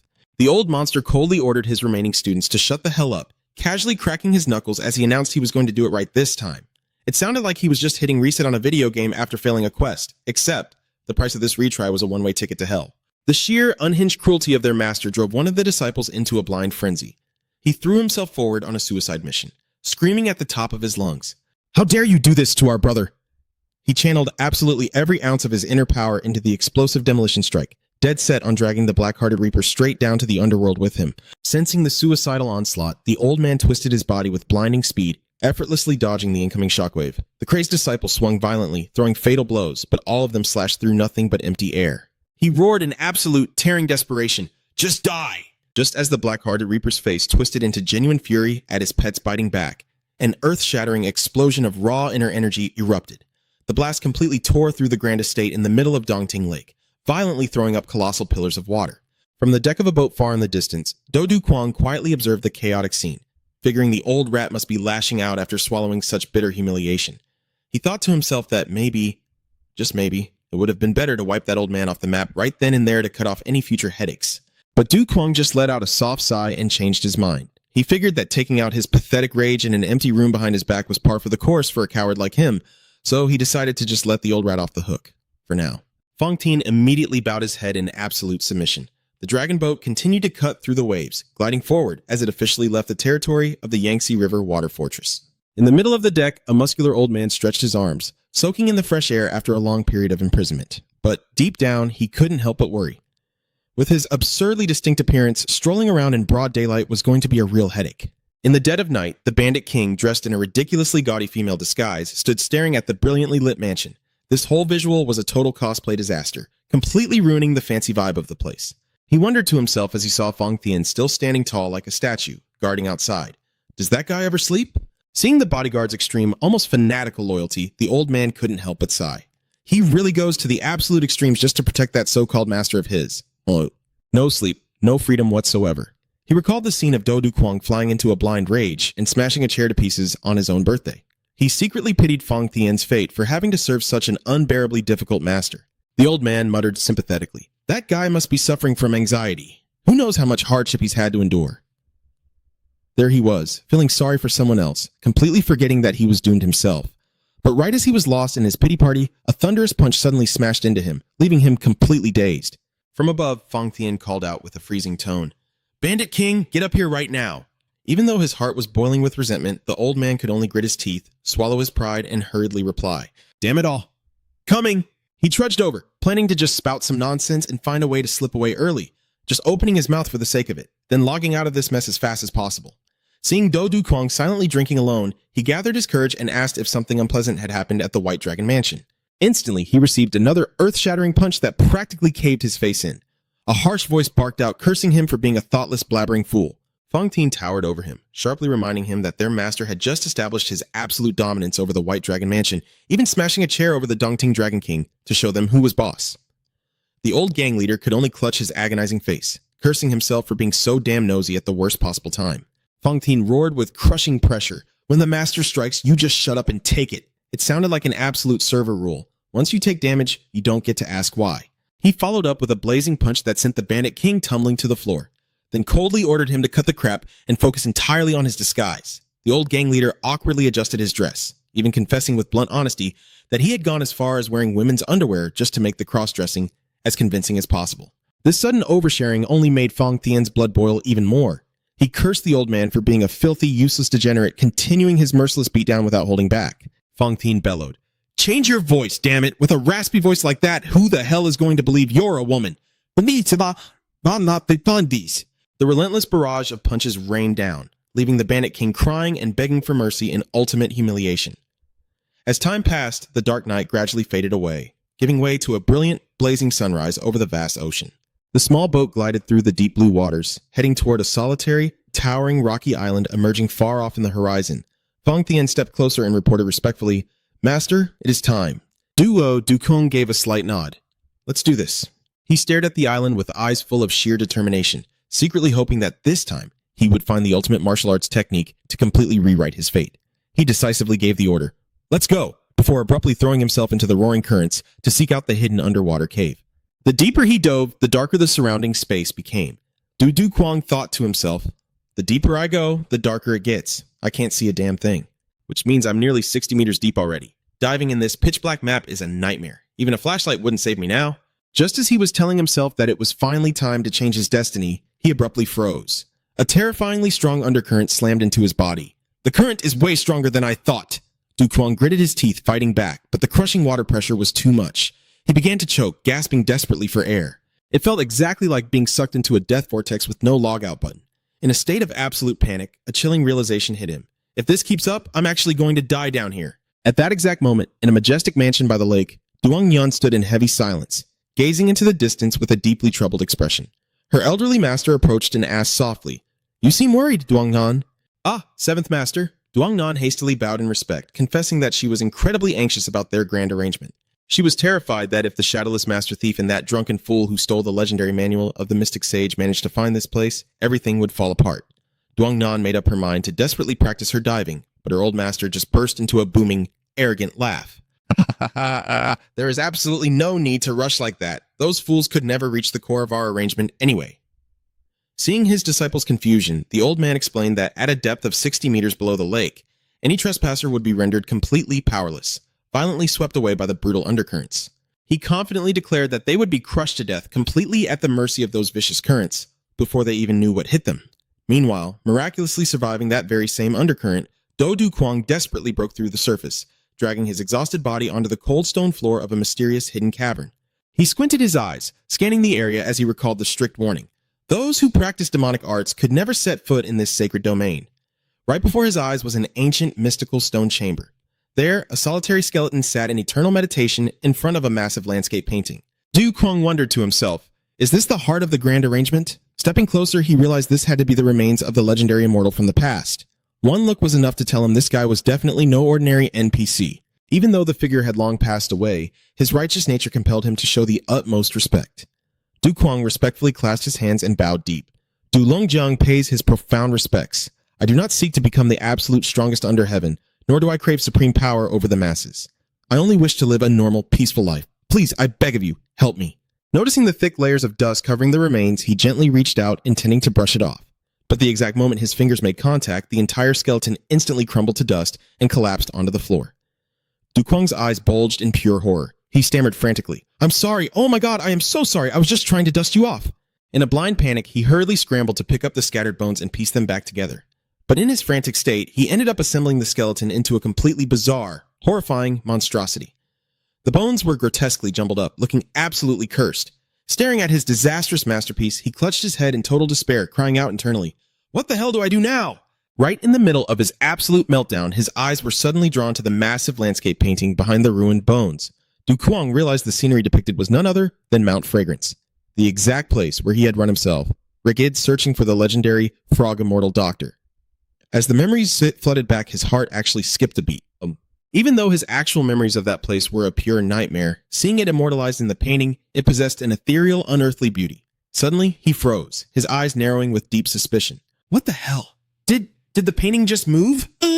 Right in the middle of that serene scenery, a breathtakingly beautiful woman with long, flowing green hair and deep sapphire eyes suddenly materialized. She offered a soft, enigmatic smile, looking right at him. Du Kwang was completely paralyzed, staring at the female figure inside the canvas. He blurted out in utter disbelief, "My lady?" His face warped with pure terror, cold sweat pouring down his forehead as he realized this woman looked exactly like the mysterious girl he had bumped into at the market. But Du Kwang immediately shook his head, brushing the crazy thought away. There was no way in hell that young lady could possibly appear inside this highly classified, hidden sanctuary. He nervously cleared his throat, trying desperately to regain his composure as he scolded himself, "What the hell am I even thinking?" But suddenly, the woman inside the painting delicately covered her mouth with her hand and let out a soft, teasing giggle. Foof, foof, foof. The sound of her laughter echoed in the silent cave. Just hearing it sent giant red flags flying through his mind. Du Kwang froze completely like a deer in headlights. A horrifying realization hit him. She had seen it. She had definitely seen his entire embarrassing, clumsy disaster with the immortal skeleton just now. He squinted at the canvas, a creeping dread rising in his chest as he wondered, can this woman actually see me through the damn painting? Suddenly, the woman's eyes turned terrifyingly sharp and ice cold. Her gaze pierced straight into his very soul, making Du Kwang shudder violently in sheer terror. It was like a full map radar scan locking right onto him. There was absolutely nowhere to hide. His anxiety spiked through the roof. He genuinely started to fear that this terrifying entity could even hear the most private thoughts screaming in his head. Without warning, the massive landscape painting began to tremble violently. A blinding deep blue spiritual aura exploded outward, completely illuminating the pitch-black cavern. A blinding surge of light erupted directly from the canvas, conjuring a tempest of flying leaves that violently swirled and completely engulfed Du Kwang's body. He only had a split second to throw his arms up to shield his eyes before an overwhelmingly powerful force swept him completely off his feet. When he finally opened his eyes, Du Kwang was absolutely dumbfounded. He was no longer in the dark, suffocating cave. Instead, he was standing in the middle of a majestic, breathtaking natural realm, surrounded by the roaring sound of a cascading waterfall and endlessly blooming flowers. And right there, sitting elegantly on a large boulder directly in front of him, was the mysterious woman. She stared down at him, her eyes radiating an absolutely crushing, undeniable aura of supreme authority. Du Kwang held his breath, his eyes widening. He realized this was the exact same woman from the painting just now. Meanwhile, in a quiet antique room, Na Ni looked at her master with anxious eyes. Master, do you really mean I have to go inside the painting? The white-haired master slowly nodded in silence. Na Ni couldn't help but ask, but how is that even possible? How can a normal flesh and blood person step into a painted world? The old master calmly explained that the gateway into the painting would open naturally, reacting to a person's martial arts potential, so she had nothing to fear. Stroking his beard with immense pride, he declared, You, my dear, are a once-in-a-millennium genius. I am certain it will only take you 5 or 6 days to break through. Hearing this, Na Ni's curiosity piqued. Master, what about the rising martial star Bak Vo Kweet? How long did it take him back then? The old master burst into roaring laughter, deeply amused by his disciple's competitive spirit. Ha ha ha, do you really want to compete with the dead little one? Hearing a laugh like that, you just know this is an unwinnable bet. He revealed that it took the great Bak Vo Kweet exactly 5 days to conquer this trial. The master further explained, the 7 great legacies left behind by our ancestors are all legendary martial arts that once shook the very foundations of the world. According to him, once inside the painting, the challenger must face one of those supreme masters. Na Ni held her breath, guessing the identity of the one she was about to meet. Her master firmly confirmed. That's right. It is none other than the strongest under heaven from 1,000 years ago, Fairy Thanthan. Back inside the painted world, Fairy Thanthan rested her chin on her hand, glaring at Du Kwang with eyes like ice. Did you just refer to me as this woman? She repeated coldly. Smirking with utter disdain, she declared him an arrogant junior with absolutely no manners. Du Kwang hastily bowed his head in apology. I was caught off guard and misspoke. I am so sorry. Bowing faster than a low ping connection, he desperately hoped to reduce the incoming damage. He nervously squinted, asking for the whereabouts of the great immortal, but all he got was a cold, harsh scolding from the mysterious woman. You idiot! Despite the insult, Du Kwang tried his best to swallow his anger. He explained that he only wanted to meet the old master and would leave immediately after. But Fairy Thanthan only looked at him with even more disgust. Propping up her chin, she mocked, Truly, an idiot among idiots. Unable to hold it in any longer, Du Kwang snapped. Hey, why do you keep insulting me like that? The mysterious woman casually fired back. I call you an idiot because you are an idiot. What else should I call you? His fury exploding, Du Kwang clenched his fist so hard his veins popped. He concluded that there was absolutely no way someone like this was an immortal. She had to be some demonic witch trying to piss him off and stop him from meeting the real master. With eyes burning with a resolve, he declared he would get past her to find both the old master and the hidden legacy. Out of my way, witch! Du Kwang roared, dashing forward to attack. But Fairy Thanthan merely smirked. She vanished in a blink, reappearing right beside him. Du Kwang's eyes widened in sheer terror, completely unable to react. A split second later, an earth-shattering explosion of internal energy blew everything away. Fairy Thanthan lightly brushed her hair and casually commented, Well, your strength isn't completely terrible. Du Kwang scrambled back into a defensive stance, panting heavily. A chill ran down his spine as he realized she had blocked his attack with zero effort. He warned himself, if I am not careful, I could actually die inside this painting.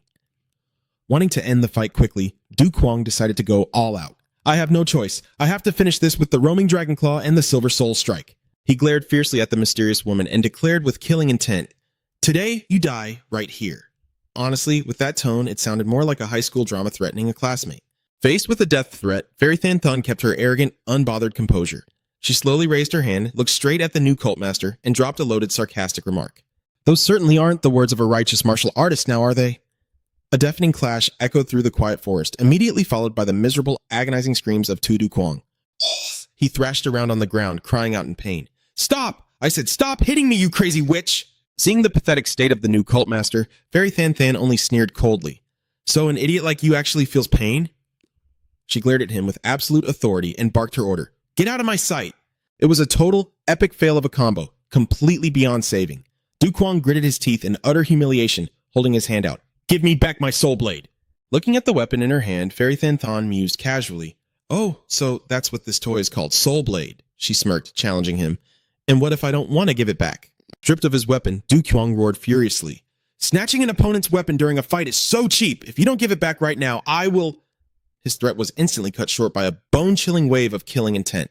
"Haven't had enough yet? Are you really begging for another beating?" Seeing her about to strike again, Du Quang panicked and scrambled backward, declaring bitterly, "Shh, just you wait. Once I find the immortal master, I am definitely taking my soul blade back." Du Quang bolted away, leaving the witch to mockingly wave him off. "Fine, I will deal with you later," he muttered to himself as he ran, trying to soothe his bruised ego. "Whatever, I can find the immortal master all by myself." His heart boiled with the desire for revenge. Once I learn the ultimate martial arts from the immortal, I'm going to teach that witch a lesson. Time quietly slipped by as seasons changed, birds built their nests, and the hatchlings learned to fly.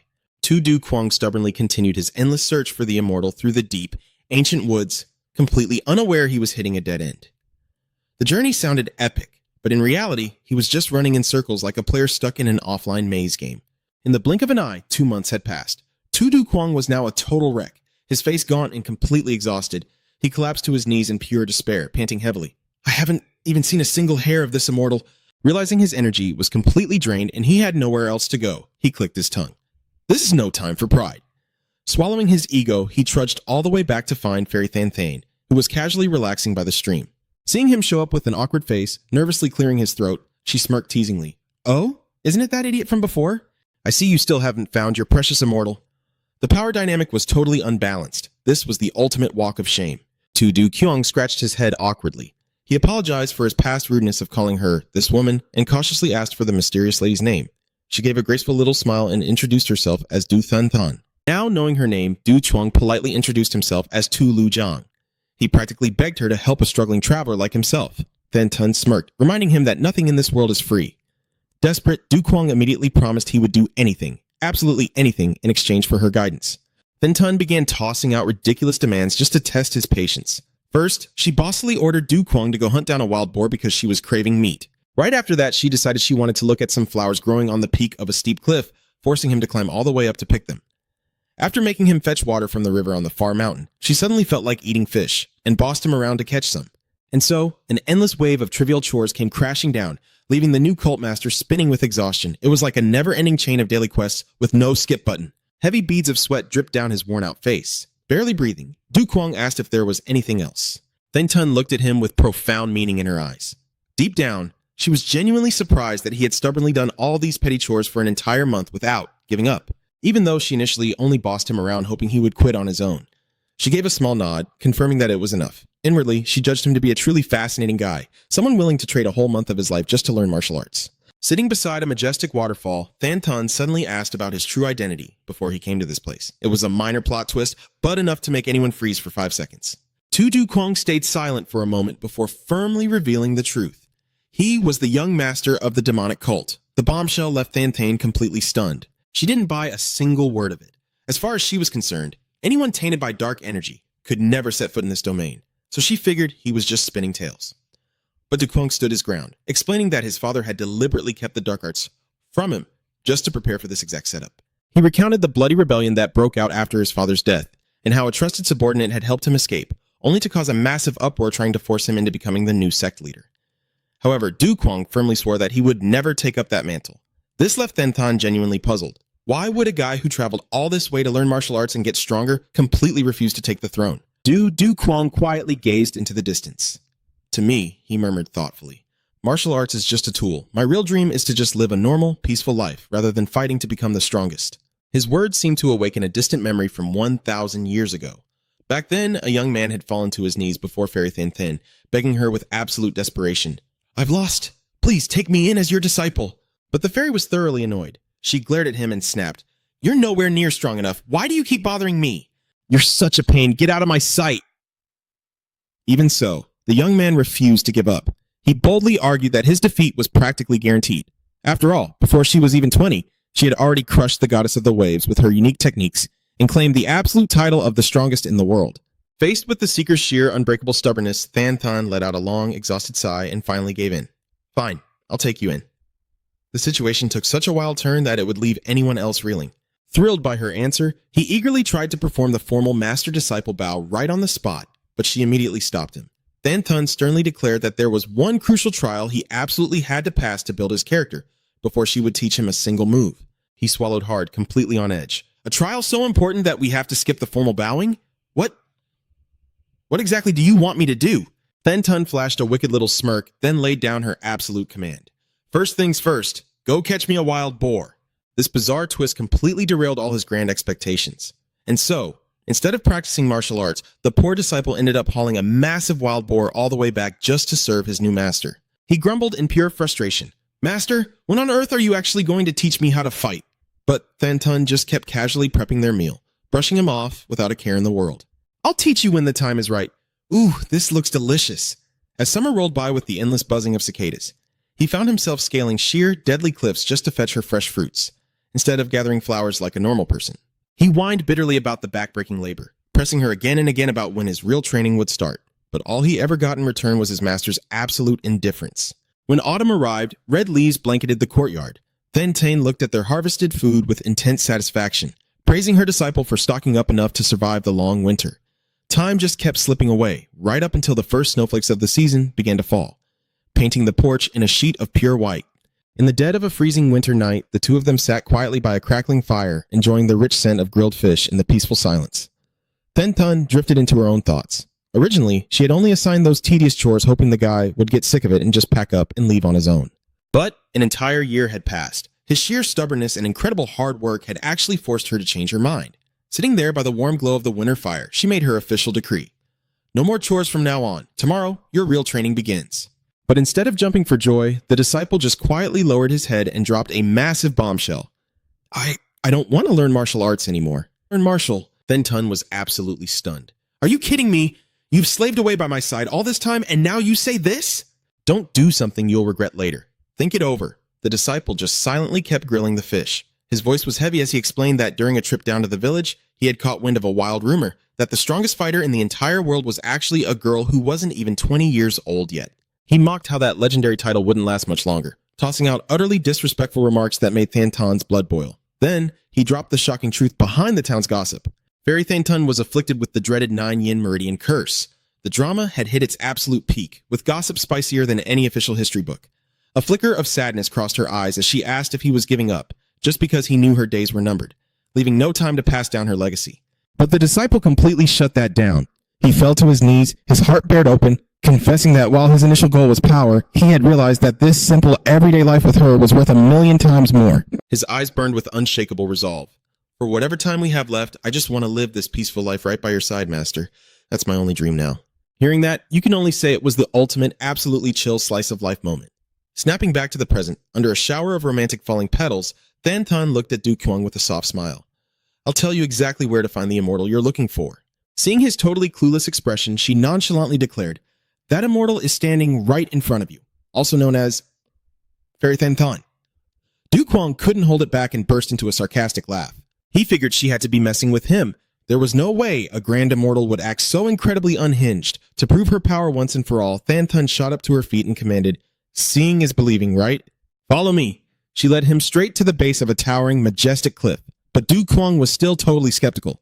He scoffed, asking if she seriously planned to bust the whole mountain wide open. Without a single word, Thanthan clasped her hands and channeled her energy. A blinding surge of deep azure aura erupted, completely engulfing her body. A colossal pillar of light, bursting with world-shattering power, violently tore through the air and slammed right into the mountain. If anyone caught this on camera, it would easily go viral with 1,000,000 views in a heartbeat. The monstrous impact triggered an apocalyptic explosion. A massive cloud of dust and debris blocked out the sky as the entire mountain was literally cleaved in half. Du Kuang was utterly paralyzed. Cold sweat poured down his face, completely twisted in pure, unadulterated terror at this godlike display of power. Standing right in the middle of the wreckage, Fairy Thanthan casually glanced back at him and asked, cold as ice, You said you wanted to learn my techniques. Right? She gave a mocking little smirk. Now all you have to do is exactly what I just did. Du Kwang stood there completely shell-shocked, pointing a trembling finger at himself as he cried out in absolute despair. Me? Do that? It was the kind of situation where you just want to politely hand in your resignation and run for the hills. Fairy Than Tun stared dead into Do Du Kwang's eyes and pressed on. You told me you wanted to learn my martial arts, didn't you? And seeing him still paralyzed with shock, she casually tossed out her impossible challenge. Now, you just have to do exactly what I just did. Dues! Du Kwang was frozen stiff. Cold sweat drenched his face, contorted in sheer terror as he practically stuttered, pointing at himself in pure desperation. Me? Even though he looked like he was about to pass out from fear, deep down, a wild surge of hope was already igniting in his chest. No way. Could it be? If I can actually learn that, maybe I really stand a chance at crushing Feng Tian. But suddenly, the ground beneath their feet began to shake violently. Deafening cracks echoed through the air as the cliffside started to crumble apart. Du Kwang realized in absolute horror that the sheer force of Than Tun's attack had completely destabilized the mountain, and the whole thing was collapsing. An avalanche just from the shockwave of her attack? Moving like lightning, the two of them launched themselves into the air, dodging the massive boulders raining down around them. Amidst the terrifying destruction, Du Kwang frantically screamed Than Tun's name, while she answered back without a single ounce of panic. Landing smoothly on a precarious overhanging rock, Fairy Than Tun calmly made her announcement. All right, now your training officially begins. Du Kwang stared wildly at the apocalyptic rock slide, tearing everything apart around them, his brain totally short-circuiting. Wait, what? Are you crazy? The mountain is literally collapsing right now. Completely ignoring her new disciple's screaming panic, Than Tun began to introduce her ultimate signature technique. What you are about to learn is my one and only exclusive art, the ultimate blazing 100 strikes. She explained that this power was entirely invisible to the naked eye, but to make it easier for him to grasp, she was going to visually manifest the flow of her energy meridians. Then Tun brought her hands together, channeling her aura until a blinding, deep blue light radiated from her body, and she shouted with absolute authority. First, the opening stance of the ultimate blazing 100 strikes! It was literally just the first day of class, but the vibe was already as insanely intense as a final exam. A blinding pillar of absolute power erupted, tearing through space and smashing straight into the cliff face. Du Kwang's eyes went wide with shock. He held his breath, captivated by every graceful flowing movement of the fairy. Then Tun touched down softly on the water's surface. Narrowing her eyes at the massive boulder hurtling toward her, her voice dropped low. This move, with just one decisive strike of the 18 divine fists, she unleashed an earth-shattering explosion of inner energy, reducing the 1,000-pound boulder to dust in an instant. Fairy Than Tun explained that her ultimate pure 100 palms was strictly tailored to her own physique, making it completely incompatible with Liu Jiang. Instead, she decided to pass down the lesser pure 100 palms. Tossing the thick manual right into her disciple's hands, she ordered, "Memorize all of this in 1 week." Deep down, the fairy was secretly laughing at him. She wondered if this absolute idiot even had the brainpower to grasp the essence hidden inside. Just hearing that deadline felt like a level max brain drain. Fairy Than Tun smirked to herself. This manual was a massive 20,000 words long. The number of fools who gave up and ran crying from this is beyond counting. She was dying to know if he could actually pull off memorizing it in just 7 days. But right while she was still busy plotting, Liu Jiang snapped the book shut and casually declared, "I'm done memorizing it." The sheer speed of it left the fairy so utterly stunned she couldn't even form a sentence. She aggressively interrogated him, demanding to know if he was messing with her. Liu Jiang just shrugged casually. Why would I lie about something anyone can do? He revealed that since he was 8 years old, he could memorize the 30,000 words of the Silver Soul Arts after a single read. And yet, his father still constantly scolded him for being a useless idiot. Hearing this brain-breaking flex was enough to leave anyone absolutely speechless. 30,000 words in just 1 read? Fairy Than Tun was frozen in sheer disbelief at her disciple's monstrous talent. To call his bluff, she demanded he recite it right then and there. Liu Jiang quietly sat cross-legged and began reciting every single word flawlessly. A shiver of pure terror ran down the fairy's spine when she realized he really had memorized the entire thing. Standing before such a terrifying martial arts prodigy, her tone grew serious as she asked to confirm if he was truly dead set on never becoming the demonic cult leader. Liu Jiang firmly stated, "Never." Than Tun thought to herself, if a monster with this kind of terrifying potential ever took the throne as cult leader, the chaos unleashed upon the martial world would be absolutely catastrophic. She just couldn't believe that someone so insanely powerful only craved a normal, quiet life. Fairy Than Tun smiled softly, realizing that Liu Jiang's true dream was somehow far greater than anything she had imagined. Time flew by like a relentless wind sweeping through the great forest. The grueling days of hellish training began. Liu Jiang had to push his body to the breaking point, carrying a colossal boulder on his back, while his master just sat casually on top of it, watching him suffer. Just like that, 108 days passed. The surrounding area looked like an absolute war zone, littered with scorched and shattered tree trunks. Du Kwang let out a long sigh of relief after another day of torturous training. Just one look at the sheer destruction proved how insanely brutal this grind really was. Fairy Than Tun looked at Do Du Kwang and softly noted, "You've gotten a lot stronger. You'll definitely succeed soon." When he curiously asked how much longer it would take, she deadpanned, "About 50 years. But, That answer almost sent Du Kwang falling flat on his back. He screamed in pure horror. 50 years? Seeing her disciple freaking out, she giggled and teased that if it were Liu Jiang, maybe it would only take 10 years. But even 10 years was way too damn long for Du Kwang. Fairy Than Tun waved it off and said she had a special gift for him. Hearing that timeline honestly felt like getting hit with a cursed deadline from a past life. She held out her hand. "Here, your soul blades." Du Kwang stared deadpan at the twin daggers that literally already belonged to him, completely speechless. "Those were already mine. How the hell is this a gift?" Then Tun winked and told him she was just messing around. Then her expression turned serious as she offered to teach him one last martial art, the reverse pulse finger technique. She told him to hold out his hand, explaining that this was the third form of the ultimate pure 100 palms. It was a defensive move meant to repel an enemy's attack, but if reversed, he could secretly measure an opponent's true power level without them ever noticing. If the enemy was weaker, he would feel a gentle wave of warmth. But if the enemy was stronger, he would feel a bone-chilling, freezing cold. Fairy Than Tun asked softly, "If you truly want to live a normal life, wouldn't it be better if you could avoid the monsters?" Du Kwang listened quietly, his mind heavy with thought. He suddenly asked why she was giving him a gift completely out of the blue, but the answer he got made his chest tighten. Than Tun revealed that the time limit inside this painting was 108 days, and today was day 108. She gently took his hand, her voice filled with raw, sincere gratitude. She thanked him, saying that without him, she would have completely forgotten the most precious memories of her life. Hearing this, the mood instantly shattered, leaving no time to process the sudden wave of emotion. The image of the old disciple carrying his master on his back, the two of them laughing together under the brilliant blooming cherry blossoms, flashed before his eyes like a beautifully tragic movie scene. Snapped back to reality, Du Kwang was paralyzed by the heartbreaking truth. "Wait! Don't tell me you..." Fairy Than Tun just offered a soft, peaceful smile, confirming that it was finally time for her to rest. She looked at the new cult leader one last time, giving him her most genuine, heartfelt praise. "You did incredibly well, Liu Jiang." Right before completely fading away, she left him with one final blessing. "I hope you can break free from your destined fate and finally find your freedom." Du Kwang panicked as the painted world abruptly started to dissolve around him. Wait, why so suddenly? A massive surge of energy violently ripped him away, making him let out a startled gasp before he was thrown violently back into reality. Standing alone in the dark cave before the landscape painting, Du Kwang clenched his fists tight. He could feel the explosive new power surging through his veins, still reeling from the whiplash of literally being kicked out of the mat before he could even process what happened. He stood there in absolute silence before the painting for a long time, then solemnly brought his hands together in a deep, respectful bow. "Thank you for everything." Turning to leave, Du Kwang's eyes burned with unshakable resolve. "I swear, I will find my freedom using your martial arts." His decisive footsteps echoed loudly through the cavern as he finally left the resting place of the fairy's aura. His confidence was peaking, though a tiny sliver of unease still lingered in the back of his mind. Back outside on the dragon boat floating down the Yangtze River, Fang Tian had been standing there waiting, who knows for how long. Seeing his master return, the loyal bodyguard respectfully bowed his head in greeting. "Congratulations on achieving such a breakthrough in just one single day, my lord." Du Kwang froze dead in his tracks. A cold drop of sweat rolled down his face as the terrifying time distortion finally hit him. It wasn't 108 days. It had only been one single day out here. He was absolutely mind-blown by the sheer, incomprehensible power of the ancient master's arrangements.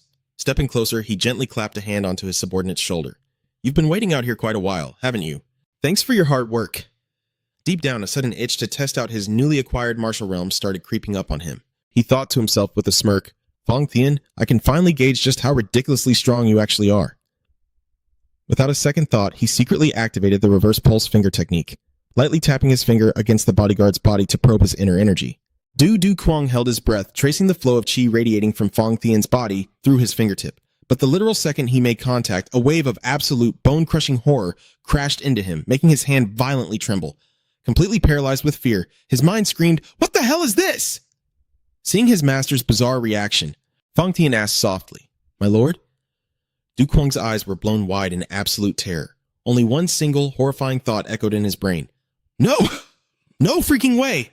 Fang Tian, I can finally measure your true martial strength now." Do Kwang thought to himself, channeling the reverse pulse. Finger technique, he lightly rested his hand on the bodyguard's shoulder to probe his chi. But the exact moment they touched, a sensation of pure, suffocating dread smashed into him, freezing Du Kwang completely. Cold sweat poured down his pale, horrified face. He frantically thought, "What is this?" Noticing his master's strange state, Fang Tian called out softly, "My lord?" It was just a casual test, but the heavy-duty results completely short-circuited his brain. Du Kwang stared in utter shock. His mind was blank, save for one repeating thought, impossible. He still couldn't fathom the absolutely monstrous level of power he had just touched. As the heavy blanket of night fell over the tranquil river, Fang Tian suddenly went on high alert. "My lord, someone is approaching." Du Kwang narrowed his eyes. "Who is it?" Fang Tian confirmed without hesitation. It's the beggar's sect. A tall man with long, flowing hair and a bamboo staff in hand loomed menacingly into view, standing on a small boat that was slowly cutting through the water toward them. Before he could even catch his breath, another wave of pure drama rolled in. Spotting the men from the beggar sect, Du Kwang thought back to the novels he'd read, which always romanticized them as living a simple, free-spirited life, just like wandering beggars. But looking at the absolute filthy mess standing right in front of him, he couldn't help but question it. Wait, aren't these guys just literal beggars? The man quietly rowed his boat closer and confirmed his exact thought. Yep, that's exactly what they were. Du? Kwang snapped back in disbelief. Nobody's just born like that. They've got to have their own tragic backstories or something. The old man on the boat leaned gently on his bamboo cane and introduced himself. I am the branch leader of the beggar sect, Thoi Quan Tan Kai. I have a few things to ask you. Mind if I come aboard? Hearing this request, Fang Tian absolutely lost it. He glared daggers and roared, You dare ask to board our ship? You filthy beggar. The sheer ferocity of the bodyguard made Thoi Quan flinch in absolute terror. But right then, Du Kwang dropped a completely unexpected question that froze the old man in his tracks. Branch leader, why don't you ever take a bath? Thoi Quan was utterly dumbfounded, cold sweat pouring down his face as he thought, why the hell is he messing with me like this? Meanwhile, Fang Tian continued to roar, exuding terrifying pressure. The master asked you a question. Answer him! The old branch leader felt incredibly wronged, grumbling to himself that he only came here to ask about the White Dragon Lord's whereabouts. Yet here he was, dealing with a bunch of absolute lunatics who didn't understand that the beggar sect was supposed to be for free spirits who lived like beggars. Du Kwang stared at Thoi Quan Tan Kai with eyes full of utter disgust. He just couldn't wrap his head around how refusing to shower and begging for scraps could ever be considered a free-spirited life. To him, that was just the lifestyle of total losers. Leeches who had perfectly good arms and legs but chose panhandling as a full-time career. Standing right behind him, Fang Tian nodded firmly in total agreement with this logic. Standing on his little boat and clutching his bamboo cane, Thoi Quan Tan Kai muttered that these brats had zero sense of reason. Without missing a beat, Du Kwang ordered Fang Tian to scrub the old man clean, so he'd at least look like a functioning human being. Honestly, all they were missing was a free bath promo, sign hanging off the bow, to complete the 5-star spa combo. Understood. Fang Tian launched himself like a rocket from the main ship straight down onto the beggar sect's tiny boat. In the blink of an eye, the bodyguard closed the distance and sealed Thoi Quan's pressure points, catching the old man completely off guard. Even though the old branch leader tried to flex his aura and declared he wouldn't go down without a fight, Fang Tian's power was just overwhelmingly absolute. The bodyguard grabbed him by the collar and ruthlessly chucked him straight into the roaring currents of the Yangtze River. Thoi Quan only had time to let out a baffled yelp before sinking into the water to get the forced bath the master ordered. If there had been judges around, that flawless, no-floaty splashdown would have easily scored a perfect 10 out of 10. Later, back at the Yangtze River waterway base, Du Kwang glared and chewed out the Dong Ting Dragon King. He furiously interrogated the old man on why he hadn't been helping the people of the beggar sect. He firmly stated that rolling around in the dirt like a beggar couldn't possibly be called freedom. Whether you're a waiter or a bodyguard, a person needs to live their life with some damn dignity. The new boss's intense hostility had the Dragon King sweating bullets in pure terror, completely clueless as to what he had even done wrong. Du Kwang just pointed a finger at him. Over on the floor, Thoi Quan Tan Kai was now freshly scrubbed, neatly dressed, and kneeling on the ground while Du Kwang kept scolding the Dragon King for interacting with these miserable guys all the time without offering them any help. The Dong Ting Dragon King stared in absolute shock at the clean man in front of him. Unable to believe this was actually the filthy old beggar, Thoi Quan Tan Kai. He secretly wondered why Du Kwang was chewing him out for not helping people from the orthodox factions. Fang Tian quickly stepped in to explain that the beggar sect was quite literally designed to be a faction of beggars. But Du Kwang just yelled back, declaring that was exactly the problem, because human beings need to wash themselves and live like decent members of society. He decisively ordered that from now on, the waterway base would be strictly responsible for bathing the entire beggar sect, leaving even Fang Tian so stunned he gasped out loud. Honestly, hearing this out of context, you'd think Du Kwang just opened a Mobile Riverside spa franchise. Forcing the beggar sect to take baths made the Dong Ting Dragon King incredibly anxious. How is that any different from declaring all-out war against the beggar sect? The old man frantically explained that ever since the White Dragon Lord vanished, the whole base had been swamped trying to conquer the Zhongbei region, so the situation was extremely complicated. Hearing these flimsy excuses, Do Duquang snapped. That Blackheart Patriarch guy or whatever is already gone too. What the hell are you still busy with? Thoe Quan Tan Kai asked in utter shock. Wait, the White Dragon Lord was actually the Blackheart Patriarch? Seeing the old man dare to interrupt his master, Fong Tian instantly unleashed a lightning-fast kick that sent him flying across the room. The master is speaking. Such insolence!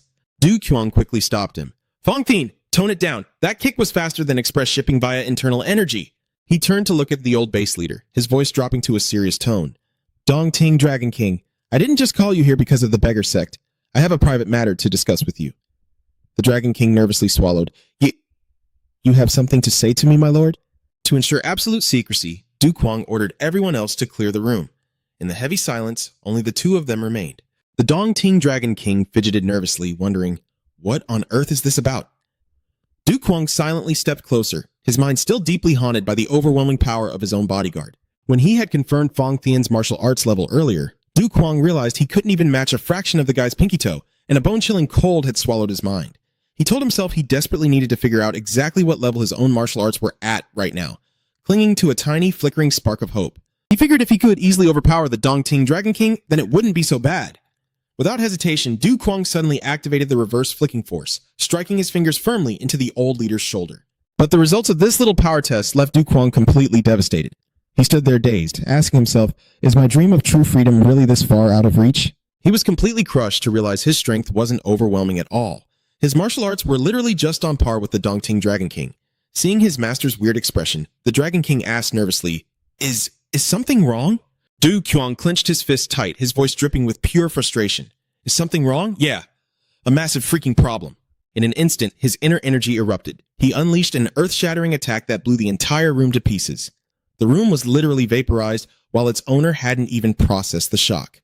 Fueled by pure, bitter rage, Do Duquang gritted his teeth and thought, my freedom, the path to becoming the supreme. When the hell am I ever going to break free from this? Petit. Unable to hold back the crushing disappointment in his own abilities, his sudden, violent outburst left the Dong Ting Dragon King absolutely terrified. He wants to kill me right after calling me in? What is wrong with this lunatic? Why the sudden change of mood? Every single strike from Du Quang carried maximum, unfiltered frustration. Just how ridiculously long is this path to the supreme level? The Dragon King struggled desperately to block the blows, entirely stunned by the sheer overwhelming force. What is this? Since when were his martial arts this insanely powerful?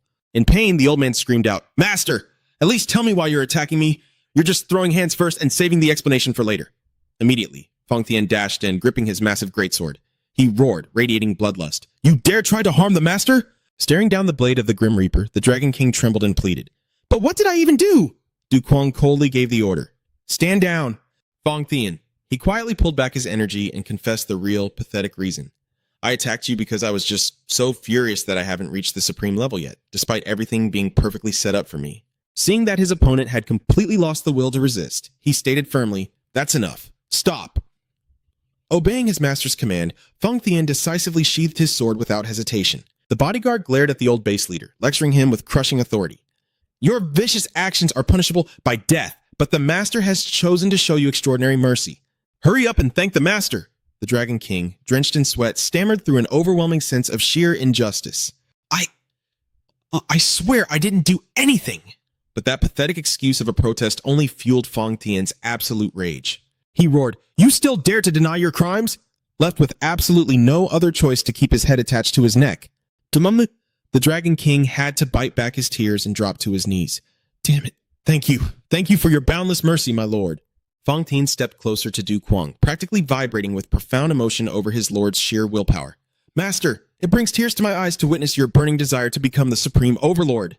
However, this is merely the second arrangement. The day you acquire the remaining ones, the entire world will bend to your absolute will, my lord. Hearing that, the Dragon King probably just wanted to scream, I am literally being framed here, and I still have to say thank you? Meanwhile, Do Duquang stared silently into the distance, his eyes piercingly cold, before delivering a decisive order. Dragon King of the Eastern Peak, get a speedboat ready. The old fort master could only bow his head in utterly crushed submission.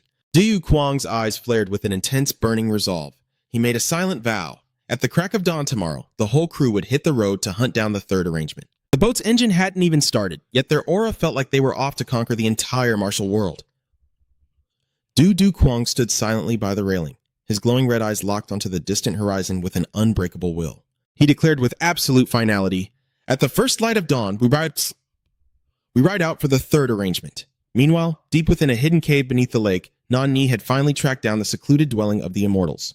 But the very second she stepped foot inside, her eyes bulged in pure horror.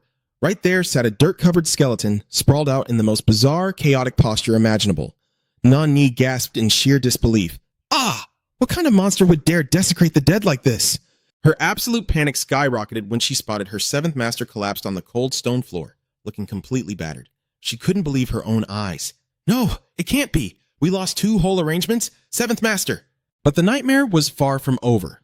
Nan Ni then found her sixth master, totally losing his mind in a state of sheer, unadulterated panic. The white-haired old man was literally writhing on the ground, his face completely twisted in frustration and agonizing pain. How is this even possible?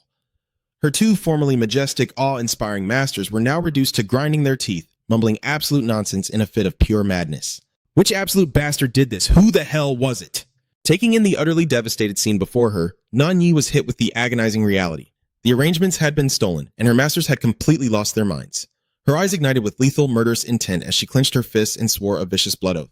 "Who on earth did this? I swear, once I get my hands on you, I will make you pay." The entire sect felt like their brains had just been factory reset without warning.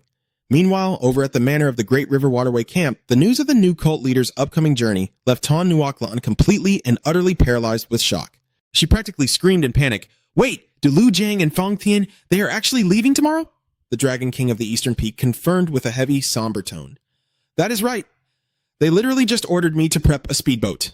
The old fort master narrowed his eyes, his mind spinning with dark calculations. He muttered to himself, "We were so close to catching up, but now they are randomly on the move again. Just meeting that guy once was enough to give me literal nightmares." Remembering the bone-chilling, monstrous power of the new cult leader, the Dragon King violently shuddered. Plus, that monster Lu Jiang is way more terrifying than I ever imagined. His mind immediately flashed back to the horrifying image of Du Kwang, eyes glowing blood red, roaring the most bizarre life lessons at them. A man ought to scrub himself clean and live an honest life, don't you think? The suffocating pressure from that Supreme Overlord's ultimate strike still had his knees knocking together, especially when Du Kwang had screamed out in pure frustration. Just how ridiculously long is this path to becoming the Supreme Overlord? With absolutely zero options left to keep himself breathing, the Dragon King of the Eastern Peak could only bow his head in utterly pathetic submission. "Thank you for your boundless mercy, my lord." Meanwhile, the King of the Greenwood sat there completely zoned out, his face painted with pure, unadulterated regret. He grumbled to himself, "Well, looks like we picked the absolute worst side to back. That guy is way more psychotic than we thought." His lackeys nodded so hard their heads almost flew off. One of them blurted out, "Right? I mean, who in their right mind forces the beggar sect to take a freaking bath? If he is doing that, the man's insanity is officially beyond any hope of a cure." Right in the middle of this wildly depressing atmosphere, Tan Nuoklan suddenly slammed her hands on the table and barked, "Then what are we moping around for? We need to raise our glasses and toast to the master right this second." The totally mournful vibe did an instant 180-degree flip, skyrocketing to 100% morale. The Greenwood King and Dongfang Vin just stared at each other like absolute idiots. "Have you completely lost your mind too, Nuoklan?" But the girl quickly explained. Since Du Kwang's freak squad was leaving tomorrow, all they had to do was literally sit tight right here, and they would be totally off the hook. Hearing that logic, the lackeys lit up like they had just struck the absolute jackpot. "Oh snap, she is totally right. If we aren't totally crazy, why would we even follow him?" Dongfang Vin let out a massive soul-deep sigh of relief. He dramatically announced that the Greenwood father and daughter were officially permitted to crash at the waterway camp. Nuoklan enthusiastically rallied the troops. "All right then, let's hear a massive roaring cheer for Lu Jiang!" Mild plot twist. Turns out, surviving by literally doing absolutely nothing is actually a ridiculously overpowered, god-tier strategy. Dongfang Vin stroked his chin, sagely pointing out that, typically, in epic moments like this, they should be chanting the main character's badass alias. The peanut gallery instantly started tossing out wildly edgy titles, from Jade-Faced Demon King to Incarnation of Evil, all the way to Demonic Young Master. The Greenwood King gripped his wine jug tightly, his face turning deadly serious as he dug deep for a title that truly fit the bill. A violent shudder ran down his spine as he recalled Du Kwang's wildly unpredictable, psychotic personality. and the sheer, unadulterated ruthlessness of how he turned the entire area into a literal mountain of corpses and sea of blood just by unleashing Fang Tian. With absolute conviction, he declared the ultimate title, the Deranged Soul Demon Emperor. Nuoc Lan squealed in pure excitement. Oh my god, that is literally so perfect! Lock it in! That is the one! The entire squad threw their cups high into the air, toasting to the glorious, terrifying reign of the Deranged Soul Demon Emperor. Their rowdy, hyper-smug cheers echoed so loudly they practically shook the entire room. But the chaotic noise slammed to a dead, horrifying halt, as a massive, imposing shadow loomed right in the doorway. Du Kwang stood dead still, his icy, piercing glare sweeping over the drunken crowd. He tilted his head ever so slightly, casually dropping a question that made everyone's souls leave their bodies. And whose alias is that? The Greenwood King, still dressed in his absurdly hilarious drag outfit, completely froze in terror as a blast of bone-chilling, murderous intent materialized right behind his neck. He trembled violently, bullets of cold sweat pouring down his face, absolutely clueless as to when that monstrous bodyguard had sneaked up on them. Trapped in a state of sheer suffocating panic, he was screaming for his life internally, utterly convinced his judgment day had finally arrived. But instead of a swift blade to the throat, Fang Tian clamped a heavy hand onto his shoulder and practically shouted with fanatical joy, "Absolutely brilliant, the Deranged Soul Demon Emperor!" The unhinged bodyguard passionately gushed over the sheer, tyrannical majesty of the alias. He declared it 100% worthy of the Supreme Overlord's absolute power, finding absolutely zero flaws in his master's new title. The Greenwood King stood there, completely stunned. He thought he was about to get deleted from existence, only to receive a glowing 5-star review from the #1 fanboy. Witnessing his subordinates' outrageously unhinged fanboying, Du Kwang could only stand there, his face a perfect mask of total, exhausted helplessness. He couldn't help but ask himself, does this guy seriously think that is a compliment? He completely ignored the madness and deadpan announced that he would be leaving tomorrow. Instantly, one of the Greenwood lackeys launched himself across the room, desperately wrapping his arms around the boss's leg and wailing like a total baby. Sub, my lord, are you really hitting the road again? Please, I am begging you, do not abandon us here. The Bandit King stood nearby, secretly praying his disciples would keep swarming like annoying flies, hoping Fang Tian would get so disgusted he would never call his name again. But the bandits just kept screaming like absolute maniacs. We will follow you to the ends of the earth, even to the very depths of hell. The sheer drama of them clinging to the boss was exactly like a bunch of hardcore, obsessed fanboys. The moment the word hell slipped out, it instantly struck a massive nerve with Fang Tian. Flying into an absolute rage, he unleashed a lightning-fast strike that ripped right through the wall, roaring with pure fury. You dare try to drag the master down to hell? The loyal guard stomped away, his heart filled with utter disgust for these annoying pests. Just looking at their faces was exhausting. In stark contrast to his subordinates' intense hostility, Du Kwang simply made a quiet declaration. Well, if you all want it that badly, I will allow it. You have my permission to follow. This completely unexpected decision left the bandit crew staring with wide, shocked eyes. After taking in the new lackeys, Fang Tian turned his attention to assign a mission to the Eastern Dragon King. Wipe out the Phantom Valley. They are the ones who dared to assassinate the master earlier. The Dragon King, completely stunned, brought up the previous order from the cult leader to reform the beggar sect. But Fang Tian instantly brushed it off. Reform the beggar sect? How utterly ridiculous. Boy, he firmly stated that the reform order was nothing but a psychological test of loyalty. And now, it was time to point that sheer loyalty straight at the Phantom Valley, wiping out every single obstacle on the master's grand path. The Eastern Dragon King was sweating bullets. He stared blankly, wondering what on earth this grand path of the master actually was, and why he had to suffer so much for it. Going on these missions felt like being thrown into a series of crazy U-turns without a single second to catch his breath. Fang Tian's eyes narrowed, radiating intense pressure as he coldly barked an order at the Bandit King. Looking up, the old gang leader was drenched in sweat, his heart pounding erratically under the guard's suffocating aura. Fang Tian leaned in uncomfortably close, growling out a question that made the old man freeze in pure terror. Are you prepared to die right here? Utterly paralyzed by his terrifying, murderous intent, the Bandit King could only stammer, shaking like a leaf. Not getting a proper answer, Fang Tian quietly turned his back. We are done here. I have some private matters to discuss with you, Bandit King. Follow me. It seemed like a simple question, but the pressure was as heavy as facing the final boss of a video game. The Bandit King trudged miserably behind the formidable guard, heading deep into an empty, secluded room. Sometime later, the group arrived at a dense forest near Chongqing. Amidst the vast, deep green woods, Fang Tian sat quietly, holding the reins as he drove the horse carriage forward. Inside the cramped carriage cabin, Du Kwang sat with his arms crossed, his face the very picture of exhaustion and pure boredom. Ta Nuoc Lan, however, gave a soft smile, her bright enthusiasm easily shattering the dead silence. It has really been quite a while since we got to ride in a carriage all by ourselves like this, hasn't it? Du Kuang just sighed heavily, staring out the window. He couldn't help but think to himself, how is this any different from when we started? Suddenly, the grinding sound of the carriage wheels on the dirt road came to an abrupt, unnatural halt. Du Kuang narrowed his eyes, instantly on high alert. A split second later, Fang Tian's frantic shout tore through the air. Master! An ambush! A terrifying barrage of blindingly sharp projectiles pierced right through the wooden walls, blasting into the carriage at breakneck speed. Ton Nuoc Lan let out a blood-curdling scream as the lethal flying needles grazed her by mere inches.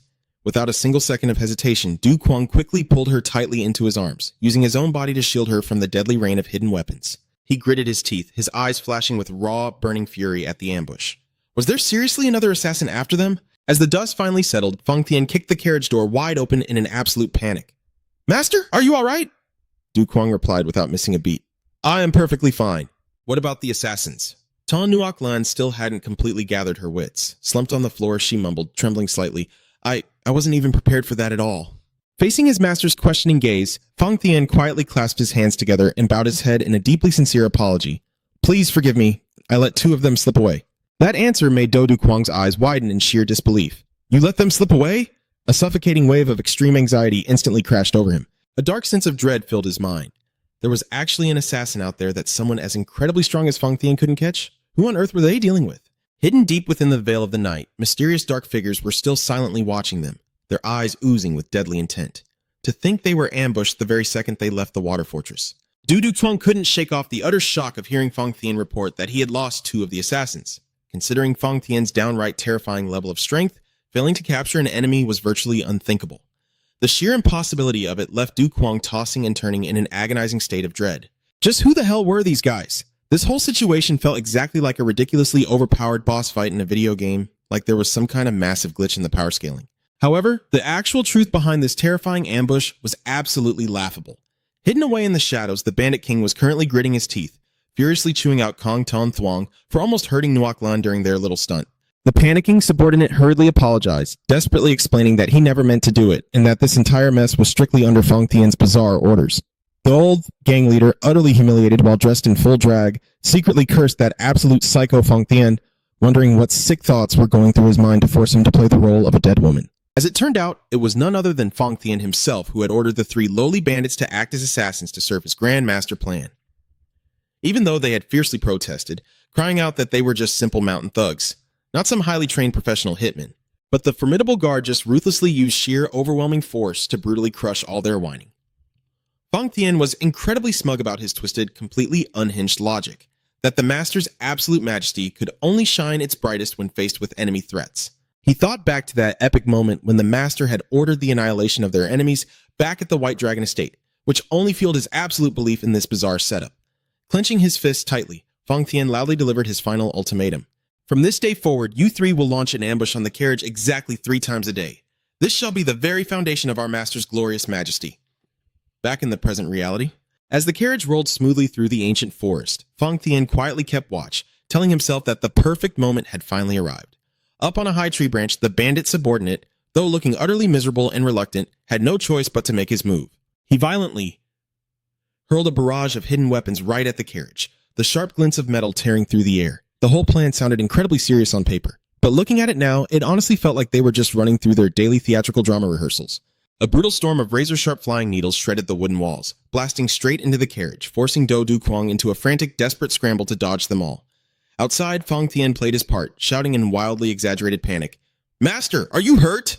Meanwhile, the 3 lowly bandits were currently hiding out in the branches, their faces screaming absolute boredom. They sighed heavily, muttering to themselves that these daily fake-out shows didn't even shock anyone anymore. It got to the point where getting violently ambushed just felt as normal as eating lunch.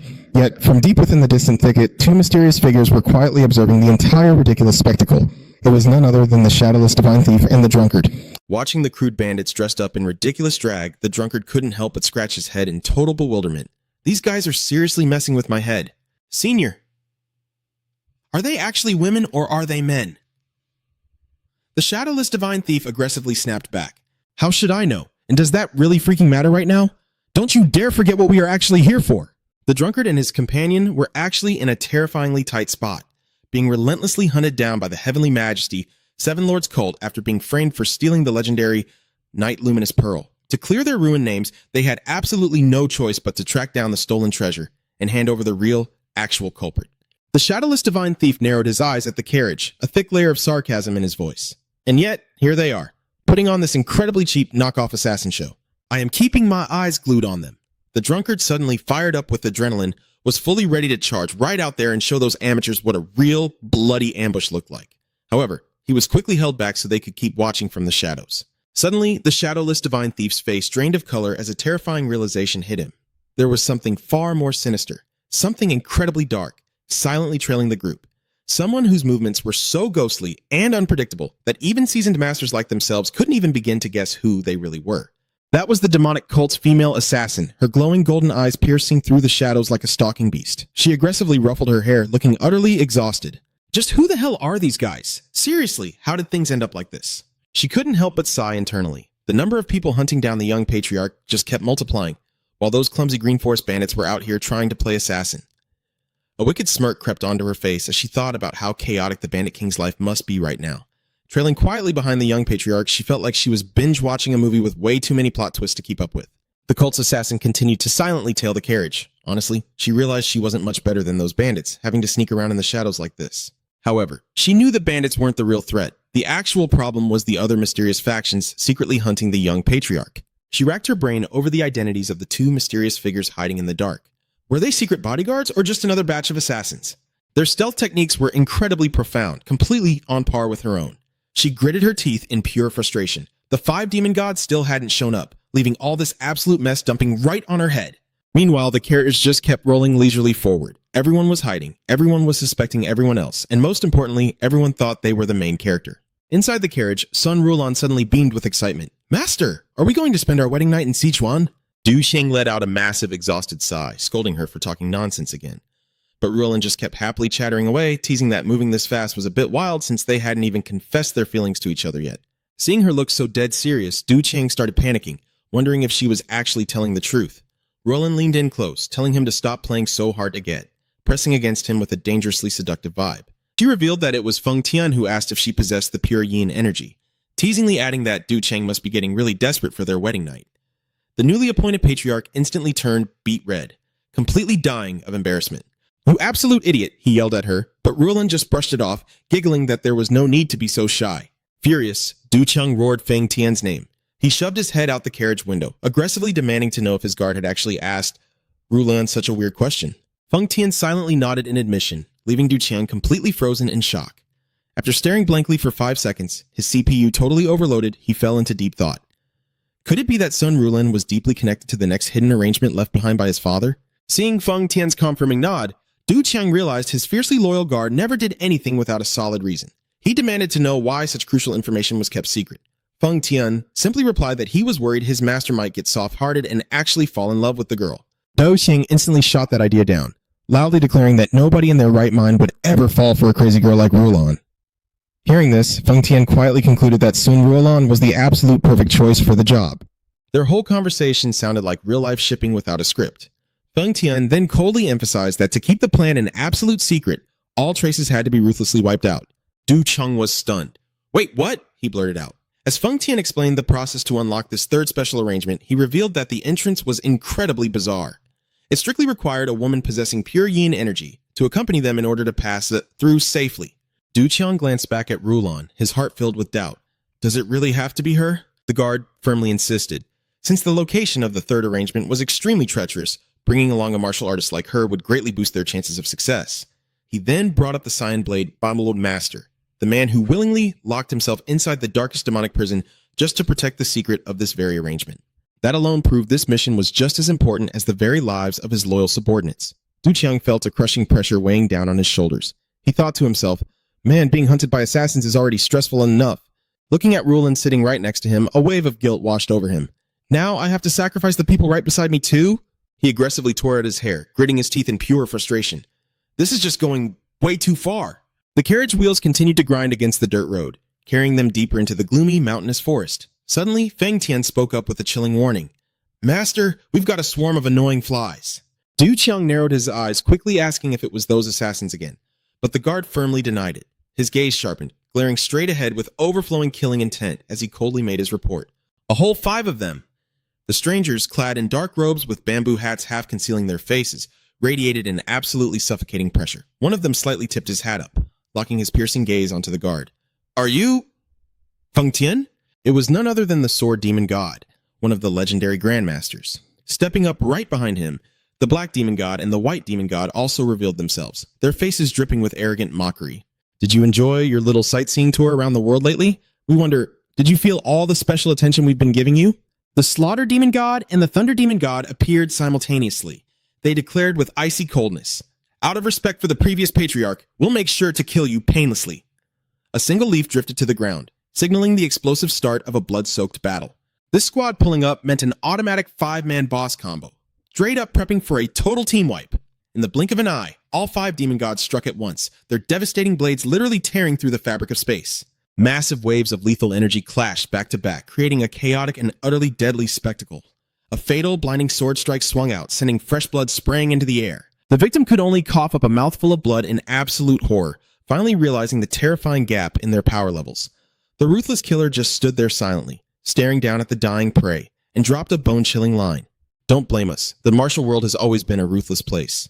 They struck as fast as mashing the skip cutscene button, not even giving anyone a single millisecond to react. Slumped on the ground, clinging to his last breath, the defeated man weakly gasped out in bitter resentment. I am the master of the Yellow Frog Sect. Just who the hell is Feng Tian? The 5 demon gods stood tall amidst the gruesome bloodbath, looking down at their fallen enemy with pure, unadulterated disgust. One of them scrunched his face in extreme annoyance. This stench of blood is repulsive. He then sharply ordered, let's move somewhere else.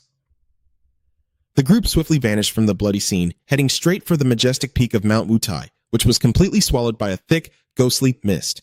They literally changed servers the second the fight was over, not sticking around for even a single second. Fast forward 10 days since this crew went into hiding on Mount Wutai, and one of them was already starting to lose his mind with impatience. How much longer are we going to sit around like this? Instantly, the guy next to him poured a bucket of cold water on his ego, bluntly reminding him that picking a fight with a monster who single-handedly wiped out half the demonic cult like Feng Tian was straight-up suicide. Hearing that, the guy totally cracked, blurting out that he wanted to run away to the freezing far ends of the North Sea just to stay alive. The white-haired elder actually looked like he agreed, but another member roared furiously, "That's complete bullshit." He gritted his teeth, aggressively reminding the squad that they had been hiding their names and rotting in the shadows for 20 damn years. They had zero time left to keep hiding. Finally, the ultimate mission of the 5 demon gods, the legendary powerhouses of the demonic path who had never tasted a single defeat, was reignited. They were supposed to be living legends, the absolute undefeated titans of the demonic world. The 5 demon gods had completely bought into the rumors of the martial soul supernova's death, right up until one of them witnessed that monster's terrifying, godlike power with his own 2 eyes. Despite their massive egos as the undefeated and unbeatable elite, standing face to face with that white-haired master and his blood-drenched sword, they had to choose the most pathetic, humiliating option just to survive. They ran for their lives. Time passed, and only after hearing confirmed reports that the martial soul supernova was truly dead and could never return to the cult, did these 5 demon gods finally dare to crawl out of their 20-year hiding spot. One of them shrieked in absolute despair. To him, trying to assassinate the young patriarch right now, knowing they'd have to clash with Feng Tian, was literally just begging for a death wish. Another guy argued that assassinating the smiling demon lord would be a lot easier, but he was instantly shut down, because the difficulty level on that boss was exactly the same. Finally, a bone-chilling truth was brought to light. The smiling demon lord's plan was painfully obvious. He wanted to completely wipe out both Feng Tian and the 5 demon gods all at the exact same time. Hearing that, the whole squad realized this game had absolutely no easy mode. It was strictly hardcore difficulty. Meanwhile, the Heavenly Light Child was burning with impatience as he watched the 10,000-mile blood scent billowing aggressively from eastern Sichuan. Even while completely surrounded by crushing pressure, the members of the 5 demon gods maintained their fiercely arrogant attitudes. One of them gritted his teeth and aggressively declared, "Do you honestly think we're just going to hand over our lives that easily?" They believed that only fools would simply accept death. And with the strength of legends, the whole group declared in unison, "We will never fail." The 5 demon gods would never accept death. Fists clenched with fierce determination, they were ready for a life or death showdown. That sounded cool, and on the outside, everything looked fine, but deep down, it was a whole sea of anxiety. Back on the dirt path, Feng Tian began to show obvious irritation as he glared at the crowd blocking their way. He coldly remarked that these flies were way too noisy, then quietly rested his hand on the hilt of his sword. Sensing his subordinate's killing intent, Dodu Kwang immediately spoke up to stop him. "Hold it right there, Feng Tian." He thought to himself, if he let Feng Tian make a move, it would only add to their blood debt. And honestly, he didn't want to see another brutal bloodbath either, especially when Ton Noaklan's death seemed already set in stone. Du Kwang quietly stepped forward and calmly asked, "Why exactly are you blocking my carriage?" The leader of the strangers narrowed his eyes at the young cult leader with utter contempt. He growled, "You look barely 20, yet you don't even know how to speak with some damn respect." Du Kwang maintained his mild temper, telling himself to handle this as peacefully as possible. He sharply retorted that it was pretty ironic for someone blocking another person's carriage to demand manners, adding that if they had been polite first, he would have shown them the exact same courtesy. Du Kwang's confident demeanor made the old man suspicious. He boldly introduced himself. "I am Duong Ha Kun, young master of the Sichuan Tong clan." His eyes gleamed with greed as he stared at the carriage. "It seems the item we've been looking for is sitting right inside your ride."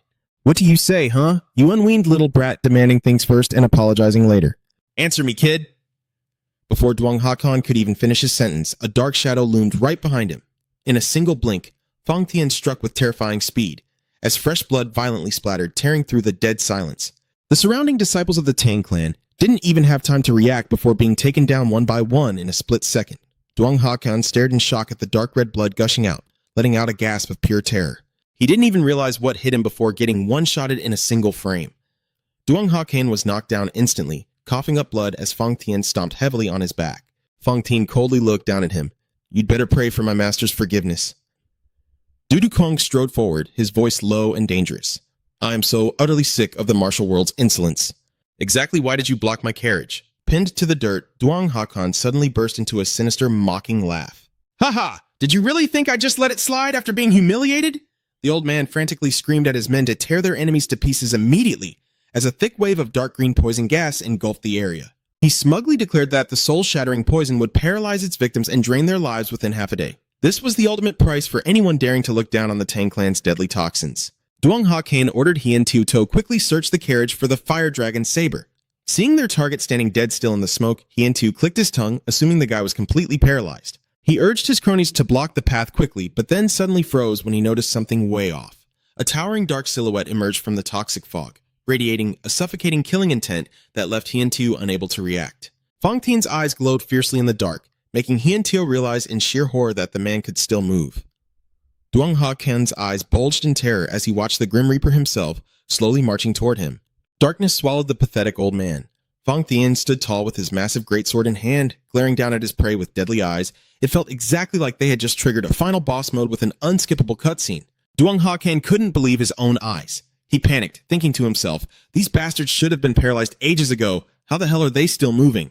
Trembling, he wondered if the Tang clan's legendary soul-severing poison was completely useless against these monsters. Du Kwang leisurely strolled through the poisonous cloud, casually commenting, "How bizarre. You boldly block our path and use poison, but before it even spreads, we're already immune to your toxic nonsense."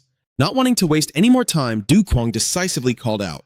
Fang Tian, his loyal guard, immediately appeared and respectfully replied, "Yes, my master." Recognizing the threat of their hidden poisoned weapons, the new cult leader coldly issued his command. "They might use poison again, so don't let a single one slip away. Capture them all alive." He specifically emphasized, "Remember, capture them alive. Do not kill them." Fang Tian bowed in obedience, then swiftly dealt with all the Tang clan disciples by burying them alive in the dirt, leaving only their pathetic heads exposed. Looking at the row of heads sticking out of the ground, Du Kwang clicked his tongue. What a ruthless bastard. He quietly approached Duong Ha Kun and firmly demanded the antidote. Even though he was completely backed into a corner, Duong Ha Kun remained as stubborn as ever. The old man glared and snapped back. "You're not even poisoned. What the hell do you need the antidote for?" Du Kwang let out a soft sigh, realizing that getting an enemy to talk wouldn't be as easy as he thought. He muttered, "Huh, I figured you wouldn't give it up that easily. Oh well."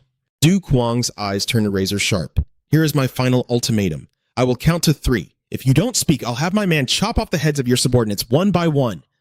While Fang Tian stood menacingly on standby, Duong Ha Kun schemed to escape, calculating in his head that 3 seconds was more than enough time to make a run for it. But the moment Du Kwang instantly fired off his count. 1, 2, 3!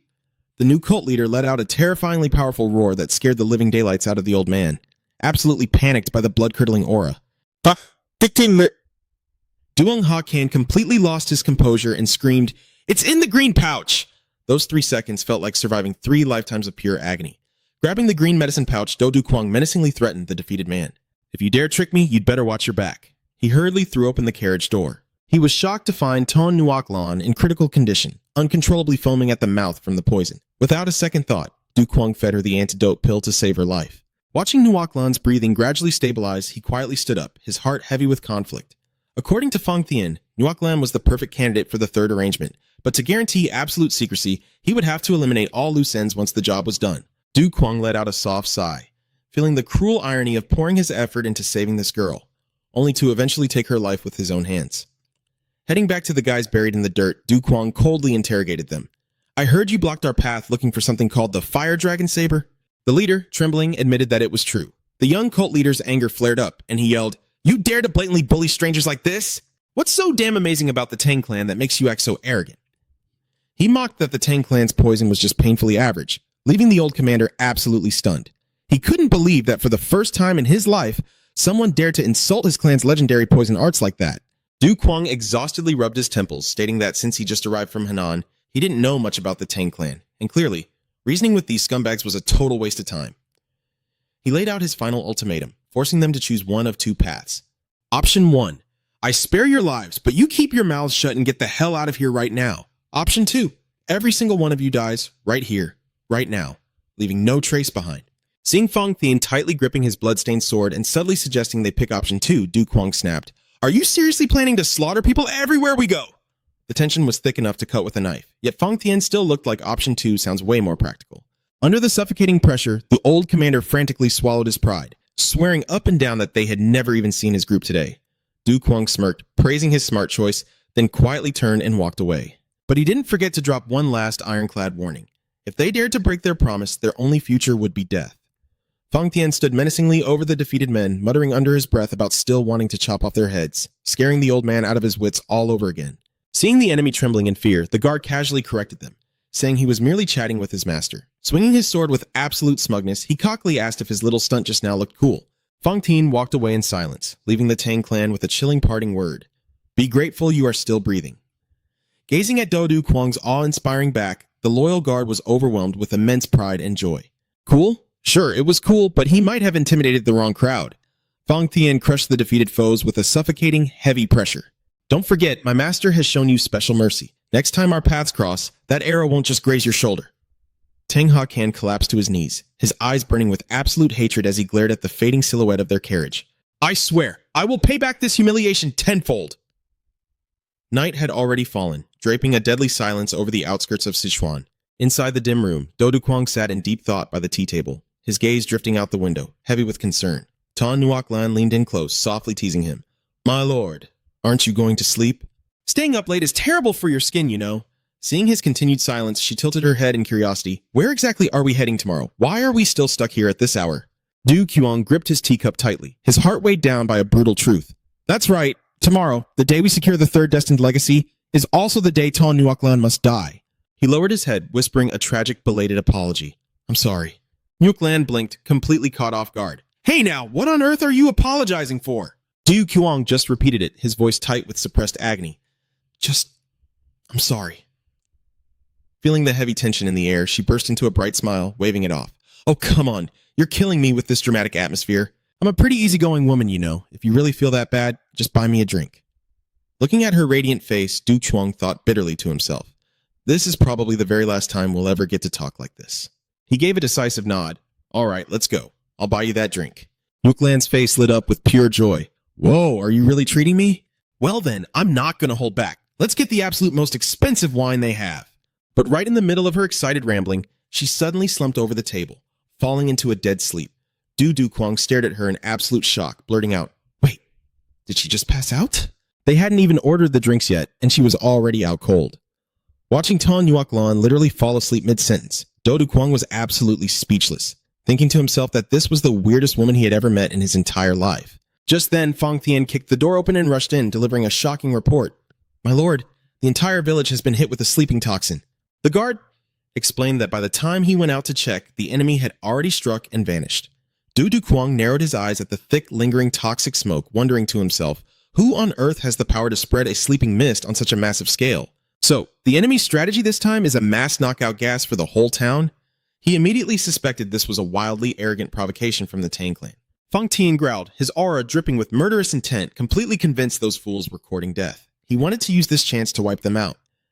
But when he saw the guard about to drag Tan Nuoc Lan by the collar, Du Kuang quickly stopped him. Fang Tian protested, explaining that she was the crucial key to unlocking the legacy.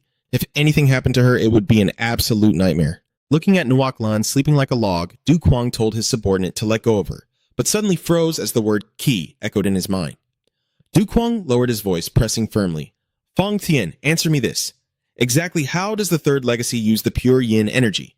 The guard explained that a massive stone gate blocked the path, one that no man could ever cross. Only a woman possessing pure yin energy could pass through. Hearing this, Du Kuang suddenly burst into roaring, triumphant laughter. He finally understood. His master's sudden manic excitement left Fang Tian utterly bewildered, awkwardly asking if his lordship was feeling all right. With a laugh like that, it was hard to tell who was actually about to have a real health crisis. Du Kuang smirked, his eyes gleaming with a wicked, brilliant scheme. He confirmed it. Nuoc Lan was indeed the ultimate key. A wildly bold idea sparked in his mind. Wait, if we just carry her in while she's fast asleep like this, then we don't actually have to kill anyone, right?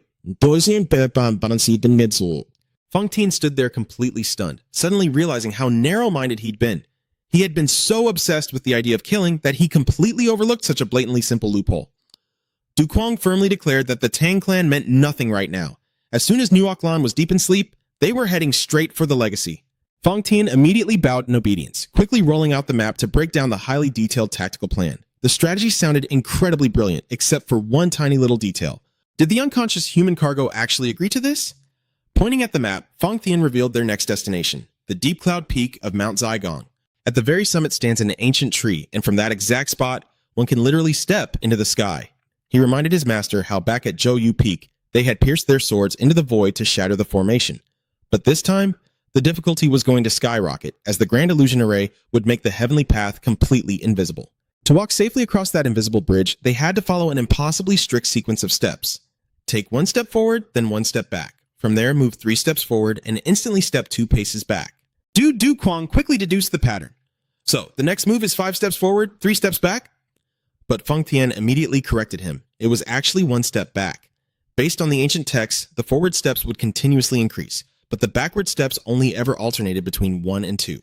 Only by executing all 21 steps flawlessly would the secret gateway finally reveal itself amidst the sea of clouds. Du Kuang hummed in thought, asking what exactly he stood to gain inside. Fang Tian's answer sent a thrill of burning anticipation through him. The Heavenly Dragon Blade and its legendary martial manual. The image of a majestic divine blade radiating a blinding golden aura flashed brilliantly in his mind. The loyal guard emphasized that this legacy, along with all the future ones, contained martial arts techniques that perfectly synergized with one another. If they missed even a single piece, the entire set would be rendered completely useless.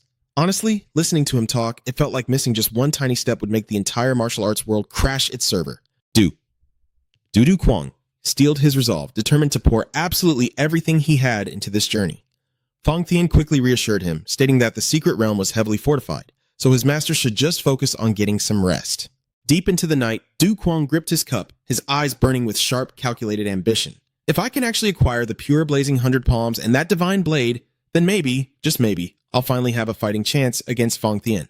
By the next morning, the two of them were already standing before a dark, imposing cavern. But Du Kuang was completely thrown off by how ridiculously fast time had flown by. He could have sworn it had only been 3 hours. With time skipping forward like that, you'd honestly think some time-warping NPC had fast-forwarded the clock. Stepping inside the cave, Fang Tian froze in absolute disbelief. Before them stood a hollow, empty stone wall, leaving behind nothing but ruined rubble. A strange, lingering residual energy sent a shockwave through them, making them realize the horrifying truth. The grand legacy that was supposed to be right here had vanished completely. Du Kuang's eyes widened in sheer panic, cold sweat pouring down his face as the brutal reality set in. He screamed internally, "What the hell just happened?" Staring blankly at the pulverized stone wall, Du Kuang simply couldn't believe his own eyes. The legendary secret cache was gone, swept clean. He stood there, absolutely dumbfounded, frantically asking himself what kind of madness had taken place while they were gone. Rewinding the clock back exactly 3 hours to the edge of the Mount Zhaigong forest, a frantic underling was breathlessly asking his boss about the existence of the Heavenly Dragon Blade, the legendary divine artifact of the new Star Martial Soul. The sheer thought of that majestic sword glowing with golden spiritual energy deep inside the cave was enough to ignite a wild burning greed in the hearts of these treasure hunters. The leader, a man sporting striking blue hair and a slick mustache, confidently declared that thanks to his master technique, the heavenly ear, he could intercept even the faintest whisper. Completely blown away, his lackey eagerly urged the boss to sneak in and snatch the divine artifact before anyone else could. However, the ringleader was playing it incredibly safe. He sharply reminded his men that Mount Zigong was the absolute stronghold of the Tang clan, meaning they had to scope out the area meticulously before making a single move. He sat in quiet meditation, channeling his energy. With his spirit hearing, he swept his senses across the entire area. A smug smirk crossed his face as he sensed the sleeping poison taking full effect throughout the village. He was absolutely certain the prey was about to walk right into his trap.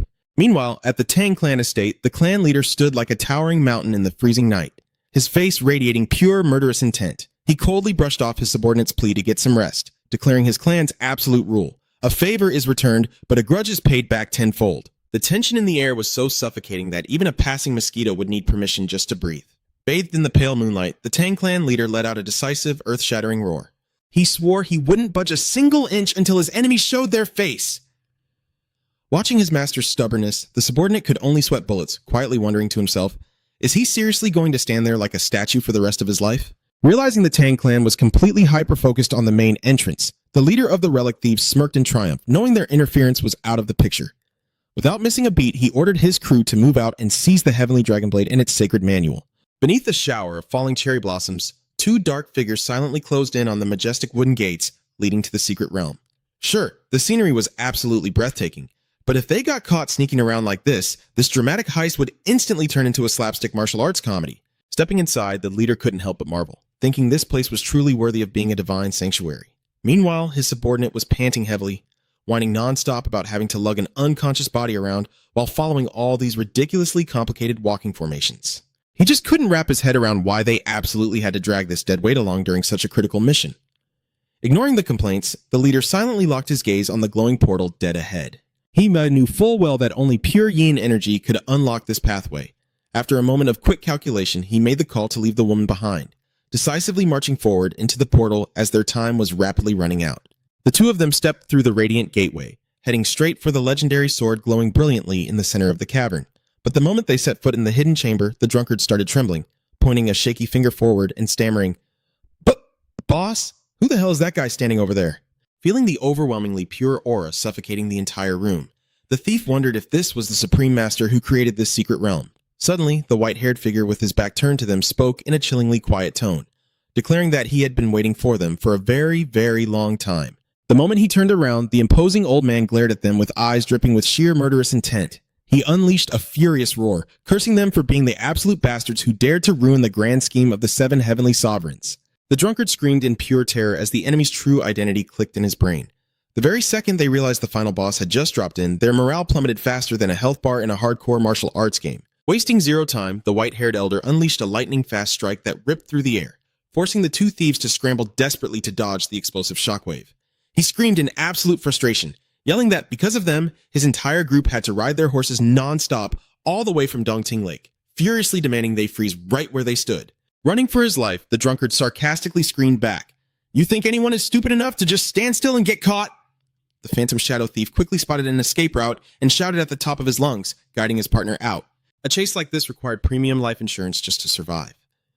The drunkard shrieked for help as the Grim Reaper was literally breathing down his neck. The phantom shadow thief did the math in his head. No matter how godly his movement skills were, shaking off one of the 7 heavenly sovereigns on this deadly, invisible maze was next to impossible. Getting caught wasn't an if anymore. It was just a matter of time. In a life-or-death moment, the phantom shadow thief suddenly pulled a dirty move, leaving the drunkard behind to curse his partner's absolute ruthlessness. Just as the white-haired elder was about to subdue him, a figure suddenly plummeted from above, leaving the old master completely stunned. Smirking in defiance, the phantom shadow thief taunted, "Let's see you catch this, old man!" Without a shred of hesitation, he hurled the unconscious Na-Ni straight at the enemy as a human shield. Panicking, the white-haired elder desperately lunged forward to catch the girl, completely caught off guard, refusing to let an innocent person get hurt. Seeing his prey take this dirty opportunity to escape into the distance, the old man could only grit his teeth, roaring the phantom shadow thief's name in pure, unadulterated rage. Using an ally as a throwing weapon to escape was definitely one way to make your reputation skyrocket. Too bad it was for all the wrong reasons. Flashing a triumphant grin, the phantom shadow thief swiftly leaped away, vanishing seamlessly into the silent night. But of course, he didn't forget to leave behind one last arrogant taunt. "I don't know which of the 7 heavenly sovereigns you are, but let's never meet again."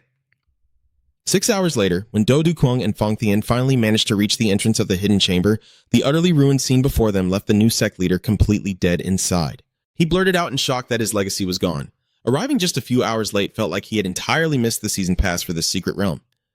Standing right behind him, Fong Tian explained in a low, serious voice that this arrangement, and the ones meant to follow, were actually a complete set of martial arts techniques that complemented one another. If they failed to obtain even a single one of them, the rest would become completely useless. Du Kwang grabbed his head in sheer frustration, sick to his stomach at the thought of all his hard work suddenly going straight down the drain. But then, a dangerously bold thought flashed through his mind, instantly flipping his entire mood. He smirked wickedly to himself, thinking that this might actually be a massive blessing in disguise. Because if the path to becoming the supreme ruler was completely cut off, there was no way he could ever become the sect leader anymore. And that meant Fong Tian had absolutely zero reason to keep sticking by his side. Imagining the glorious taste of freedom so incredibly close, Du Kwang burst into a wave of ecstatic laughter. Mid-laugh, Du Kwang suddenly froze. He noticed the utterly unhinged expression on Fong Tian's face. The fierce bodyguard was also laughing like an absolute maniac, muttering to himself about how the seal had finally been lifted. Panic set in as Du Kwang wondered if the heavens themselves were trying to force him down the true demonic path. It suddenly hit him. Fong Tian only took orders from his father to force him onto the sect leader's throne. And now that the intended path was ruined, it meant this terrifying bodyguard just got his freedom back too. A bitter realization struck him. To Fong Tian right now, he was nothing more than a giant, annoying burden. Just when he thought he finally caught a break, Du Kwang violently shivered as a steel-like grip suddenly snatched him by the collar. Hearing the terrifyingly heavy "my lord" escape the guard's lips, all he could do was tremble in absolute terror. Fong Tian glared daggers at him and let out a booming roar, making Du Kwang jump out of his skin and scream right back. The bodyguard stared dead into his eyes and boldly declared, the true path of the demonic arts had now officially opened. Du Kwang was spiraling into full-blown panic. He blankly wondered what the hell this bodyguard was talking about and what was actually happening. His fleeting taste of freedom got completely derailed, like an unsaved script crashing at the worst possible moment. Lowering his voice, Fong Tian revealed an earth-shattering truth. The heavenly demon had already prepared for this exact scenario. This is the backup plan, completely matching the third arrangement. And furthermore, this backup plan is none other than the Sovereign's demonic arts. Boy. It was like booting up a game only to get hit with a hardcore DLC that completely locks out casual players. Du Kwang was paralyzed with shock, cold sweat pouring down his horrified face. He knew damn well how insanely dangerous demonic arts were. They could completely obliterate a person's humanity. Just looking at the twisted lunatics in his own sect was enough proof of that cruelty. There was absolutely no way in hell he was going to practice demonic arts. Du Kwang silently made up his mind, but he was instantly caught between a rock and a hard place. He couldn't just easily throw away the legacy his father left behind. It suddenly clicked in his head that the Tang clan was frantically hunting down the fire dragon painting, and he was dead certain it was directly linked to the heavenly dragon blade. But Fong Tian casually dismissed it. The fire dragon painting was nothing more than a canvas holding the Tang clan's secret techniques. Compared to their master's grand design, it was nothing but absolute trash. Du Kwang gave a slight nod, admitting, "You've got a point. Either way, we still need to find out exactly who the hell did this." Staring at the complete ruins in front of him, he clenched his fist tightly. He simply couldn't disrespect his father's legacy like this. Fong Tian respectfully apologized, analyzing that whoever managed to break through their master's setup had to be an incredibly legendary master. He speculated that if the thieves were the Phantom Shadow Thief or the infamous Drunkard, tracking them down could literally take a whole year. Du Kwang grabbed his head in total, crushing despair, terrified that the moment he started practicing the demonic arts, his dream of a normal life would be gone forever. Suddenly, Fong Tian pulled out several human skin masks and explained, "I was strictly instructed that if anything went wrong with the arrangement, we must use these. Oh, and by the way, I have one too." Du Kwang let out a long, depressed sigh as he stared at the mask in his hands. Just holding this creepy thing made him feel like his entire future was melting away. And just like that, the very next moment, the two of them found themselves standing in a deadly wasteland, surrounded by rivers of blazing, molten lava. Du Kwang stared at the intensely menacing landscape in absolute horror. The backup plan is in a hellhole like this? You expect me to practice demonic arts? Here? Watching the volcano violently erupting in the background, Du Kwang screamed at the top of his lungs in pure, furious agony. "Father, what the hell kind of nightmare did you even prepare for me?" Meanwhile, at the Tang clan in Sichuan, the white-haired patriarch sat in silence. His aura was so overwhelming that just sitting there, he radiated the pressure of a final boss holding back his ultimate move. When his subordinates invited him to eat, he simply stared into the distance and demanded coldly, "Have those two still not arrived?" Standing before the roaring, blazing river of molten lava, Du Kwang was absolutely stunned. Was the legacy really hidden in a place like this? Beads of sweat rolled down his face, pale with sheer terror, as he stammered out, I actually have to practice dark arts here." Staring at the violently erupting volcano, Du Kwang screamed in pure frustration. Damn it, father, just what on earth did you set up?" The suffocating stench of sulfur and the searing heat of the volcano made the air almost unbearable to breathe. Standing on the cliff edge, looking down at the endless sea of fire, Du Kuang was still reeling from the shock. Is it really okay to practice martial arts in a place like this? In stark contrast to his master's dread, Fang Tian looked absolutely thrilled. The dark arts are finally right before our eyes, master. But while distracted by the view, Du Kuang suddenly slipped and tumbled down the cliff, giving his guard the perfect chance to tease him. Oh, I barely finished speaking, and you're already rushing down? As expected, my master is incredibly eager to claim this demonic power, isn't he? Du! Kuang gritted his teeth and snapped back indignantly. Wasn't it because of you that I slipped and fell down here? Fang Tian quickly dropped his playful smirk, stepping forward with an imposing, resolute posture. To meet my master's expectations, please allow me to explain quickly. The legacy hidden in this place, is the martial art of the Blazing Demon Sovereign. Just hearing the name was enough to make the whole server overheat. The title Blazing Demon Sovereign left Du Kuang completely speechless.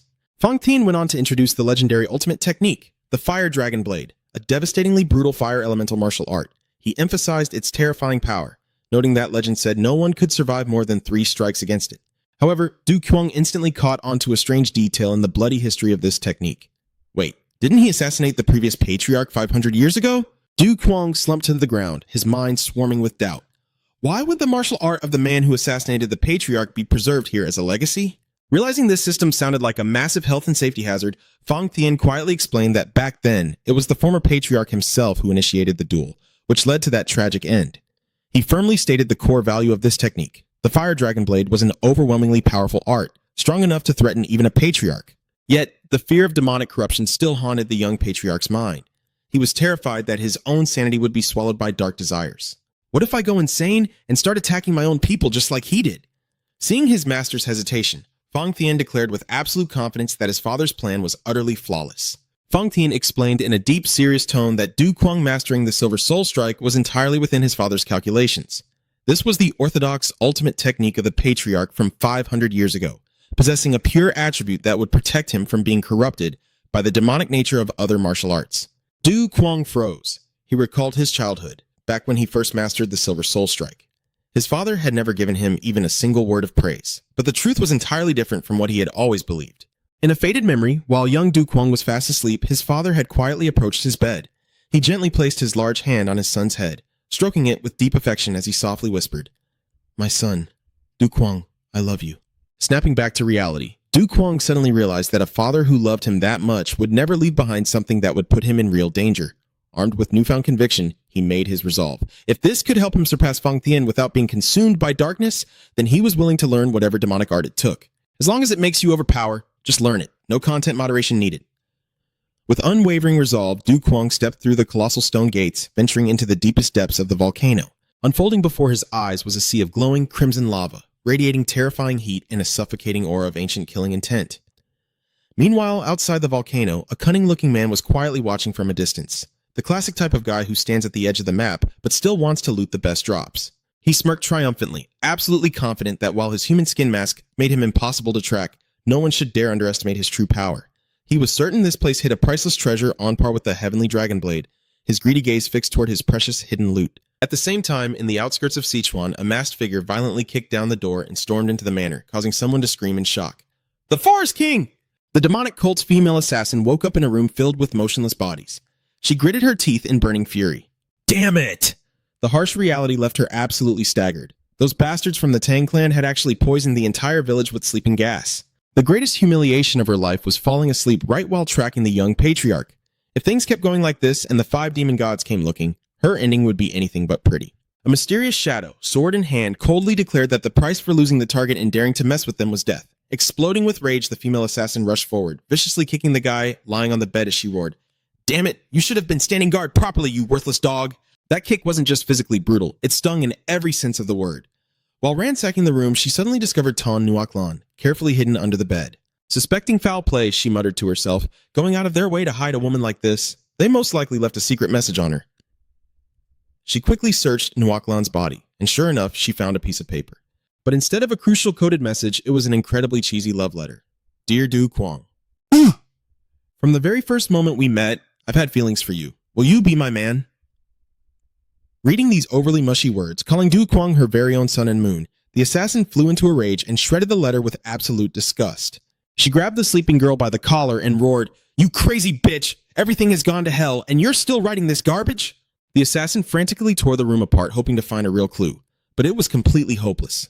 All she could do was look up at the ceiling and scream the young patriarch's name in total frustration. Meanwhile, under the silent cover of night, Du Kuang and Feng Tian were quietly making their way forward. Du Kuang thought to himself that Tan Nuoc Lan must be fast asleep by now, feeling quite smug that stopping Feng Tian from tossing her out on the side of the road had been a brilliant decision. Earlier, he had firmly ordered Feng Tian to just leave her at the inn to avoid dragging along any unnecessary trouble. Suddenly, Feng Tian announced in a low voice, "Master, we have arrived."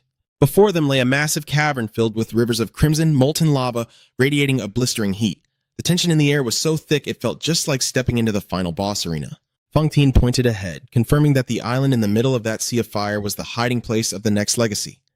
Witnessing this horrifying sight, Du Kuang couldn't help but shudder, thinking to himself, what kind of lunatic leaves their ultimate technique in an insane place like this? Feng Tian casually remarked that demonic practitioners were, by nature, completely unhinged.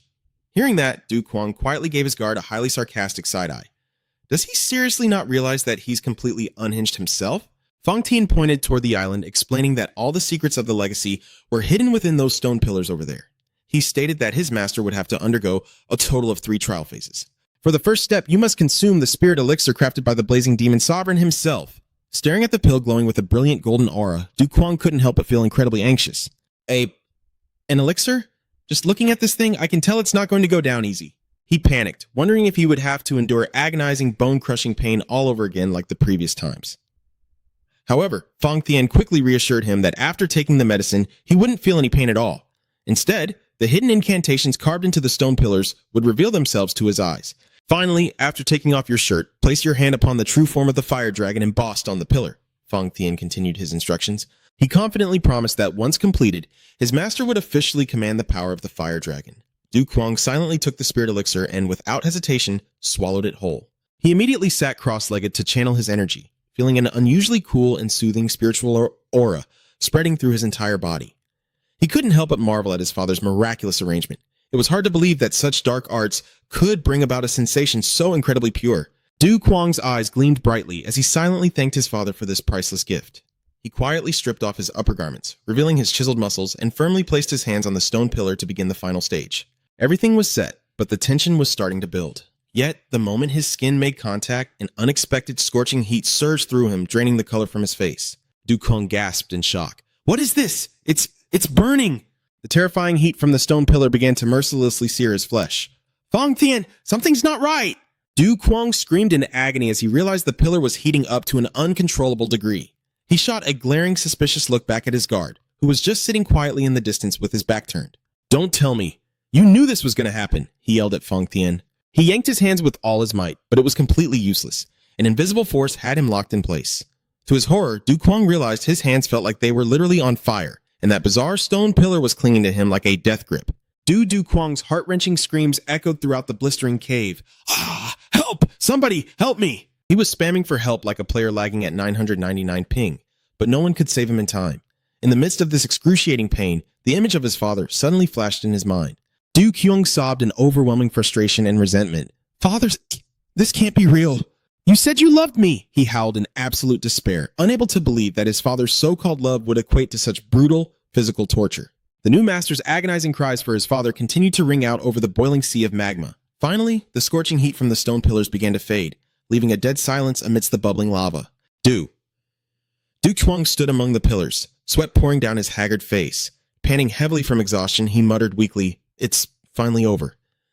Surviving that phase felt exactly like tanking a raid boss's ultimate attack head-on.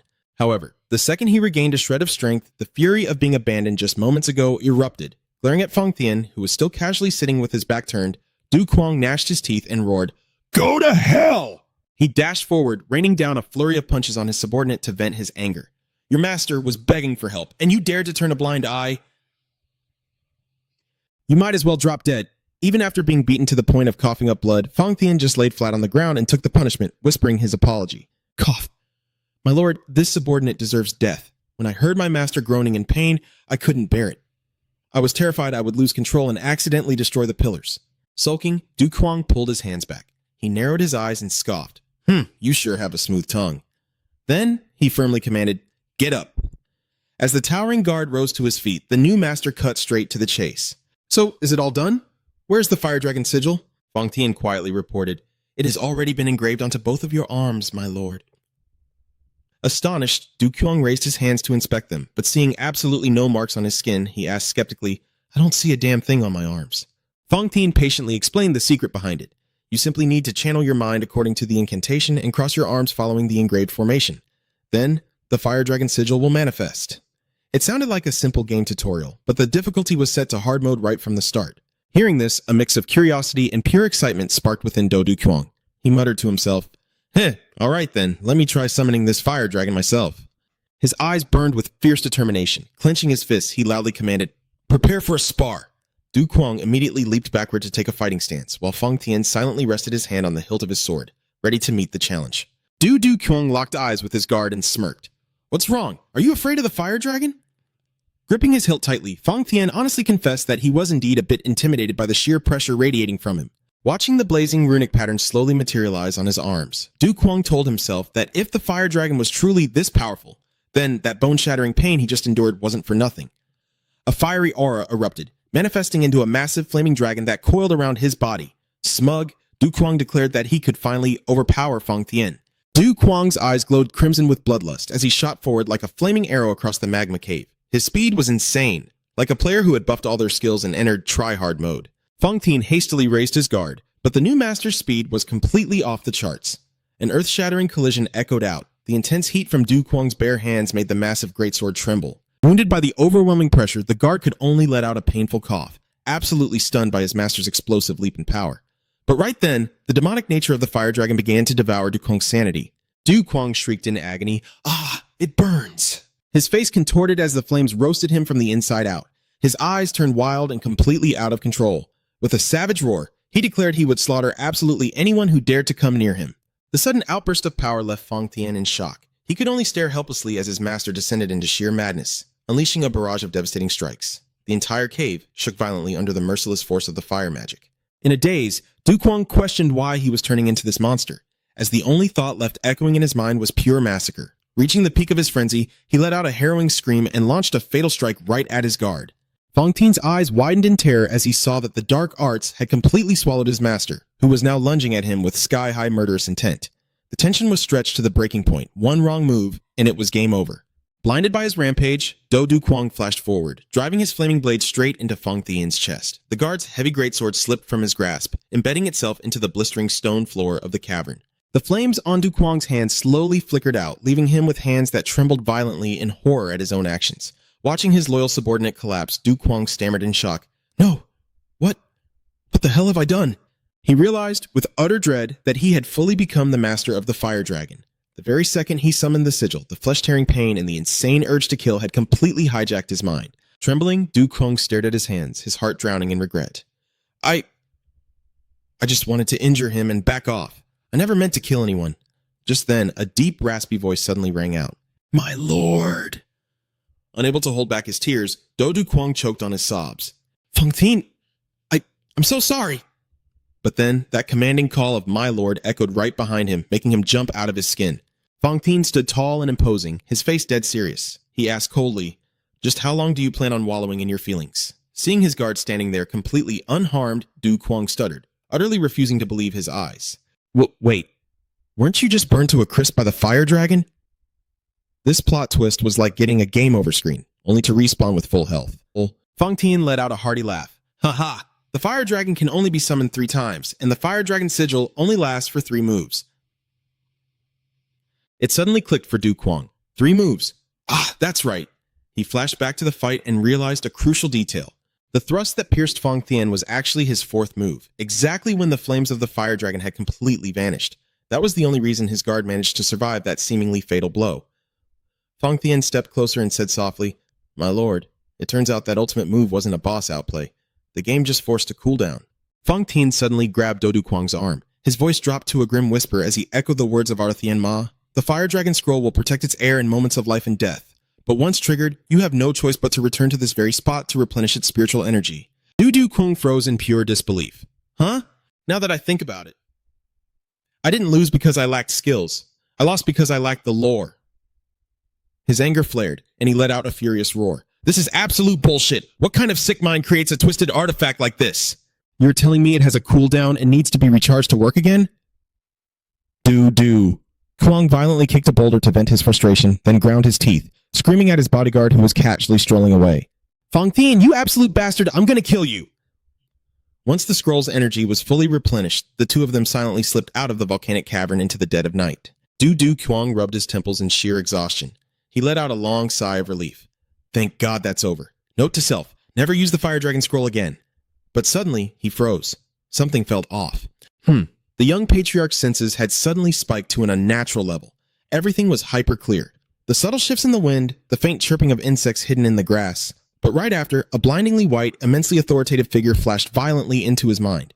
Kwang clutched his head in agony, his face twisting as a sudden, massive psychic shockwave hammered his brain. Gah!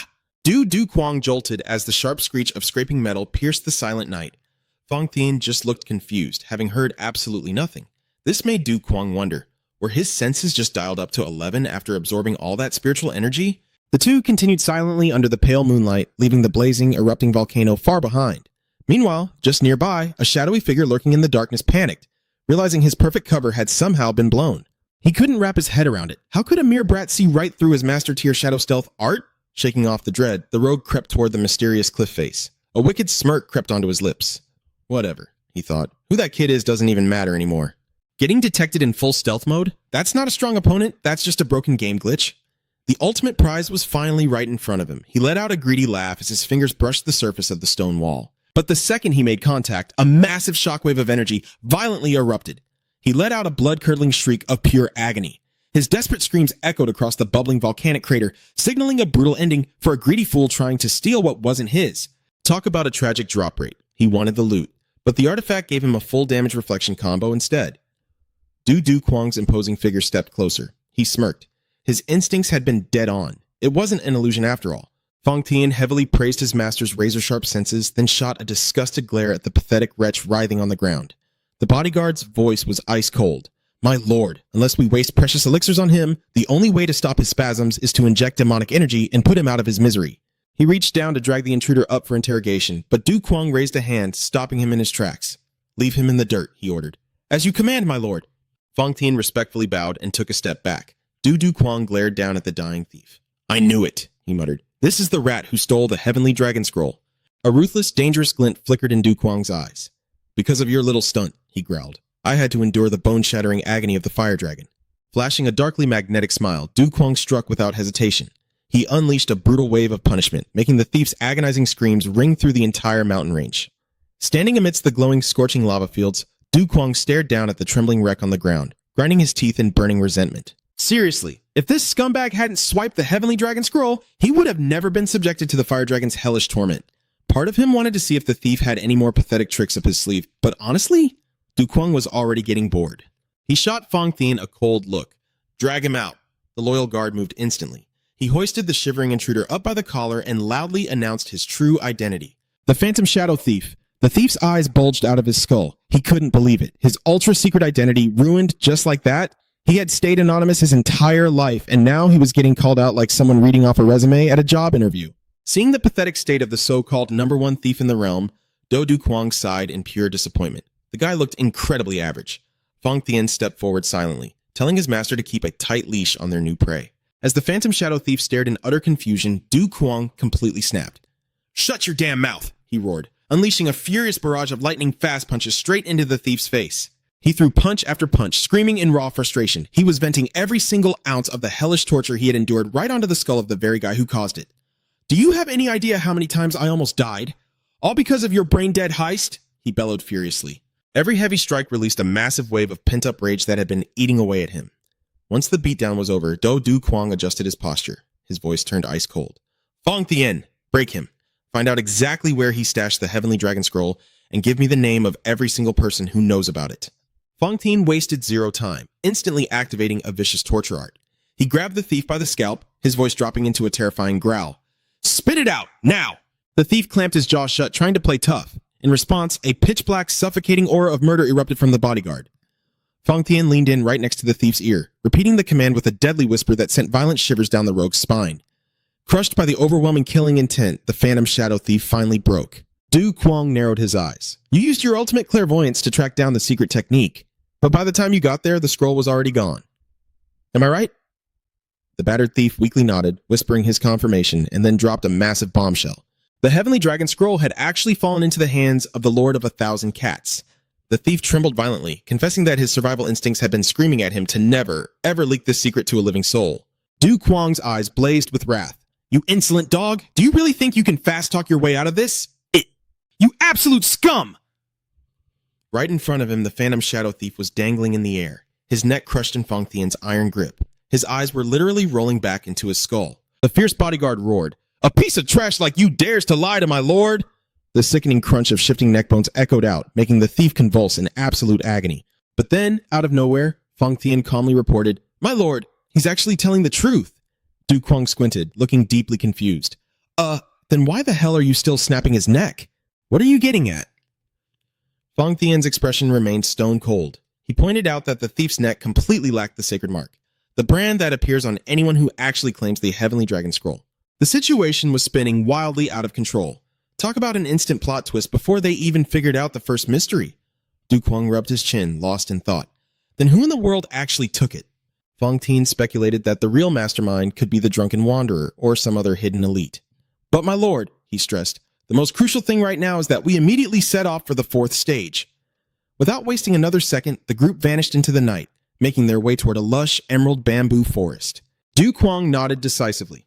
All right, let's move out. He threw a sideways glance at the Phantom Shadow Thief, who was miserably trudging along behind them. His instincts told him this sneaky rat was still hiding something. He had to keep a very close eye on him. To keep him in line, Fang Tian continued to apply a little physical persuasion. Let's see how long you can keep your mouth shut, the guard threatened, tightening his grip on the thief's throat until all the rogue could do was choke and squeal in pain. Are you kidding me? How is this fair? The thief internally wept. He was being dragged along as a hostage, bound up and constantly interrogated. He felt like a poor NPC that had just spawned into the world, only to get instantly kidnapped for an endless, inescapable side quest. Du Kwong noticed a glowing crimson seal now burned into the back of the thief's neck. Wait, is that the phantom tracking seal I used to carve into my own targets? Fang Tian gave a grim nod, confirming that with this brand, there was absolutely zero chance this rat was ever escaping their grasp. To guarantee their absolute stealth, Fang Tian suggested they change their attire before hitting the next checkpoint. Du Kwong couldn't agree more. Yeah, definitely. We can't have another lowlife like the Phantom Thief clocking our identities. It wasn't just about hiding their faces. Their entire aesthetic needed a reboot. After throwing on some dark midnight green cloaks, they melted seamlessly back into the shadows. Before leaving, Fang Tian sharply transmitted an order to a hidden shadow subordinate. Wait for us at Ngiyama in Hanam 10 days from now. I want a full report on the martial world's movements. The shadowy figure instantly dissolved into the thin air. As they ventured deeper into the swaying bamboo forest, Fang Tian's voice dropped to a serious tone. My lord, from this point on, things are going to get incredibly complicated. He explained that the entire forest was warded by an ancient illusory barrier. Only by following the exact hidden path could they reach the core of the fourth stage. If ordinary people wander in here, he noted, they'll just walk in endless circles, completely lost. But at least they won't get killed. Du Kwong quietly observed the mysterious space around him. Resting a hand on his chin in deep thought, he marveled to himself. So this is the true power of an ancient secret art. Fang Tian led him deep into the vast bamboo forest, pointing toward an empty void. Right there, between those two bamboo thickets, that is the entrance, he explained. From the outside, it looked like absolutely nothing, but from the inside, the outside world was perfectly clear. Standing before this new secret realm, Du Kwong asked curiously, Fang Tian, what kind of mystic art is this formation? The loyal guard replied with booming pride, the Mystic Spirit Divine Art. Just hearing the name tells you it's next level hidden final boss tier. It was a truly terrifying, supreme technique. Fang Tian continued explaining, the Mystic Spirit Divine Art allows the user to summon 4 spirit entities into physical form. These spirits obey the caster's every command. The black, white, crimson, and azure spirits manifest with absolute overwhelming power. Although it requires immensely deep inner energy and is hard to sustain, the guard declared confidently, for you, Master, it is absolutely no problem. Du Kwong flashed a smug smile. Truly, something to look forward to. If it only brought pure suffering like the fire dragon, he wouldn't even want it. Only by commanding the 4 spirits could one truly be worthy of the title of Master. The setup looked completely normal, but the underlying logic was as mind-bending as the hardest final exam in existence. Just as he finished speaking, a terrifying surge of murderous intent crashed down. Fang Tian's eyes shot wide open in shock. He only had time to scream, "Master!" before grabbing Du Kuang and dashing away at lightning speed. In an instant, a barrage of deadly light rays tore through space, ruthlessly bombarding the exact spot they had just been standing. Blazing crimson slashes rained down relentlessly, triggering an earth-shattering explosion. Thick, suffocating smoke billowed into the air. As the dust finally settled, it revealed two towering silhouettes standing there, waiting for them. Du Kuang narrowed his eyes, his face completely warped in sheer terror the moment he recognized the enemy's identity. It was an old man with flowing white hair, holding a paper fan, radiating an absolutely crushing aura. "Divine Lord Van Mu!" Du Kuang screamed internally, panicking. What the hell is he doing here? Just looking at that insane aura, he knew instantly this wasn't going to be some friendly sparring match. Without a single word of warning, Fang Tian shot forward like a fired arrow, his massive greatsword gripped tightly in hand. Du Kuang stared in shock, immediately sensing that something was horribly wrong. Usually, Fang Tian would be screaming his head off, threatening to murder people, but this time, he charged in dead silence. A deafening blast erupted as Fang Tian's massive sword violently clashed against the old man's paper fan. Du Kuang gritted his teeth, his mind spiraling as that deeply cursed name echoed in his head. Wait a minute. The name Divine Lord Van Mu sounded way too familiar. Hold on. Memories of brutal, blood-soaked battles from the past suddenly came flooding back. Du Kuang trembled as a horrifying realization hit him. If it really is Divine Lord Van Mu, then he was the one who teamed up with the soulless, righteous factions to exterminate the demonic cult 20 years ago. He is one of the 7 heavenly lords. The new cult leader was sweating bullets, utterly paralyzed by the sudden appearance of his sex-mortal enemy right here in this very spot. The ear-piercing screech of clashing metal echoed through the bamboo forest. Fang Tian's greatsword and Van Mu's paper fan were locked in a desperate struggle, sending sparks flying everywhere. Watching from a distance, Du Kuang was completely shell-shocked upon confirming the true identity of his opponent. One of the 7 heavenly lords. He couldn't believe his own eyes. Cold sweat poured down his twisted, terrified face. Why the hell is a member of the 7 heavenly lords here? The battle exploded with devastating intensity. The shockwaves from their collisions literally tore the air apart, making the entire bamboo forest violently shake as if it were about to collapse. Du Kuang panicked, frantically asking himself what was even going on. The scale of this fight had already spiraled way out of control. Even a supreme master like Divine Lord Van Mu was internally shocked, forced to admit that someone this terrifyingly strong actually existed in the martial world, someone he was struggling to fend off. The white-haired old man pushed himself to the limit, channeling all his inner energy into his paper fan, desperately blocking the earth-shattering force crushing down on him from above. Realizing the tide of battle was turning against him, the old master feared that dragging this out would put his very life in real danger. Suddenly, Fang Tian vanished right before his eyes like a phantom.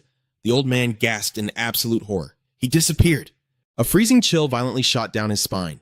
The razor-sharp edge of a blade was already pressing right against the back of his neck. Divine Lord Van Mu's eyes widened in sheer terror, cold sweat dripping down his face. The Grim Reaper was quite literally breathing down his neck. Before his brain could even process the death countdown flashing before his eyes, a majestic, deep azure, dragon-shaped aura explosively erupted. It coiled around the blade, radiating an aura of absolute crushing dominance. Du Kuang decisively declared, "End it here." Witnessing this divine, unstoppable power, Divine Lord Van Mu gasped as he realized the horrifying truth. Could it be the Heavenly Dragon Seal? In the blink of an eye, the 4 great spirits, blazing in 4 brilliant colors, abruptly materialized. They unleashed a suffocating pressure that instantly swallowed the entire battlefield. Fang Tian stood tall and menacing amidst the swirling spirits. He coldly scoffed, "Annoying pests." Then, he unleashed a devastating finishing blow that completely ripped the night sky apart. The combat effects alone screamed massive animation budget. No cost-cutting on this scene, that's for sure. The explosive power from the spirits formed a colossal pillar of purple light that crashed down, making the entire bamboo forest quake violently. Such terrifying power, Divine Lord Van Mu cried out in absolute horror. Seeing the desperate, life-threatening situation, he immediately barked an order to his disciple. "We must retreat from here, right now." Dongyan replied with a trembling voice, "Yes, master." The 2 of them desperately fled from the collapsing clearing. Deep in the bamboo forest, a little deer stared blankly as the master and disciple disappeared into the shadows. As they ran, Divine Lord Van Mu grew increasingly anxious, noticing that the bamboo forest magical formation was starting to fluctuate wildly. He told himself he had to get out of there instantly, before the shockwaves blasted him away again. Filled with doubt, Duangyan asked her master if those people were the ones who had stolen the secret art. She was also deeply worried about the fate of her 6th martial uncle, now that the Heavenly Dragon Cave had been breached. Divine Lord Van Mu fell into a grim silence. He knew the current situation was incredibly dire and unpredictable, so he gave his disciple a final, absolute command. Get on the White Crane and leave this place at once. The Grim Reaper was literally on their heels. If they didn't run now, it was game over for real. The white-haired old master made the ultimate choice. He would stay behind. That monster, I will do whatever it takes to hold him back, he declared. Duangnan gasped, fiercely protesting because she refused to abandon her master. But the old man aggressively scolded her. Stop spouting such foolish nonsense. Despite his disciple Yi's tearful pleas, he ruthlessly pushed her away to ensure her survival. Duangnan! The master's final call echoed through the vast forest as the two of them were completely torn apart by the formation's chaotic energy. Meanwhile, in an open clearing, Do Dukwang appeared, standing tall with a cold, piercing gaze. Suddenly, the formation violently threw Duangnan right out, landing directly in front of him. She looked around in dazed shock, stammering, Who are you? Duangnan glared intensely at Do Dukwang. Her heart burned with pure hatred, seeing that the man capable of commanding such an absolute demonic monster was just standing there, hands casually clasped behind his back, reeking of arrogance. She gritted her teeth, vowing never to forgive the bastard who had sabotaged the formation and murdered her beloved master, Divine Lord Van Mew. However, in stark contrast to his cool, composed exterior, Do Dukwang was actually trembling so violently right now that he had to tightly clench his fists behind his back. He was internally panicking, absolutely terrified that this girl would notice he was shaking like a leaf. Dukwang frantically told himself he had to take this chance to explain that he had never even met Divine Lord Van Mew and clear up this massive misunderstanding. But the moment he opened his mouth, "Wait a second, I just wanted to..." Duangnan let out a blood-curdling scream. "Die, demon!" She unleashed a ferocious, explosive slash that ripped right through the air. Left with no other choice, Dukwang instantly executed his ultimate defense, the Supreme Pure White Palm, Mountain Guardian, to neutralize her furious strike. Ear-splitting shockwaves echoed loudly as their roaring energies clashed and tore through the bamboo forest. Du Kyung quickly realized that relying on just this move wasn't going to cut it. He started seriously debating whether he had to summon the Fire Dragon Seal just to escape alive. He felt incredibly wronged. He only wanted to tell her he had never met her master, and now he was being forced to use his most brutally destructive ultimate skill. Faced with Duangyan's furious, screaming interrogation about the murderer of her master, Dukwang tried to act tough and coldly replied, "So what if I did?" In his mind, the fact that she was even walking away in one piece was already a massive stroke of luck. But to Duangyan's ears, those exact words sounded like a cocky, unapologetic confession. "Yeah, I killed him. What are you going to do about it?" The tension was stretched to the absolute breaking point, like walking straight into a final boss with maxed out damage stats. Seeing his opponent suddenly freeze up in shock, Dukwang desperately told himself, "It's best to not drag this out anymore. If I actually use the Fire Dragon Seal, this girl's life is 100% forfeit." He tightly clenched his fists, charging up his inner energy to prepare a finishing blow so he could finally escape. But Duangnan screamed out, "I won't let you get away!" and charged at him like a crazed moth drawn to a deadly flame. Du Dukwang dashed away at terrifying speed, leaving behind a massive trail of deep azure energy that ripped right through the heavy mist, vanishing completely into the depths of the bamboo forest. This entire misunderstanding was an absolute cringe-inducing train wreck. Drama levels were absolutely overflowing off the screen. Du Dukwang stood completely frozen deep within the bamboo forest, rivers of cold sweat pouring down his intensely stressed-out face. He thought to himself, that was way too close to a fatal blow. Thank God the bamboo forest's magic barrier took the hit, otherwise he would be a goner. Suddenly, an earth-shattering surge of power erupted, tearing through the very fabric of space. Fang Thian roared, his voice dripping with pure bloodlust. "Drop dead, you scum of the 7 heavenly sovereigns!" Boldan Sud. Shocked by his subordinate's sudden entrance, Du Kwang gasped. "But Fang Thian?" Even the fierce bodyguard's eyes went wide with sheer disbelief the moment he saw his master. My lord!"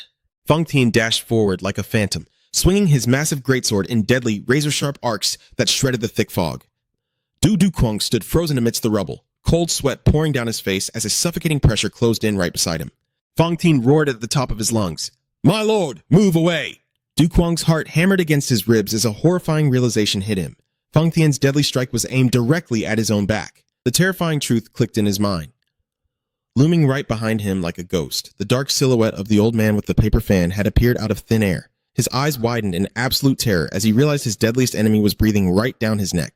"One of the 7 heavenly sovereigns is right behind me?" I just turned around and ran straight into the final boss. What a massive jump scare. The trajectory of Fang Tian's flying blade was unmistakably locked onto whatever was standing right behind him. Du Dukwang's blood ran cold.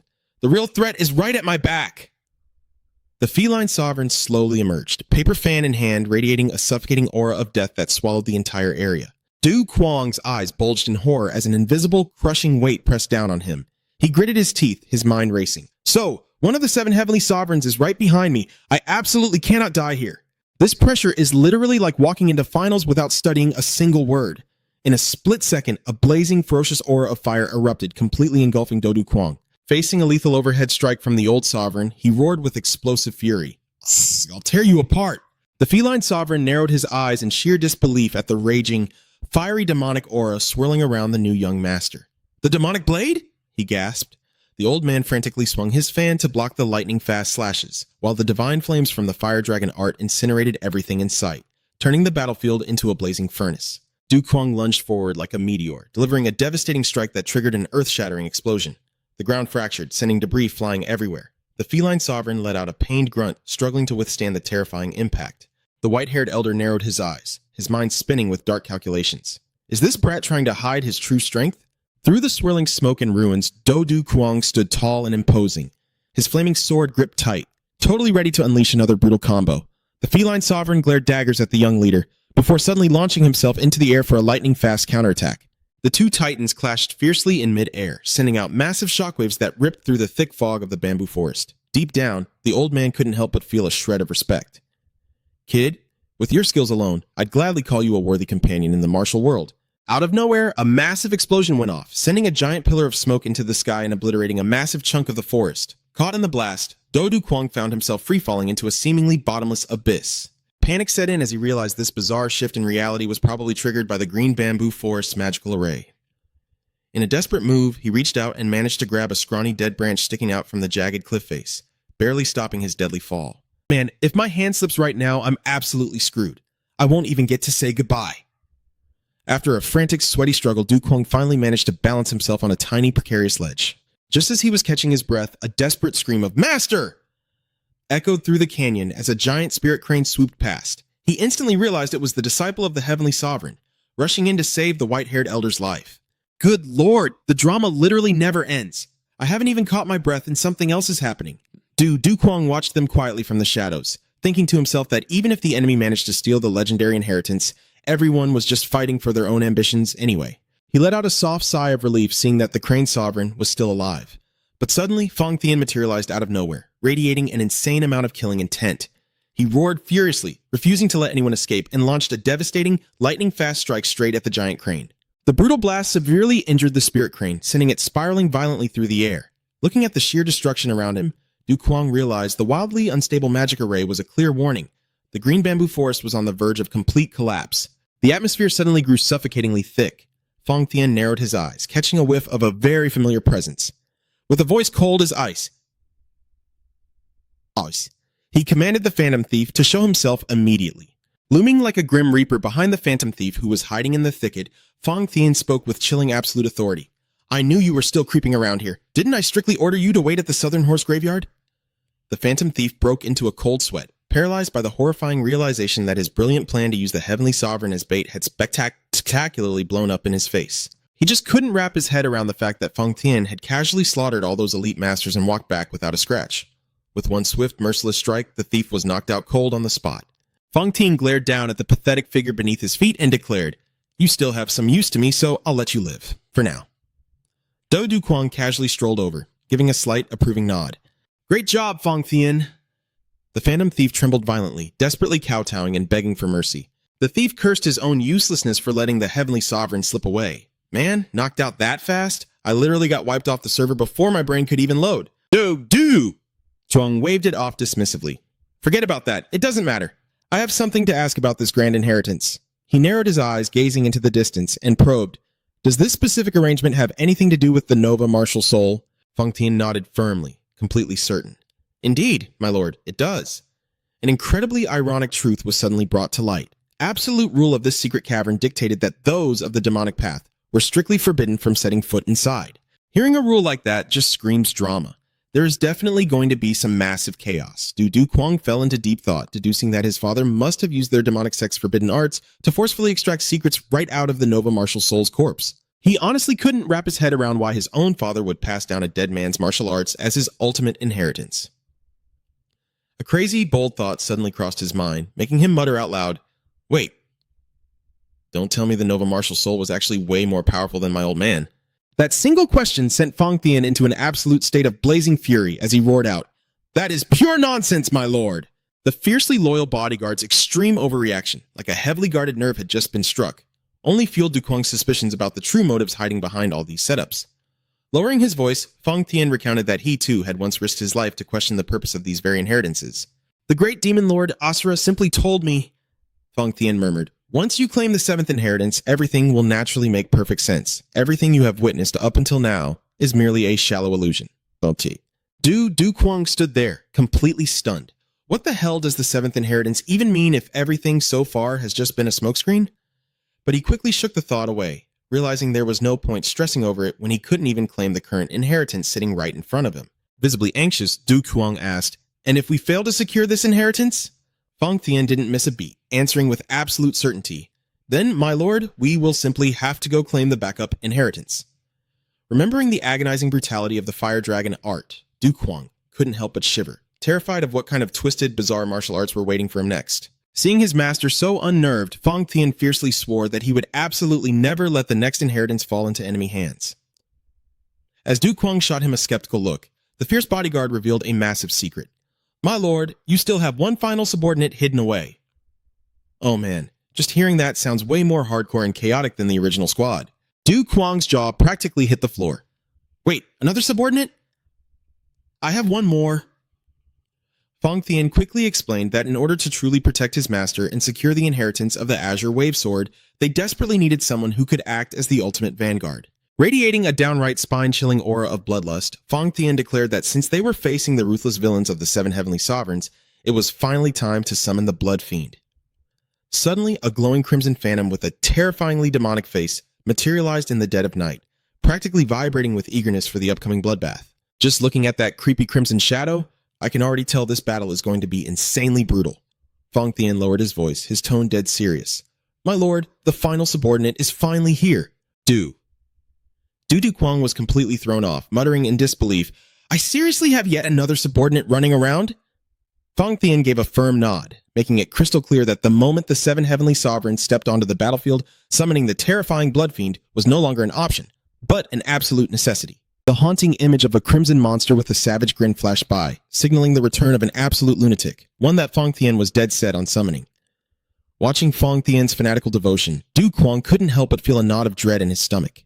Fang Tian is already as crazy as they come. Just how much more psychotic is this bloodbath going to be? Right then, Fang Tian delivered a devastating, earth-shattering kick to the shadowless thief and roared, Swear your absolute loyalty to the master, right this instant! The battered thief was in pure shock. He asked himself, how could a lowly rogue who sneaks around stealing national treasures ever be worthy of serving such a supreme ruler? Fang Tian coldly glared at him. Then he exploded into a blind rage and roared, Who the hell said you were a subordinate? You are absolutely nothing. You have no rank. You only have two paths. Die right here, right now, or swear undying loyalty. The shadowless thief was so humiliated he wanted to cry. He couldn't comprehend this twisted, psychopathic logic, being forced to swear loyalty while being treated like absolute garbage. Yet, to save his own skin, he dropped to his knees and groveled. But Fang Tian wasn't having it. He kept roaring, threatening to slaughter the man because his oath didn't sound sincere enough.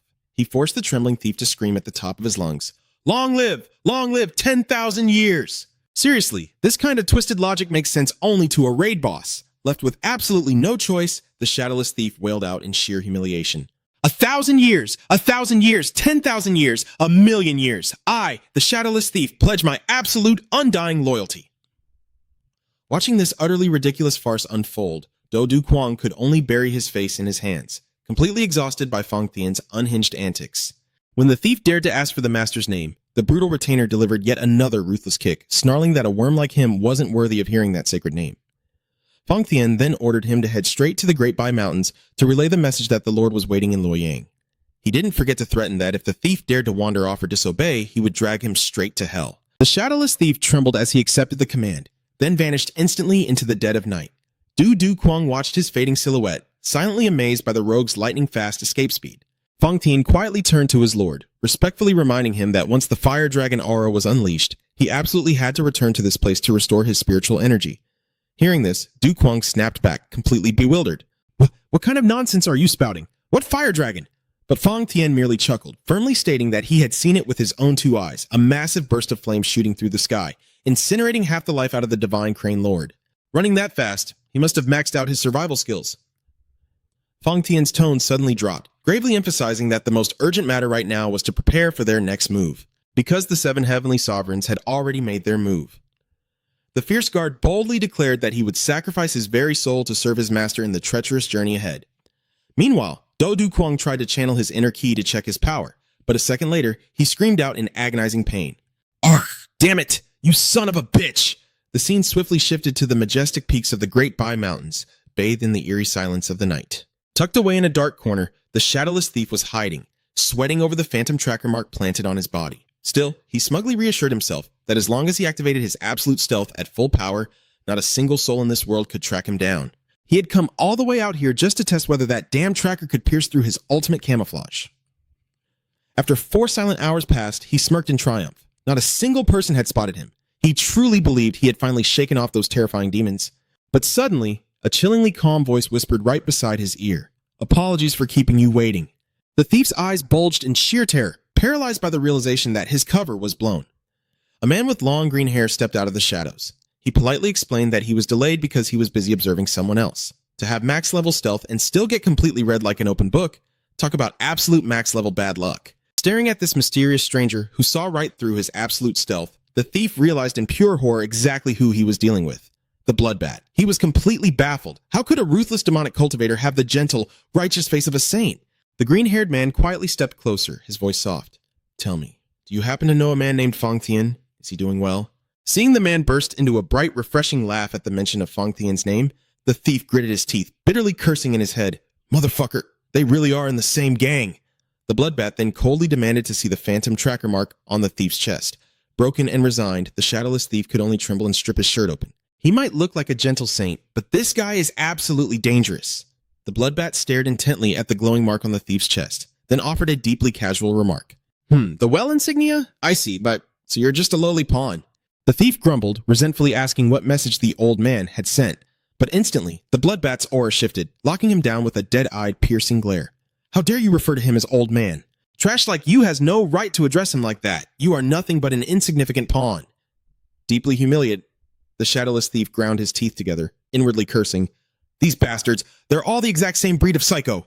The Bloodbat coldly ordered him to put his clothes back on and look presentable before they continued their chat. Meanwhile, back in Luoyang, the Myriad Sights Pavilion stood breathtakingly beautiful, shimmering with glowing red lanterns against the dead of night. Inside a lavishly decorated VIP room, Do Du Kwang sat in heavy silence, nervously waiting for his newest subordinate to arrive. He kept asking himself, is he almost here? This Bloodbat! I wonder what kind of monster he's going to be. Suddenly, a sharp knock echoed through the room. Fang Tian instantly went on high alert and barked. Who goes there? The door slowly creaked open, and a seductively elegant woman slipped inside, warmly introducing herself as the madam of the establishment. Noticing the rather tense and gloomy atmosphere, she smiled sweetly, offering to bring in her most breathtaking courtesans to entertain the two lords. But instead of gratitude, her warm hospitality was met with a literal death glare and a vicious roar from Fang Tian. Get the hell out. Imagine being that welcoming, only to run into the most miserable buzzkills imaginable. She truly had the worst luck in the world. So, brutally chased away, the madam could only force an awkward smile and politely excuse herself, not forgetting to add that they could call for her any time if they changed their minds. The moment the door clicked shut, Fang Tian spat in disgust, muttering curses about cheap, filthy harlots. The atmosphere instantly plunged back into a suffocating silence. Du Kwang couldn't take it anymore. He stood up, desperately needing some fresh air, but Fang Tian instantly blocked his path. The fanatical guard sternly ordered his master to sit back down, deadpan threatening to slaughter him on the spot if he even entertained the thought of escaping. Furious and fed up, Du Kwang snapped right back, commanding his deranged subordinate to sit the hell down because things were already complicated enough. Sharing a room with this guy felt like being seconds away from a boss fight. Just looking at him was exhausting. Du Kwang let out a heavy sigh, his heart weighed down by mounting anxiety over the psychopath who was about to arrive. I've got a really bad feeling about this. The Bloodbat. God, I just hope he's a manageable level of crazy. Suddenly, both of them sensed an eerie, foreign spiritual aura closing in on them. Fang Tian narrowed his eyes, his voice turning icy. He's here. The presence moved as fast as the wind, yet remained flawlessly concealed. Two towering shadows glided silently down the corridor, coming to a dead stop right outside their door. Du Kwang held his breath, his eyes widening as he realized the critical moment had finally arrived. The Bloodbat was here. Fang Tian gave a cold, commanding order. Enter. The wooden doors slowly pushed open. A man carrying an incredibly calm, refined aura stepped inside and bowed with absolute reverence. 1,000 years, 1,000 years, 10,000 years, 1,000,000 years, day and night, this humble servant has burned with the desire to be summoned by my lord.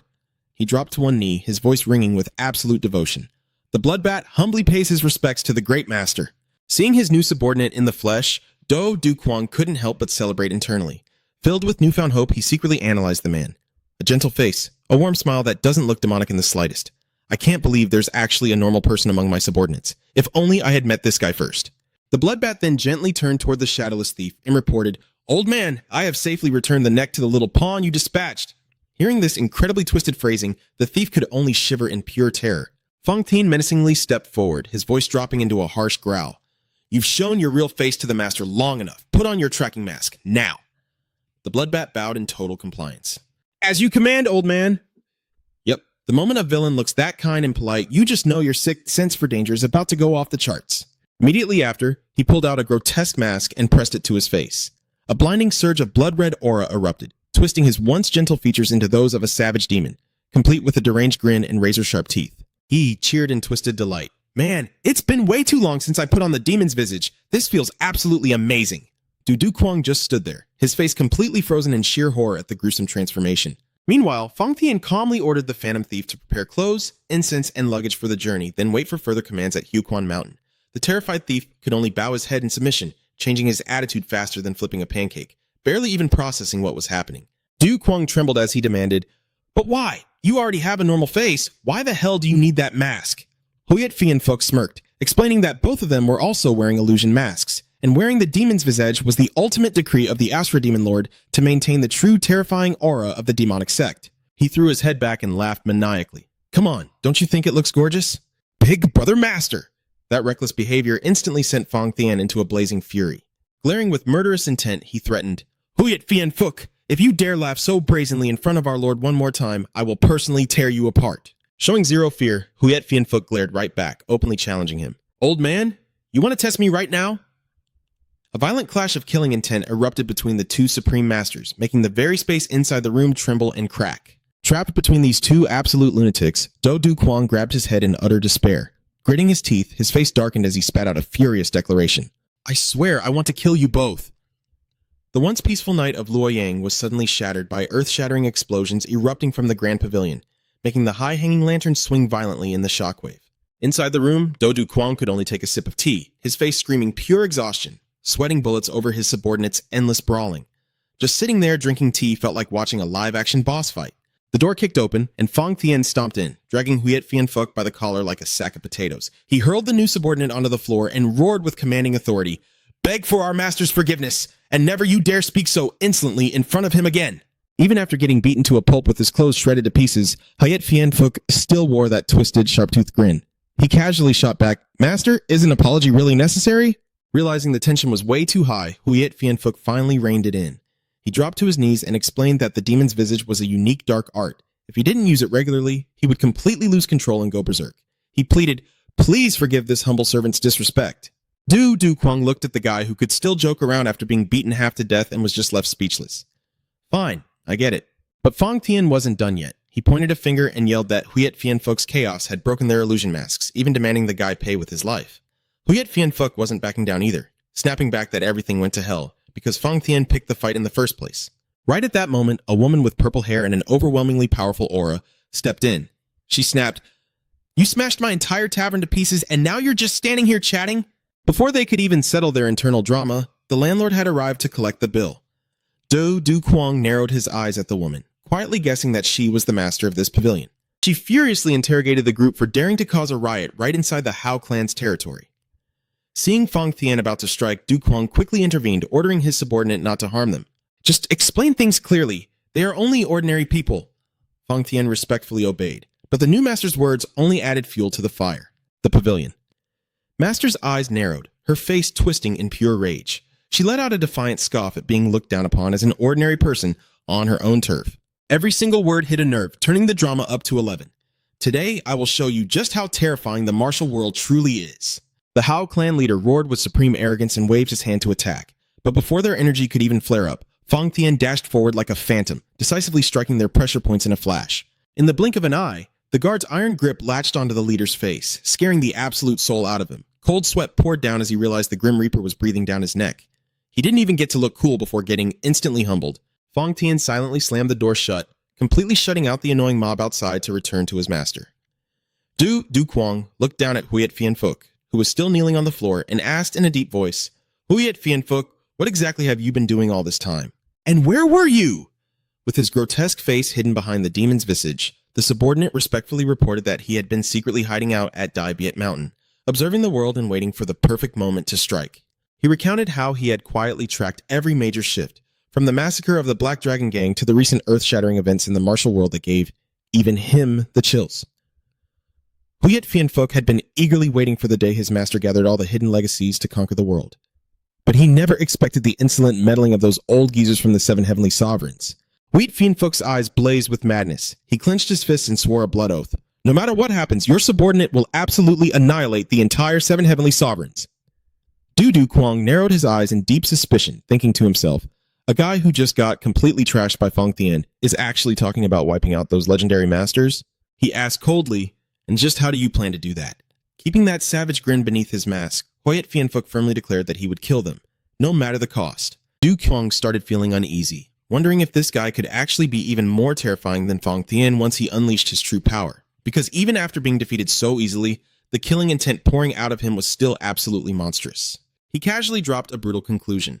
Anyway, as long as I slaughter them all, it's fine. Du Kwang asked in sheer disbelief, how exactly?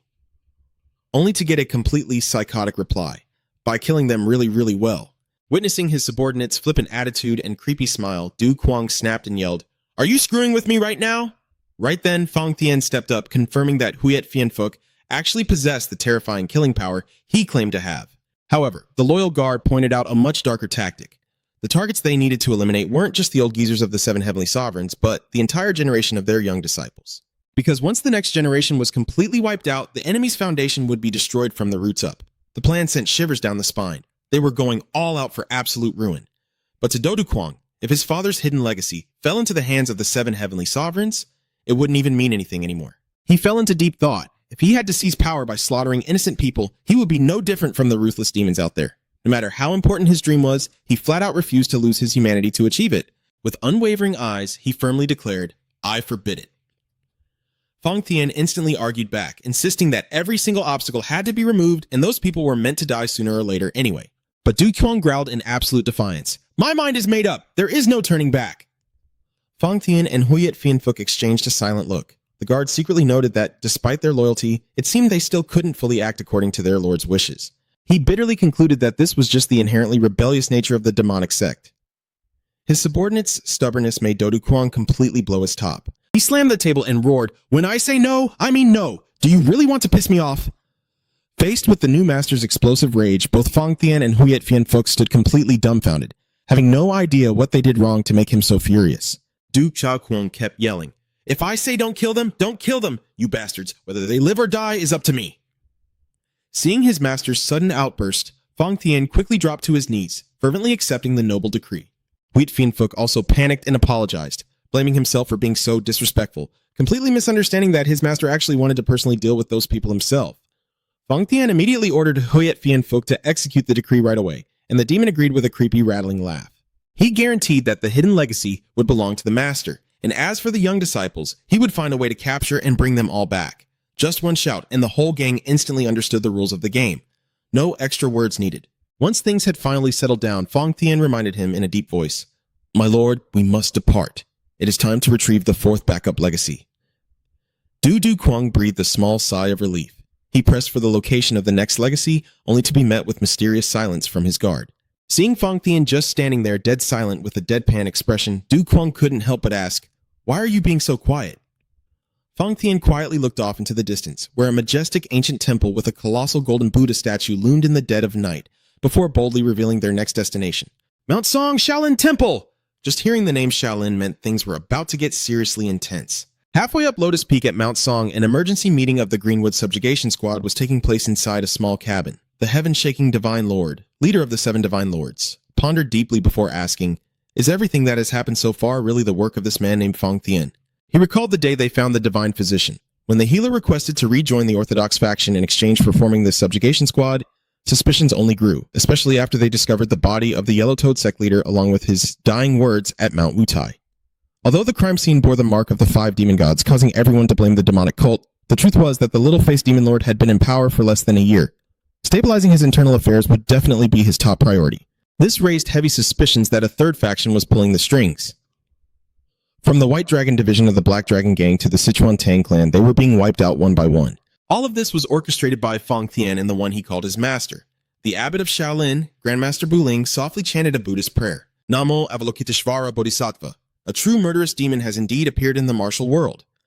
Mr. Kwansun was also worried that this was a trap designed to force the Orthodox faction into a full-blown war with the demonic cult. Looking at it, someone was clearly working in the shadows to push the chaos to the absolute max. The Sword King completely agreed and decisively ordered the Greenwood Subjugation Squad to be renamed the Demon-Slaying Execution Squad, gearing up for an all-out war with the demonic cult. He assigned the Qing Cheng sect to monitor any movements at the borders, while requesting the Ghost sect to relay the message to the remaining martial arts schools. Elder Lei Zhenzi of the Qing Cheng sect silently nodded, accepting the order. The Sword King affirmed with ironclad confidence, the Orthodox faction has always stood united to save the martial world. The Demon-Slaying Execution Squad will be no different. After the meeting inside the quiet room, Grandmaster Buling softly asked the heaven-shaking Divine Lord, "Could the one who defeated the Divine Crane Lord really be that Feng Tian?"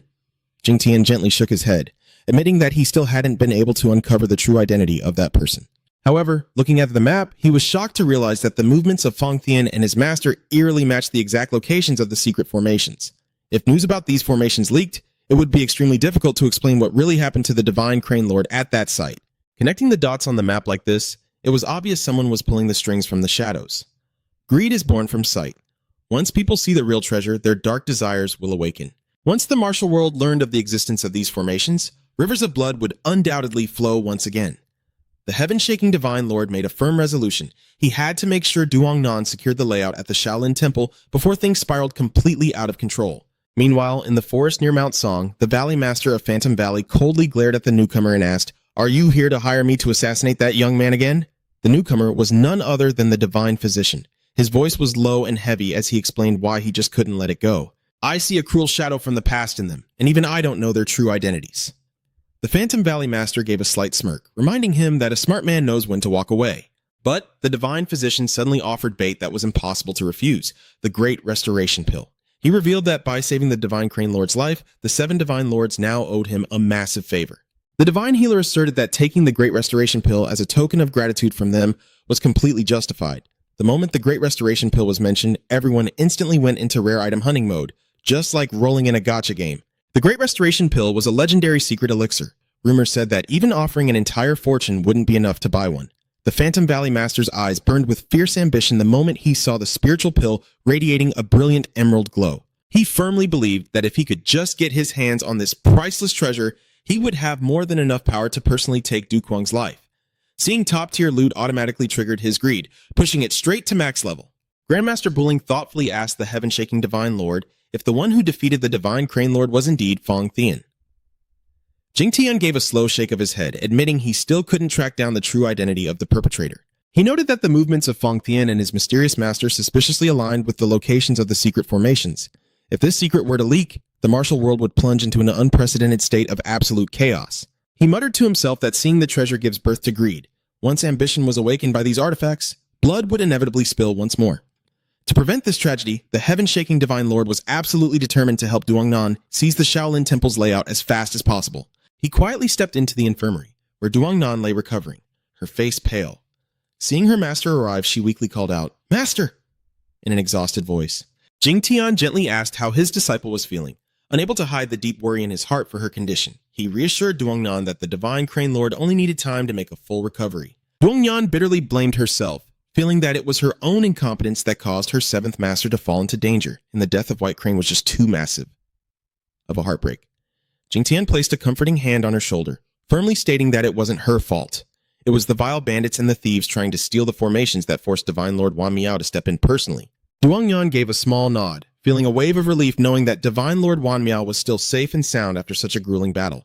Hearing that definitely calmed the nerves, but the drama was far from over.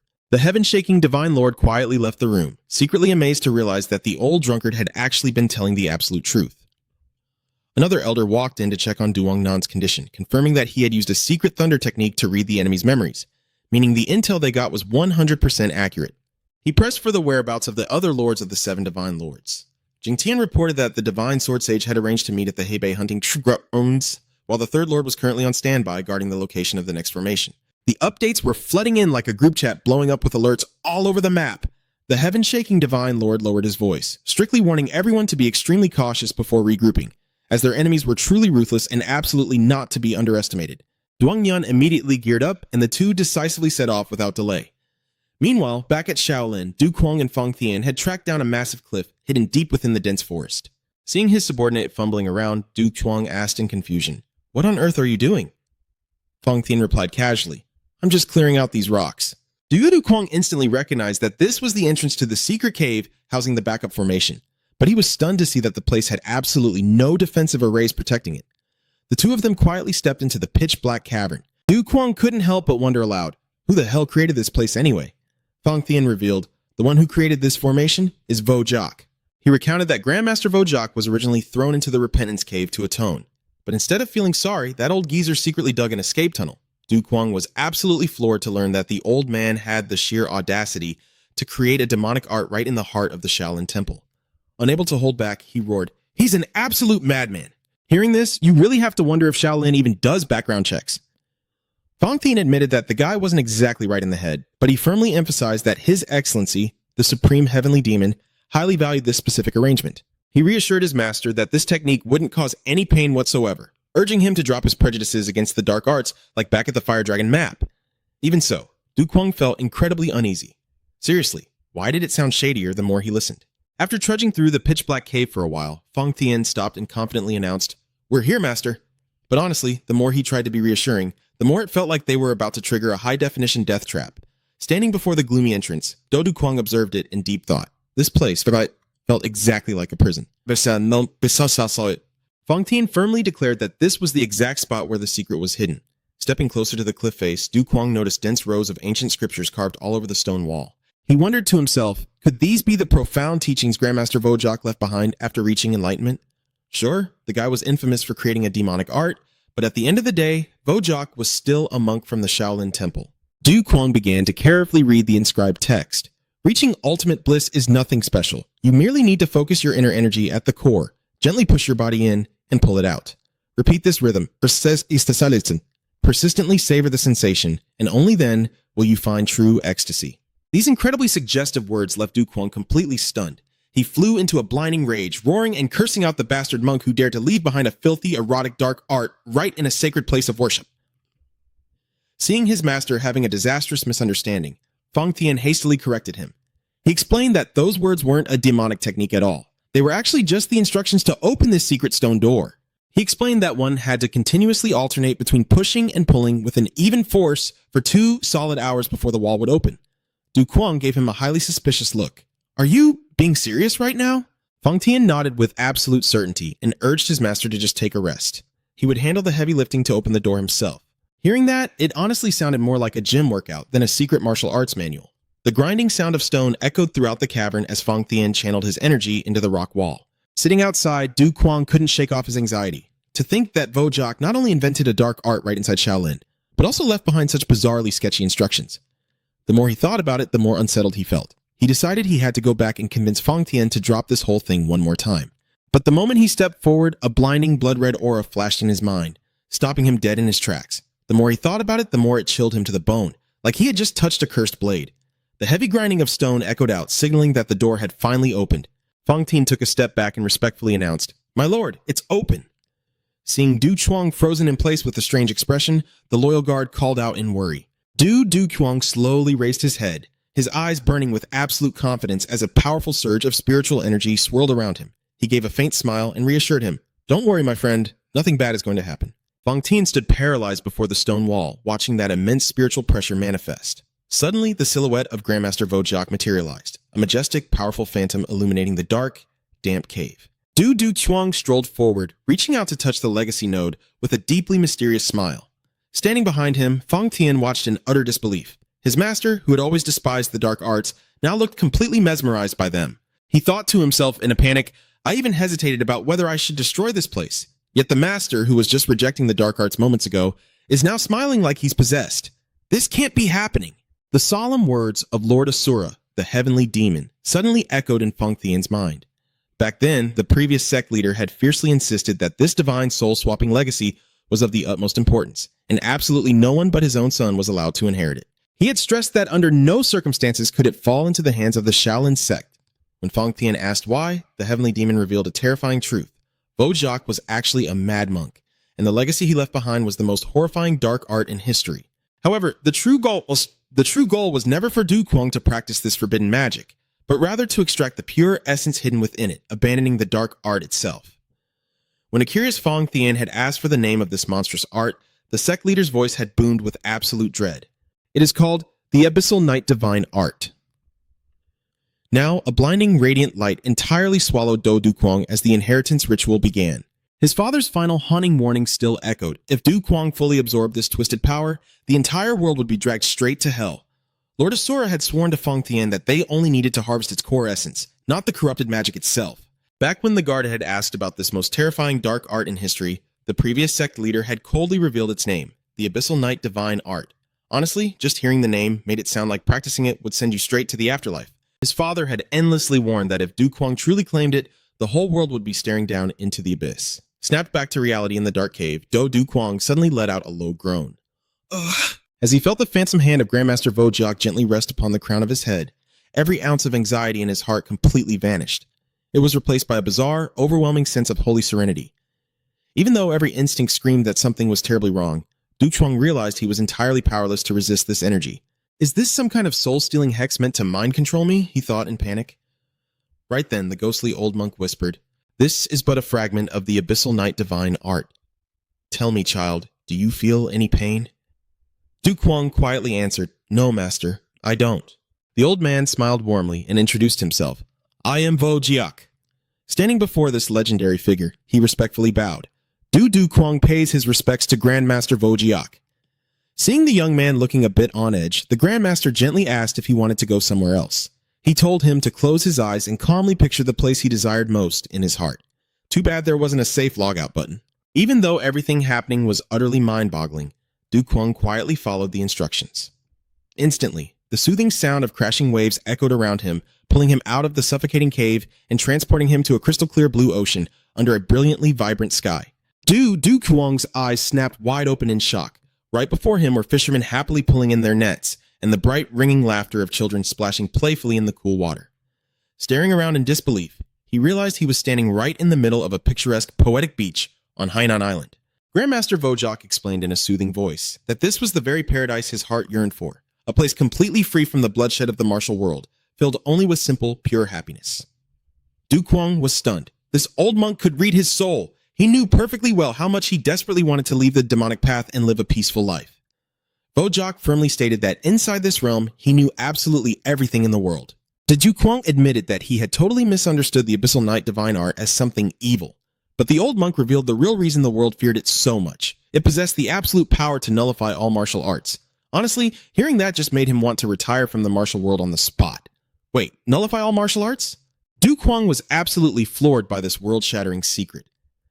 In a flash, horrifying images of the brutal reality of the martial world flooded his mind. Amidst blood-soaked battlefields, agonizing screams tore through the air as people slaughtered each other in absolute madness. Merciless blades sliced through flesh and bone, leaving nothing but death, despair, and endless hatred in their wake. Grandmaster Bojack looked upon the tragic scene with a heavy silence. He noted that, deep down, those who relentlessly chased power were fueled entirely by insecurity and terror. The Abyssal Night Divine Art was created to erase that very fear. It was meant to wipe away the line between good and evil, guiding humanity toward ultimate, unshakable peace. To him, true power lay in love and serenity. Suddenly, a terrifying blast of energy known as the heaven-shattering force erupted, radiating a blinding light that left all the sword-wielding warriors paralyzed with absolute dread. Glowing, ethereal wings known as the 7 butterflies miraculously appeared, dancing and fluttering gracefully around the martial artist in the air. One of the thugs swung his sword in a violent frenzy, but the glowing butterflies simply drifted past him in an elegant, mysterious dance. A second later, his eyes bulged in pure horror. Fresh blood and bile violently spewed from his mouth as his body was entirely paralyzed, sending him crashing to the ground in excruciating agony. As the radiant butterflies swept past, the entire mob of warriors dropped their weapons and collapsed, totally dumbfounded. Witnessing this miraculous sight, Du Kuang was shell-shocked. He realized this was a battle completely devoid of bloodshed. Grandmaster Bojack quietly asked if he had the resolve to bring peace to the entire world. if he was strong enough to make people let go of their killing intent and find the light within their souls once more. Deeply moved by this profound truth, Du Kuang dropped to his knees with absolute devotion. Please, take me as your disciple. Please, teach me. Wojak gave him a warm, knowing smile. Before I pass this on to you, I will show you one last thing. The old monk brought him to an ancient, rustic room and asked him what the absolute filthiest thing in the world was. Du Kuang hesitated for a moment before awkwardly replying, probably poop, master. The old monk burst into laughter at how shy the young man was to even say the word. Wojak gently pointed toward a woman changing her baby's diaper and spoke softly. Look over there. That woman is changing a diaper. Even though she's looking right at filth, she is still smiling so happily. So, tell me, what do you see? Du Kuang froze, deep in thought. It finally hit him. Even when looking at the exact same thing, one's perspective changes entirely depending on the state of their heart. Wojak firmly stated that the very root of human thought was the true core of the Abyssal Knight divine art. Truth exists naturally on its own, but people must completely free their minds to actually see it. When you reach that realm of enlightenment, a perfectly peaceful world will unfold before your eyes, just like the pure, joyful smile of that mother cradling her child amidst the glowing butterflies. That is the absolute secret to bringing peace to the world. Once you achieve this level of enlightenment, the entire martial world won't have a choice but to chill out. Back in the harsh reality of the dark cave, Fang Tian stood quietly, waiting by the ancient stone walls. Seeing a blinding, radiant aura spilling out from the stone door, the loyal guard respectfully bowed his head. Master, welcome back. But suddenly, Fang Tian's face drained of color. Cold sweat poured down his face as he sensed an incredibly bizarre, overwhelming presence rapidly approaching. Boom! A massive explosion of spiritual energy blasted everything away in a thick cloud of dust. Du Kuang stepped out, radiating a deeply mysterious aura, but swirling violently around him was a massive swarm of giant, terrifying flies. Fang Tian shrieked in absolute horror. Master, what the hell is going on? His badass Grandmaster aesthetic was instantly ruined by a total buzzkill of a fly swarm. Fang Tian, my friend, just look at this beautifully glowing butterfly. Just look at this beautifully. Du Kuang smiled softly, his eyes completely glazed over in a dreamy daze. He confidently declared that once you achieve true enlightenment, the world looks completely different. He even urged his subordinate not to fear losing his martial arts. With that, Du Kuang launched himself into the sky and commanded his 7 butterflies to fly forth and help everyone find enlightenment. Watching his master act like an absolute lunatic, Fang Tian frantically drew his sword and screamed at the top of his lungs. Master, please wake up! Snap out of it! But the new sect leader was already blasting off at terrifying speeds, tearing through the air and soaring straight ahead. Trailing behind, completely out of breath, the poor guard really started to question his career choices. Fang Tian's eyes were wide with pure terror, sweating buckets as he couldn't believe the absolute madness unfolding right in front of him. Suspended high in the sky, Du Kuang wore an insanely eerie, utterly satisfied smile. He softly murmured to himself, "So, this is what true enlightenment feels like." Fang Tian could only stand there frozen, covering his mouth in pure, helpless shock. In the very next second, Du Kuang shot forward like a rocket, rocketing straight toward the towering, majestic Shaolin temple basking in the early morning light. The people down below had no clue what was happening. They only knew the drama was coming in fast. Looking down from high above, Du Kuang clicked his tongue in pure sarcasm. Running away? How utterly disappointing. Leaving Fang Tian behind, he silently touched down right in the middle of the training courtyard, where hundreds of Shaolin disciples were sweating over their martial arts practice. Watching the figures entirely absorbed in their punches and kicks, Du Kuang shook his head in sheer disgust. Tisk, tisk. Supposed followers of Buddha, yet you still desperately cling to martial arts? He stepped closer to a monk, a dark, enigmatic smile curling on his lips. Let me show you the truth. While the disciples were still standing there looking completely dumbfounded, the Supreme Masters hidden away in their chambers instantly felt a terrifying surge of power crashing down on them. Du Kuang suddenly detonated his heaven-shattering aura, sending a horrific shockwave that violently shook the entire ancient temple. He glared down at the crowd and declared with booming authority, "I will teach you fools what true repentance looks like." Standing up high and looking down at the disciples eagerly training, Du Kuang clicked his tongue in deep mockery. Tisk, tisk. Devotees of the Buddha, yet your hearts are still chained to the martial path? He flashed a wickedly charming smile and firmly declared, "Let me open your eyes." Instantly, a practicing monk froze in his tracks, utterly bewildered as he felt an abnormal suffocating energy engulf the entire area. The sudden arrival of this uninvited guest made the Grandmasters of the Shaolin Temple deeply restless. The Divine Lord. Heaven Shaker narrowed his eyes, peering outside with deep concern, while another elder sat in heavy, oppressive silence by his tea table. Floating in midair, Du Kuang suddenly unleashed his world-breaking power, triggering a catastrophic tremor that rocked the ancient temple to its very foundations. He looked down at the sasses and boldly proclaimed, "I shall teach you the true meaning of repentance." A pitch-black aura exploded outwards, swallowing the entire Shaolin architecture in a gloomingly demonic and eerie atmosphere. Standing from a distance, a shocked Shaolin elder covered his mouth, his breathing turning ragged as he buckled under the suffocating pressure. Drenched in cold sweat, the old man's face twisted in sheer terror as he gasped. What on earth is this horrendous stench? The threat meters were practically flashing red. Everyone knew they were completely doomed. In the midst of the chaos, the Sword King and Grandmaster Butlin sprinted over in a total panic, shouting for the Divine Lord Heavenshaker. Seeing the two supreme experts arrive with souls drained from their faces, the Divine Lord hurriedly responded. He desperately asked them about the current situation, only to receive a truly horrifying answer from Grandmaster Butlin. The horrified Shaolin abbot revealed that out of nowhere, the entire temple was being swarmed by clouds of flies and maggots. The old abbot explained that the elders and disciples had already set up the 108 Arhat formation to temporarily seal off the demonic villain causing this disaster. The Divine Lord, Heavenshaker, gritted his teeth and demanded, just who exactly is this demon? Hearing this, everyone knew they were dealing with a seriously overpowered boss, Grandmaster. But Lin explained in a heavy tone, he's cloaked in a thick layer of black mist, so I couldn't see his face clearly. But judging by the voice, it sounds like a young man around 20 years old. Upon hearing the report, the Divine Lord anxiously asked about the sex casualties. But before he could even get an answer, the agonizing, blood-curdling screams of the disciples echoed across the compound, leaving them completely paralyzed with fear. The Divine Lord Heavenshaker's eyes went wide. Those are the screams of our disciples. Realizing that they were hanging by a mere thread, he decisively commanded, we cannot delay any longer. We move, now!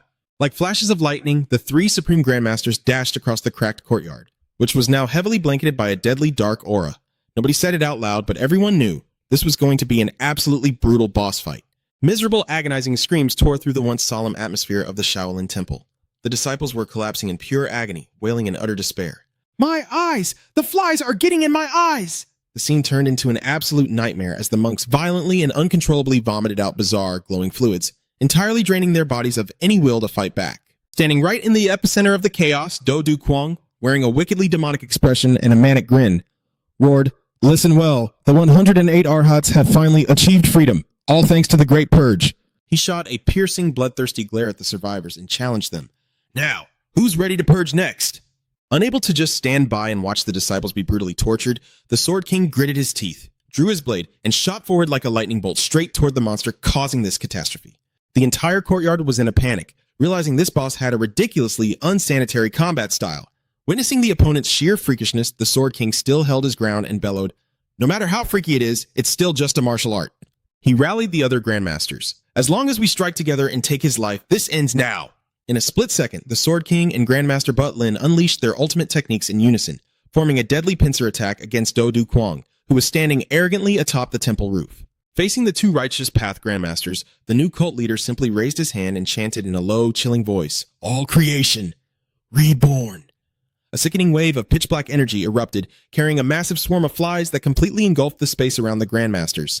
Horrified, the Sword King unleashed a flurry of slashes, desperately trying to tear through the black fog, but it was completely useless. He frantically warned his ally, careful, do not let it touch you. But Do Du Kwang was already right beside him, wearing a sinister, mocking smile. He whispered softly, purge. In the blink of an eye, the twisted, evil energy invaded the Sword King's body. The old man gasped in absolute shock. Since when? Instantly, both the Sword King and Grandmaster. But Lin collapsed onto the floor, violently and endlessly, throwing up a rainbow-colored fluid in excruciating agony. Do Du Kwang burst into a maniacal, triumphant laughter at the sight of the mighty Grandmasters brought to their knees. Ha ha ha, so even you so-called masters are purging yourselves?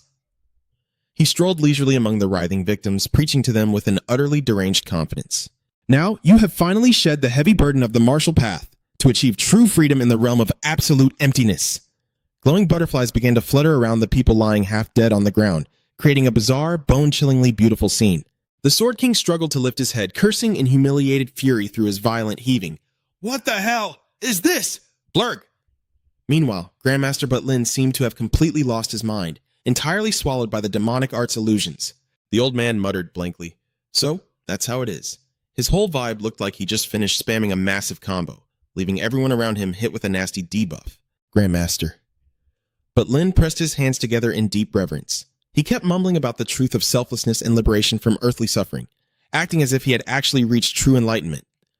The old monk was completely lost in this bizarre trance, endlessly chanting sutras of form and emptiness that made the whole atmosphere feel incredibly eerie. Witnessing the Shaolin abbot fall into such a twisted state of awakening, the heaven-shaking divine lord let out a terrified scream, unable to believe his own eyes. Anyone else looking at this would be throwing up question marks, wondering if this was cultivation or just the game glitching out. He howled in pure frustration, watching his fellow martial artists achieve enlightenment through the demonic arts of some wicked villain. Meanwhile, Do Dukwang burst into a wild, arrogant laughter. He mocked them, saying that once you actually reach the realm of enlightenment, the method you used to get there doesn't matter one bit. Amidst the wailing and crying of the disciples, Kwang just kept laughing his head off, absolutely drunk on his own triumph. Even Fong Tian, towering menacingly in the background, started feeling something wrong with his own body. To his absolute horror, he realized he was actually feeling nauseous, just from looking at his supreme master. He gritted his teeth, forcing down the sickening urge. He had originally planned to wait for the perfect moment to assassinate the heaven-shaking divine lord, but all his built-up bloodlust just completely vanished. Staring blankly at his master, he thought to himself, with this kind of power, no one should have been able to figure out his true identity. Down in the training courtyard, the Shaolin temple had descended into total chaos. A foul, overwhelming stench filled the air, and the sounds of violent vomiting echoed everywhere. Any killing intent was ruthlessly snuffed out by the horrible smell. Even the female assassin from the demonic cult, disguised as a humble pilgrim, couldn't escape this pathetic fate. She cursed her luck, fuming inwardly. She had traveled all the way from Sichuan just to track down the young cult leader. After getting a secret tip that the divine frog healer was hiding in Shaolin, she was supposed to make her move in the shadows. But she never expected to run into some absolute lunatic tearing the ancient temple apart, leaving her clutching her stomach, vomiting helplessly. Her stealth mission vanished into thin air, forcing her into survival mode. Trembling, the demonic assassin surveyed the scene, her heart filled with absolute disgust. Even in the demonic cult, they had never seen anything this revolting. Seriously, if the cult ever had a freak like this, he would have been executed on the spot. She was in total shock. How could a place revered as the ultimate pillar of the martial world, like Shaolin, be completely paralyzed by one single weirdo? Eyes full of suspicion, she made up her mind. She had to uncover the true identity of that man standing on the temple roof. Amidst the gloomy atmosphere, Do Dukwang was still laughing like a maniac, completely drunk on the arrogance of someone who had just achieved enlightenment. The female assassin suddenly froze as she got a good look at his face. Wait, could it be the young cult leader? She gasped in disbelief. The sounds of puking echoed throughout the Shaolin temple, creating a scene of absolute, unprecedented chaos. Standing high above, Do Dukwang proudly announced to the monks, "You have all puked your guts out. Excellent. Listen closely, Shaolin. You might have emptied your stomachs, but if you are still clinging to your martial arts, you will be tasting my heaven-splitting strike more than just once." That threat left the Shaolin disciples paralyzed on the ground, trembling in absolute terror. Looking at the glowing butterflies resting on his hand, Dukwang gave a soft smile and muttered, "You did well. Phantom butterflies." Next up, the mages! He burst into maniacal laughter and dashed away at terrifying speed, leaving behind streaks of deep blue light that tore right through the fog. But the moment he stopped, Dukwang suddenly froze in confusion. He stared at his empty hands, completely baffled as the phantom butterflies mysteriously faded away. He was flying so coolly, and then his skills just vanished. Talk about an epic mood killer. Dute Kwang's eyes suddenly flared with light before snapping back to normal. "What the?" he blurted out. Without warning, a foul, gut-wrenching stench hit his nose, making him clamp a hand over his mouth as he started violently throwing up. Baffled and horrified, Dukwang stared down at his trembling hands. What the hell is this smell? I swear I was practicing the Dark Knight demonic arts.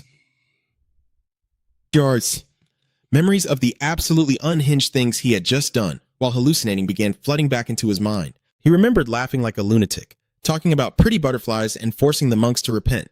Waking up and realizing he had just utterly destroyed his own cool image was a heavy blow. The memory of him laughing like a psycho and demanding people to puke their guts out hit him like a nightmare, draining all the color from his face. Suddenly, Fong Tian loomed up right behind him and respectfully announced, "Master, you have returned to your senses. We should change locations first." Realizing the absolutely crippling cringe of his weird enlightenment behavior, Do Dukwang clutched his head and let out a tortured scream. Moving like a flash of lightning, he sprinted away from the scene, fleeing in sheer panic and humiliation, literally crying tears of shame. Fong Tian stood in silence, watching his master's retreating figure. A huge drop of sweat rolled down his face as he marveled at the sheer terror of the Dark Knight demonic arts. Deep in the forest, Do Dukwang stood completely still, his face dark with sheer mortification. Sobbing quietly to himself, he muttered, "Even you were terrified, Fong Tian. God, just kill me now!" He trudged forward in utter despair, desperately trying to run away from this cruel, embarrassing reality. Standing under a pounding waterfall, Do Dukwang screamed his lungs out in sheer frustration. "Ah! I cannot believe the Dark Knight demonic arts is such a disgusting, cursed technique." Crying and cursing all at once, the young cult leader despairingly wondered if there was actually any decent demonic art left in this world. Suddenly, a screeching metallic sound echoed through the air, making Du Kuang flinch and instantly go on high alert. Gulp. Amidst the crashing white water, the terrifying image of a giant spider with glowing red eyes suddenly materialized in his mind. It was the spirit of the ghost spider sage. The ancient being spoke up, its voice echoing with congratulations. Oh, one who has grasped the hidden power of the ghost spider arts. I, the ghost spider sage, congratulate you on reaching the realm of true enlightenment. The old entity emphasized that only those who had endured agonizing torment and witnessed the unseen could ever reach such a realm. Du Kuang stood paralyzed, recalling his incredibly bizarre actions from just moments ago, and a horrifying realization dawned on him. Agonizing torment and seeing the unseen? His brain finally finished loading the memories, and he instantly understood exactly why he had been acting like a total weirdo. Suddenly, countless martial techniques and incantations flooded his mind, exactly like when he first practiced the ghost spider arts. Even though it all happened so fast, Du Kuang knew better than to underestimate this massive surge of power. A barrage of ultimate moves like the Ghost Spider Dragon Claw, the Phantom Spirit Bind, and even the Blazing Fire Dragon were instantly leveled up to an insane degree. Even his movement technique, the Phantom Shadow Step, had broken past all its limits. He remembered how this exact skill had helped him escape Fang Tian before, and now he could not help but wonder just how terrifyingly fast he had become. All his skills upgraded at once, feeling exactly like he had just unlocked the ultimate hidden combo. Under the blazing sun, Du Kuang flexed his muscles, hoisting a massive boulder over his head while standing in the roaring rapids to temper his body. His eyes burned with intense power as he felt the explosive leap in his own strength. Standing quietly on the riverbank, Fang Tian bowed his head in deep respect. It appears you have attained enlightenment, my lord. My deepest congratulations. Master, Fang Tian added softly. Du Kuang gave a quiet response. Yeah, thanks, he muttered, quietly slipping into his fresh set of clothes. He recalled that this exact outfit was prepared for him by the Phantom Thief. Du Kuang narrowed his eyes at his bodyguard and asked sharply, "Where did you send him?" Fang Tian calmly reported the new personnel arrangements. The Phantom Thief has decided to serve as our informant. He will stick closely to the Bloodbat Squad and report every single move of the 7 heavenly warlords. Du Kuang let out a soft sigh, silently pitying the poor thief's miserable fate. Suddenly, he noticed a small item in his hand and asked curiously, "What is in this pouch?" Fang Tian replied respectfully, "Perfume." Instantly, Du Kuang's face dropped. His eyes burned with heavy suspicion as he glared daggers at his guard. "You prepared perfume in advance?" "Do not tell me. You already knew the truth about the Dark Knight demonic arts and deliberately kept it from me." Facing his master's explosive fury, Fang Tian hurriedly bowed to explain himself. "This subordinate had absolutely no idea, master. It was merely an order left behind by Lord Asura, the heavenly demon. Hold it right there!" Du Kuang roared in absolute rage, not finding this funny in the slightest. What is with that attitude? Are you trying to make me use the Dark Knight demonic arts again? Unable to control his blazing fury, the young cult leader lunged forward, throwing a flurry of wild punches into the air. "Then just die. Today it is either you or me." Deafening clashes echoed throughout the forest as the master and servant engaged in a frantic, explosive chase. It was not even about winning or losing anymore. It was simply dodge fast enough or die. Meanwhile, inside a majestic palace blazing with light amidst the dead of night, the atmosphere was suffocatingly tense. A fierce-looking old man suddenly slammed his fist onto the table and roared in fury. "Are you just going to stand by and watch him run wild across the world? Why on earth have you let Du Kuang live this long?" This old man was none other than the Golden Toad Demon Lord, master of the infamous 5 demon gods. Facing his absolute wrath was a coldly detached young man known as the Cult Leader. This was the pale-faced Demon Lord, the 16th generation leader of the demonic cult. Looking at the young leader's calm demeanor, the Golden Toad Demon Lord sneered internally, thinking the boy could only speak so boldly because he did not grasp Fang Tian's true terrifying power. The old man recalled a traumatizing memory from when Lord Asura, the heavenly demon, was still alive. Back then, only Fang Tian had been able to approach him without leaking a single trace of aura, coldly pressing a blade right against his throat.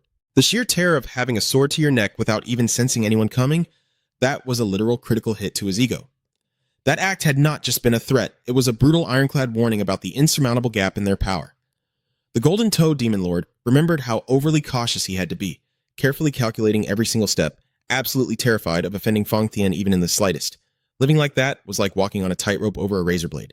One slip, and you are dead. He looked at the pale-faced Demon Lord with utter contempt, scoffing at the ridiculous idea of letting Du Kuang live. Right at that tense moment, a knock on the door broke the silence, followed by a voice requesting an audience with the cult leader. The pale-faced Demon Lord maintained his icy composure and calmly ordered, "Come in." Yama of Silence, the leader's trusted confidant, stepped inside holding a sealed letter.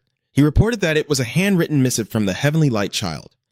As the letter was broken open, earth-shattering news regarding the young cult leader's whereabouts was finally revealed. Duo! Kwang had thrown Shaolin into absolute chaos and successfully escaped under Fong Tian's escort. The secret missive emphasized that his martial arts were growing at an explosive rate, making it harder than ever to track him down. At the same time, the inner circle of Shaolin discovered the presence of the 7 heavenly lords. The young demon lord flashed a cunning smirk when he heard that the Greenwood subjugation squad had been reorganized into the demon hunting execution team, the Golden Frog. Demon Lord was dumbfounded. He simply couldn't believe that Dodu Kwang could master another martial art outside of the Silver Soul Strike. He stubbornly insisted that Fong Tian must be secretly passing down techniques to him. Hearing this, you just know the old man's brain was already writing its own insane drama script. He cursed angrily, shouting that the guy should have just quietly enjoyed the world and died peacefully, instead of running around causing chaos everywhere. Meanwhile, the young demon lord silently walked up to the wall and pulled back the curtain, revealing a massive mural left behind by the Asura heavenly demon himself. Staring at the strokes on the painting, the young cult leader felt an incredibly strange sense of familiarity. He began piecing together the locations, from the Greenwood's Yangtze River stronghold, all the way to Shaolin. The young demon lord was struck by an unbelievable realization. Putting the puzzle pieces together, he realized he had been dancing to someone else's script this entire time. Lord Yama was just as stunned when the young master confidently declared that every single one of Dodu Kwang's moves was actually part of a flawlessly prearranged master plan. The young demon lord suddenly burst into maniacal, arrogant laughter. Without a second thought, he ordered Lord Yama to send a sound transmission to the 5 demon gods immediately. At the same time, they were to mobilize the Asura Bloodsword Squad and the Yama Ghost Unit. The current cult leader clenched his fist tightly, radiating a suffocating aura of pitch-black demonic energy. Standing before the majestic mountains, the young demon lord quietly gave his subordinates one final order. Move out. Destination, the Northern Sea. Instantly, 2 dark silhouettes dashed through the vast forest like lightning, tearing through the morning mist to begin their new journey. Pushing himself to run at top speed, Dodu Kwang gasped out a question. How much longer until we reach the Northern Sea? Fong Tian, gliding effortlessly beside him, reported loud and clear. At this speed, brawls see that we will arrive in about 3 days. Sensing the urgency, Xuan gritted his teeth and urged, We don't have much time. Pick up the pace. Watching the back of his master pushing himself to the absolute limit, a wave of deep emotion welled up inside Fong Tian. To think my master would personally go to such lengths to seize control of his destiny? It's truly moving. Master. But that overwhelming gratitude was quickly replaced by a look of sheer bewilderment as he took a closer look at the way Kwang was running. Wait, why the hell is he running like a total psychopath? The sight of Dodu Kwang with a distorted face, bulging eyes, and a chaotic, flailing running posture left the loyal guard completely speechless. Fong Tian thought to himself, a technique that can warp a person's entire bearing to such a degree. The demonic knight mystic art truly is terrifying. He shook his head, frantically trying to snap out of his disrespectful thoughts. Hold on! How dare I think of my master that way? Driven half-mad by his own perceived insolence, Fong Tian suddenly roared, Just die! And lunged forward to attack, scaring the living daylights out of Kwang. Ambushed by his own subordinate out of nowhere, Dodu Kwang frantically dodged and screamed, What the hell is wrong with you? But Fong Tian just kept swinging his sword like a maniac. The guard bellowed, Such disrespect! Die! He was literally popping off combos for no reason, just letting the intrusive thoughts win. Completely exhausted by his crazy bodyguard's unhinged behavior, Kung snapped, You lunatic! Now is not the time to pick a fight. Do you want me to learn another demonic art or something? His master's angry question finally made Fong Tian freeze in his tracks. He stammered, frantically trying to explain himself. But boss, it's not what you think. The two of them just stood there, staring at each other in the middle of the deep forest, the atmosphere painfully awkward, but Kwang's anger hadn't faded one bit. He gritted his teeth and suddenly unleashed a brutal beatdown to punish his idiotic subordinate. He declared bluntly, You know what? I'll just stomp you to death right here. A harsh string of smacks and thuds echoed through the forest as Kwang mercilessly vented his absolute rage on Fong Tian. He beat him up while screaming in utter frustration. If you're crazy, go find a quiet place and die by yourself. Why the hell do you have to drag me into your madness too? I'll be sus. He was fighting like he was letting out all his stress, every single strike packing both physical damage and pure emotional baggage. Meanwhile, far away in the depths of the forest, the Bloodfan warrior stood silently, gazing at the misty mountains in the distance. He smiled faintly and murmured to himself, By now, the master must be well on his way to the Northern Sea. A trace of sadness flickered in his eyes, regretful that he couldn't tag along to witness his supreme master's journey with his own eyes. But the demonic rogue quickly regained his sinister expression. He slowly raised a hand, showing off his razor-sharp claws, and declared, Well then, Setting those regrets aside, I suppose I should get started too. He cast a cold, sideways glance at the white-haired man standing opposite him, fully prepared for a dramatic showdown. Bloodfan stood motionless in the deep woods, his gaze distant as he stared at the misty peaks. He muttered softly, by now the master is probably on his way to the northern sea. A fleeting look of regret crossed his eerie face, disappointed that he couldn't follow his lord's glorious path in person. But the demonic rogue quickly brushed those feelings aside. Raising a hand adorned with deadly sharp claws, he muttered to himself. Well, regrets aside, he barely even finished comforting himself before instantly flipping the switch into murder mode. He smirked devilishly and declared with absolute certainty, I suppose it's my turn to begin. Meanwhile, on another dirt trail leading toward the northern sea, the heaven-shaking divine lord and a young man with silver hair were quietly trekking through the ancient forest. The white-haired elder narrowed his eyes, pointing out that not running into any trouble on the way to the northern sea was actually a stroke of luck. However, he couldn't shake the nagging worry that the enemy was secretly gathering all their forces, preparing for a final decisive battle over there to settle things once and for all. The young man chimed in, confident that once they arrived, the Five Lords' forces would be fully assembled to handle whatever came their way. He curiously asked if his master, the Sword Sage Divine Lord, had gone on ahead in disguise, and the old man gave a firm nod of confirmation. The heaven-shaking Divine Lord breathed a sigh of relief, admitting that having the Sword Sage around made him feel a whole lot safer. Just hearing that name made the whole team feel fully maxed out, like a max-level party just waiting for a boss to fight. Suddenly, a blood-curdling scream tore through the dead silence, making both of them jump in shock. The silver-haired youth quickly realized it was a woman crying for help. Pinpointing where the sound came from, he and his master dashed off into the woods like a pair of flying arrows. Approaching the edge of the mountain, they spotted a young girl desperately clinging to a few fragile vines along the sheer cliff face. Panic seized her as she sobbed, pleading for absolutely anyone to save her life. Seeing her hanging by a thread, the silver-haired youth was about to dive down. But the heaven-shaking lord quickly held him back, ordering him to stay put. Without a second thought, the white-haired elder threw himself into the abyss, channeling his powerful aura to anchor himself to the rock face as he closed in on the stranded girl. The heaven-shaking lord swiftly reached the terrified girl. His voice was warm and reassuring. It is all right now. You can let go of the vines. Through choked sobs, the girl revealed that she had woken up bound and dragged to this dreadful place, desperately begging the elder to save her. Just as they thought they were out of danger, a massive plot twist was waiting right behind them. Suddenly, a bizarre, chilling laugh ripped through the dead silence of the air. The villain stepped from the shadows with a sickeningly cruel grin.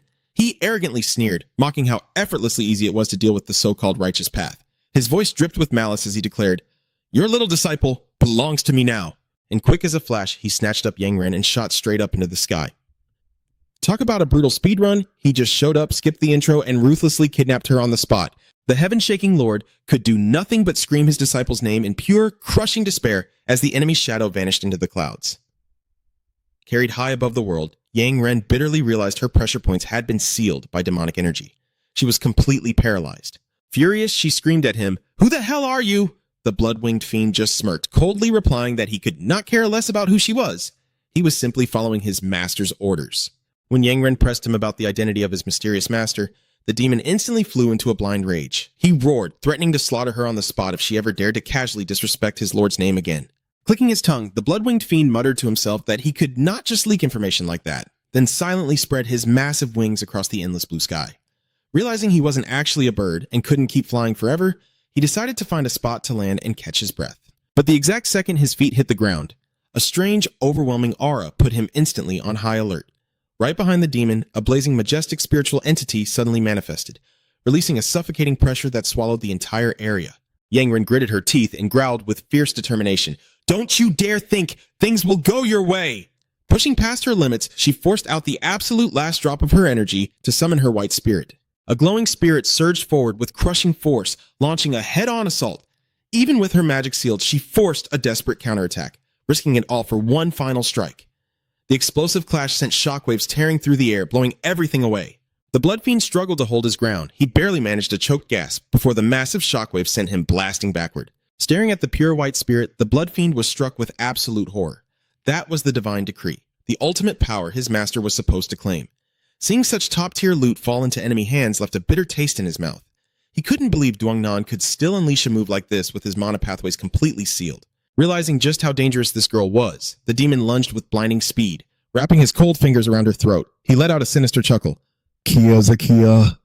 Master, please forgive my insolence. But suddenly, Bok Lin materialized again, launching a fierce strike that made the demon cry out in shock. The Blood Fiend's eyes flared with murderous intent as he roared, You are really starting to piss me off.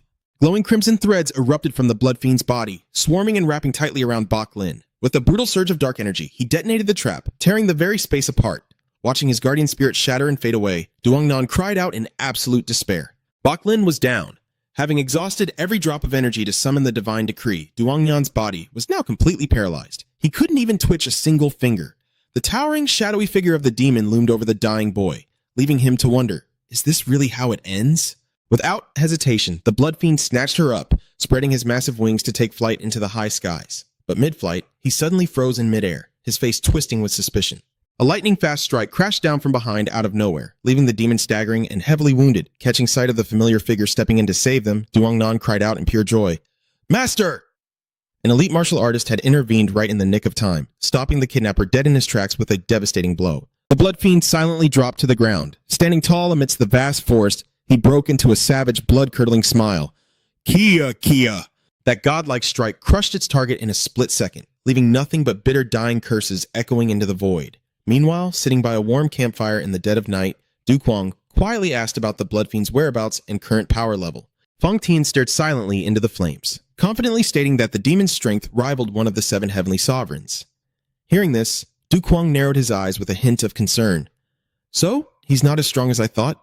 He calculated the odds in his head. Even if they didn't count the Crane Sovereign and the Sword Sage who had already fallen from grace at the Shaolin Temple, the enemy still had 5 legendary Grandmasters left. A wave of dread washed over him. I just hope the Blood Fiend is still alive. Seeing his master worrying so much over a mere subordinate, Feng Tian suddenly snapped. He fiercely argued that a supreme leader shouldn't waste compassion on a worthless pawn. Feeling insulted, Du Kuang roared back in furious anger. "Shut your mouth," he yelled. Feng Tian immediately softened his tone, reassuring him that since the Blood Fiend was his master's chosen subordinate, there was no way he would go down that easily. Meanwhile, in another location, the Blood Fiend lay gasping for air in a pool of his own blood, his body mangled beyond recognition. Imagining such a pathetic sight, Du Kuang secretly prayed that the crazy bastard wouldn't just squeak out a few kia-kias and drop dead on the spot. Beaten to a pulp and still getting cursed out. Talk about absolutely rotten luck. But Feng Tian remained completely confident, swearing that the demon wouldn't die. He revealed the dark secret behind the Blood Fiend's power, the 4-form Golden Seal technique. In that exact moment, the demon's shredded flesh and shattered bones began to twitch and pulse with grotesque, unnatural movements as his body violently reconstructed itself. A fiery red aura erupted with explosive force, engulfing the shadowy figure as he rapidly healed amidst the rubble. Feng Tian explained that no matter how brutally pulverized the user's flesh and bones were, this forbidden art allowed them to regenerate at a terrifying speed. Under the cover of total darkness, the Blood Fiend slowly rose to his feet. Beneath his demonic mask, that familiar savage smile returned. "Kia Zakia Sas." Feng Tian stared intently at his master, boldly declaring, "He will absolutely accomplish your grand ambition, my lord. I promise you, master, the Blood Fiend will not die," Feng Tian stated with absolute certainty. He then unveiled the chilling truth. The forbidden art that demon cultivated was the 4-form Golden Seal. Instantly, his mangled flesh and splintered bones twisted and writhed in sickening, grotesque spasms as his body stitched itself back together. His HP bar had hit 0, only to instantly refill without a single cooldown. Feng Tian emphasized that no matter if his bones were crushed to dust or his flesh torn to shreds, a master of this technique could regenerate at a monstrous pace. A blazing blood-red aura exploded outward, swallowing the shadowy figure as he rose from the ruins. Looming like a nightmare, the Blood Fiend stood tall with that same psycho smile creeping beneath his devil mask. He was bound to fulfill his master's ultimate goal. At the exact same time, while the Blood Fiend kept Chu Duongnan distracted, another squad, a deadly alliance between the Greenwood Bandits and the Yangtze River Fleet, was making its move under Feng Tian's direct orders.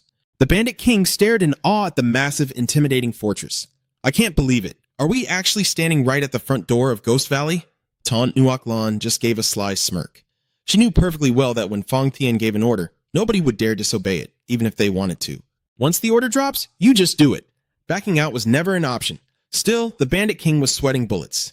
They had only brought a handful of their top elites. If they clashed with the full military might of Ghost Valley, it was practically a suicide mission. The old man sighed heavily, praying they could keep their casualties to an absolute minimum. Nuoc Lan confidently patted her chest, telling him to chill out. "There's nothing to worry about when you've got the Silver Flame Beauty right here." Just then, a breathless scout dashed over, reporting straight to Chief Dongfang Vin. Seeing the chief's face completely change, the Bandit King quickly pushed for answers. "What is it? Did something go wrong?" Dongfang Vin kept his voice low, confirming a mind-blowing situation. The Valley Master and all their heavy hitters were completely gone. A wicked, greedy grin spread across the chief's face. "Gentlemen, this place is currently nothing but an empty house." Hearing the shocking news, the bandit king gripped his massive battle axe tight, his eyes wide with disbelief. Then, throwing the heavy axe over his shoulder, a devious smirk crossed his face. Man, it's been ages since I got to raid an empty base. My blood is absolutely pumping. His eyes lit up like he just hit the ultimate jackpot. There was nothing left to think about. Meanwhile, deep within the foggy woods, a messenger pigeon sliced through the mist, landing smoothly on the arm of the Ghost Valley Master. He narrowed his eyes, taking the scroll and muttering, "What's this?" But the second he read the message, his face twisted in absolute horror. The Bandit King and the Dragon King of Dongting had launched a surprise siege on Ghost Valley. The defending assassins were virtually wiped out. He ground his teeth in blind rage, totally unable to comprehend why those two warlords were there, striking right at his home base. A bitter, brutal realization hit the Valley Master. If those ruthless bandits were the ones attacking, they wouldn't just slaughter his men. They would strip Ghost Valley of every single treasure down to the last coin. Turning back now would be completely useless. His eyes blazed with an insane, murderous bloodlust. With absolute resolve, he declared, "Now, there is only one thing left for us to do." Towering with dark energy, he led the surviving assassins, throwing his hand forward to command them. "Push forward, kill Du Kuang, and seize the Dai Huanan." His base was gone, so he was going completely all in. He had absolutely nothing left to lose. And while the strike force wiped out Ghost Valley and the ambush team hunted for Du Kuang, a totally bizarre rumor began rapidly spreading throughout the martial world. Taverns were buzzing with chaotic whispers. What? An absolute bloodbath at the Shaolin Temple? One man slammed his cup down, swearing on his life. "My buddy disguised himself as a pilgrim at Shaolin. He saw it with his own two eyes." The news that the 7 heavenly sovereigns, top-tier martial artists from everywhere, and even the entire fighting force of the Shaolin Temple couldn't stop a single freak of nature left everyone paralyzed with fear. And the terrifying title bestowed upon him was the Dark Demon Emperor. Yet, contrasting the blood-soaked rumors, the martial world was now losing its mind over a completely bizarre twist. A patron at the tea house couldn't hide his confusion after hearing what really went down at Shaolin. He muttered, "That doesn't match the rumors at all. This Dark Demon Emperor sounded more like the reincarnation of a totally different Buddha."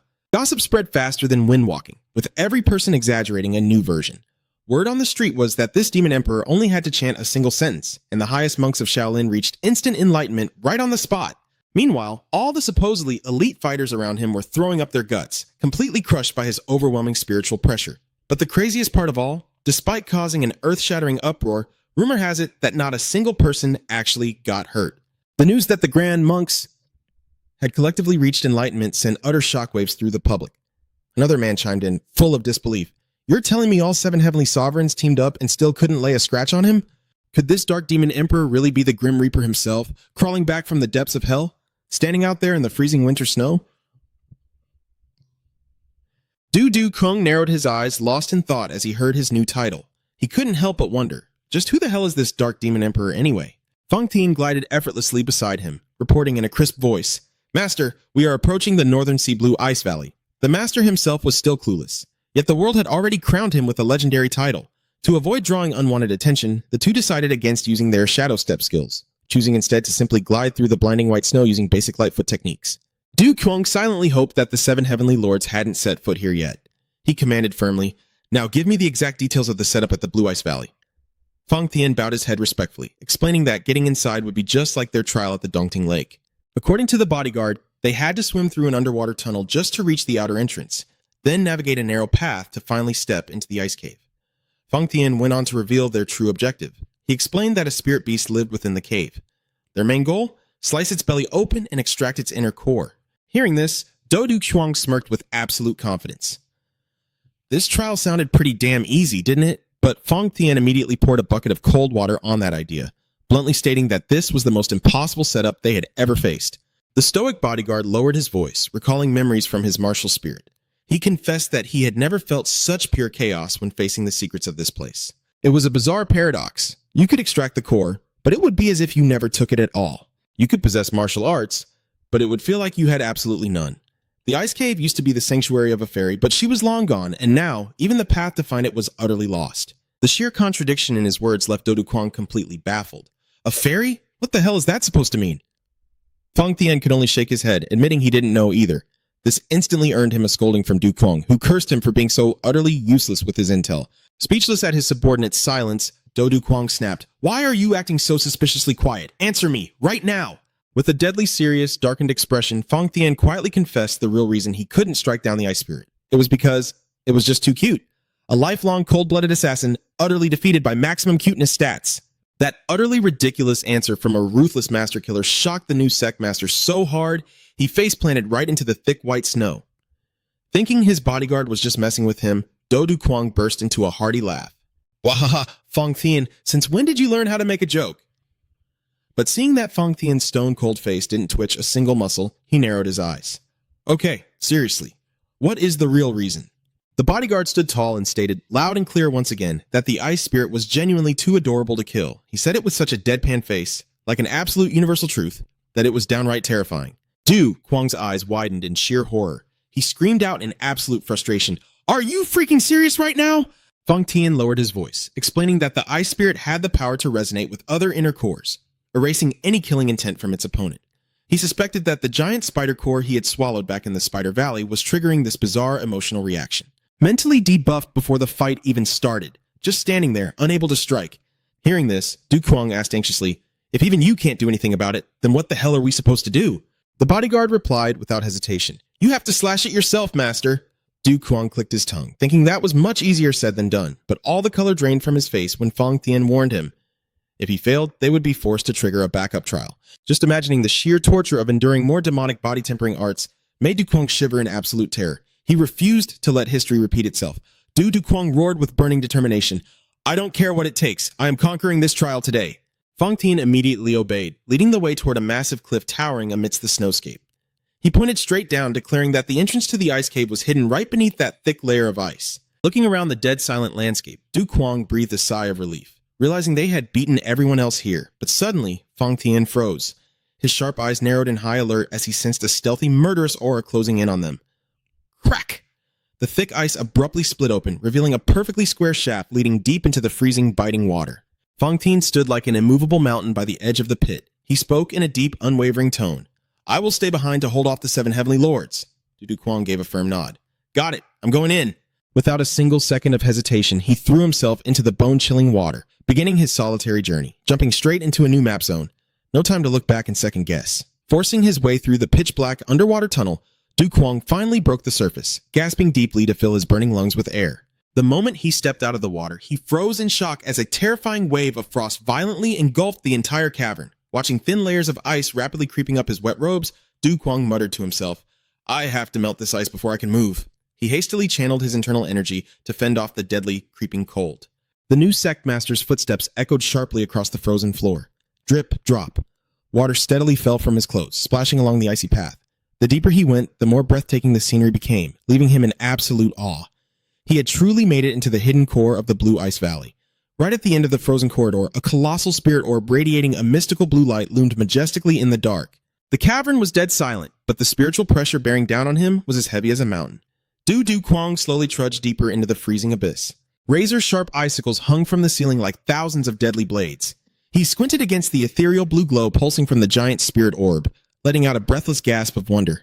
So this is the secret sanctum of the Blue Ice Valley. Stepping closer, his eyes locked onto his target, the ice spirit, curled up in total silence. Staring down at this tiny creature with its glowing red eyes, Du Kwang couldn't help but feel a wave of disbelief. This was the creature that even the mighty Fong Thien couldn't bring himself to kill? Even though his heart wavered for a split second, he immediately drew his short blade. Beads of sweat rolled down his determined face as his eyes turned brutally cold. He roared in his mind, "I don't care how cute you are. I am taking your core." Determination at max level. And yet, his hand still trembled slightly, utterly defeated by its overwhelming cuteness. Meanwhile, deep within a dense, overgrown forest, the heaven-shaking lord looked anxiously at his disciple. The old master asked in a low, gentle voice, "Duongnan, are you all right? How are your shattered meridians holding up?" Duongnan quietly stood up. Flashing a faint, reassuring smile to ease her master's worries, she replied softly, "It doesn't hurt anymore, master." The heaven-shaking lord let out a heavy sigh, gazing at his pupil with eyes full of sorrow. "You hide your pain so well, child, that sometimes, even as your master, I forget how badly you're hurting. If I had the choice, I would let you rest." But before he could finish, Duongnan cut him off with fierce resolve.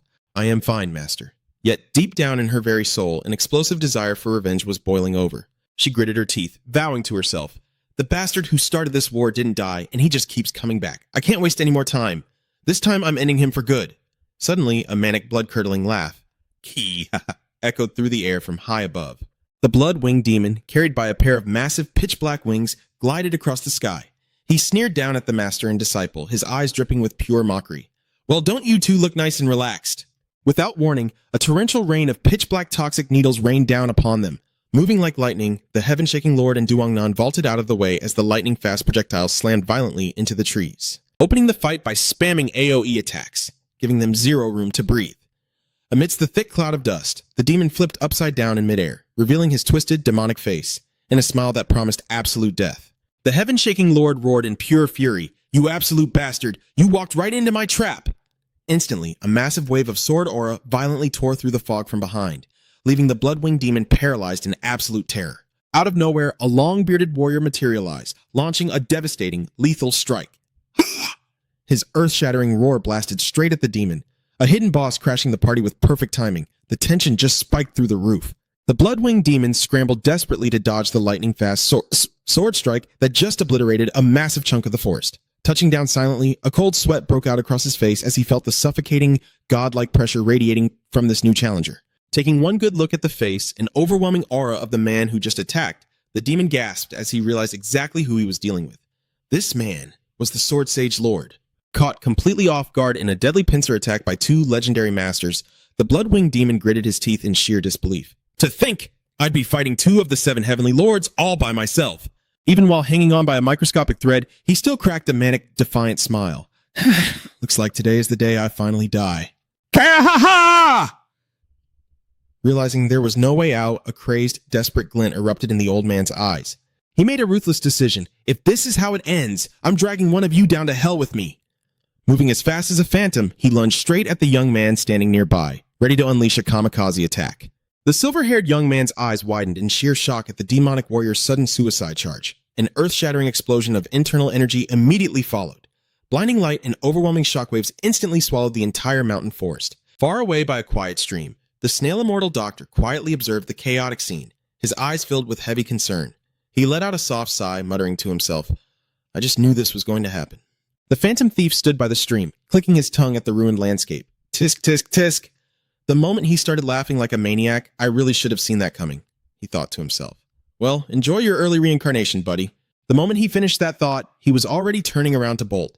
His survival instincts were absolutely maxed out. But right as he turned his back to leave, the blood bat demon loomed up right behind him, radiating a suffocating, murderous aura. The demon roared in pure fury, "Who the hell just clicked their tongue?"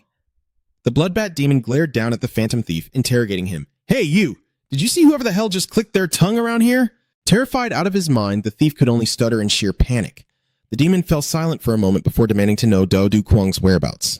The phantom thief hastily reported that their master had likely already set foot in the northern sea. Realizing that the seven heavenly sovereigns and their master might end up clashing, the blood bat demon issued a decisive order. "We are heading to the northern sea too." Even though he secretly breathed a massive sigh of relief that his tongue clicking went unnoticed, the phantom thief still had to tremblingly obey.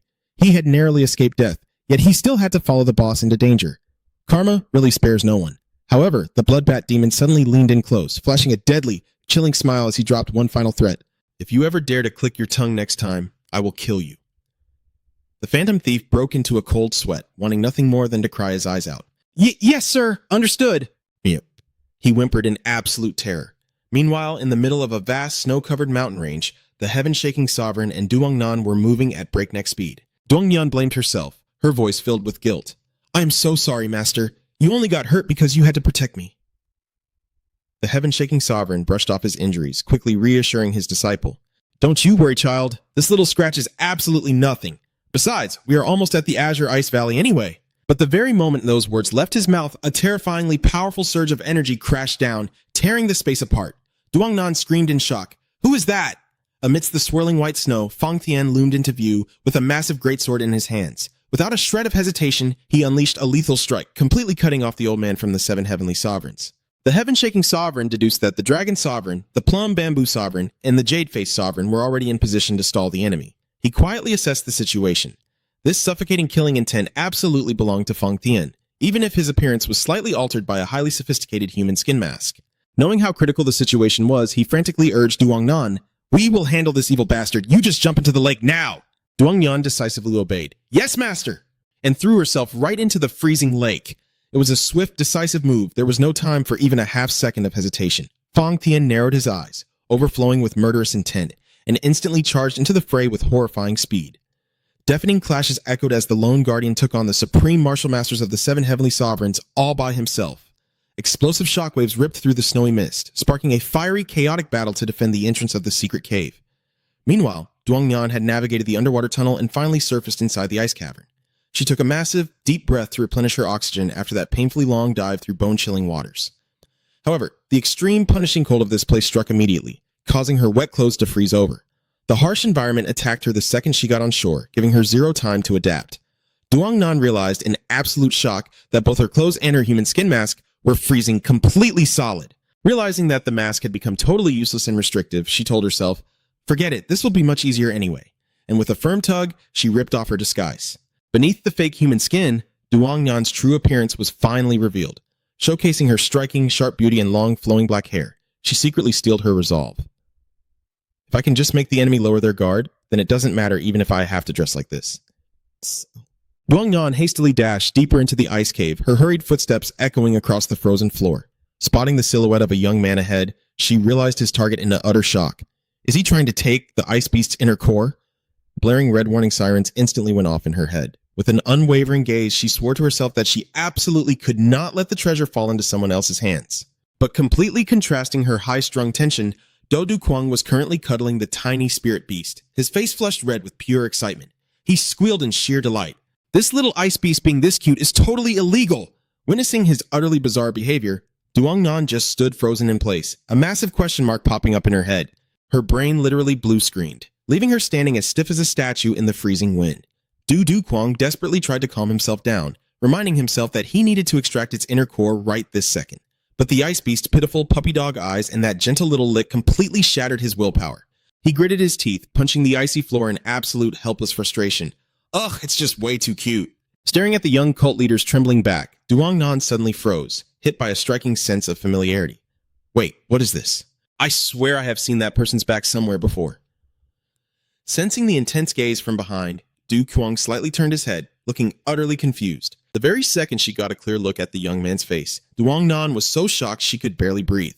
Memories from the past flooded back like a slow-motion movie, bringing back the time she had tripped in the middle of a busy market and was helped up by a young man with deep red eyes. Back then, he had gently helped her to her feet and warmly reminded her, "There are a lot of people around here, so please be careful." He had even generously brushed off any need for a reward after helping her, giving her a soft smile. "I just wanted to have a little taste of this dish, that's all. You really don't owe me anything in return. Have a safe trip home." Snapping back to reality, that very same young man was now standing tall right in front of her, radiating the overwhelming, oppressive aura of a supreme master. Duongnan stood absolutely paralyzed as that familiar image flashed in her mind. That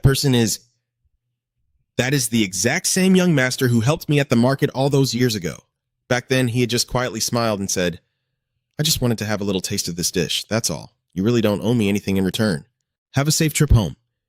Being pulled back to reality and staring at the man with such an extraordinary aura standing before her, she gasped out loud, Young master?" Du Kwang narrowed his eyes, carefully observing the girl. He hesitated for a moment before asking, "Are you Lu Than Tan?" The image of the fairy from the painting suddenly flashed in his mind, but he instantly brushed the thought aside. No, there is absolutely zero chance that Lu Than Tan would be here. The thought had barely sparked before he ruthlessly crushed it to save himself the headache.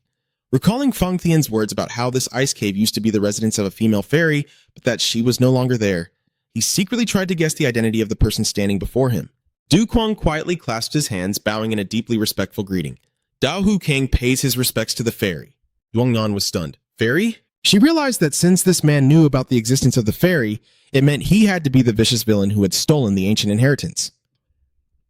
Staring into his blazing red eyes, a shocking realization hit her. He is wearing a human skin mask too, just like that guy fighting outside. The clues clicked together in her head so fast that it was honestly a little scary. Even though her heart was filled with crushing disappointment at the realization that her savior was actually an evil villain, Duongnan clenched her fist tightly to maintain her composure. She told herself that this was no time to hesitate. She absolutely could not let the inheritance be stolen away ever again. Deciding to test the waters, she flashed a bright, radiant smile and struck up a conversation. "This woman named Lu Than Tan, she must look an awful lot like me, doesn't she?" She smoothly guided the conversation, suggesting that it wasn't just her appearance, but even her severed meridian illness that mirrored the fairy's condition. Du Kwang was genuinely surprised that she had figured out he was carrying an illness. An amused, intrigued smile crept onto his face. Now that is interesting. Could you tell me a little more about this woman? Seeing Duongnan looking a bit flustered, he casually waved it off. You don't have to force yourself to tell me if you don't want to. Duongnan panicked internally, cursing herself for slipping up and nearly blowing her cover. She quickly regained her composure, flashing a gentle smile. No, I will tell you everything. A drop of cold sweat rolled down Duongnan's back. She couldn't help but feel a surge of dread seeing that he didn't seem the least bit suspicious of her movements. Is he seriously not suspecting a thing? She thought to herself. On the contrary, Do Duquang casually figured this fairy-like girl was just the chatty type. To build up some trust, he boldly dropped a massive bombshell about his identity. I am the young master of the demonic cult. The word struck like a bolt of lightning, leaving Duongnan completely paralyzed in shock. She couldn't believe it. This handsome young man standing right in front of her was actually the son of the Esra heavenly demon, a once-in-a-century villain and the absolute ruler of the demonic cult, the very root of all evil. Duongnan was utterly bewildered, questioning reality. The young master of the demonic cult? But he doesn't look like a bloodthirsty demon lord at all. Noticing her stunned expression, Du Quang quietly added, but honestly, I have absolutely no intention of taking over as the cult leader. He sighed, looking as relieved as someone who had just dodged a massive soul-crushing deadline. Wait, what? Duongnan blurted out, utterly baffled. He just stared off into the distance, pouring his heart out about his one simple dream. All I want is just to live a normal, peaceful life. Du Quang went on to explain how the demonic cult was an incredibly cold-blooded and ruthless place. The moment something goes wrong, they instantly resort to killing.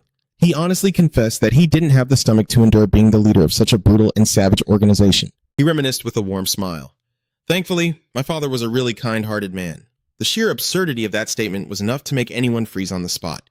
As Du Quang fondly recalled how his father patted his head to encourage him on his first day of martial arts training, the image flashing through Duongnan's mind was completely different. She pictured a terrifying demon lord measuring his grip strength, getting ready to crush his own son's skull. Du Quang continued his story, explaining that after his father passed away, he left behind a fiercely loyal guardian to protect him. But ironically, it was because this very guardian kept pressuring him that he was forced against his will into the chaotic and dangerous martial world. Even though he sometimes felt the trials he was put through were a bit too extreme, he genuinely believed it was just his father's awkward way of showing deep affection. He gave a soft, nostalgic smile. Well, he was never the type to openly express his feelings anyway. Staring at his ridiculously calm and innocent face, Nonsense, Duongnan gritted her teeth, clenching her fists so hard they trembled. You lying, manipulative villain, she cursed him in her mind. Yet she was suddenly torn by a fierce internal struggle. She realized she couldn't just bring herself to strike him down, desperately wondering if she should actually let him go this one time. Just at that moment, Du Quang let out another heavy, dramatic sigh. Oh, man, the thing giving me the biggest headache isn't even my loyal guardian. It's the darn legacy. Du Quang casually went on to recount his ridiculously awkward exploits.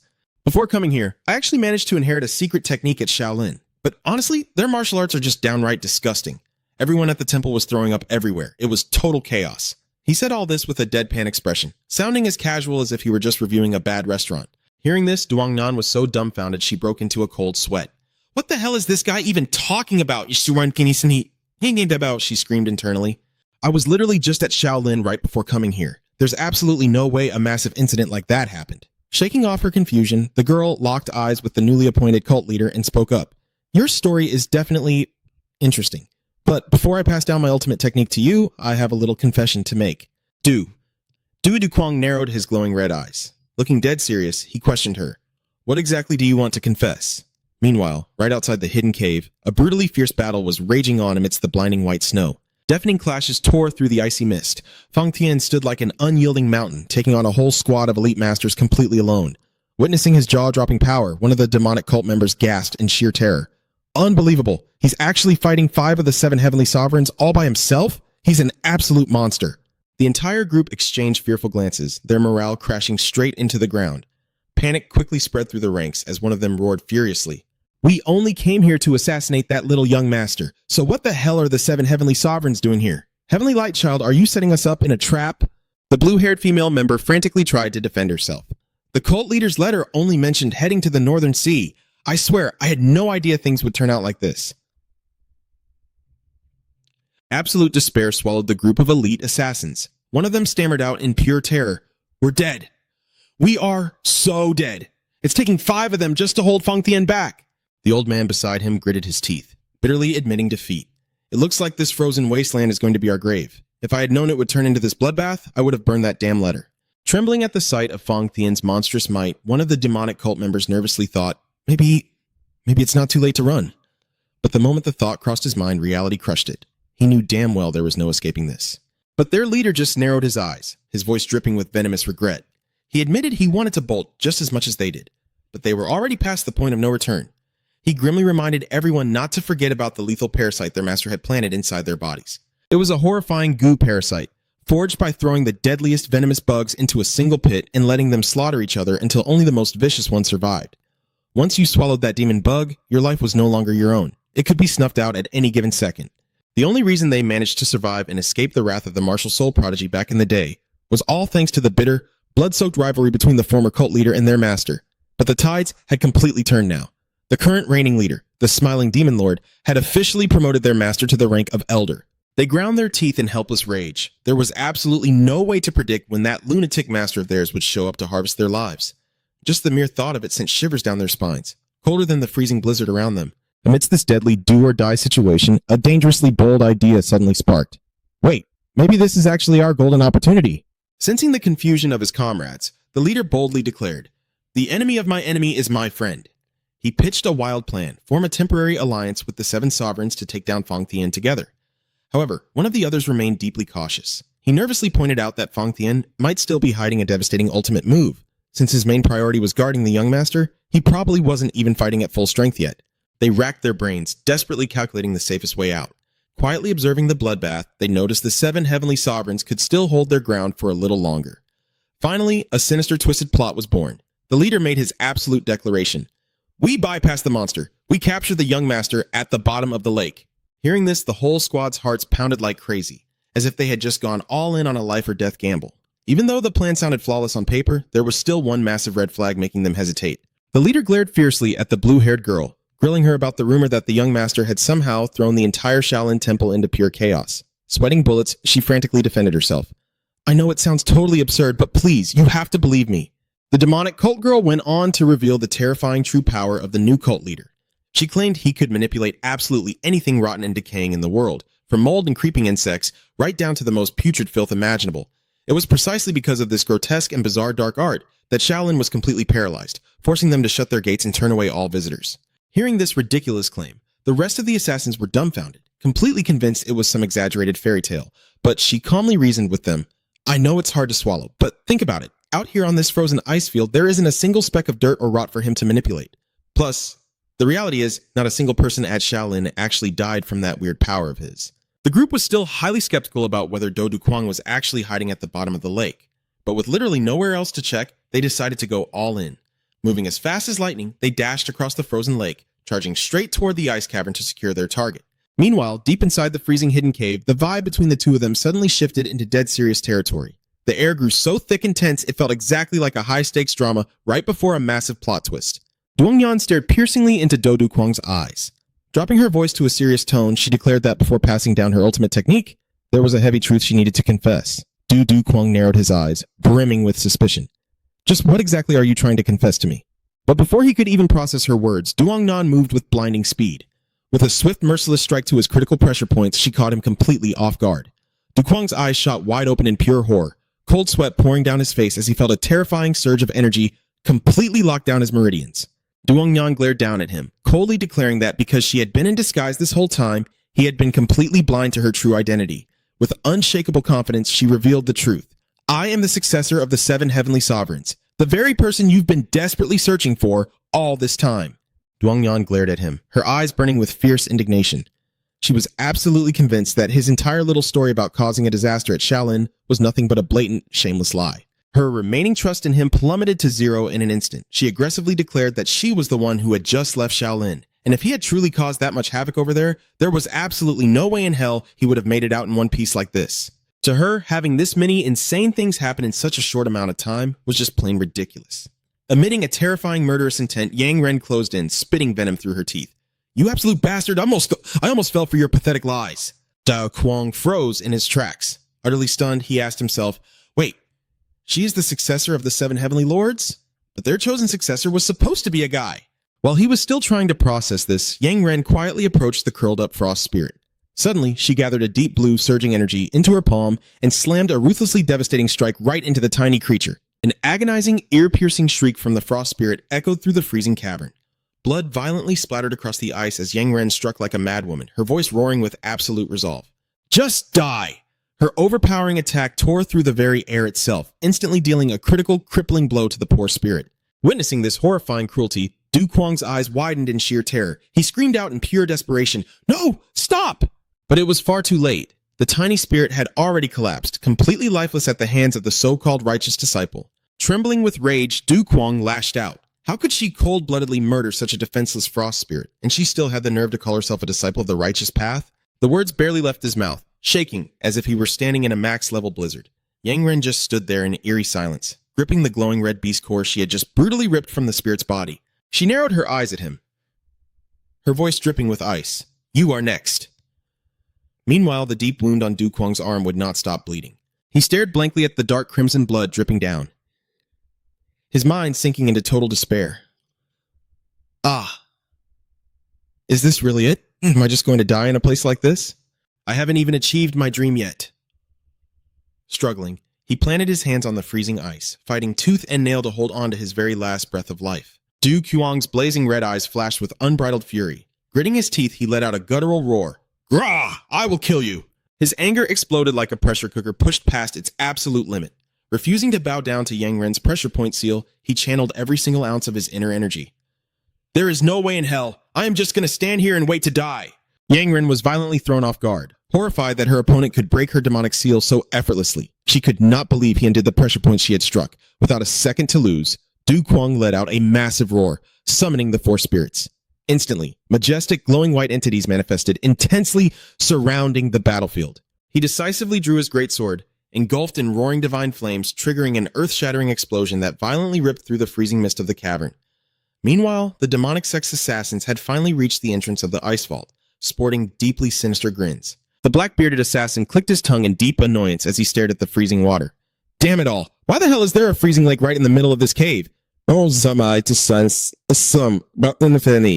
His silver-haired partner standing nearby also groaned, complaining about wasting way too much time melting the ice off his clothes after swimming up. The squad stealthily pushed deeper into the secret cavern, but suddenly, a bizarre noise made them freeze dead in their tracks, instantly on guard. Squinting into the distance, the black-bearded assassin spotted Yang Ren's silhouette and let out a sleazy smirk. "Oh, a woman? She is actually a real beauty, isn't she?" However, the silver-haired assassin immediately snapped at him, harshly reminding him that their absolute top priority right now was only the young sect leader. They firmly viewed Du Kuang as an extremely valuable hostage to completely blackmail Feng Tian, utterly convinced he was hiding just down the tunnel. But in stark contrast to his enemy's sheer arrogance, Du Kuang was currently collapsed on the ground, completely drained of energy. Gasping through the agony, he weakly rasped, "Ugh, it hurts so bad. I am really gonna die." Staring down at his uncontrollably shaking arm, he came to a horrifying realization. He only had exactly 2 more uses of his fire dragon left. The enemy squad was fully stacked, and he was running completely on empty mana. Gritting his teeth, Du Kuang recalled the absolute bone-crushing agony he endured just to unlock 3 charges of the fire dragon. "You absolute bastard of a skill!" he cursed inwardly, terrified that if he used it even one more time, he would permanently lose his humanity. Suddenly, his breath caught as he felt an overwhelmingly massive, terrifying presence radiating from the tunnel. A booming voice violently tore through the silence. "The 5 demon lords have arrived! Young sect leaders, show your face right now!" Seriously? He hadn't even managed to recover a single drop of health, and now he was getting called out like it was a mandatory boss fight attendance. Du Kuang's face contorted in sheer, unadulterated panic. The 5 demon lords? Why the hell are guys who supposedly died 20 years ago showing up here? He knew perfectly well that every single one of those demon lords possessed god-tier combat skills. And if they fought together, their power level would multiply exponentially. Crushed under the suffocating pressure, he desperately wrestled with himself. Should he risk it all and summon the fire dragon again? But the memory of that soul-shattering, bone-deep agony made him hesitate. He would honestly rather die than endure that kind of pure torture a second time. His eyes hardened as his resolve fiercely locked into place. If that is how it is, then there is only one move left. The imposing squad of the 5 demon lords marched straight into the ice cavern, barking out loud threats. "Young sect leader, where are you hiding?" Just be a good boy, surrender quietly, and we might just spare your pathetic life." But the moment they actually spotted Du Kuang's silhouette in the distance, they instantly noticed something felt seriously off about him. Without warning, an explosively radiant spiritual energy erupted from Du Kuang's body. His voice echoed with terrifying authority. 5 demon lords, receive the radiant purge! The squad of villains exchanged confused, blank stares, having zero clue what a radiant purge even was, until one of them suddenly remembered. This was the exact forbidden martial art that had once plunged the entire Shaolin Temple into absolute bloody chaos. With his eyes glowing a haunting, demonic white, Du Kuang spoke in a deeply chilling tone. I can see the sheer terror crawling beneath your skin. Let go of all your anxieties. Once the light purges your souls, you will finally be free. The leader let out a contemptuous sneer, utterly convinced that cheap tricks would never work in this pristine frozen wasteland. Drawing his blade with a deadly glint, he ordered his men to take the boy down in a single strike, then launched himself forward like a bolt of lightning. Facing down that fatal attack, Du Kuang simply let out a cryptic, chilling smirk. His aura flared to the absolute max level, a dead giveaway that a brutal plot twist was about to drop. Unleashing his dark demonic arts, he let out an earth-shattering roar. Spirits of the 7 realms, tear them to shreds!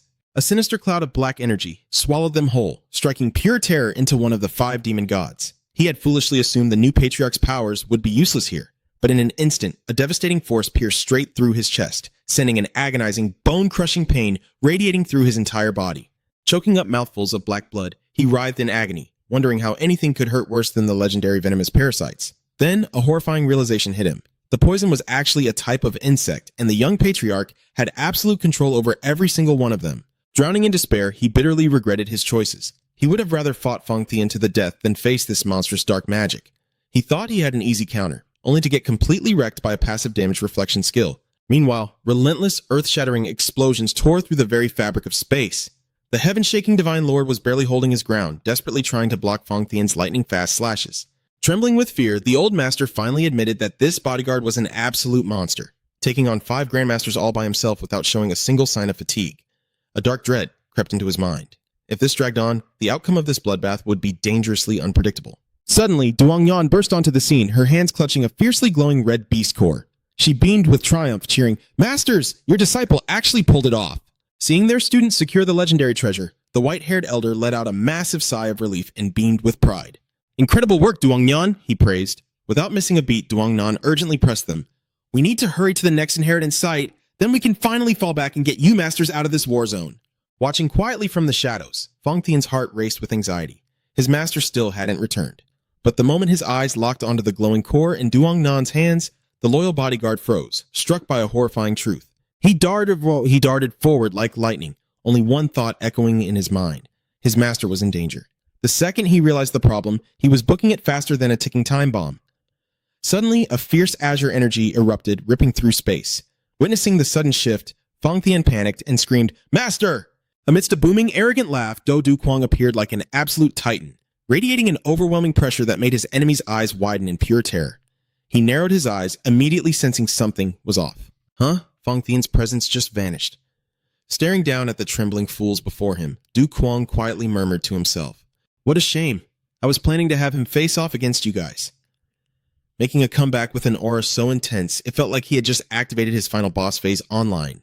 He flashed a wicked, decisive smirk. "Oh well, can't be helped. I guess I'll just have to deal with you 5 demonic lords first." One of the sinister demonic lords collapsed in agony. Frustrated, he thought to himself, he had survived for so long. Was he really going to die such an ugly death here? A sickening stream of 5-colored fluid spewed from his mouth, leaving him violently vomiting in ultimate humiliation.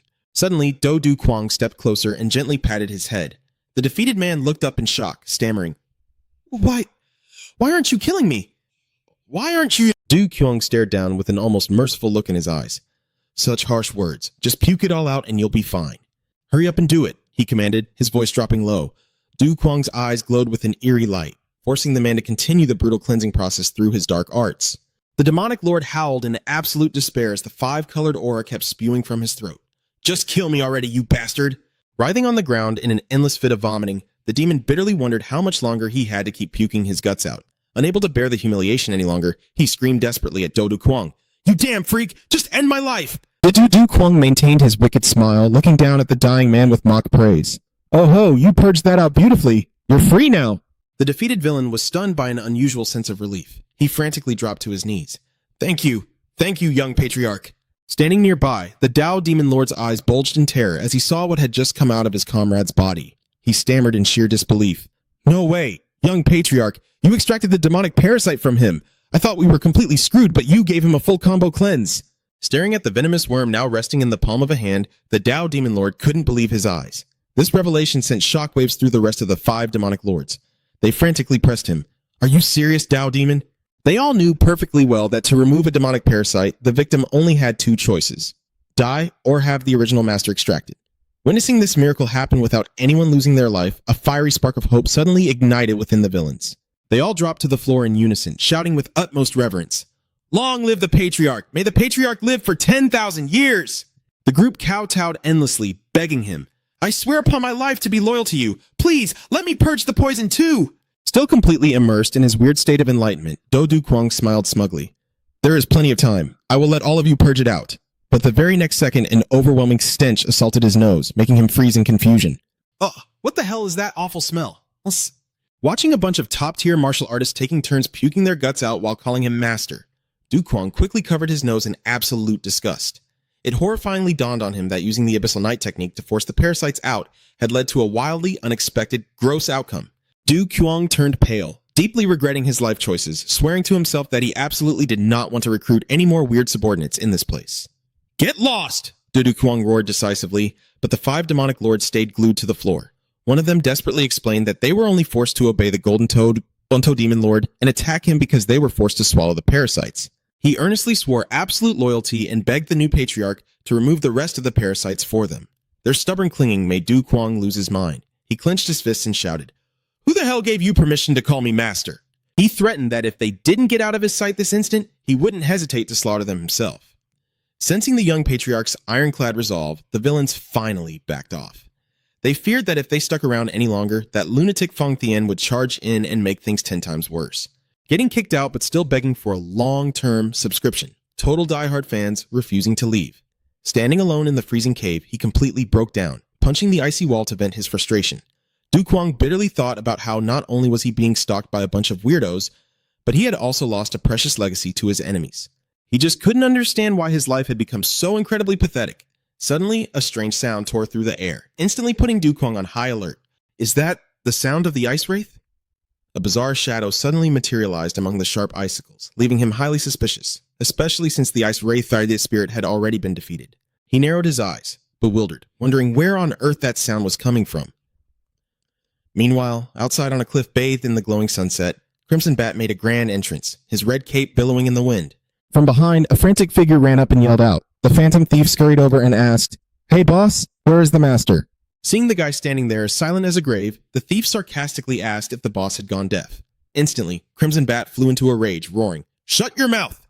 He launched a lightning-fast strike that left the thief yelping in pain. He smirked devilishly, figuring that the supreme leader still hadn't shown up around here. Fang Thien gazed thoughtfully at the calm lake, deducing that Do Du Kwang was highly likely on his way to the next legacy site. Standing nearby, Crimson Bat gave a sly, wicked grin. "Kee-hee! So, the successor of the 7 heavenly sovereigns has already claimed the legacy." He revealed a juicy piece of information. Their successor wasn't actually a man, and she had accidentally revealed her true identity right here. Crimson Bat clicked his tongue, whining about how troublesome his first mission was, but suddenly froze when he sensed a disturbance under the water. The drama hadn't even cooled down before a massive plot twist surfaced from the bottom of the lake. A sudden burst of energy erupted from the depths, blasting pillars of white water high into the sky. Crimson Bat narrowed his eyes in suspicion. Why the hell are they coming out of the lake? Emerging from the freezing water were the 5 demonic lords, looking absolutely pathetic and reeking of a god-awful stench. Witnessing this unexpected retreat, the phantom thief leaned in close to Crimson Bat's ear, whispering to ask why Lord Fang Thien didn't just slaughter them all. Crimson Bat replied coldly with a scornful question. Would anyone actually want their blade to touch filth like that? Facing the suffocating pressure, the leader of the 5 demonic lords, despite claiming his resolve was set, struggled to order his comrades to retreat for now. Watching the figures of those who were once legendary demon bosses hastily run away, Crimson Bat clicked his tongue. He figured that even if they wanted to drag the sect's name through the mud, there had to be a limit. Hearing the words, "our sect," the phantom thief was shocked, thinking to himself that this demonic guy talked as if he was actually part of the demonic cult. He just stood there, frozen, thinking, who even recruited this guy into the team? Crimson Bat turned around, locking eyes with the thief. His cold, piercing gaze and threatening smile left the guy trembling in fear. Suddenly, the rapid crunch of footsteps on thick snow shattered the quiet atmosphere once again. The phantom thief realized with dread that in a place this remote, people just kept showing up one after another. From a distance, the towering figures of the Bandit King and the Dragon King of Dongting were steadily approaching.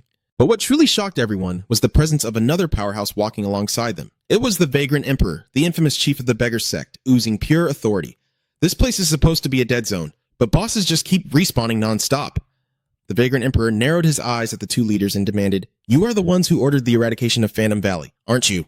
Why are you stopping here?" The Dragon King of Dongting explained in a deep voice that they needed to mentally prepare themselves, warning the old chief not to freak out over what was about to happen. He firmly stated that their alliance was only temporary, and he wouldn't take responsibility if the beggar sect ran into trouble. The Vagrant Emperor quietly turned away, muttering to himself that whatever they did was none of his business anyway. Suddenly, a massive, dark silhouette loomed over them, making both of them jump in terror. Seeing the figure reveal himself, the Bandit King and the Dragon King of Dongting hurriedly bowed their heads in respect. Crimson Bat flashed a savage grin and sneered, "Hee, all right then. What are you guys doing here?" Looking at the demonic guy's eerie face, the Dragon King silently concluded that this freak was definitely on Feng Tian's side. He reported loudly and clearly, "We are here to execute our lord's orders." He explained that they raided the Phantom Valley's main base to avenge the plot against their master. However, the core enemy forces had vanished, leaving only a trail that led them straight to the North Sea gates. Man, the moment they hear someone messed with their lord, it is an instant auto-aggro, zero questions asked. The second he heard someone dared to harm his master, the Blood Fiend absolutely lost his mind. He violently grabbed the Dragon King by the collar and roared, "What did you just say? Harmed my master? Where the hell is this Phantom Valley? Answer me right now, you pirate scum!" Even though the Dragon King scrambled to explain that they were also looking for it, the demonic maniac ruthlessly beat him down, thinking the old man was talking back. A lightning-fast punch smashed right into the Dragon King's face, sending him flying. Not stopping there, the Blood Fiend turned his raging wrath toward the Bandit King, who was standing there frozen. He barked out, "And who gave you permission to just stand there like an idiot?" Then, he unleashed another blazing strike, forcing the old boss to share the exact same miserable fate. Bro did not even finish asking for directions before dropping a brutal physical combo on them. Witnessing this savage display of violence, the Beggar Emperor was absolutely stunned, unable to believe his own eyes. He panicked, wondering what on earth was going on. How could the supreme leaders of the Green Woods and the Water Bandits, historically some of the most powerful factions, be getting beaten up so mercilessly? And his jaw dropped even further when he saw their subordinates completely ignoring their boss's safety. Instead of rushing in to help, the goons were just standing around casually debating their dinner menu, choosing between braised pork belly and spicy stir-fried meat like it was a normal Tuesday. The Beggar Emperor just stood there totally speechless at their absurdly laid-back attitude. "That is enough, Blood Fiend." Feng Tian coldly stepped in, putting a stop to the demonic maniac's excessive violence. He reminded him that even a cornered rat will bite, and besides, they were currently relying on the beggar sect for help, so they needed to show at least some restraint. Crushed against the dirt with a bruised and battered face, the Bandit King desperately tried to explain himself in pure terror. "Everything I did it was for the master, so it's really no big deal." But Feng Tian just glared at him with absolute disgust and snapped, "You? Doing something for the master? Stop spouting nonsense." He silently pointed at a girl who was happily skipping toward them, stating that there was still someone here who actually spoke the truth. Sun Roland suddenly made her entrance, bursting into a highly smug laugh. "Oh, ho, ho. The beggar sect is only tagging along because our goals happen to align." Spotting the familiar bodyguard, Rulan casually waved him down. "Long time no see, huh, Feng Tian?" This overly casual attitude made the Blood Fiend explode with rage. He snapped his head toward Feng Tian, demanding to know who this girl was and how she dared to drop his name so disrespectfully. Feng Tian calmly replied, "She is the crazy woman that even the master has to treat with special care." Hearing that, you immediately catch the vibe of a top-tier masochist troublemaker. The insult hit right at Rulan's pride, making her shriek in furious indignation. "How dare you call the future wife of the young master a crazy woman?" She glared daggers at him, jabbing her finger right in Feng Tian's face, loudly demanding that he watch his mouth. While the two martial arts masters stared in utter confusion, Rulan started fantasizing about how Du Cheng had suddenly disappeared right after reading the secret love letter she wrote for him. She beamed with absolute satisfaction, totally deluding herself into believing that his running away was him officially accepting her feelings. Rulan's sheer audacity to say the master's real name drove the Blood Fiend totally insane. He roared with pure killing intent, "How dare you speak the master's name out loud!" He dashed forward, fully intending to punish her, but Rulan screamed at the top of her lungs, "Don't you dare touch me! I am already his first wife!" That shocking claim made the demonic fiend freeze mid-air in absolute disbelief. Feng Tian just shook his head wearily, confirming that this girl's brain was genuinely wired wrong. In the dead of night, Sun Rulan started letting out this eerie, creepy giggling, her eyes rolling back in a total yandere frenzy. She muttered in sheer madness, "Du Cheng is mine! I am his first wife!" Cut to Sun Rulan, who was now tied up tight and gagged, only able to let out helpless muffled squeaks while sitting cross-legged in the freezing winter air. Feng Tian stood watching, quietly noting that her demonic pressure points and vocal cords had been sealed, so she could not move a single muscle or say a word. Looking at Rulin's pathetic state, the bodyguard could not help but wonder how such a beautiful woman ended up looking so miserable, reminding himself that this was exactly the crazy lady the master always had to handle with caution. The blood fiend standing next to him nodded in agreement, admitting he had never seen anyone so insane.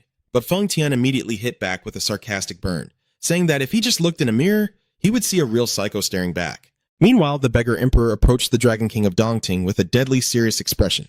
The old boss narrowed his eyes and asked, "Dragon King of Dongting, I have something to ask you. Why is the greatest master thief in the world standing over there? Could that really be the Shadowless Thief?" The Dragon King let out a heavy sigh, feeling like this whole situation was getting weirder by the minute. He explained that originally, he only agreed to swallow his pride and ally with the evil factions because he heard the water bandits were planning to wipe out the Phantom Valley. But now, this place was swarming with mountain bandits, water pirates, and the most notorious master thieves in the world, making the situation spiral totally out of control. Their alliance had not even started fighting yet, and it already felt like a chaotic martial arts circus. The beggar emperor observed silently, a deep sense of dread rising in his chest. Even though he used to have a decent impression of these guys, he glared at the Dragon King, demanding he tell the truth about who these utterly ruthless villains traveling with them actually were. Suddenly, a chilling voice echoed right from behind him. "Were you calling for me?" Both the beggar emperor and the Dragon King jumped in sheer terror, completely baffled as to when this guy had sneaked up on them without making a single sound. The beggar emperor broke into a cold sweat, realizing that based purely on this footwork, there was absolutely no way to gauge the true power level of this demon-masked freak. You turn around for 1 second and boom, the boss spawns right behind you. Scary stuff. The blood fiend smirked savagely and declared out loud, "You were talking about an utterly ruthless villain? Well, that is obviously me. You called my name, and now you are just going to ignore me?" His face twisted into a vicious scowl as he roared, demanding the bastard spit it out quickly. But right when his bloodlust was peaking, the blood fiend abruptly froze, sensing something totally off. He narrowed his eyes, muttering about a ghostly shadow appearing, and then vanished like a streak of lightning, leaving nothing but a cloud of dust in the dead of night.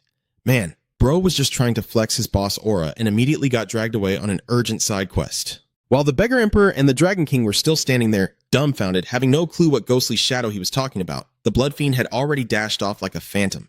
The demonic maniac approached Feng Tian, reporting that the enemy's elite scouting squad had finally shown themselves. The blood fiend ground his teeth in pure fury, learning that the smiling demon dared to point his sword at their master. He adamantly demanded to enter the fray himself to defend his lord's absolute honor. However, Feng Tian instantly shut him down. He ordered the maniac to stay right there and wait, while he himself would go welcome the master back. Getting benched right when your blood is boiling for a combo, talk about a bitter pill to swallow. The blood fiend clicked his tongue, muttering that the ice cave had probably been scrubbed perfectly clean by now. That comment made Feng Tian highly suspicious, and he pressed him, asking if there was something in that cave so filthy that it actually needed cleaning. The demonic guy's nosiness was instantly crushed by an intimidating, "Shut your mouth," from the bodyguard. Feng Tian then ordered the blood fiend to get a fresh set of clothes and some perfume ready to welcome the master back. While the demon was still scratching his head over these bizarre requests, Feng Tian ruthlessly delivered a thunderous punch to enforce absolute silence. Meanwhile, deep inside the cave, Du Qiang was startled when another massive frost ape suddenly dropped down from the ceiling. In stark contrast to its fierce appearance, this creature was incredibly gentle, approaching him in a surprisingly friendly manner.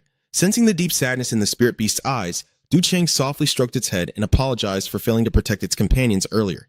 The spirit beast kept nudging Du Qiang with its head, clearly trying to tell him something. He narrowed his eyes and asked, "Why do you keep pushing me?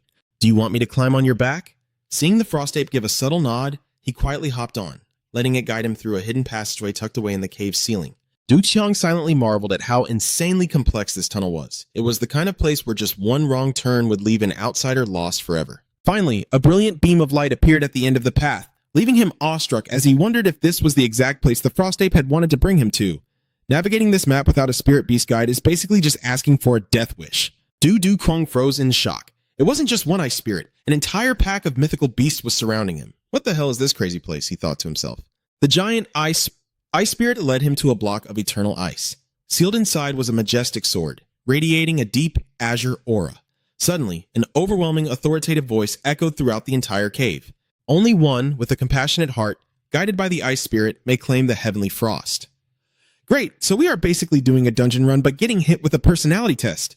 Du Qiang looked around in awe, wondering if this woman's voice belonged to the fairy that Feng Tian had mentioned. The mysterious voice continued its guidance. The heavenly frost is the absolute crystallization of ice. The heavenly frost sword is forged from abyssal frost chi, capable of freezing everything in this world.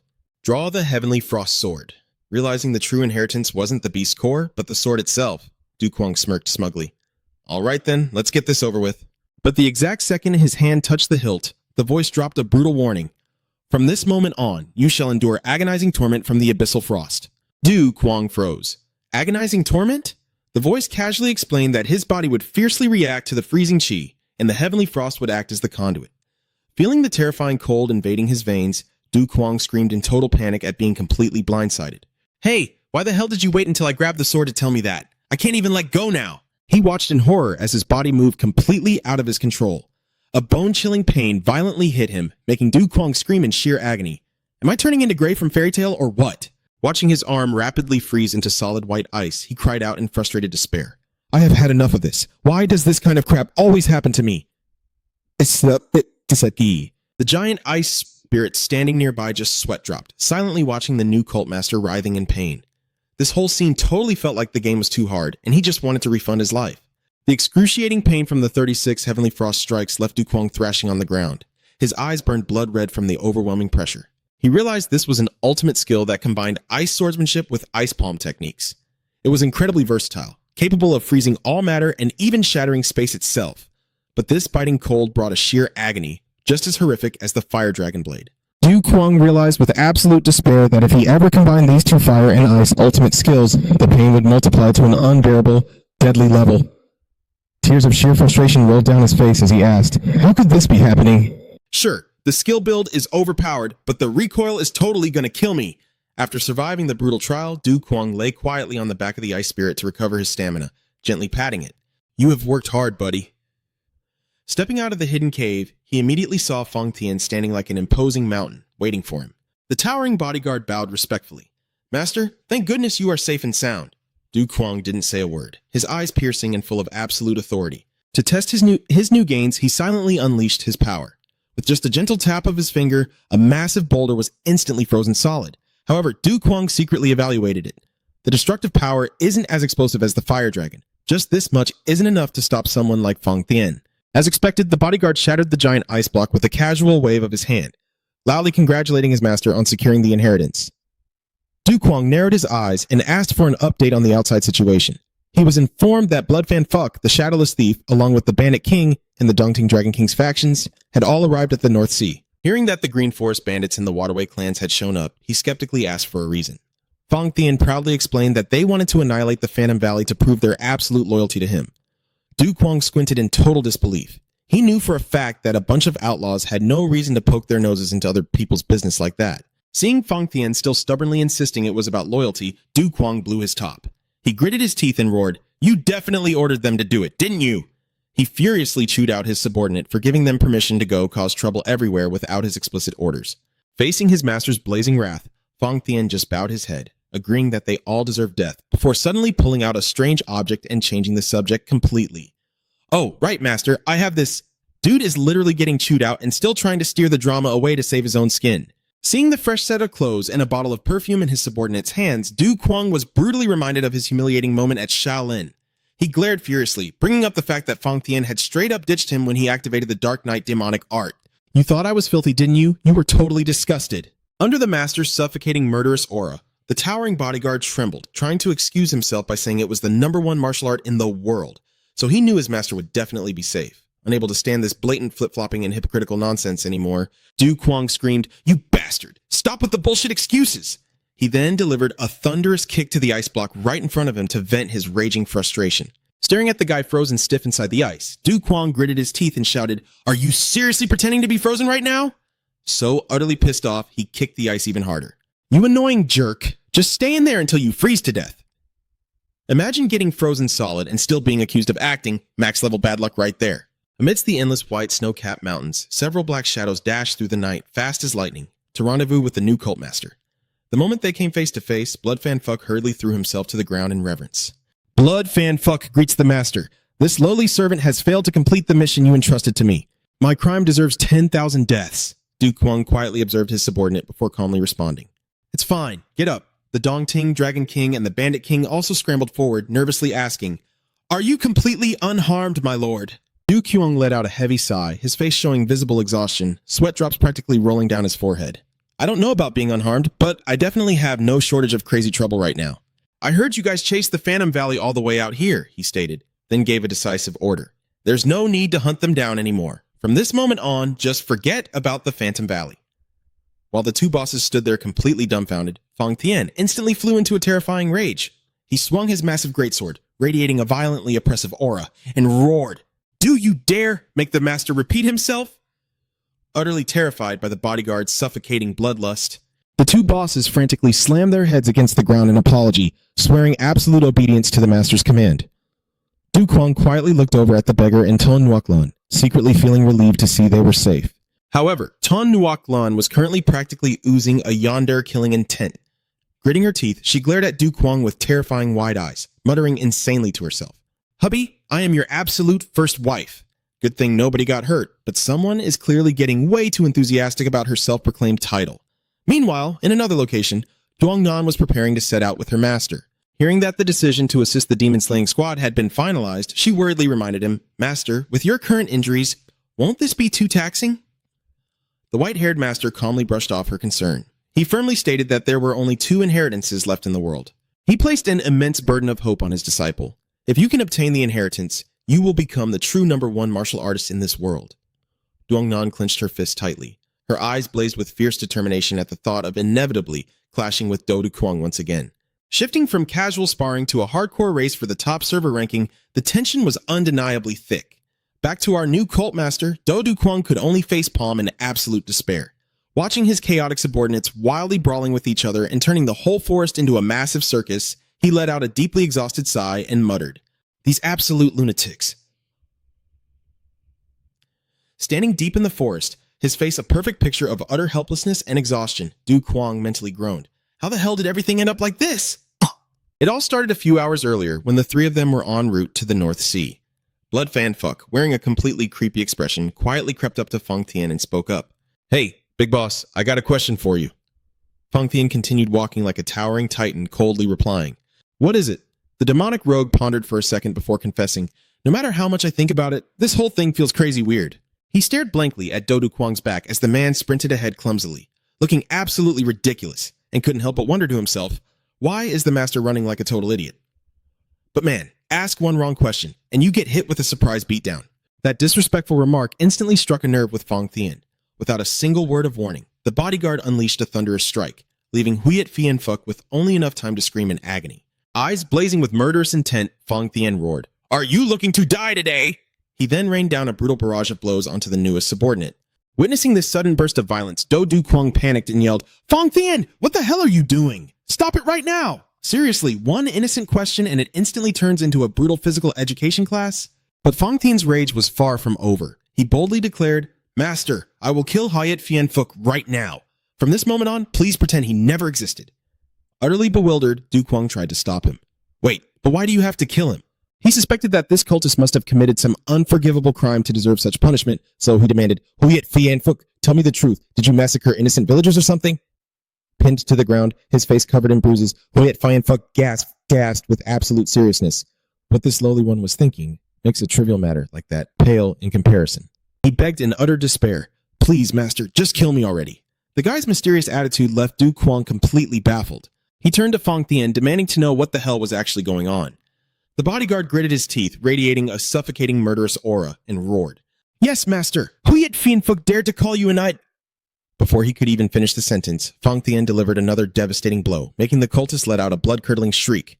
Huyet Fien Fuck groveled on the ground, begging endlessly, "Master, please, forgive me." Yet Fang Tian's fury showed zero signs of cooling down. He frantically hammered heavy punches into the new recruit, roaring, "Die, just die." Standing right next to them, Do Du Kuang let out a heavy, exhausted sigh. His face clearly showed the fatigue of a long journey packed with completely unnecessary trouble. Traveling with these two was like dragging along twin walking disaster machines. He couldn't take it anymore. The new cult master glared at them and bellowed, "If that's what you want, then I'll grant your wish." He charged forward without hesitation, venting all his pent-up frustration onto the heads of his 2 idiotic subordinates. "Go to hell! Both of you bastards just die and get out of my sight!" Deafening sounds of a beatdown echoed through the forest under the dim moonlight, marking yet another chaotic night for the group. He was so pissed he decided to handle the internal cleansing himself. No enemies needed. Eventually, the group finally set foot in Lunin, Black Mountain, in the dead of night. Standing before the towering mountain range, Do Du Kwang quietly observed the ancient pavilion in the distance, thinking to himself, "Is this the final legacy site?" However, his inner rage was still burning, so he casually dropped another punishing blow on the two kneeling subordinates. "Because of you two morons, I am a whole day late!" Du Kwang gritted his teeth, interrogating them. "If we fail to secure the legacy, are you two going to take responsibility?" Facing the suffocating pressure of his master, Fang Tian, despite the pain, desperately tried to reassure him. "Master, please don't worry. This legacy is protected by a highly complex magic barrier. Breaking it won't be easy at all, so it's not going to just disappear." Hearing that, Du Kwang narrowed his eyes, still fuming. "Humph, it better not." Suddenly, a surge of energy tore through the night sky. A dark silhouette landed as fast as lightning, prostrating right in front of Do Du Kwang. The Phantom Thief bowed reverently. "Phantom Thief greets the master." Seeing the thief still acting so terribly overly submissive, Du Kwang calmly gave an order. "Yeah, get up." Yet, the Phantom Thief kept trembling, too terrified to even lift his head. He stammered in sheer horror. I'm fine. This lowly one is perfectly fine staying on his knees." He was kneeling so hard it became his default posture. Even when ordered to stand, he didn't dare comply. Witnessing such extreme submission, Do Du Kwang sighed inwardly. This guy has really become a true demonic cultist now. He brushed the annoyance aside and cut straight to the chase. "Fine, tell me, what exactly happened in the Northern Sea?" Sweating bullets, the Phantom Thief began his report on the fierce battlefield where the demon hunters and the demonic cult had violently clashed. The guy just took a quick stroll and the world had already turned on war mode. According to the thief's account, the two mighty factions had moved at lightning speed from the west and the south, as if racing to see who was faster, before abruptly erupting into a bloody massacre in the snowy mountains. Thunderous sword strikes clashed endlessly, tearing through space and dyeing the entire northern sea sky blood red, the Phantom Thief revealed, shivering. In the heat of the battle, the demonic cult started shouting. Right in the middle of the corpse-ridden battlefield, a massive brute with fiery red hair and a fiercely murderous face suddenly unleashed a commanding roar. "Where's the young master? Fang Tian, show your face right now!" After hearing the news of the uprising, the faces of the Bandit King's men instantly froze in terror. And right at that moment, the 5 demon lords suddenly materialized in the middle of the battlefield. One of them roared in furious indignation. "Lord Yama, you dare to harm the master?" They frantically proved their loyalty by hunting down the enemy, screaming, "Where is Ghost Valley? Witness our utmost loyalty." Seeing such blatant hypocrisy, the red-haired brute from the demonic cult glared and made a ruthless declaration. "The only fate for traitors is death." Du Kwang listened to the report in silence, sweating a little because this guy was telling the story with way too much detail. The Phantom Thief went on, recounting how an eagle was soaring directly above the demon hunters. The moment he spotted it, the divine beggar pointed his finger and screamed, "That's a messenger eagle from Ghost Valley." The truth was laid bare. Ghost Valley had long since infiltrated the ranks of the righteous factions. The Dragon King of Dongting chimed in with utter disgust. "Demon hunters and assassins colluding together? How truly despicable." Seriously, just one bird flying by and the counter-espionage protocol gets dialed up to max capacity. Humiliated, an elder from the demon hunters instantly shot back, "Aren't you just a lapdog for the demonic cult?" That comment made the demonic cult's brute erupt in absolute fury. He roared, "We have never taken in a bunch of water bandits or beggars to be our dogs." His rage exploding, the divine beggar gritted his teeth and barked, "Who the hell are you calling your dog?" While the beggar sect insisted they only wanted to wipe out Ghost Valley, the 5 demon lords completely brushed it off, claiming that none of this nonsense mattered. Standing in the back, Do Du Kwang clenched his fists, veins popping on his forehead over the utterly pointless bickering of these subordinates. They went from a valley extermination mission to a screaming match of who could curse louder. He couldn't take it anymore. Du Kwang spun around and shrieked in absolute frustration, "Stop it! You damn idiot, what the hell are you blabbering about? I don't understand a single word." Standing next to him, Fang Tian covered his mouth, snickering mockingly, clearly thinking the Phantom Thief was totally unworthy of being the master's subordinate. The thief frantically slammed his head against the ground. This lowly one begs for forgiveness. Yet, he suddenly looked up with a deeply confused expression and asked, "But where did the other guy go?" Seeing Du Kwang look bewildered and ask what other guy, the Phantom Thief nervously explained that he had caught up to the 3 of them when they were only about 10 miles away. But now, one person had vanished completely. The Phantom Thief secretly felt like something was horribly wrong. Why was his master not walking with his 2 bodyguards, but instead running around the forest like a total idiot? Suddenly, an earth-shattering explosion tore through the night sky, ripping across the entire mountain forest. Bloodwing glared at Fang Tian with murderous intent and roared, "I'll kill you! I'll rip your mouth wide open!" Standing nearby, Do Du Kwang could only clutch his head, utterly exhausted by the chaos. He bellowed, "What the hell are you two doing? Stop it!" But Fang Thien's fury hadn't faded. He declared fiercely, "Master, we have to beat him to a pulp. How dare he call you an idiot?" A thunderous punch slammed straight into Bloodwing's face, making the very air tremble. Du Kuang was stunned. The reason his two subordinates were beating each other up was because he actually looked like an idiot. He pulled at his hair in absolute humiliation, then secretly used telepathy to ask the Shadowless Thief. "Shadowless Thief, just answer me through telepathy. How did I look back there?" The thief was paralyzed with fear, realizing the fool he had just seen was his own master. He stammered back. Yes, sir? You, Under the dim moonlight, Du Kuang held his head in despair, muttering to himself. "So that's it. My head was tilted, and my walking posture was completely weird. I can't believe I looked like that while gliding." After taking a good look at himself, he realized his visuals were completely glitched out, leaving him frozen in shock. Even though his wandering mystic art had leveled up significantly, Du Kuang never expected such an embarrassing side effect, making him look like a total moron. Glaring at his two subordinates who were standing frozen after their brawl, he exploded in rage. "You call yourselves my right-hand men, and you just stood there watching?" His fury completely erupted as he roared, "You idiots! Just leave your lives right here!" Seeing their master completely enraged, Fang Thian hurriedly grabbed Bloodwing's head and begged for mercy. "Please, forgive us, master." He quickly changed the subject to diffuse the tension, insisting that since this legacy was guarded by countless complex magical formations, he absolutely had to be the one to lead the way. Getting scolded while casually saving his own skin, his crisis management skills were totally maxed out. Du Kuang narrowed his eyes at his subordinate and remarked, "You sure have a slick tongue. Fine then, let's hear it." Fang Thian quietly pointed toward the majestic structure looming in the thick fog and replied, "Yes, master. The legacy is located inside the Sea of Clouds over there. The last two of the 7 legacies are right here, deep inside that gloomy stone chamber with its towering walls." The guard explained that the walls on all sides, up, down, left, and right, would only open during specific time windows. He gave a grim, echoing warning. You must choose one to move forward. But if you choose wrong, you will be trapped inside the chamber for a very long time. Hearing that, it sounded exactly like playing a survival game with no save button. Fang Thian emphasized that only after making the right choice 32 times could they step into the secret room holding the legacy. Du Kuang narrowed his eyes, asking to confirm, "Do you already know the full solution?" Receiving a firm nod from his subordinate, he quietly listened to the next crucial piece of information. Fang Thian revealed that the only time they could enter the Sea of Clouds was a strict 2-hour window starting right at midnight. Looking up at the bright full moon, Du Kuang made his decision. If it's midnight, then the time is right now. A combo of 32 correct choices with a 2-hour time limit, just hearing it made him want to rage quit the game. Suddenly, a bird soaring through the sky vanished without a trace. Du Kuang gasped in shock. Did that bird just disappear?" Fang Thian calmly explained that it was just one of the illusions created by the massive barrier covering the area. He pointed into the distance, warning that the only entrance was to the north, where a watchtower flickered through the mist, and that was also the only way out of the formation. Du Kuang silently observed the bizarre, magical sight in front of him. This is incredibly strange, he thought to himself. Breaking through the layers of illusions, Du Kuang finally arrived at the hiding place of the ultimate legacy. Standing before the majestic, hazy expanse, he clenched his fists, his eyes burning with determination. He told himself that his long-held dream of freedom was now just one single step away. The heaven-shaking lord watched Duongnan struggling and pondered deeply. Could it be that the frost wraith's beast core was actually poisonous? I've studied a bit of medicine, and that's my best guess.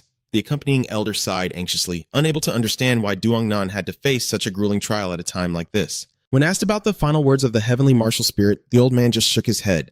He only said that it was a truly bizarre experience. The heaven-shaking lord felt his heart ache, silently blaming the heavens for being so cruel, forcing the girl to suffer so much agony right on the threshold of the final legacy.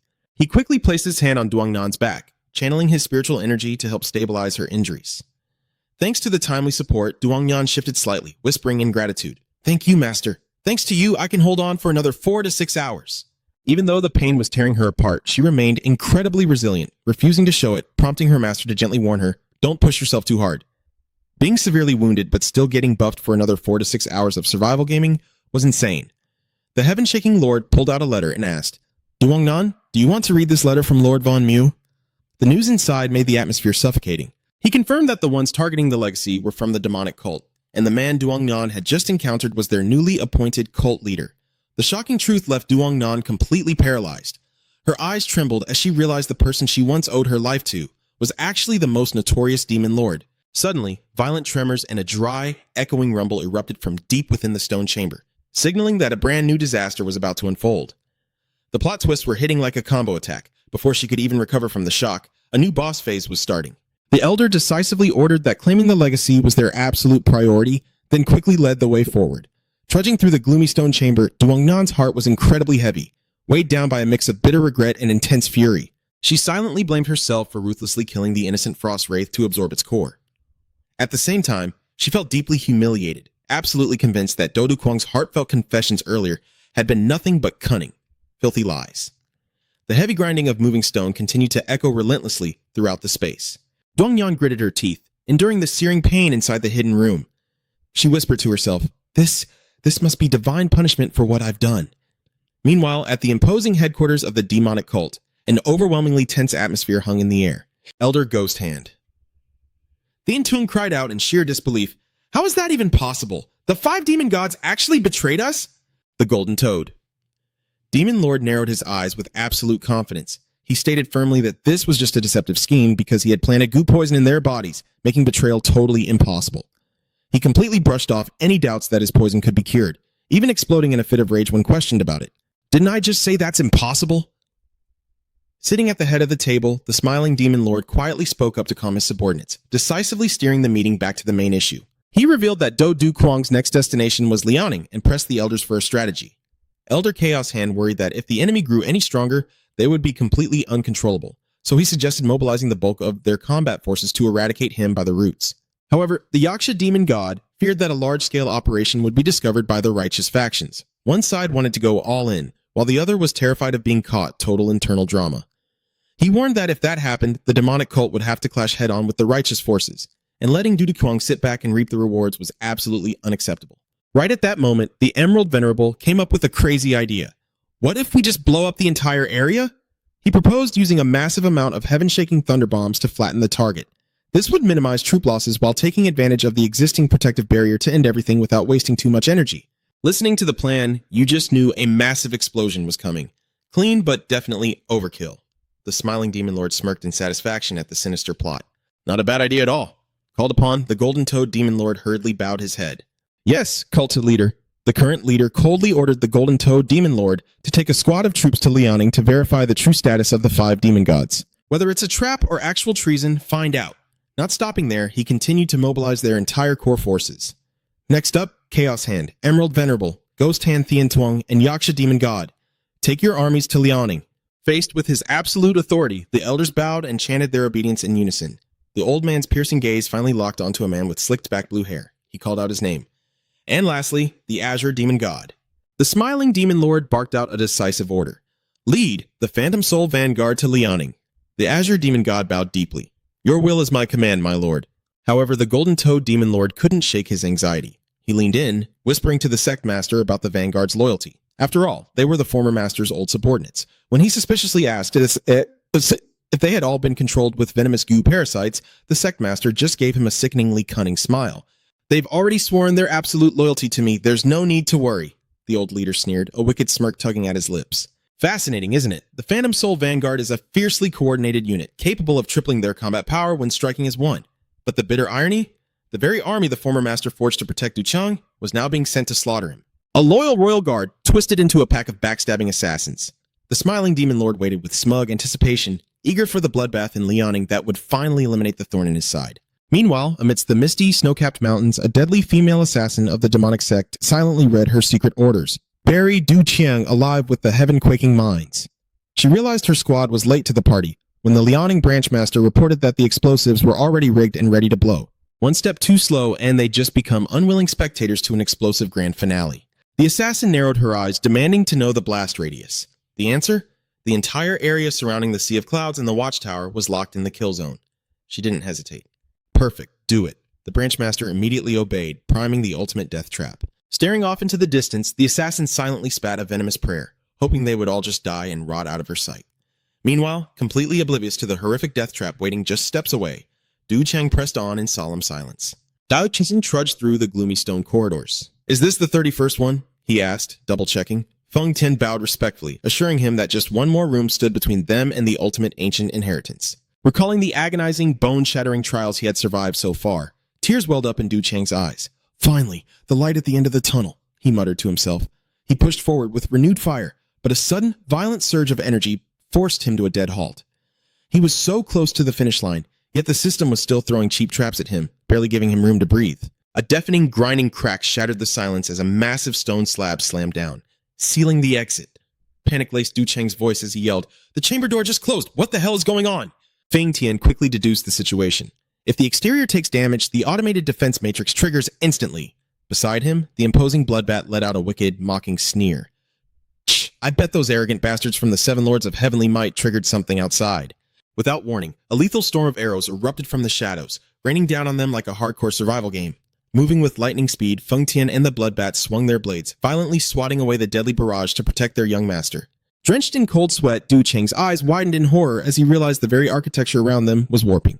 The stone chamber was physically spinning, the entire space violently shuddering like an earthquake. Massive stone walls ground against each other, shifting and spinning in absolute chaos at terrifying speeds. The entire chamber was rotating like a colossal grinding machine, raining dust and debris that choked the dark air. Through the cracks in the grinding walls, Du Cheng caught fleeting glimpses of the outside world before they violently snapped shut again. He stumbled, gasping for air as he fought to keep his footing, his sense of direction completely shattered by the room's chaotic, mechanical shifting. When the violent tremors finally ground to a halt, Du Cheng choked out, Is it over?" The thick dust slowly settled, revealing a massive, cavernous expanse lying dead ahead. His blood ran cold as his eyes widened in sheer terror. Towering silhouettes were already waiting for them in the shadows. It was the elite grandmasters of the righteous faction, their overwhelming, suffocating aura radiating outward as they glared down with ice-cold malice. The second he spotted Du Cheng's group, the heaven-shaking lord erupted in raw fury, his voice echoing like thunder. "You damn bastards!" In stark contrast to his master's grim silence, the bloodbat just threw his head back and burst into maniacal laughter. Standing beside her righteous masters, Yang Ren, though pale and fragile, gritted her teeth, cursing the demonic sect scum. One side was screaming in rage, the other cackling like a psycho, while Du Cheng, stuck right in the middle, just froze in absolute shock for a solid 5 seconds. Refusing to give them a single second to react, Feng Tian exploded forward. He swung his massive greatsword, literally tearing the air apart. Deafening shockwaves rattled the gloomy chamber as sheer brutal energy violently clashed, sparking a massive chaotic brawl. Feng Tian poured absolutely everything into every savage swing, his face twisted in pure, unadulterated bloodlust. Trapped in the crossfire of tearing winds and explosive energy, Du Cheng shivered. "This killing intent, it's literally making my hair stand on end," he thought in terror. Mid-swing, Feng Tian unleashed a terrifying, guttural roar. "Die, you miserable worms!" But suddenly, the entire chamber violently convulsed once more. Massive, jagged cracks spiderwebbed across the towering stone walls. Du Cheng watched in utter disbelief as the hidden gears triggered once again. "No way!" he gasped, dodging as colossal chunks of rock ground against each other in chaos. The chamber was spinning again. The whole room flipped upside down, violently throwing everyone off their feet, sending them all free-falling into the pitch-black abyss of the shifting maze. Thrashing wildly to catch his balance against the chaotic, tumbling walls, Du Cheng realized with a jolt that Feng Tian had been violently blasted away. "Master!" his loyal guard screamed in sheer desperation, right before the crushing darkness swallowed him whole. Trapped in the relentless meat grinder of a room, Du Cheng's eyes practically bulged out of his skull. "It's still spinning?" he shrieked. "Getting auto-spun by the map right in the middle of combat? This is like the most annoying environmental boss ever." The sheer, nauseating dizziness, mixed with the absolute chaos, finally pushed the young sect master past his breaking point. He snapped, roaring in pure, unadulterated fury. "Just how much is enough for you? Stop it right now!" As if obeying his very command, the massive chamber abruptly slammed to a halt with a deafening crack. Amidst the suffocating dust and shattered rubble, Du Cheng quietly scanned the wreckage. Through the haze, he spotted a crumpled figure lying motionless on the ground. "Just yell at it and the system obeys. A bit too much like a game, but hey, it works," he muttered to himself. Approaching cautiously, he squinted through the dust, only to realize it was Yang Ren. Du Cheng's jaw tightened, glaring down at the hypocritical liar. Watching her gasp for air, writhing in agonizing pain on the verge of death, a wave of bitter sarcasm washed over him. Pointing a trembling finger at her, he sneered with raw disgust. "Back in the ice cave, you played the innocent little fairy. What's the act this time? Playing dead?" Faced with his biting fury, Yang Ren weakly forced her eyes open. Flashbacks of his vulnerable confessions back in that freezing cave came rushing back to her. She thought in a daze, was everything he told me in that cave actually the truth?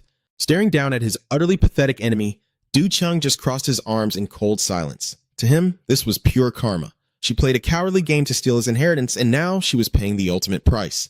But then tears slipped down Yang Ren's bruised cheeks. I'm so sorry," she choked out, her voice trembling. Coughing in pain, she finally admitted her mistake.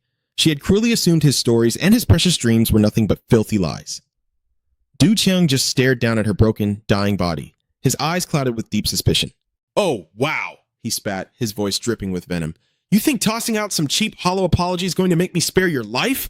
Acting all pathetic and helpless now? It's honestly hilarious." Yang Ren weakly lowered her gaze. Through shuddering and broken breaths, she whispered, "Beg for my life? I guess it's only natural you'd think that. But if you really knew who I was, you'd see how utterly pathetic I truly am. To be completely honest with you, I don't give a damn about this so-called righteous path of the martial world. Bob!" A tragic smile touched her lips as she recalled her one and only wish. If stealing that inheritance meant her masters could finally cure her cursed severed yin meridian disease, she would gladly throw away all the grand righteousness in the world. Just like that, a bitter tale of blood feuds turned into a sad reality, where everyone was just fighting their own tragic battles. Tears welling in her eyes, Yang Ren confessed bitterly, You're a demonic sect master, yet you firmly refuse to compromise your dreams. And me, I just wanted to live a little longer. I never should have mocked your dreams." Watching the life slowly drain from her fragile body, Du Qiang's cold facade finally began to crack. Cold sweat ran down his face as he frantically questioned everything. Is this really the ruthless prodigy of the righteous faction? The evil witch who stole my inheritance? He just couldn't reconcile the image of the fierce, bloodthirsty warrior she used to be with the frail woman begging for her life right now. His brain was practically short-circuiting, completely torn on which version of her was actually real. Yang Ren collapsed onto the stone floor, her harsh coughing tearing through the dead silence. Tu Yuqiang turned his back on her without hesitation. He gritted his teeth, muttering to himself, "No way. She's definitely trying to trick me again. I won't let her play me for a fool." But her faint, trembling whisper, "I just want to live a little longer," kept gnawing at his mind. Yuqiang froze, his face twisting in a fierce inner struggle. He clenched his fists, screaming internally, "I just want to live a normal life." Gritting his teeth, Yuqiang made the grueling choice. Without a word, he turned around and walked back to the girl. Yang Ren looked up in daze as he closed the distance. "Yuqiang, you—" Before she could even finish, he slammed his hand onto her shoulder and barked, "Sit still!" A brilliant, deep blue aura erupted, swallowing them both as Yuqiang channeled his energy to heal her wounds. Classic Sundari, acting cold, but saving her anyway. Yang Ren could clearly feel the warm energy coursing through her veins. He's actually sharing his power with me, she thought, utterly stunned. Frail and overwhelmed with emotion, she softly whispered, "Thank you." But Tu Yuqiang kept his face completely deadpan. He let out a cold scoff. I don't want to talk to you." Even though he played it cool on the outside, on the inside he was ruthlessly cussing himself out. I must be losing my mind. Why the hell am I helping her? Yuqiang couldn't help but think that even if he busted his ass to save her, she'd probably still try to steal his legacy the second she got the chance. He growled at her. "This is all your fault. Why did you have to stir up so much trouble just to end up like this?" Yang Ren lowered her eyes, looking genuinely guilty. She also felt bad that the stone chamber had spun completely out of control, but she weakly tried to explain that her faction thought his group was behind it. Just a massive pileup of misunderstandings where everyone thought they were the main victim. Seeing her miserable, exhausted face, Yuqiang let out a heavy sigh. She's already confessed to everything, so she's probably not lying anymore, he reasoned. He groaned mentally. Huh? Why is it that every time I try to claim a legacy, it turns into a massive headache? Yang Ren quietly observed the new sect leader, her gaze full of contemplation. You know, the more I learn about you, the more bizarre you seem. You have the overwhelming aura of someone incredibly arrogant, someone who looks down on the entire world. Yet, you crave a normal life more than anyone else. Anyone would find that hard to believe. Tu Yuqiang listened in silence before turning the tables and calling out her own glaring contradictions. He pointed out that someone from the righteous faction should be out there upholding justice, but instead, she was hunting down and snatching up legacies for her own selfish reasons. Yang Ren hung her head, softly admitting, I guess you're right. After a beat of heavy silence, Yuqiang suddenly called out, Hey, you wicked woman! After their deep heart-to-heart, they were right back to bickering like noisy neighbors fighting over property lines. Seeing Yang Ren look up with a confused, Huh? Yuqiang pressed his hand against the floor, immediately sensing something wrong. Is it just me? He asked, a hint of panic in his voice. Or has the temperature in this chamber been going up this whole time? Shocked, Yang Ren quickly touched the stone and confirmed that the floor was indeed scorching. And what's worse, it was still getting hotter. Tu Yuqiang's eyes went wide with horror as the reality of the death trap dawned on him. Is this place trying to roast me and this woman alive? Staring at the waves of scorching steam beginning to rise from the ground, he clenched his fists, his resolve hardening. I am absolutely not letting that happen. The room was cranking up the heat like a giant microwave. Even just standing still, they were going to get cooked. Realizing how deadly the situation had become, Tu Yuqiang shot Yang Ren a cold, commanding glare. Hey, if you want to live, get over here right now. The second the girl pressed up behind him, he slammed his hands flat onto the searing stone floor. A terrifying, earth-shattering blast of frost magic erupted from him, instantly freezing the entire space around them to push back the suffocating heat. Witnessing this miraculous display, Yang Ren gasped in pure awe. I can't believe it. You can actually wield both fire and ice magic. Yukiyoung gave a cocky smirk, shooting back coldly. Yeah, well, it's all thanks to a certain wicked woman. Blinking in confusion, Yang Ren pointed at herself. Wait, thanks to me? But Yukiyoung brutally cut her off. I have zero intention of explaining it to you. Standing at the dead center of a massive ice block radiating a brilliant blue aura, the new sect leader poured all his focus into holding the barrier steady. When the violent tremors finally came to a halt, Yukiyoung let out a long breath of relief. Phew, it finally stopped. He glanced over his shoulder, raising an eyebrow. All right, can you let go of me now? Realizing she was still clinging on to him for dear life, Yang Ren panicked, yanking her hands back and stammering out a flustered apology. Yukiyoung quietly scanned their surroundings. He mentally calculated the situation. The chamber had stopped spinning, and it was dead silent. Are there really no more traps? But somehow, this eerie pin-drop silence was giving him an incredibly bad feeling. Suddenly, he noticed Yang Ren's face had gone deathly pale. Her breathing was ragged and heavy, instantly setting off his alarm bells. Wait, is it poison?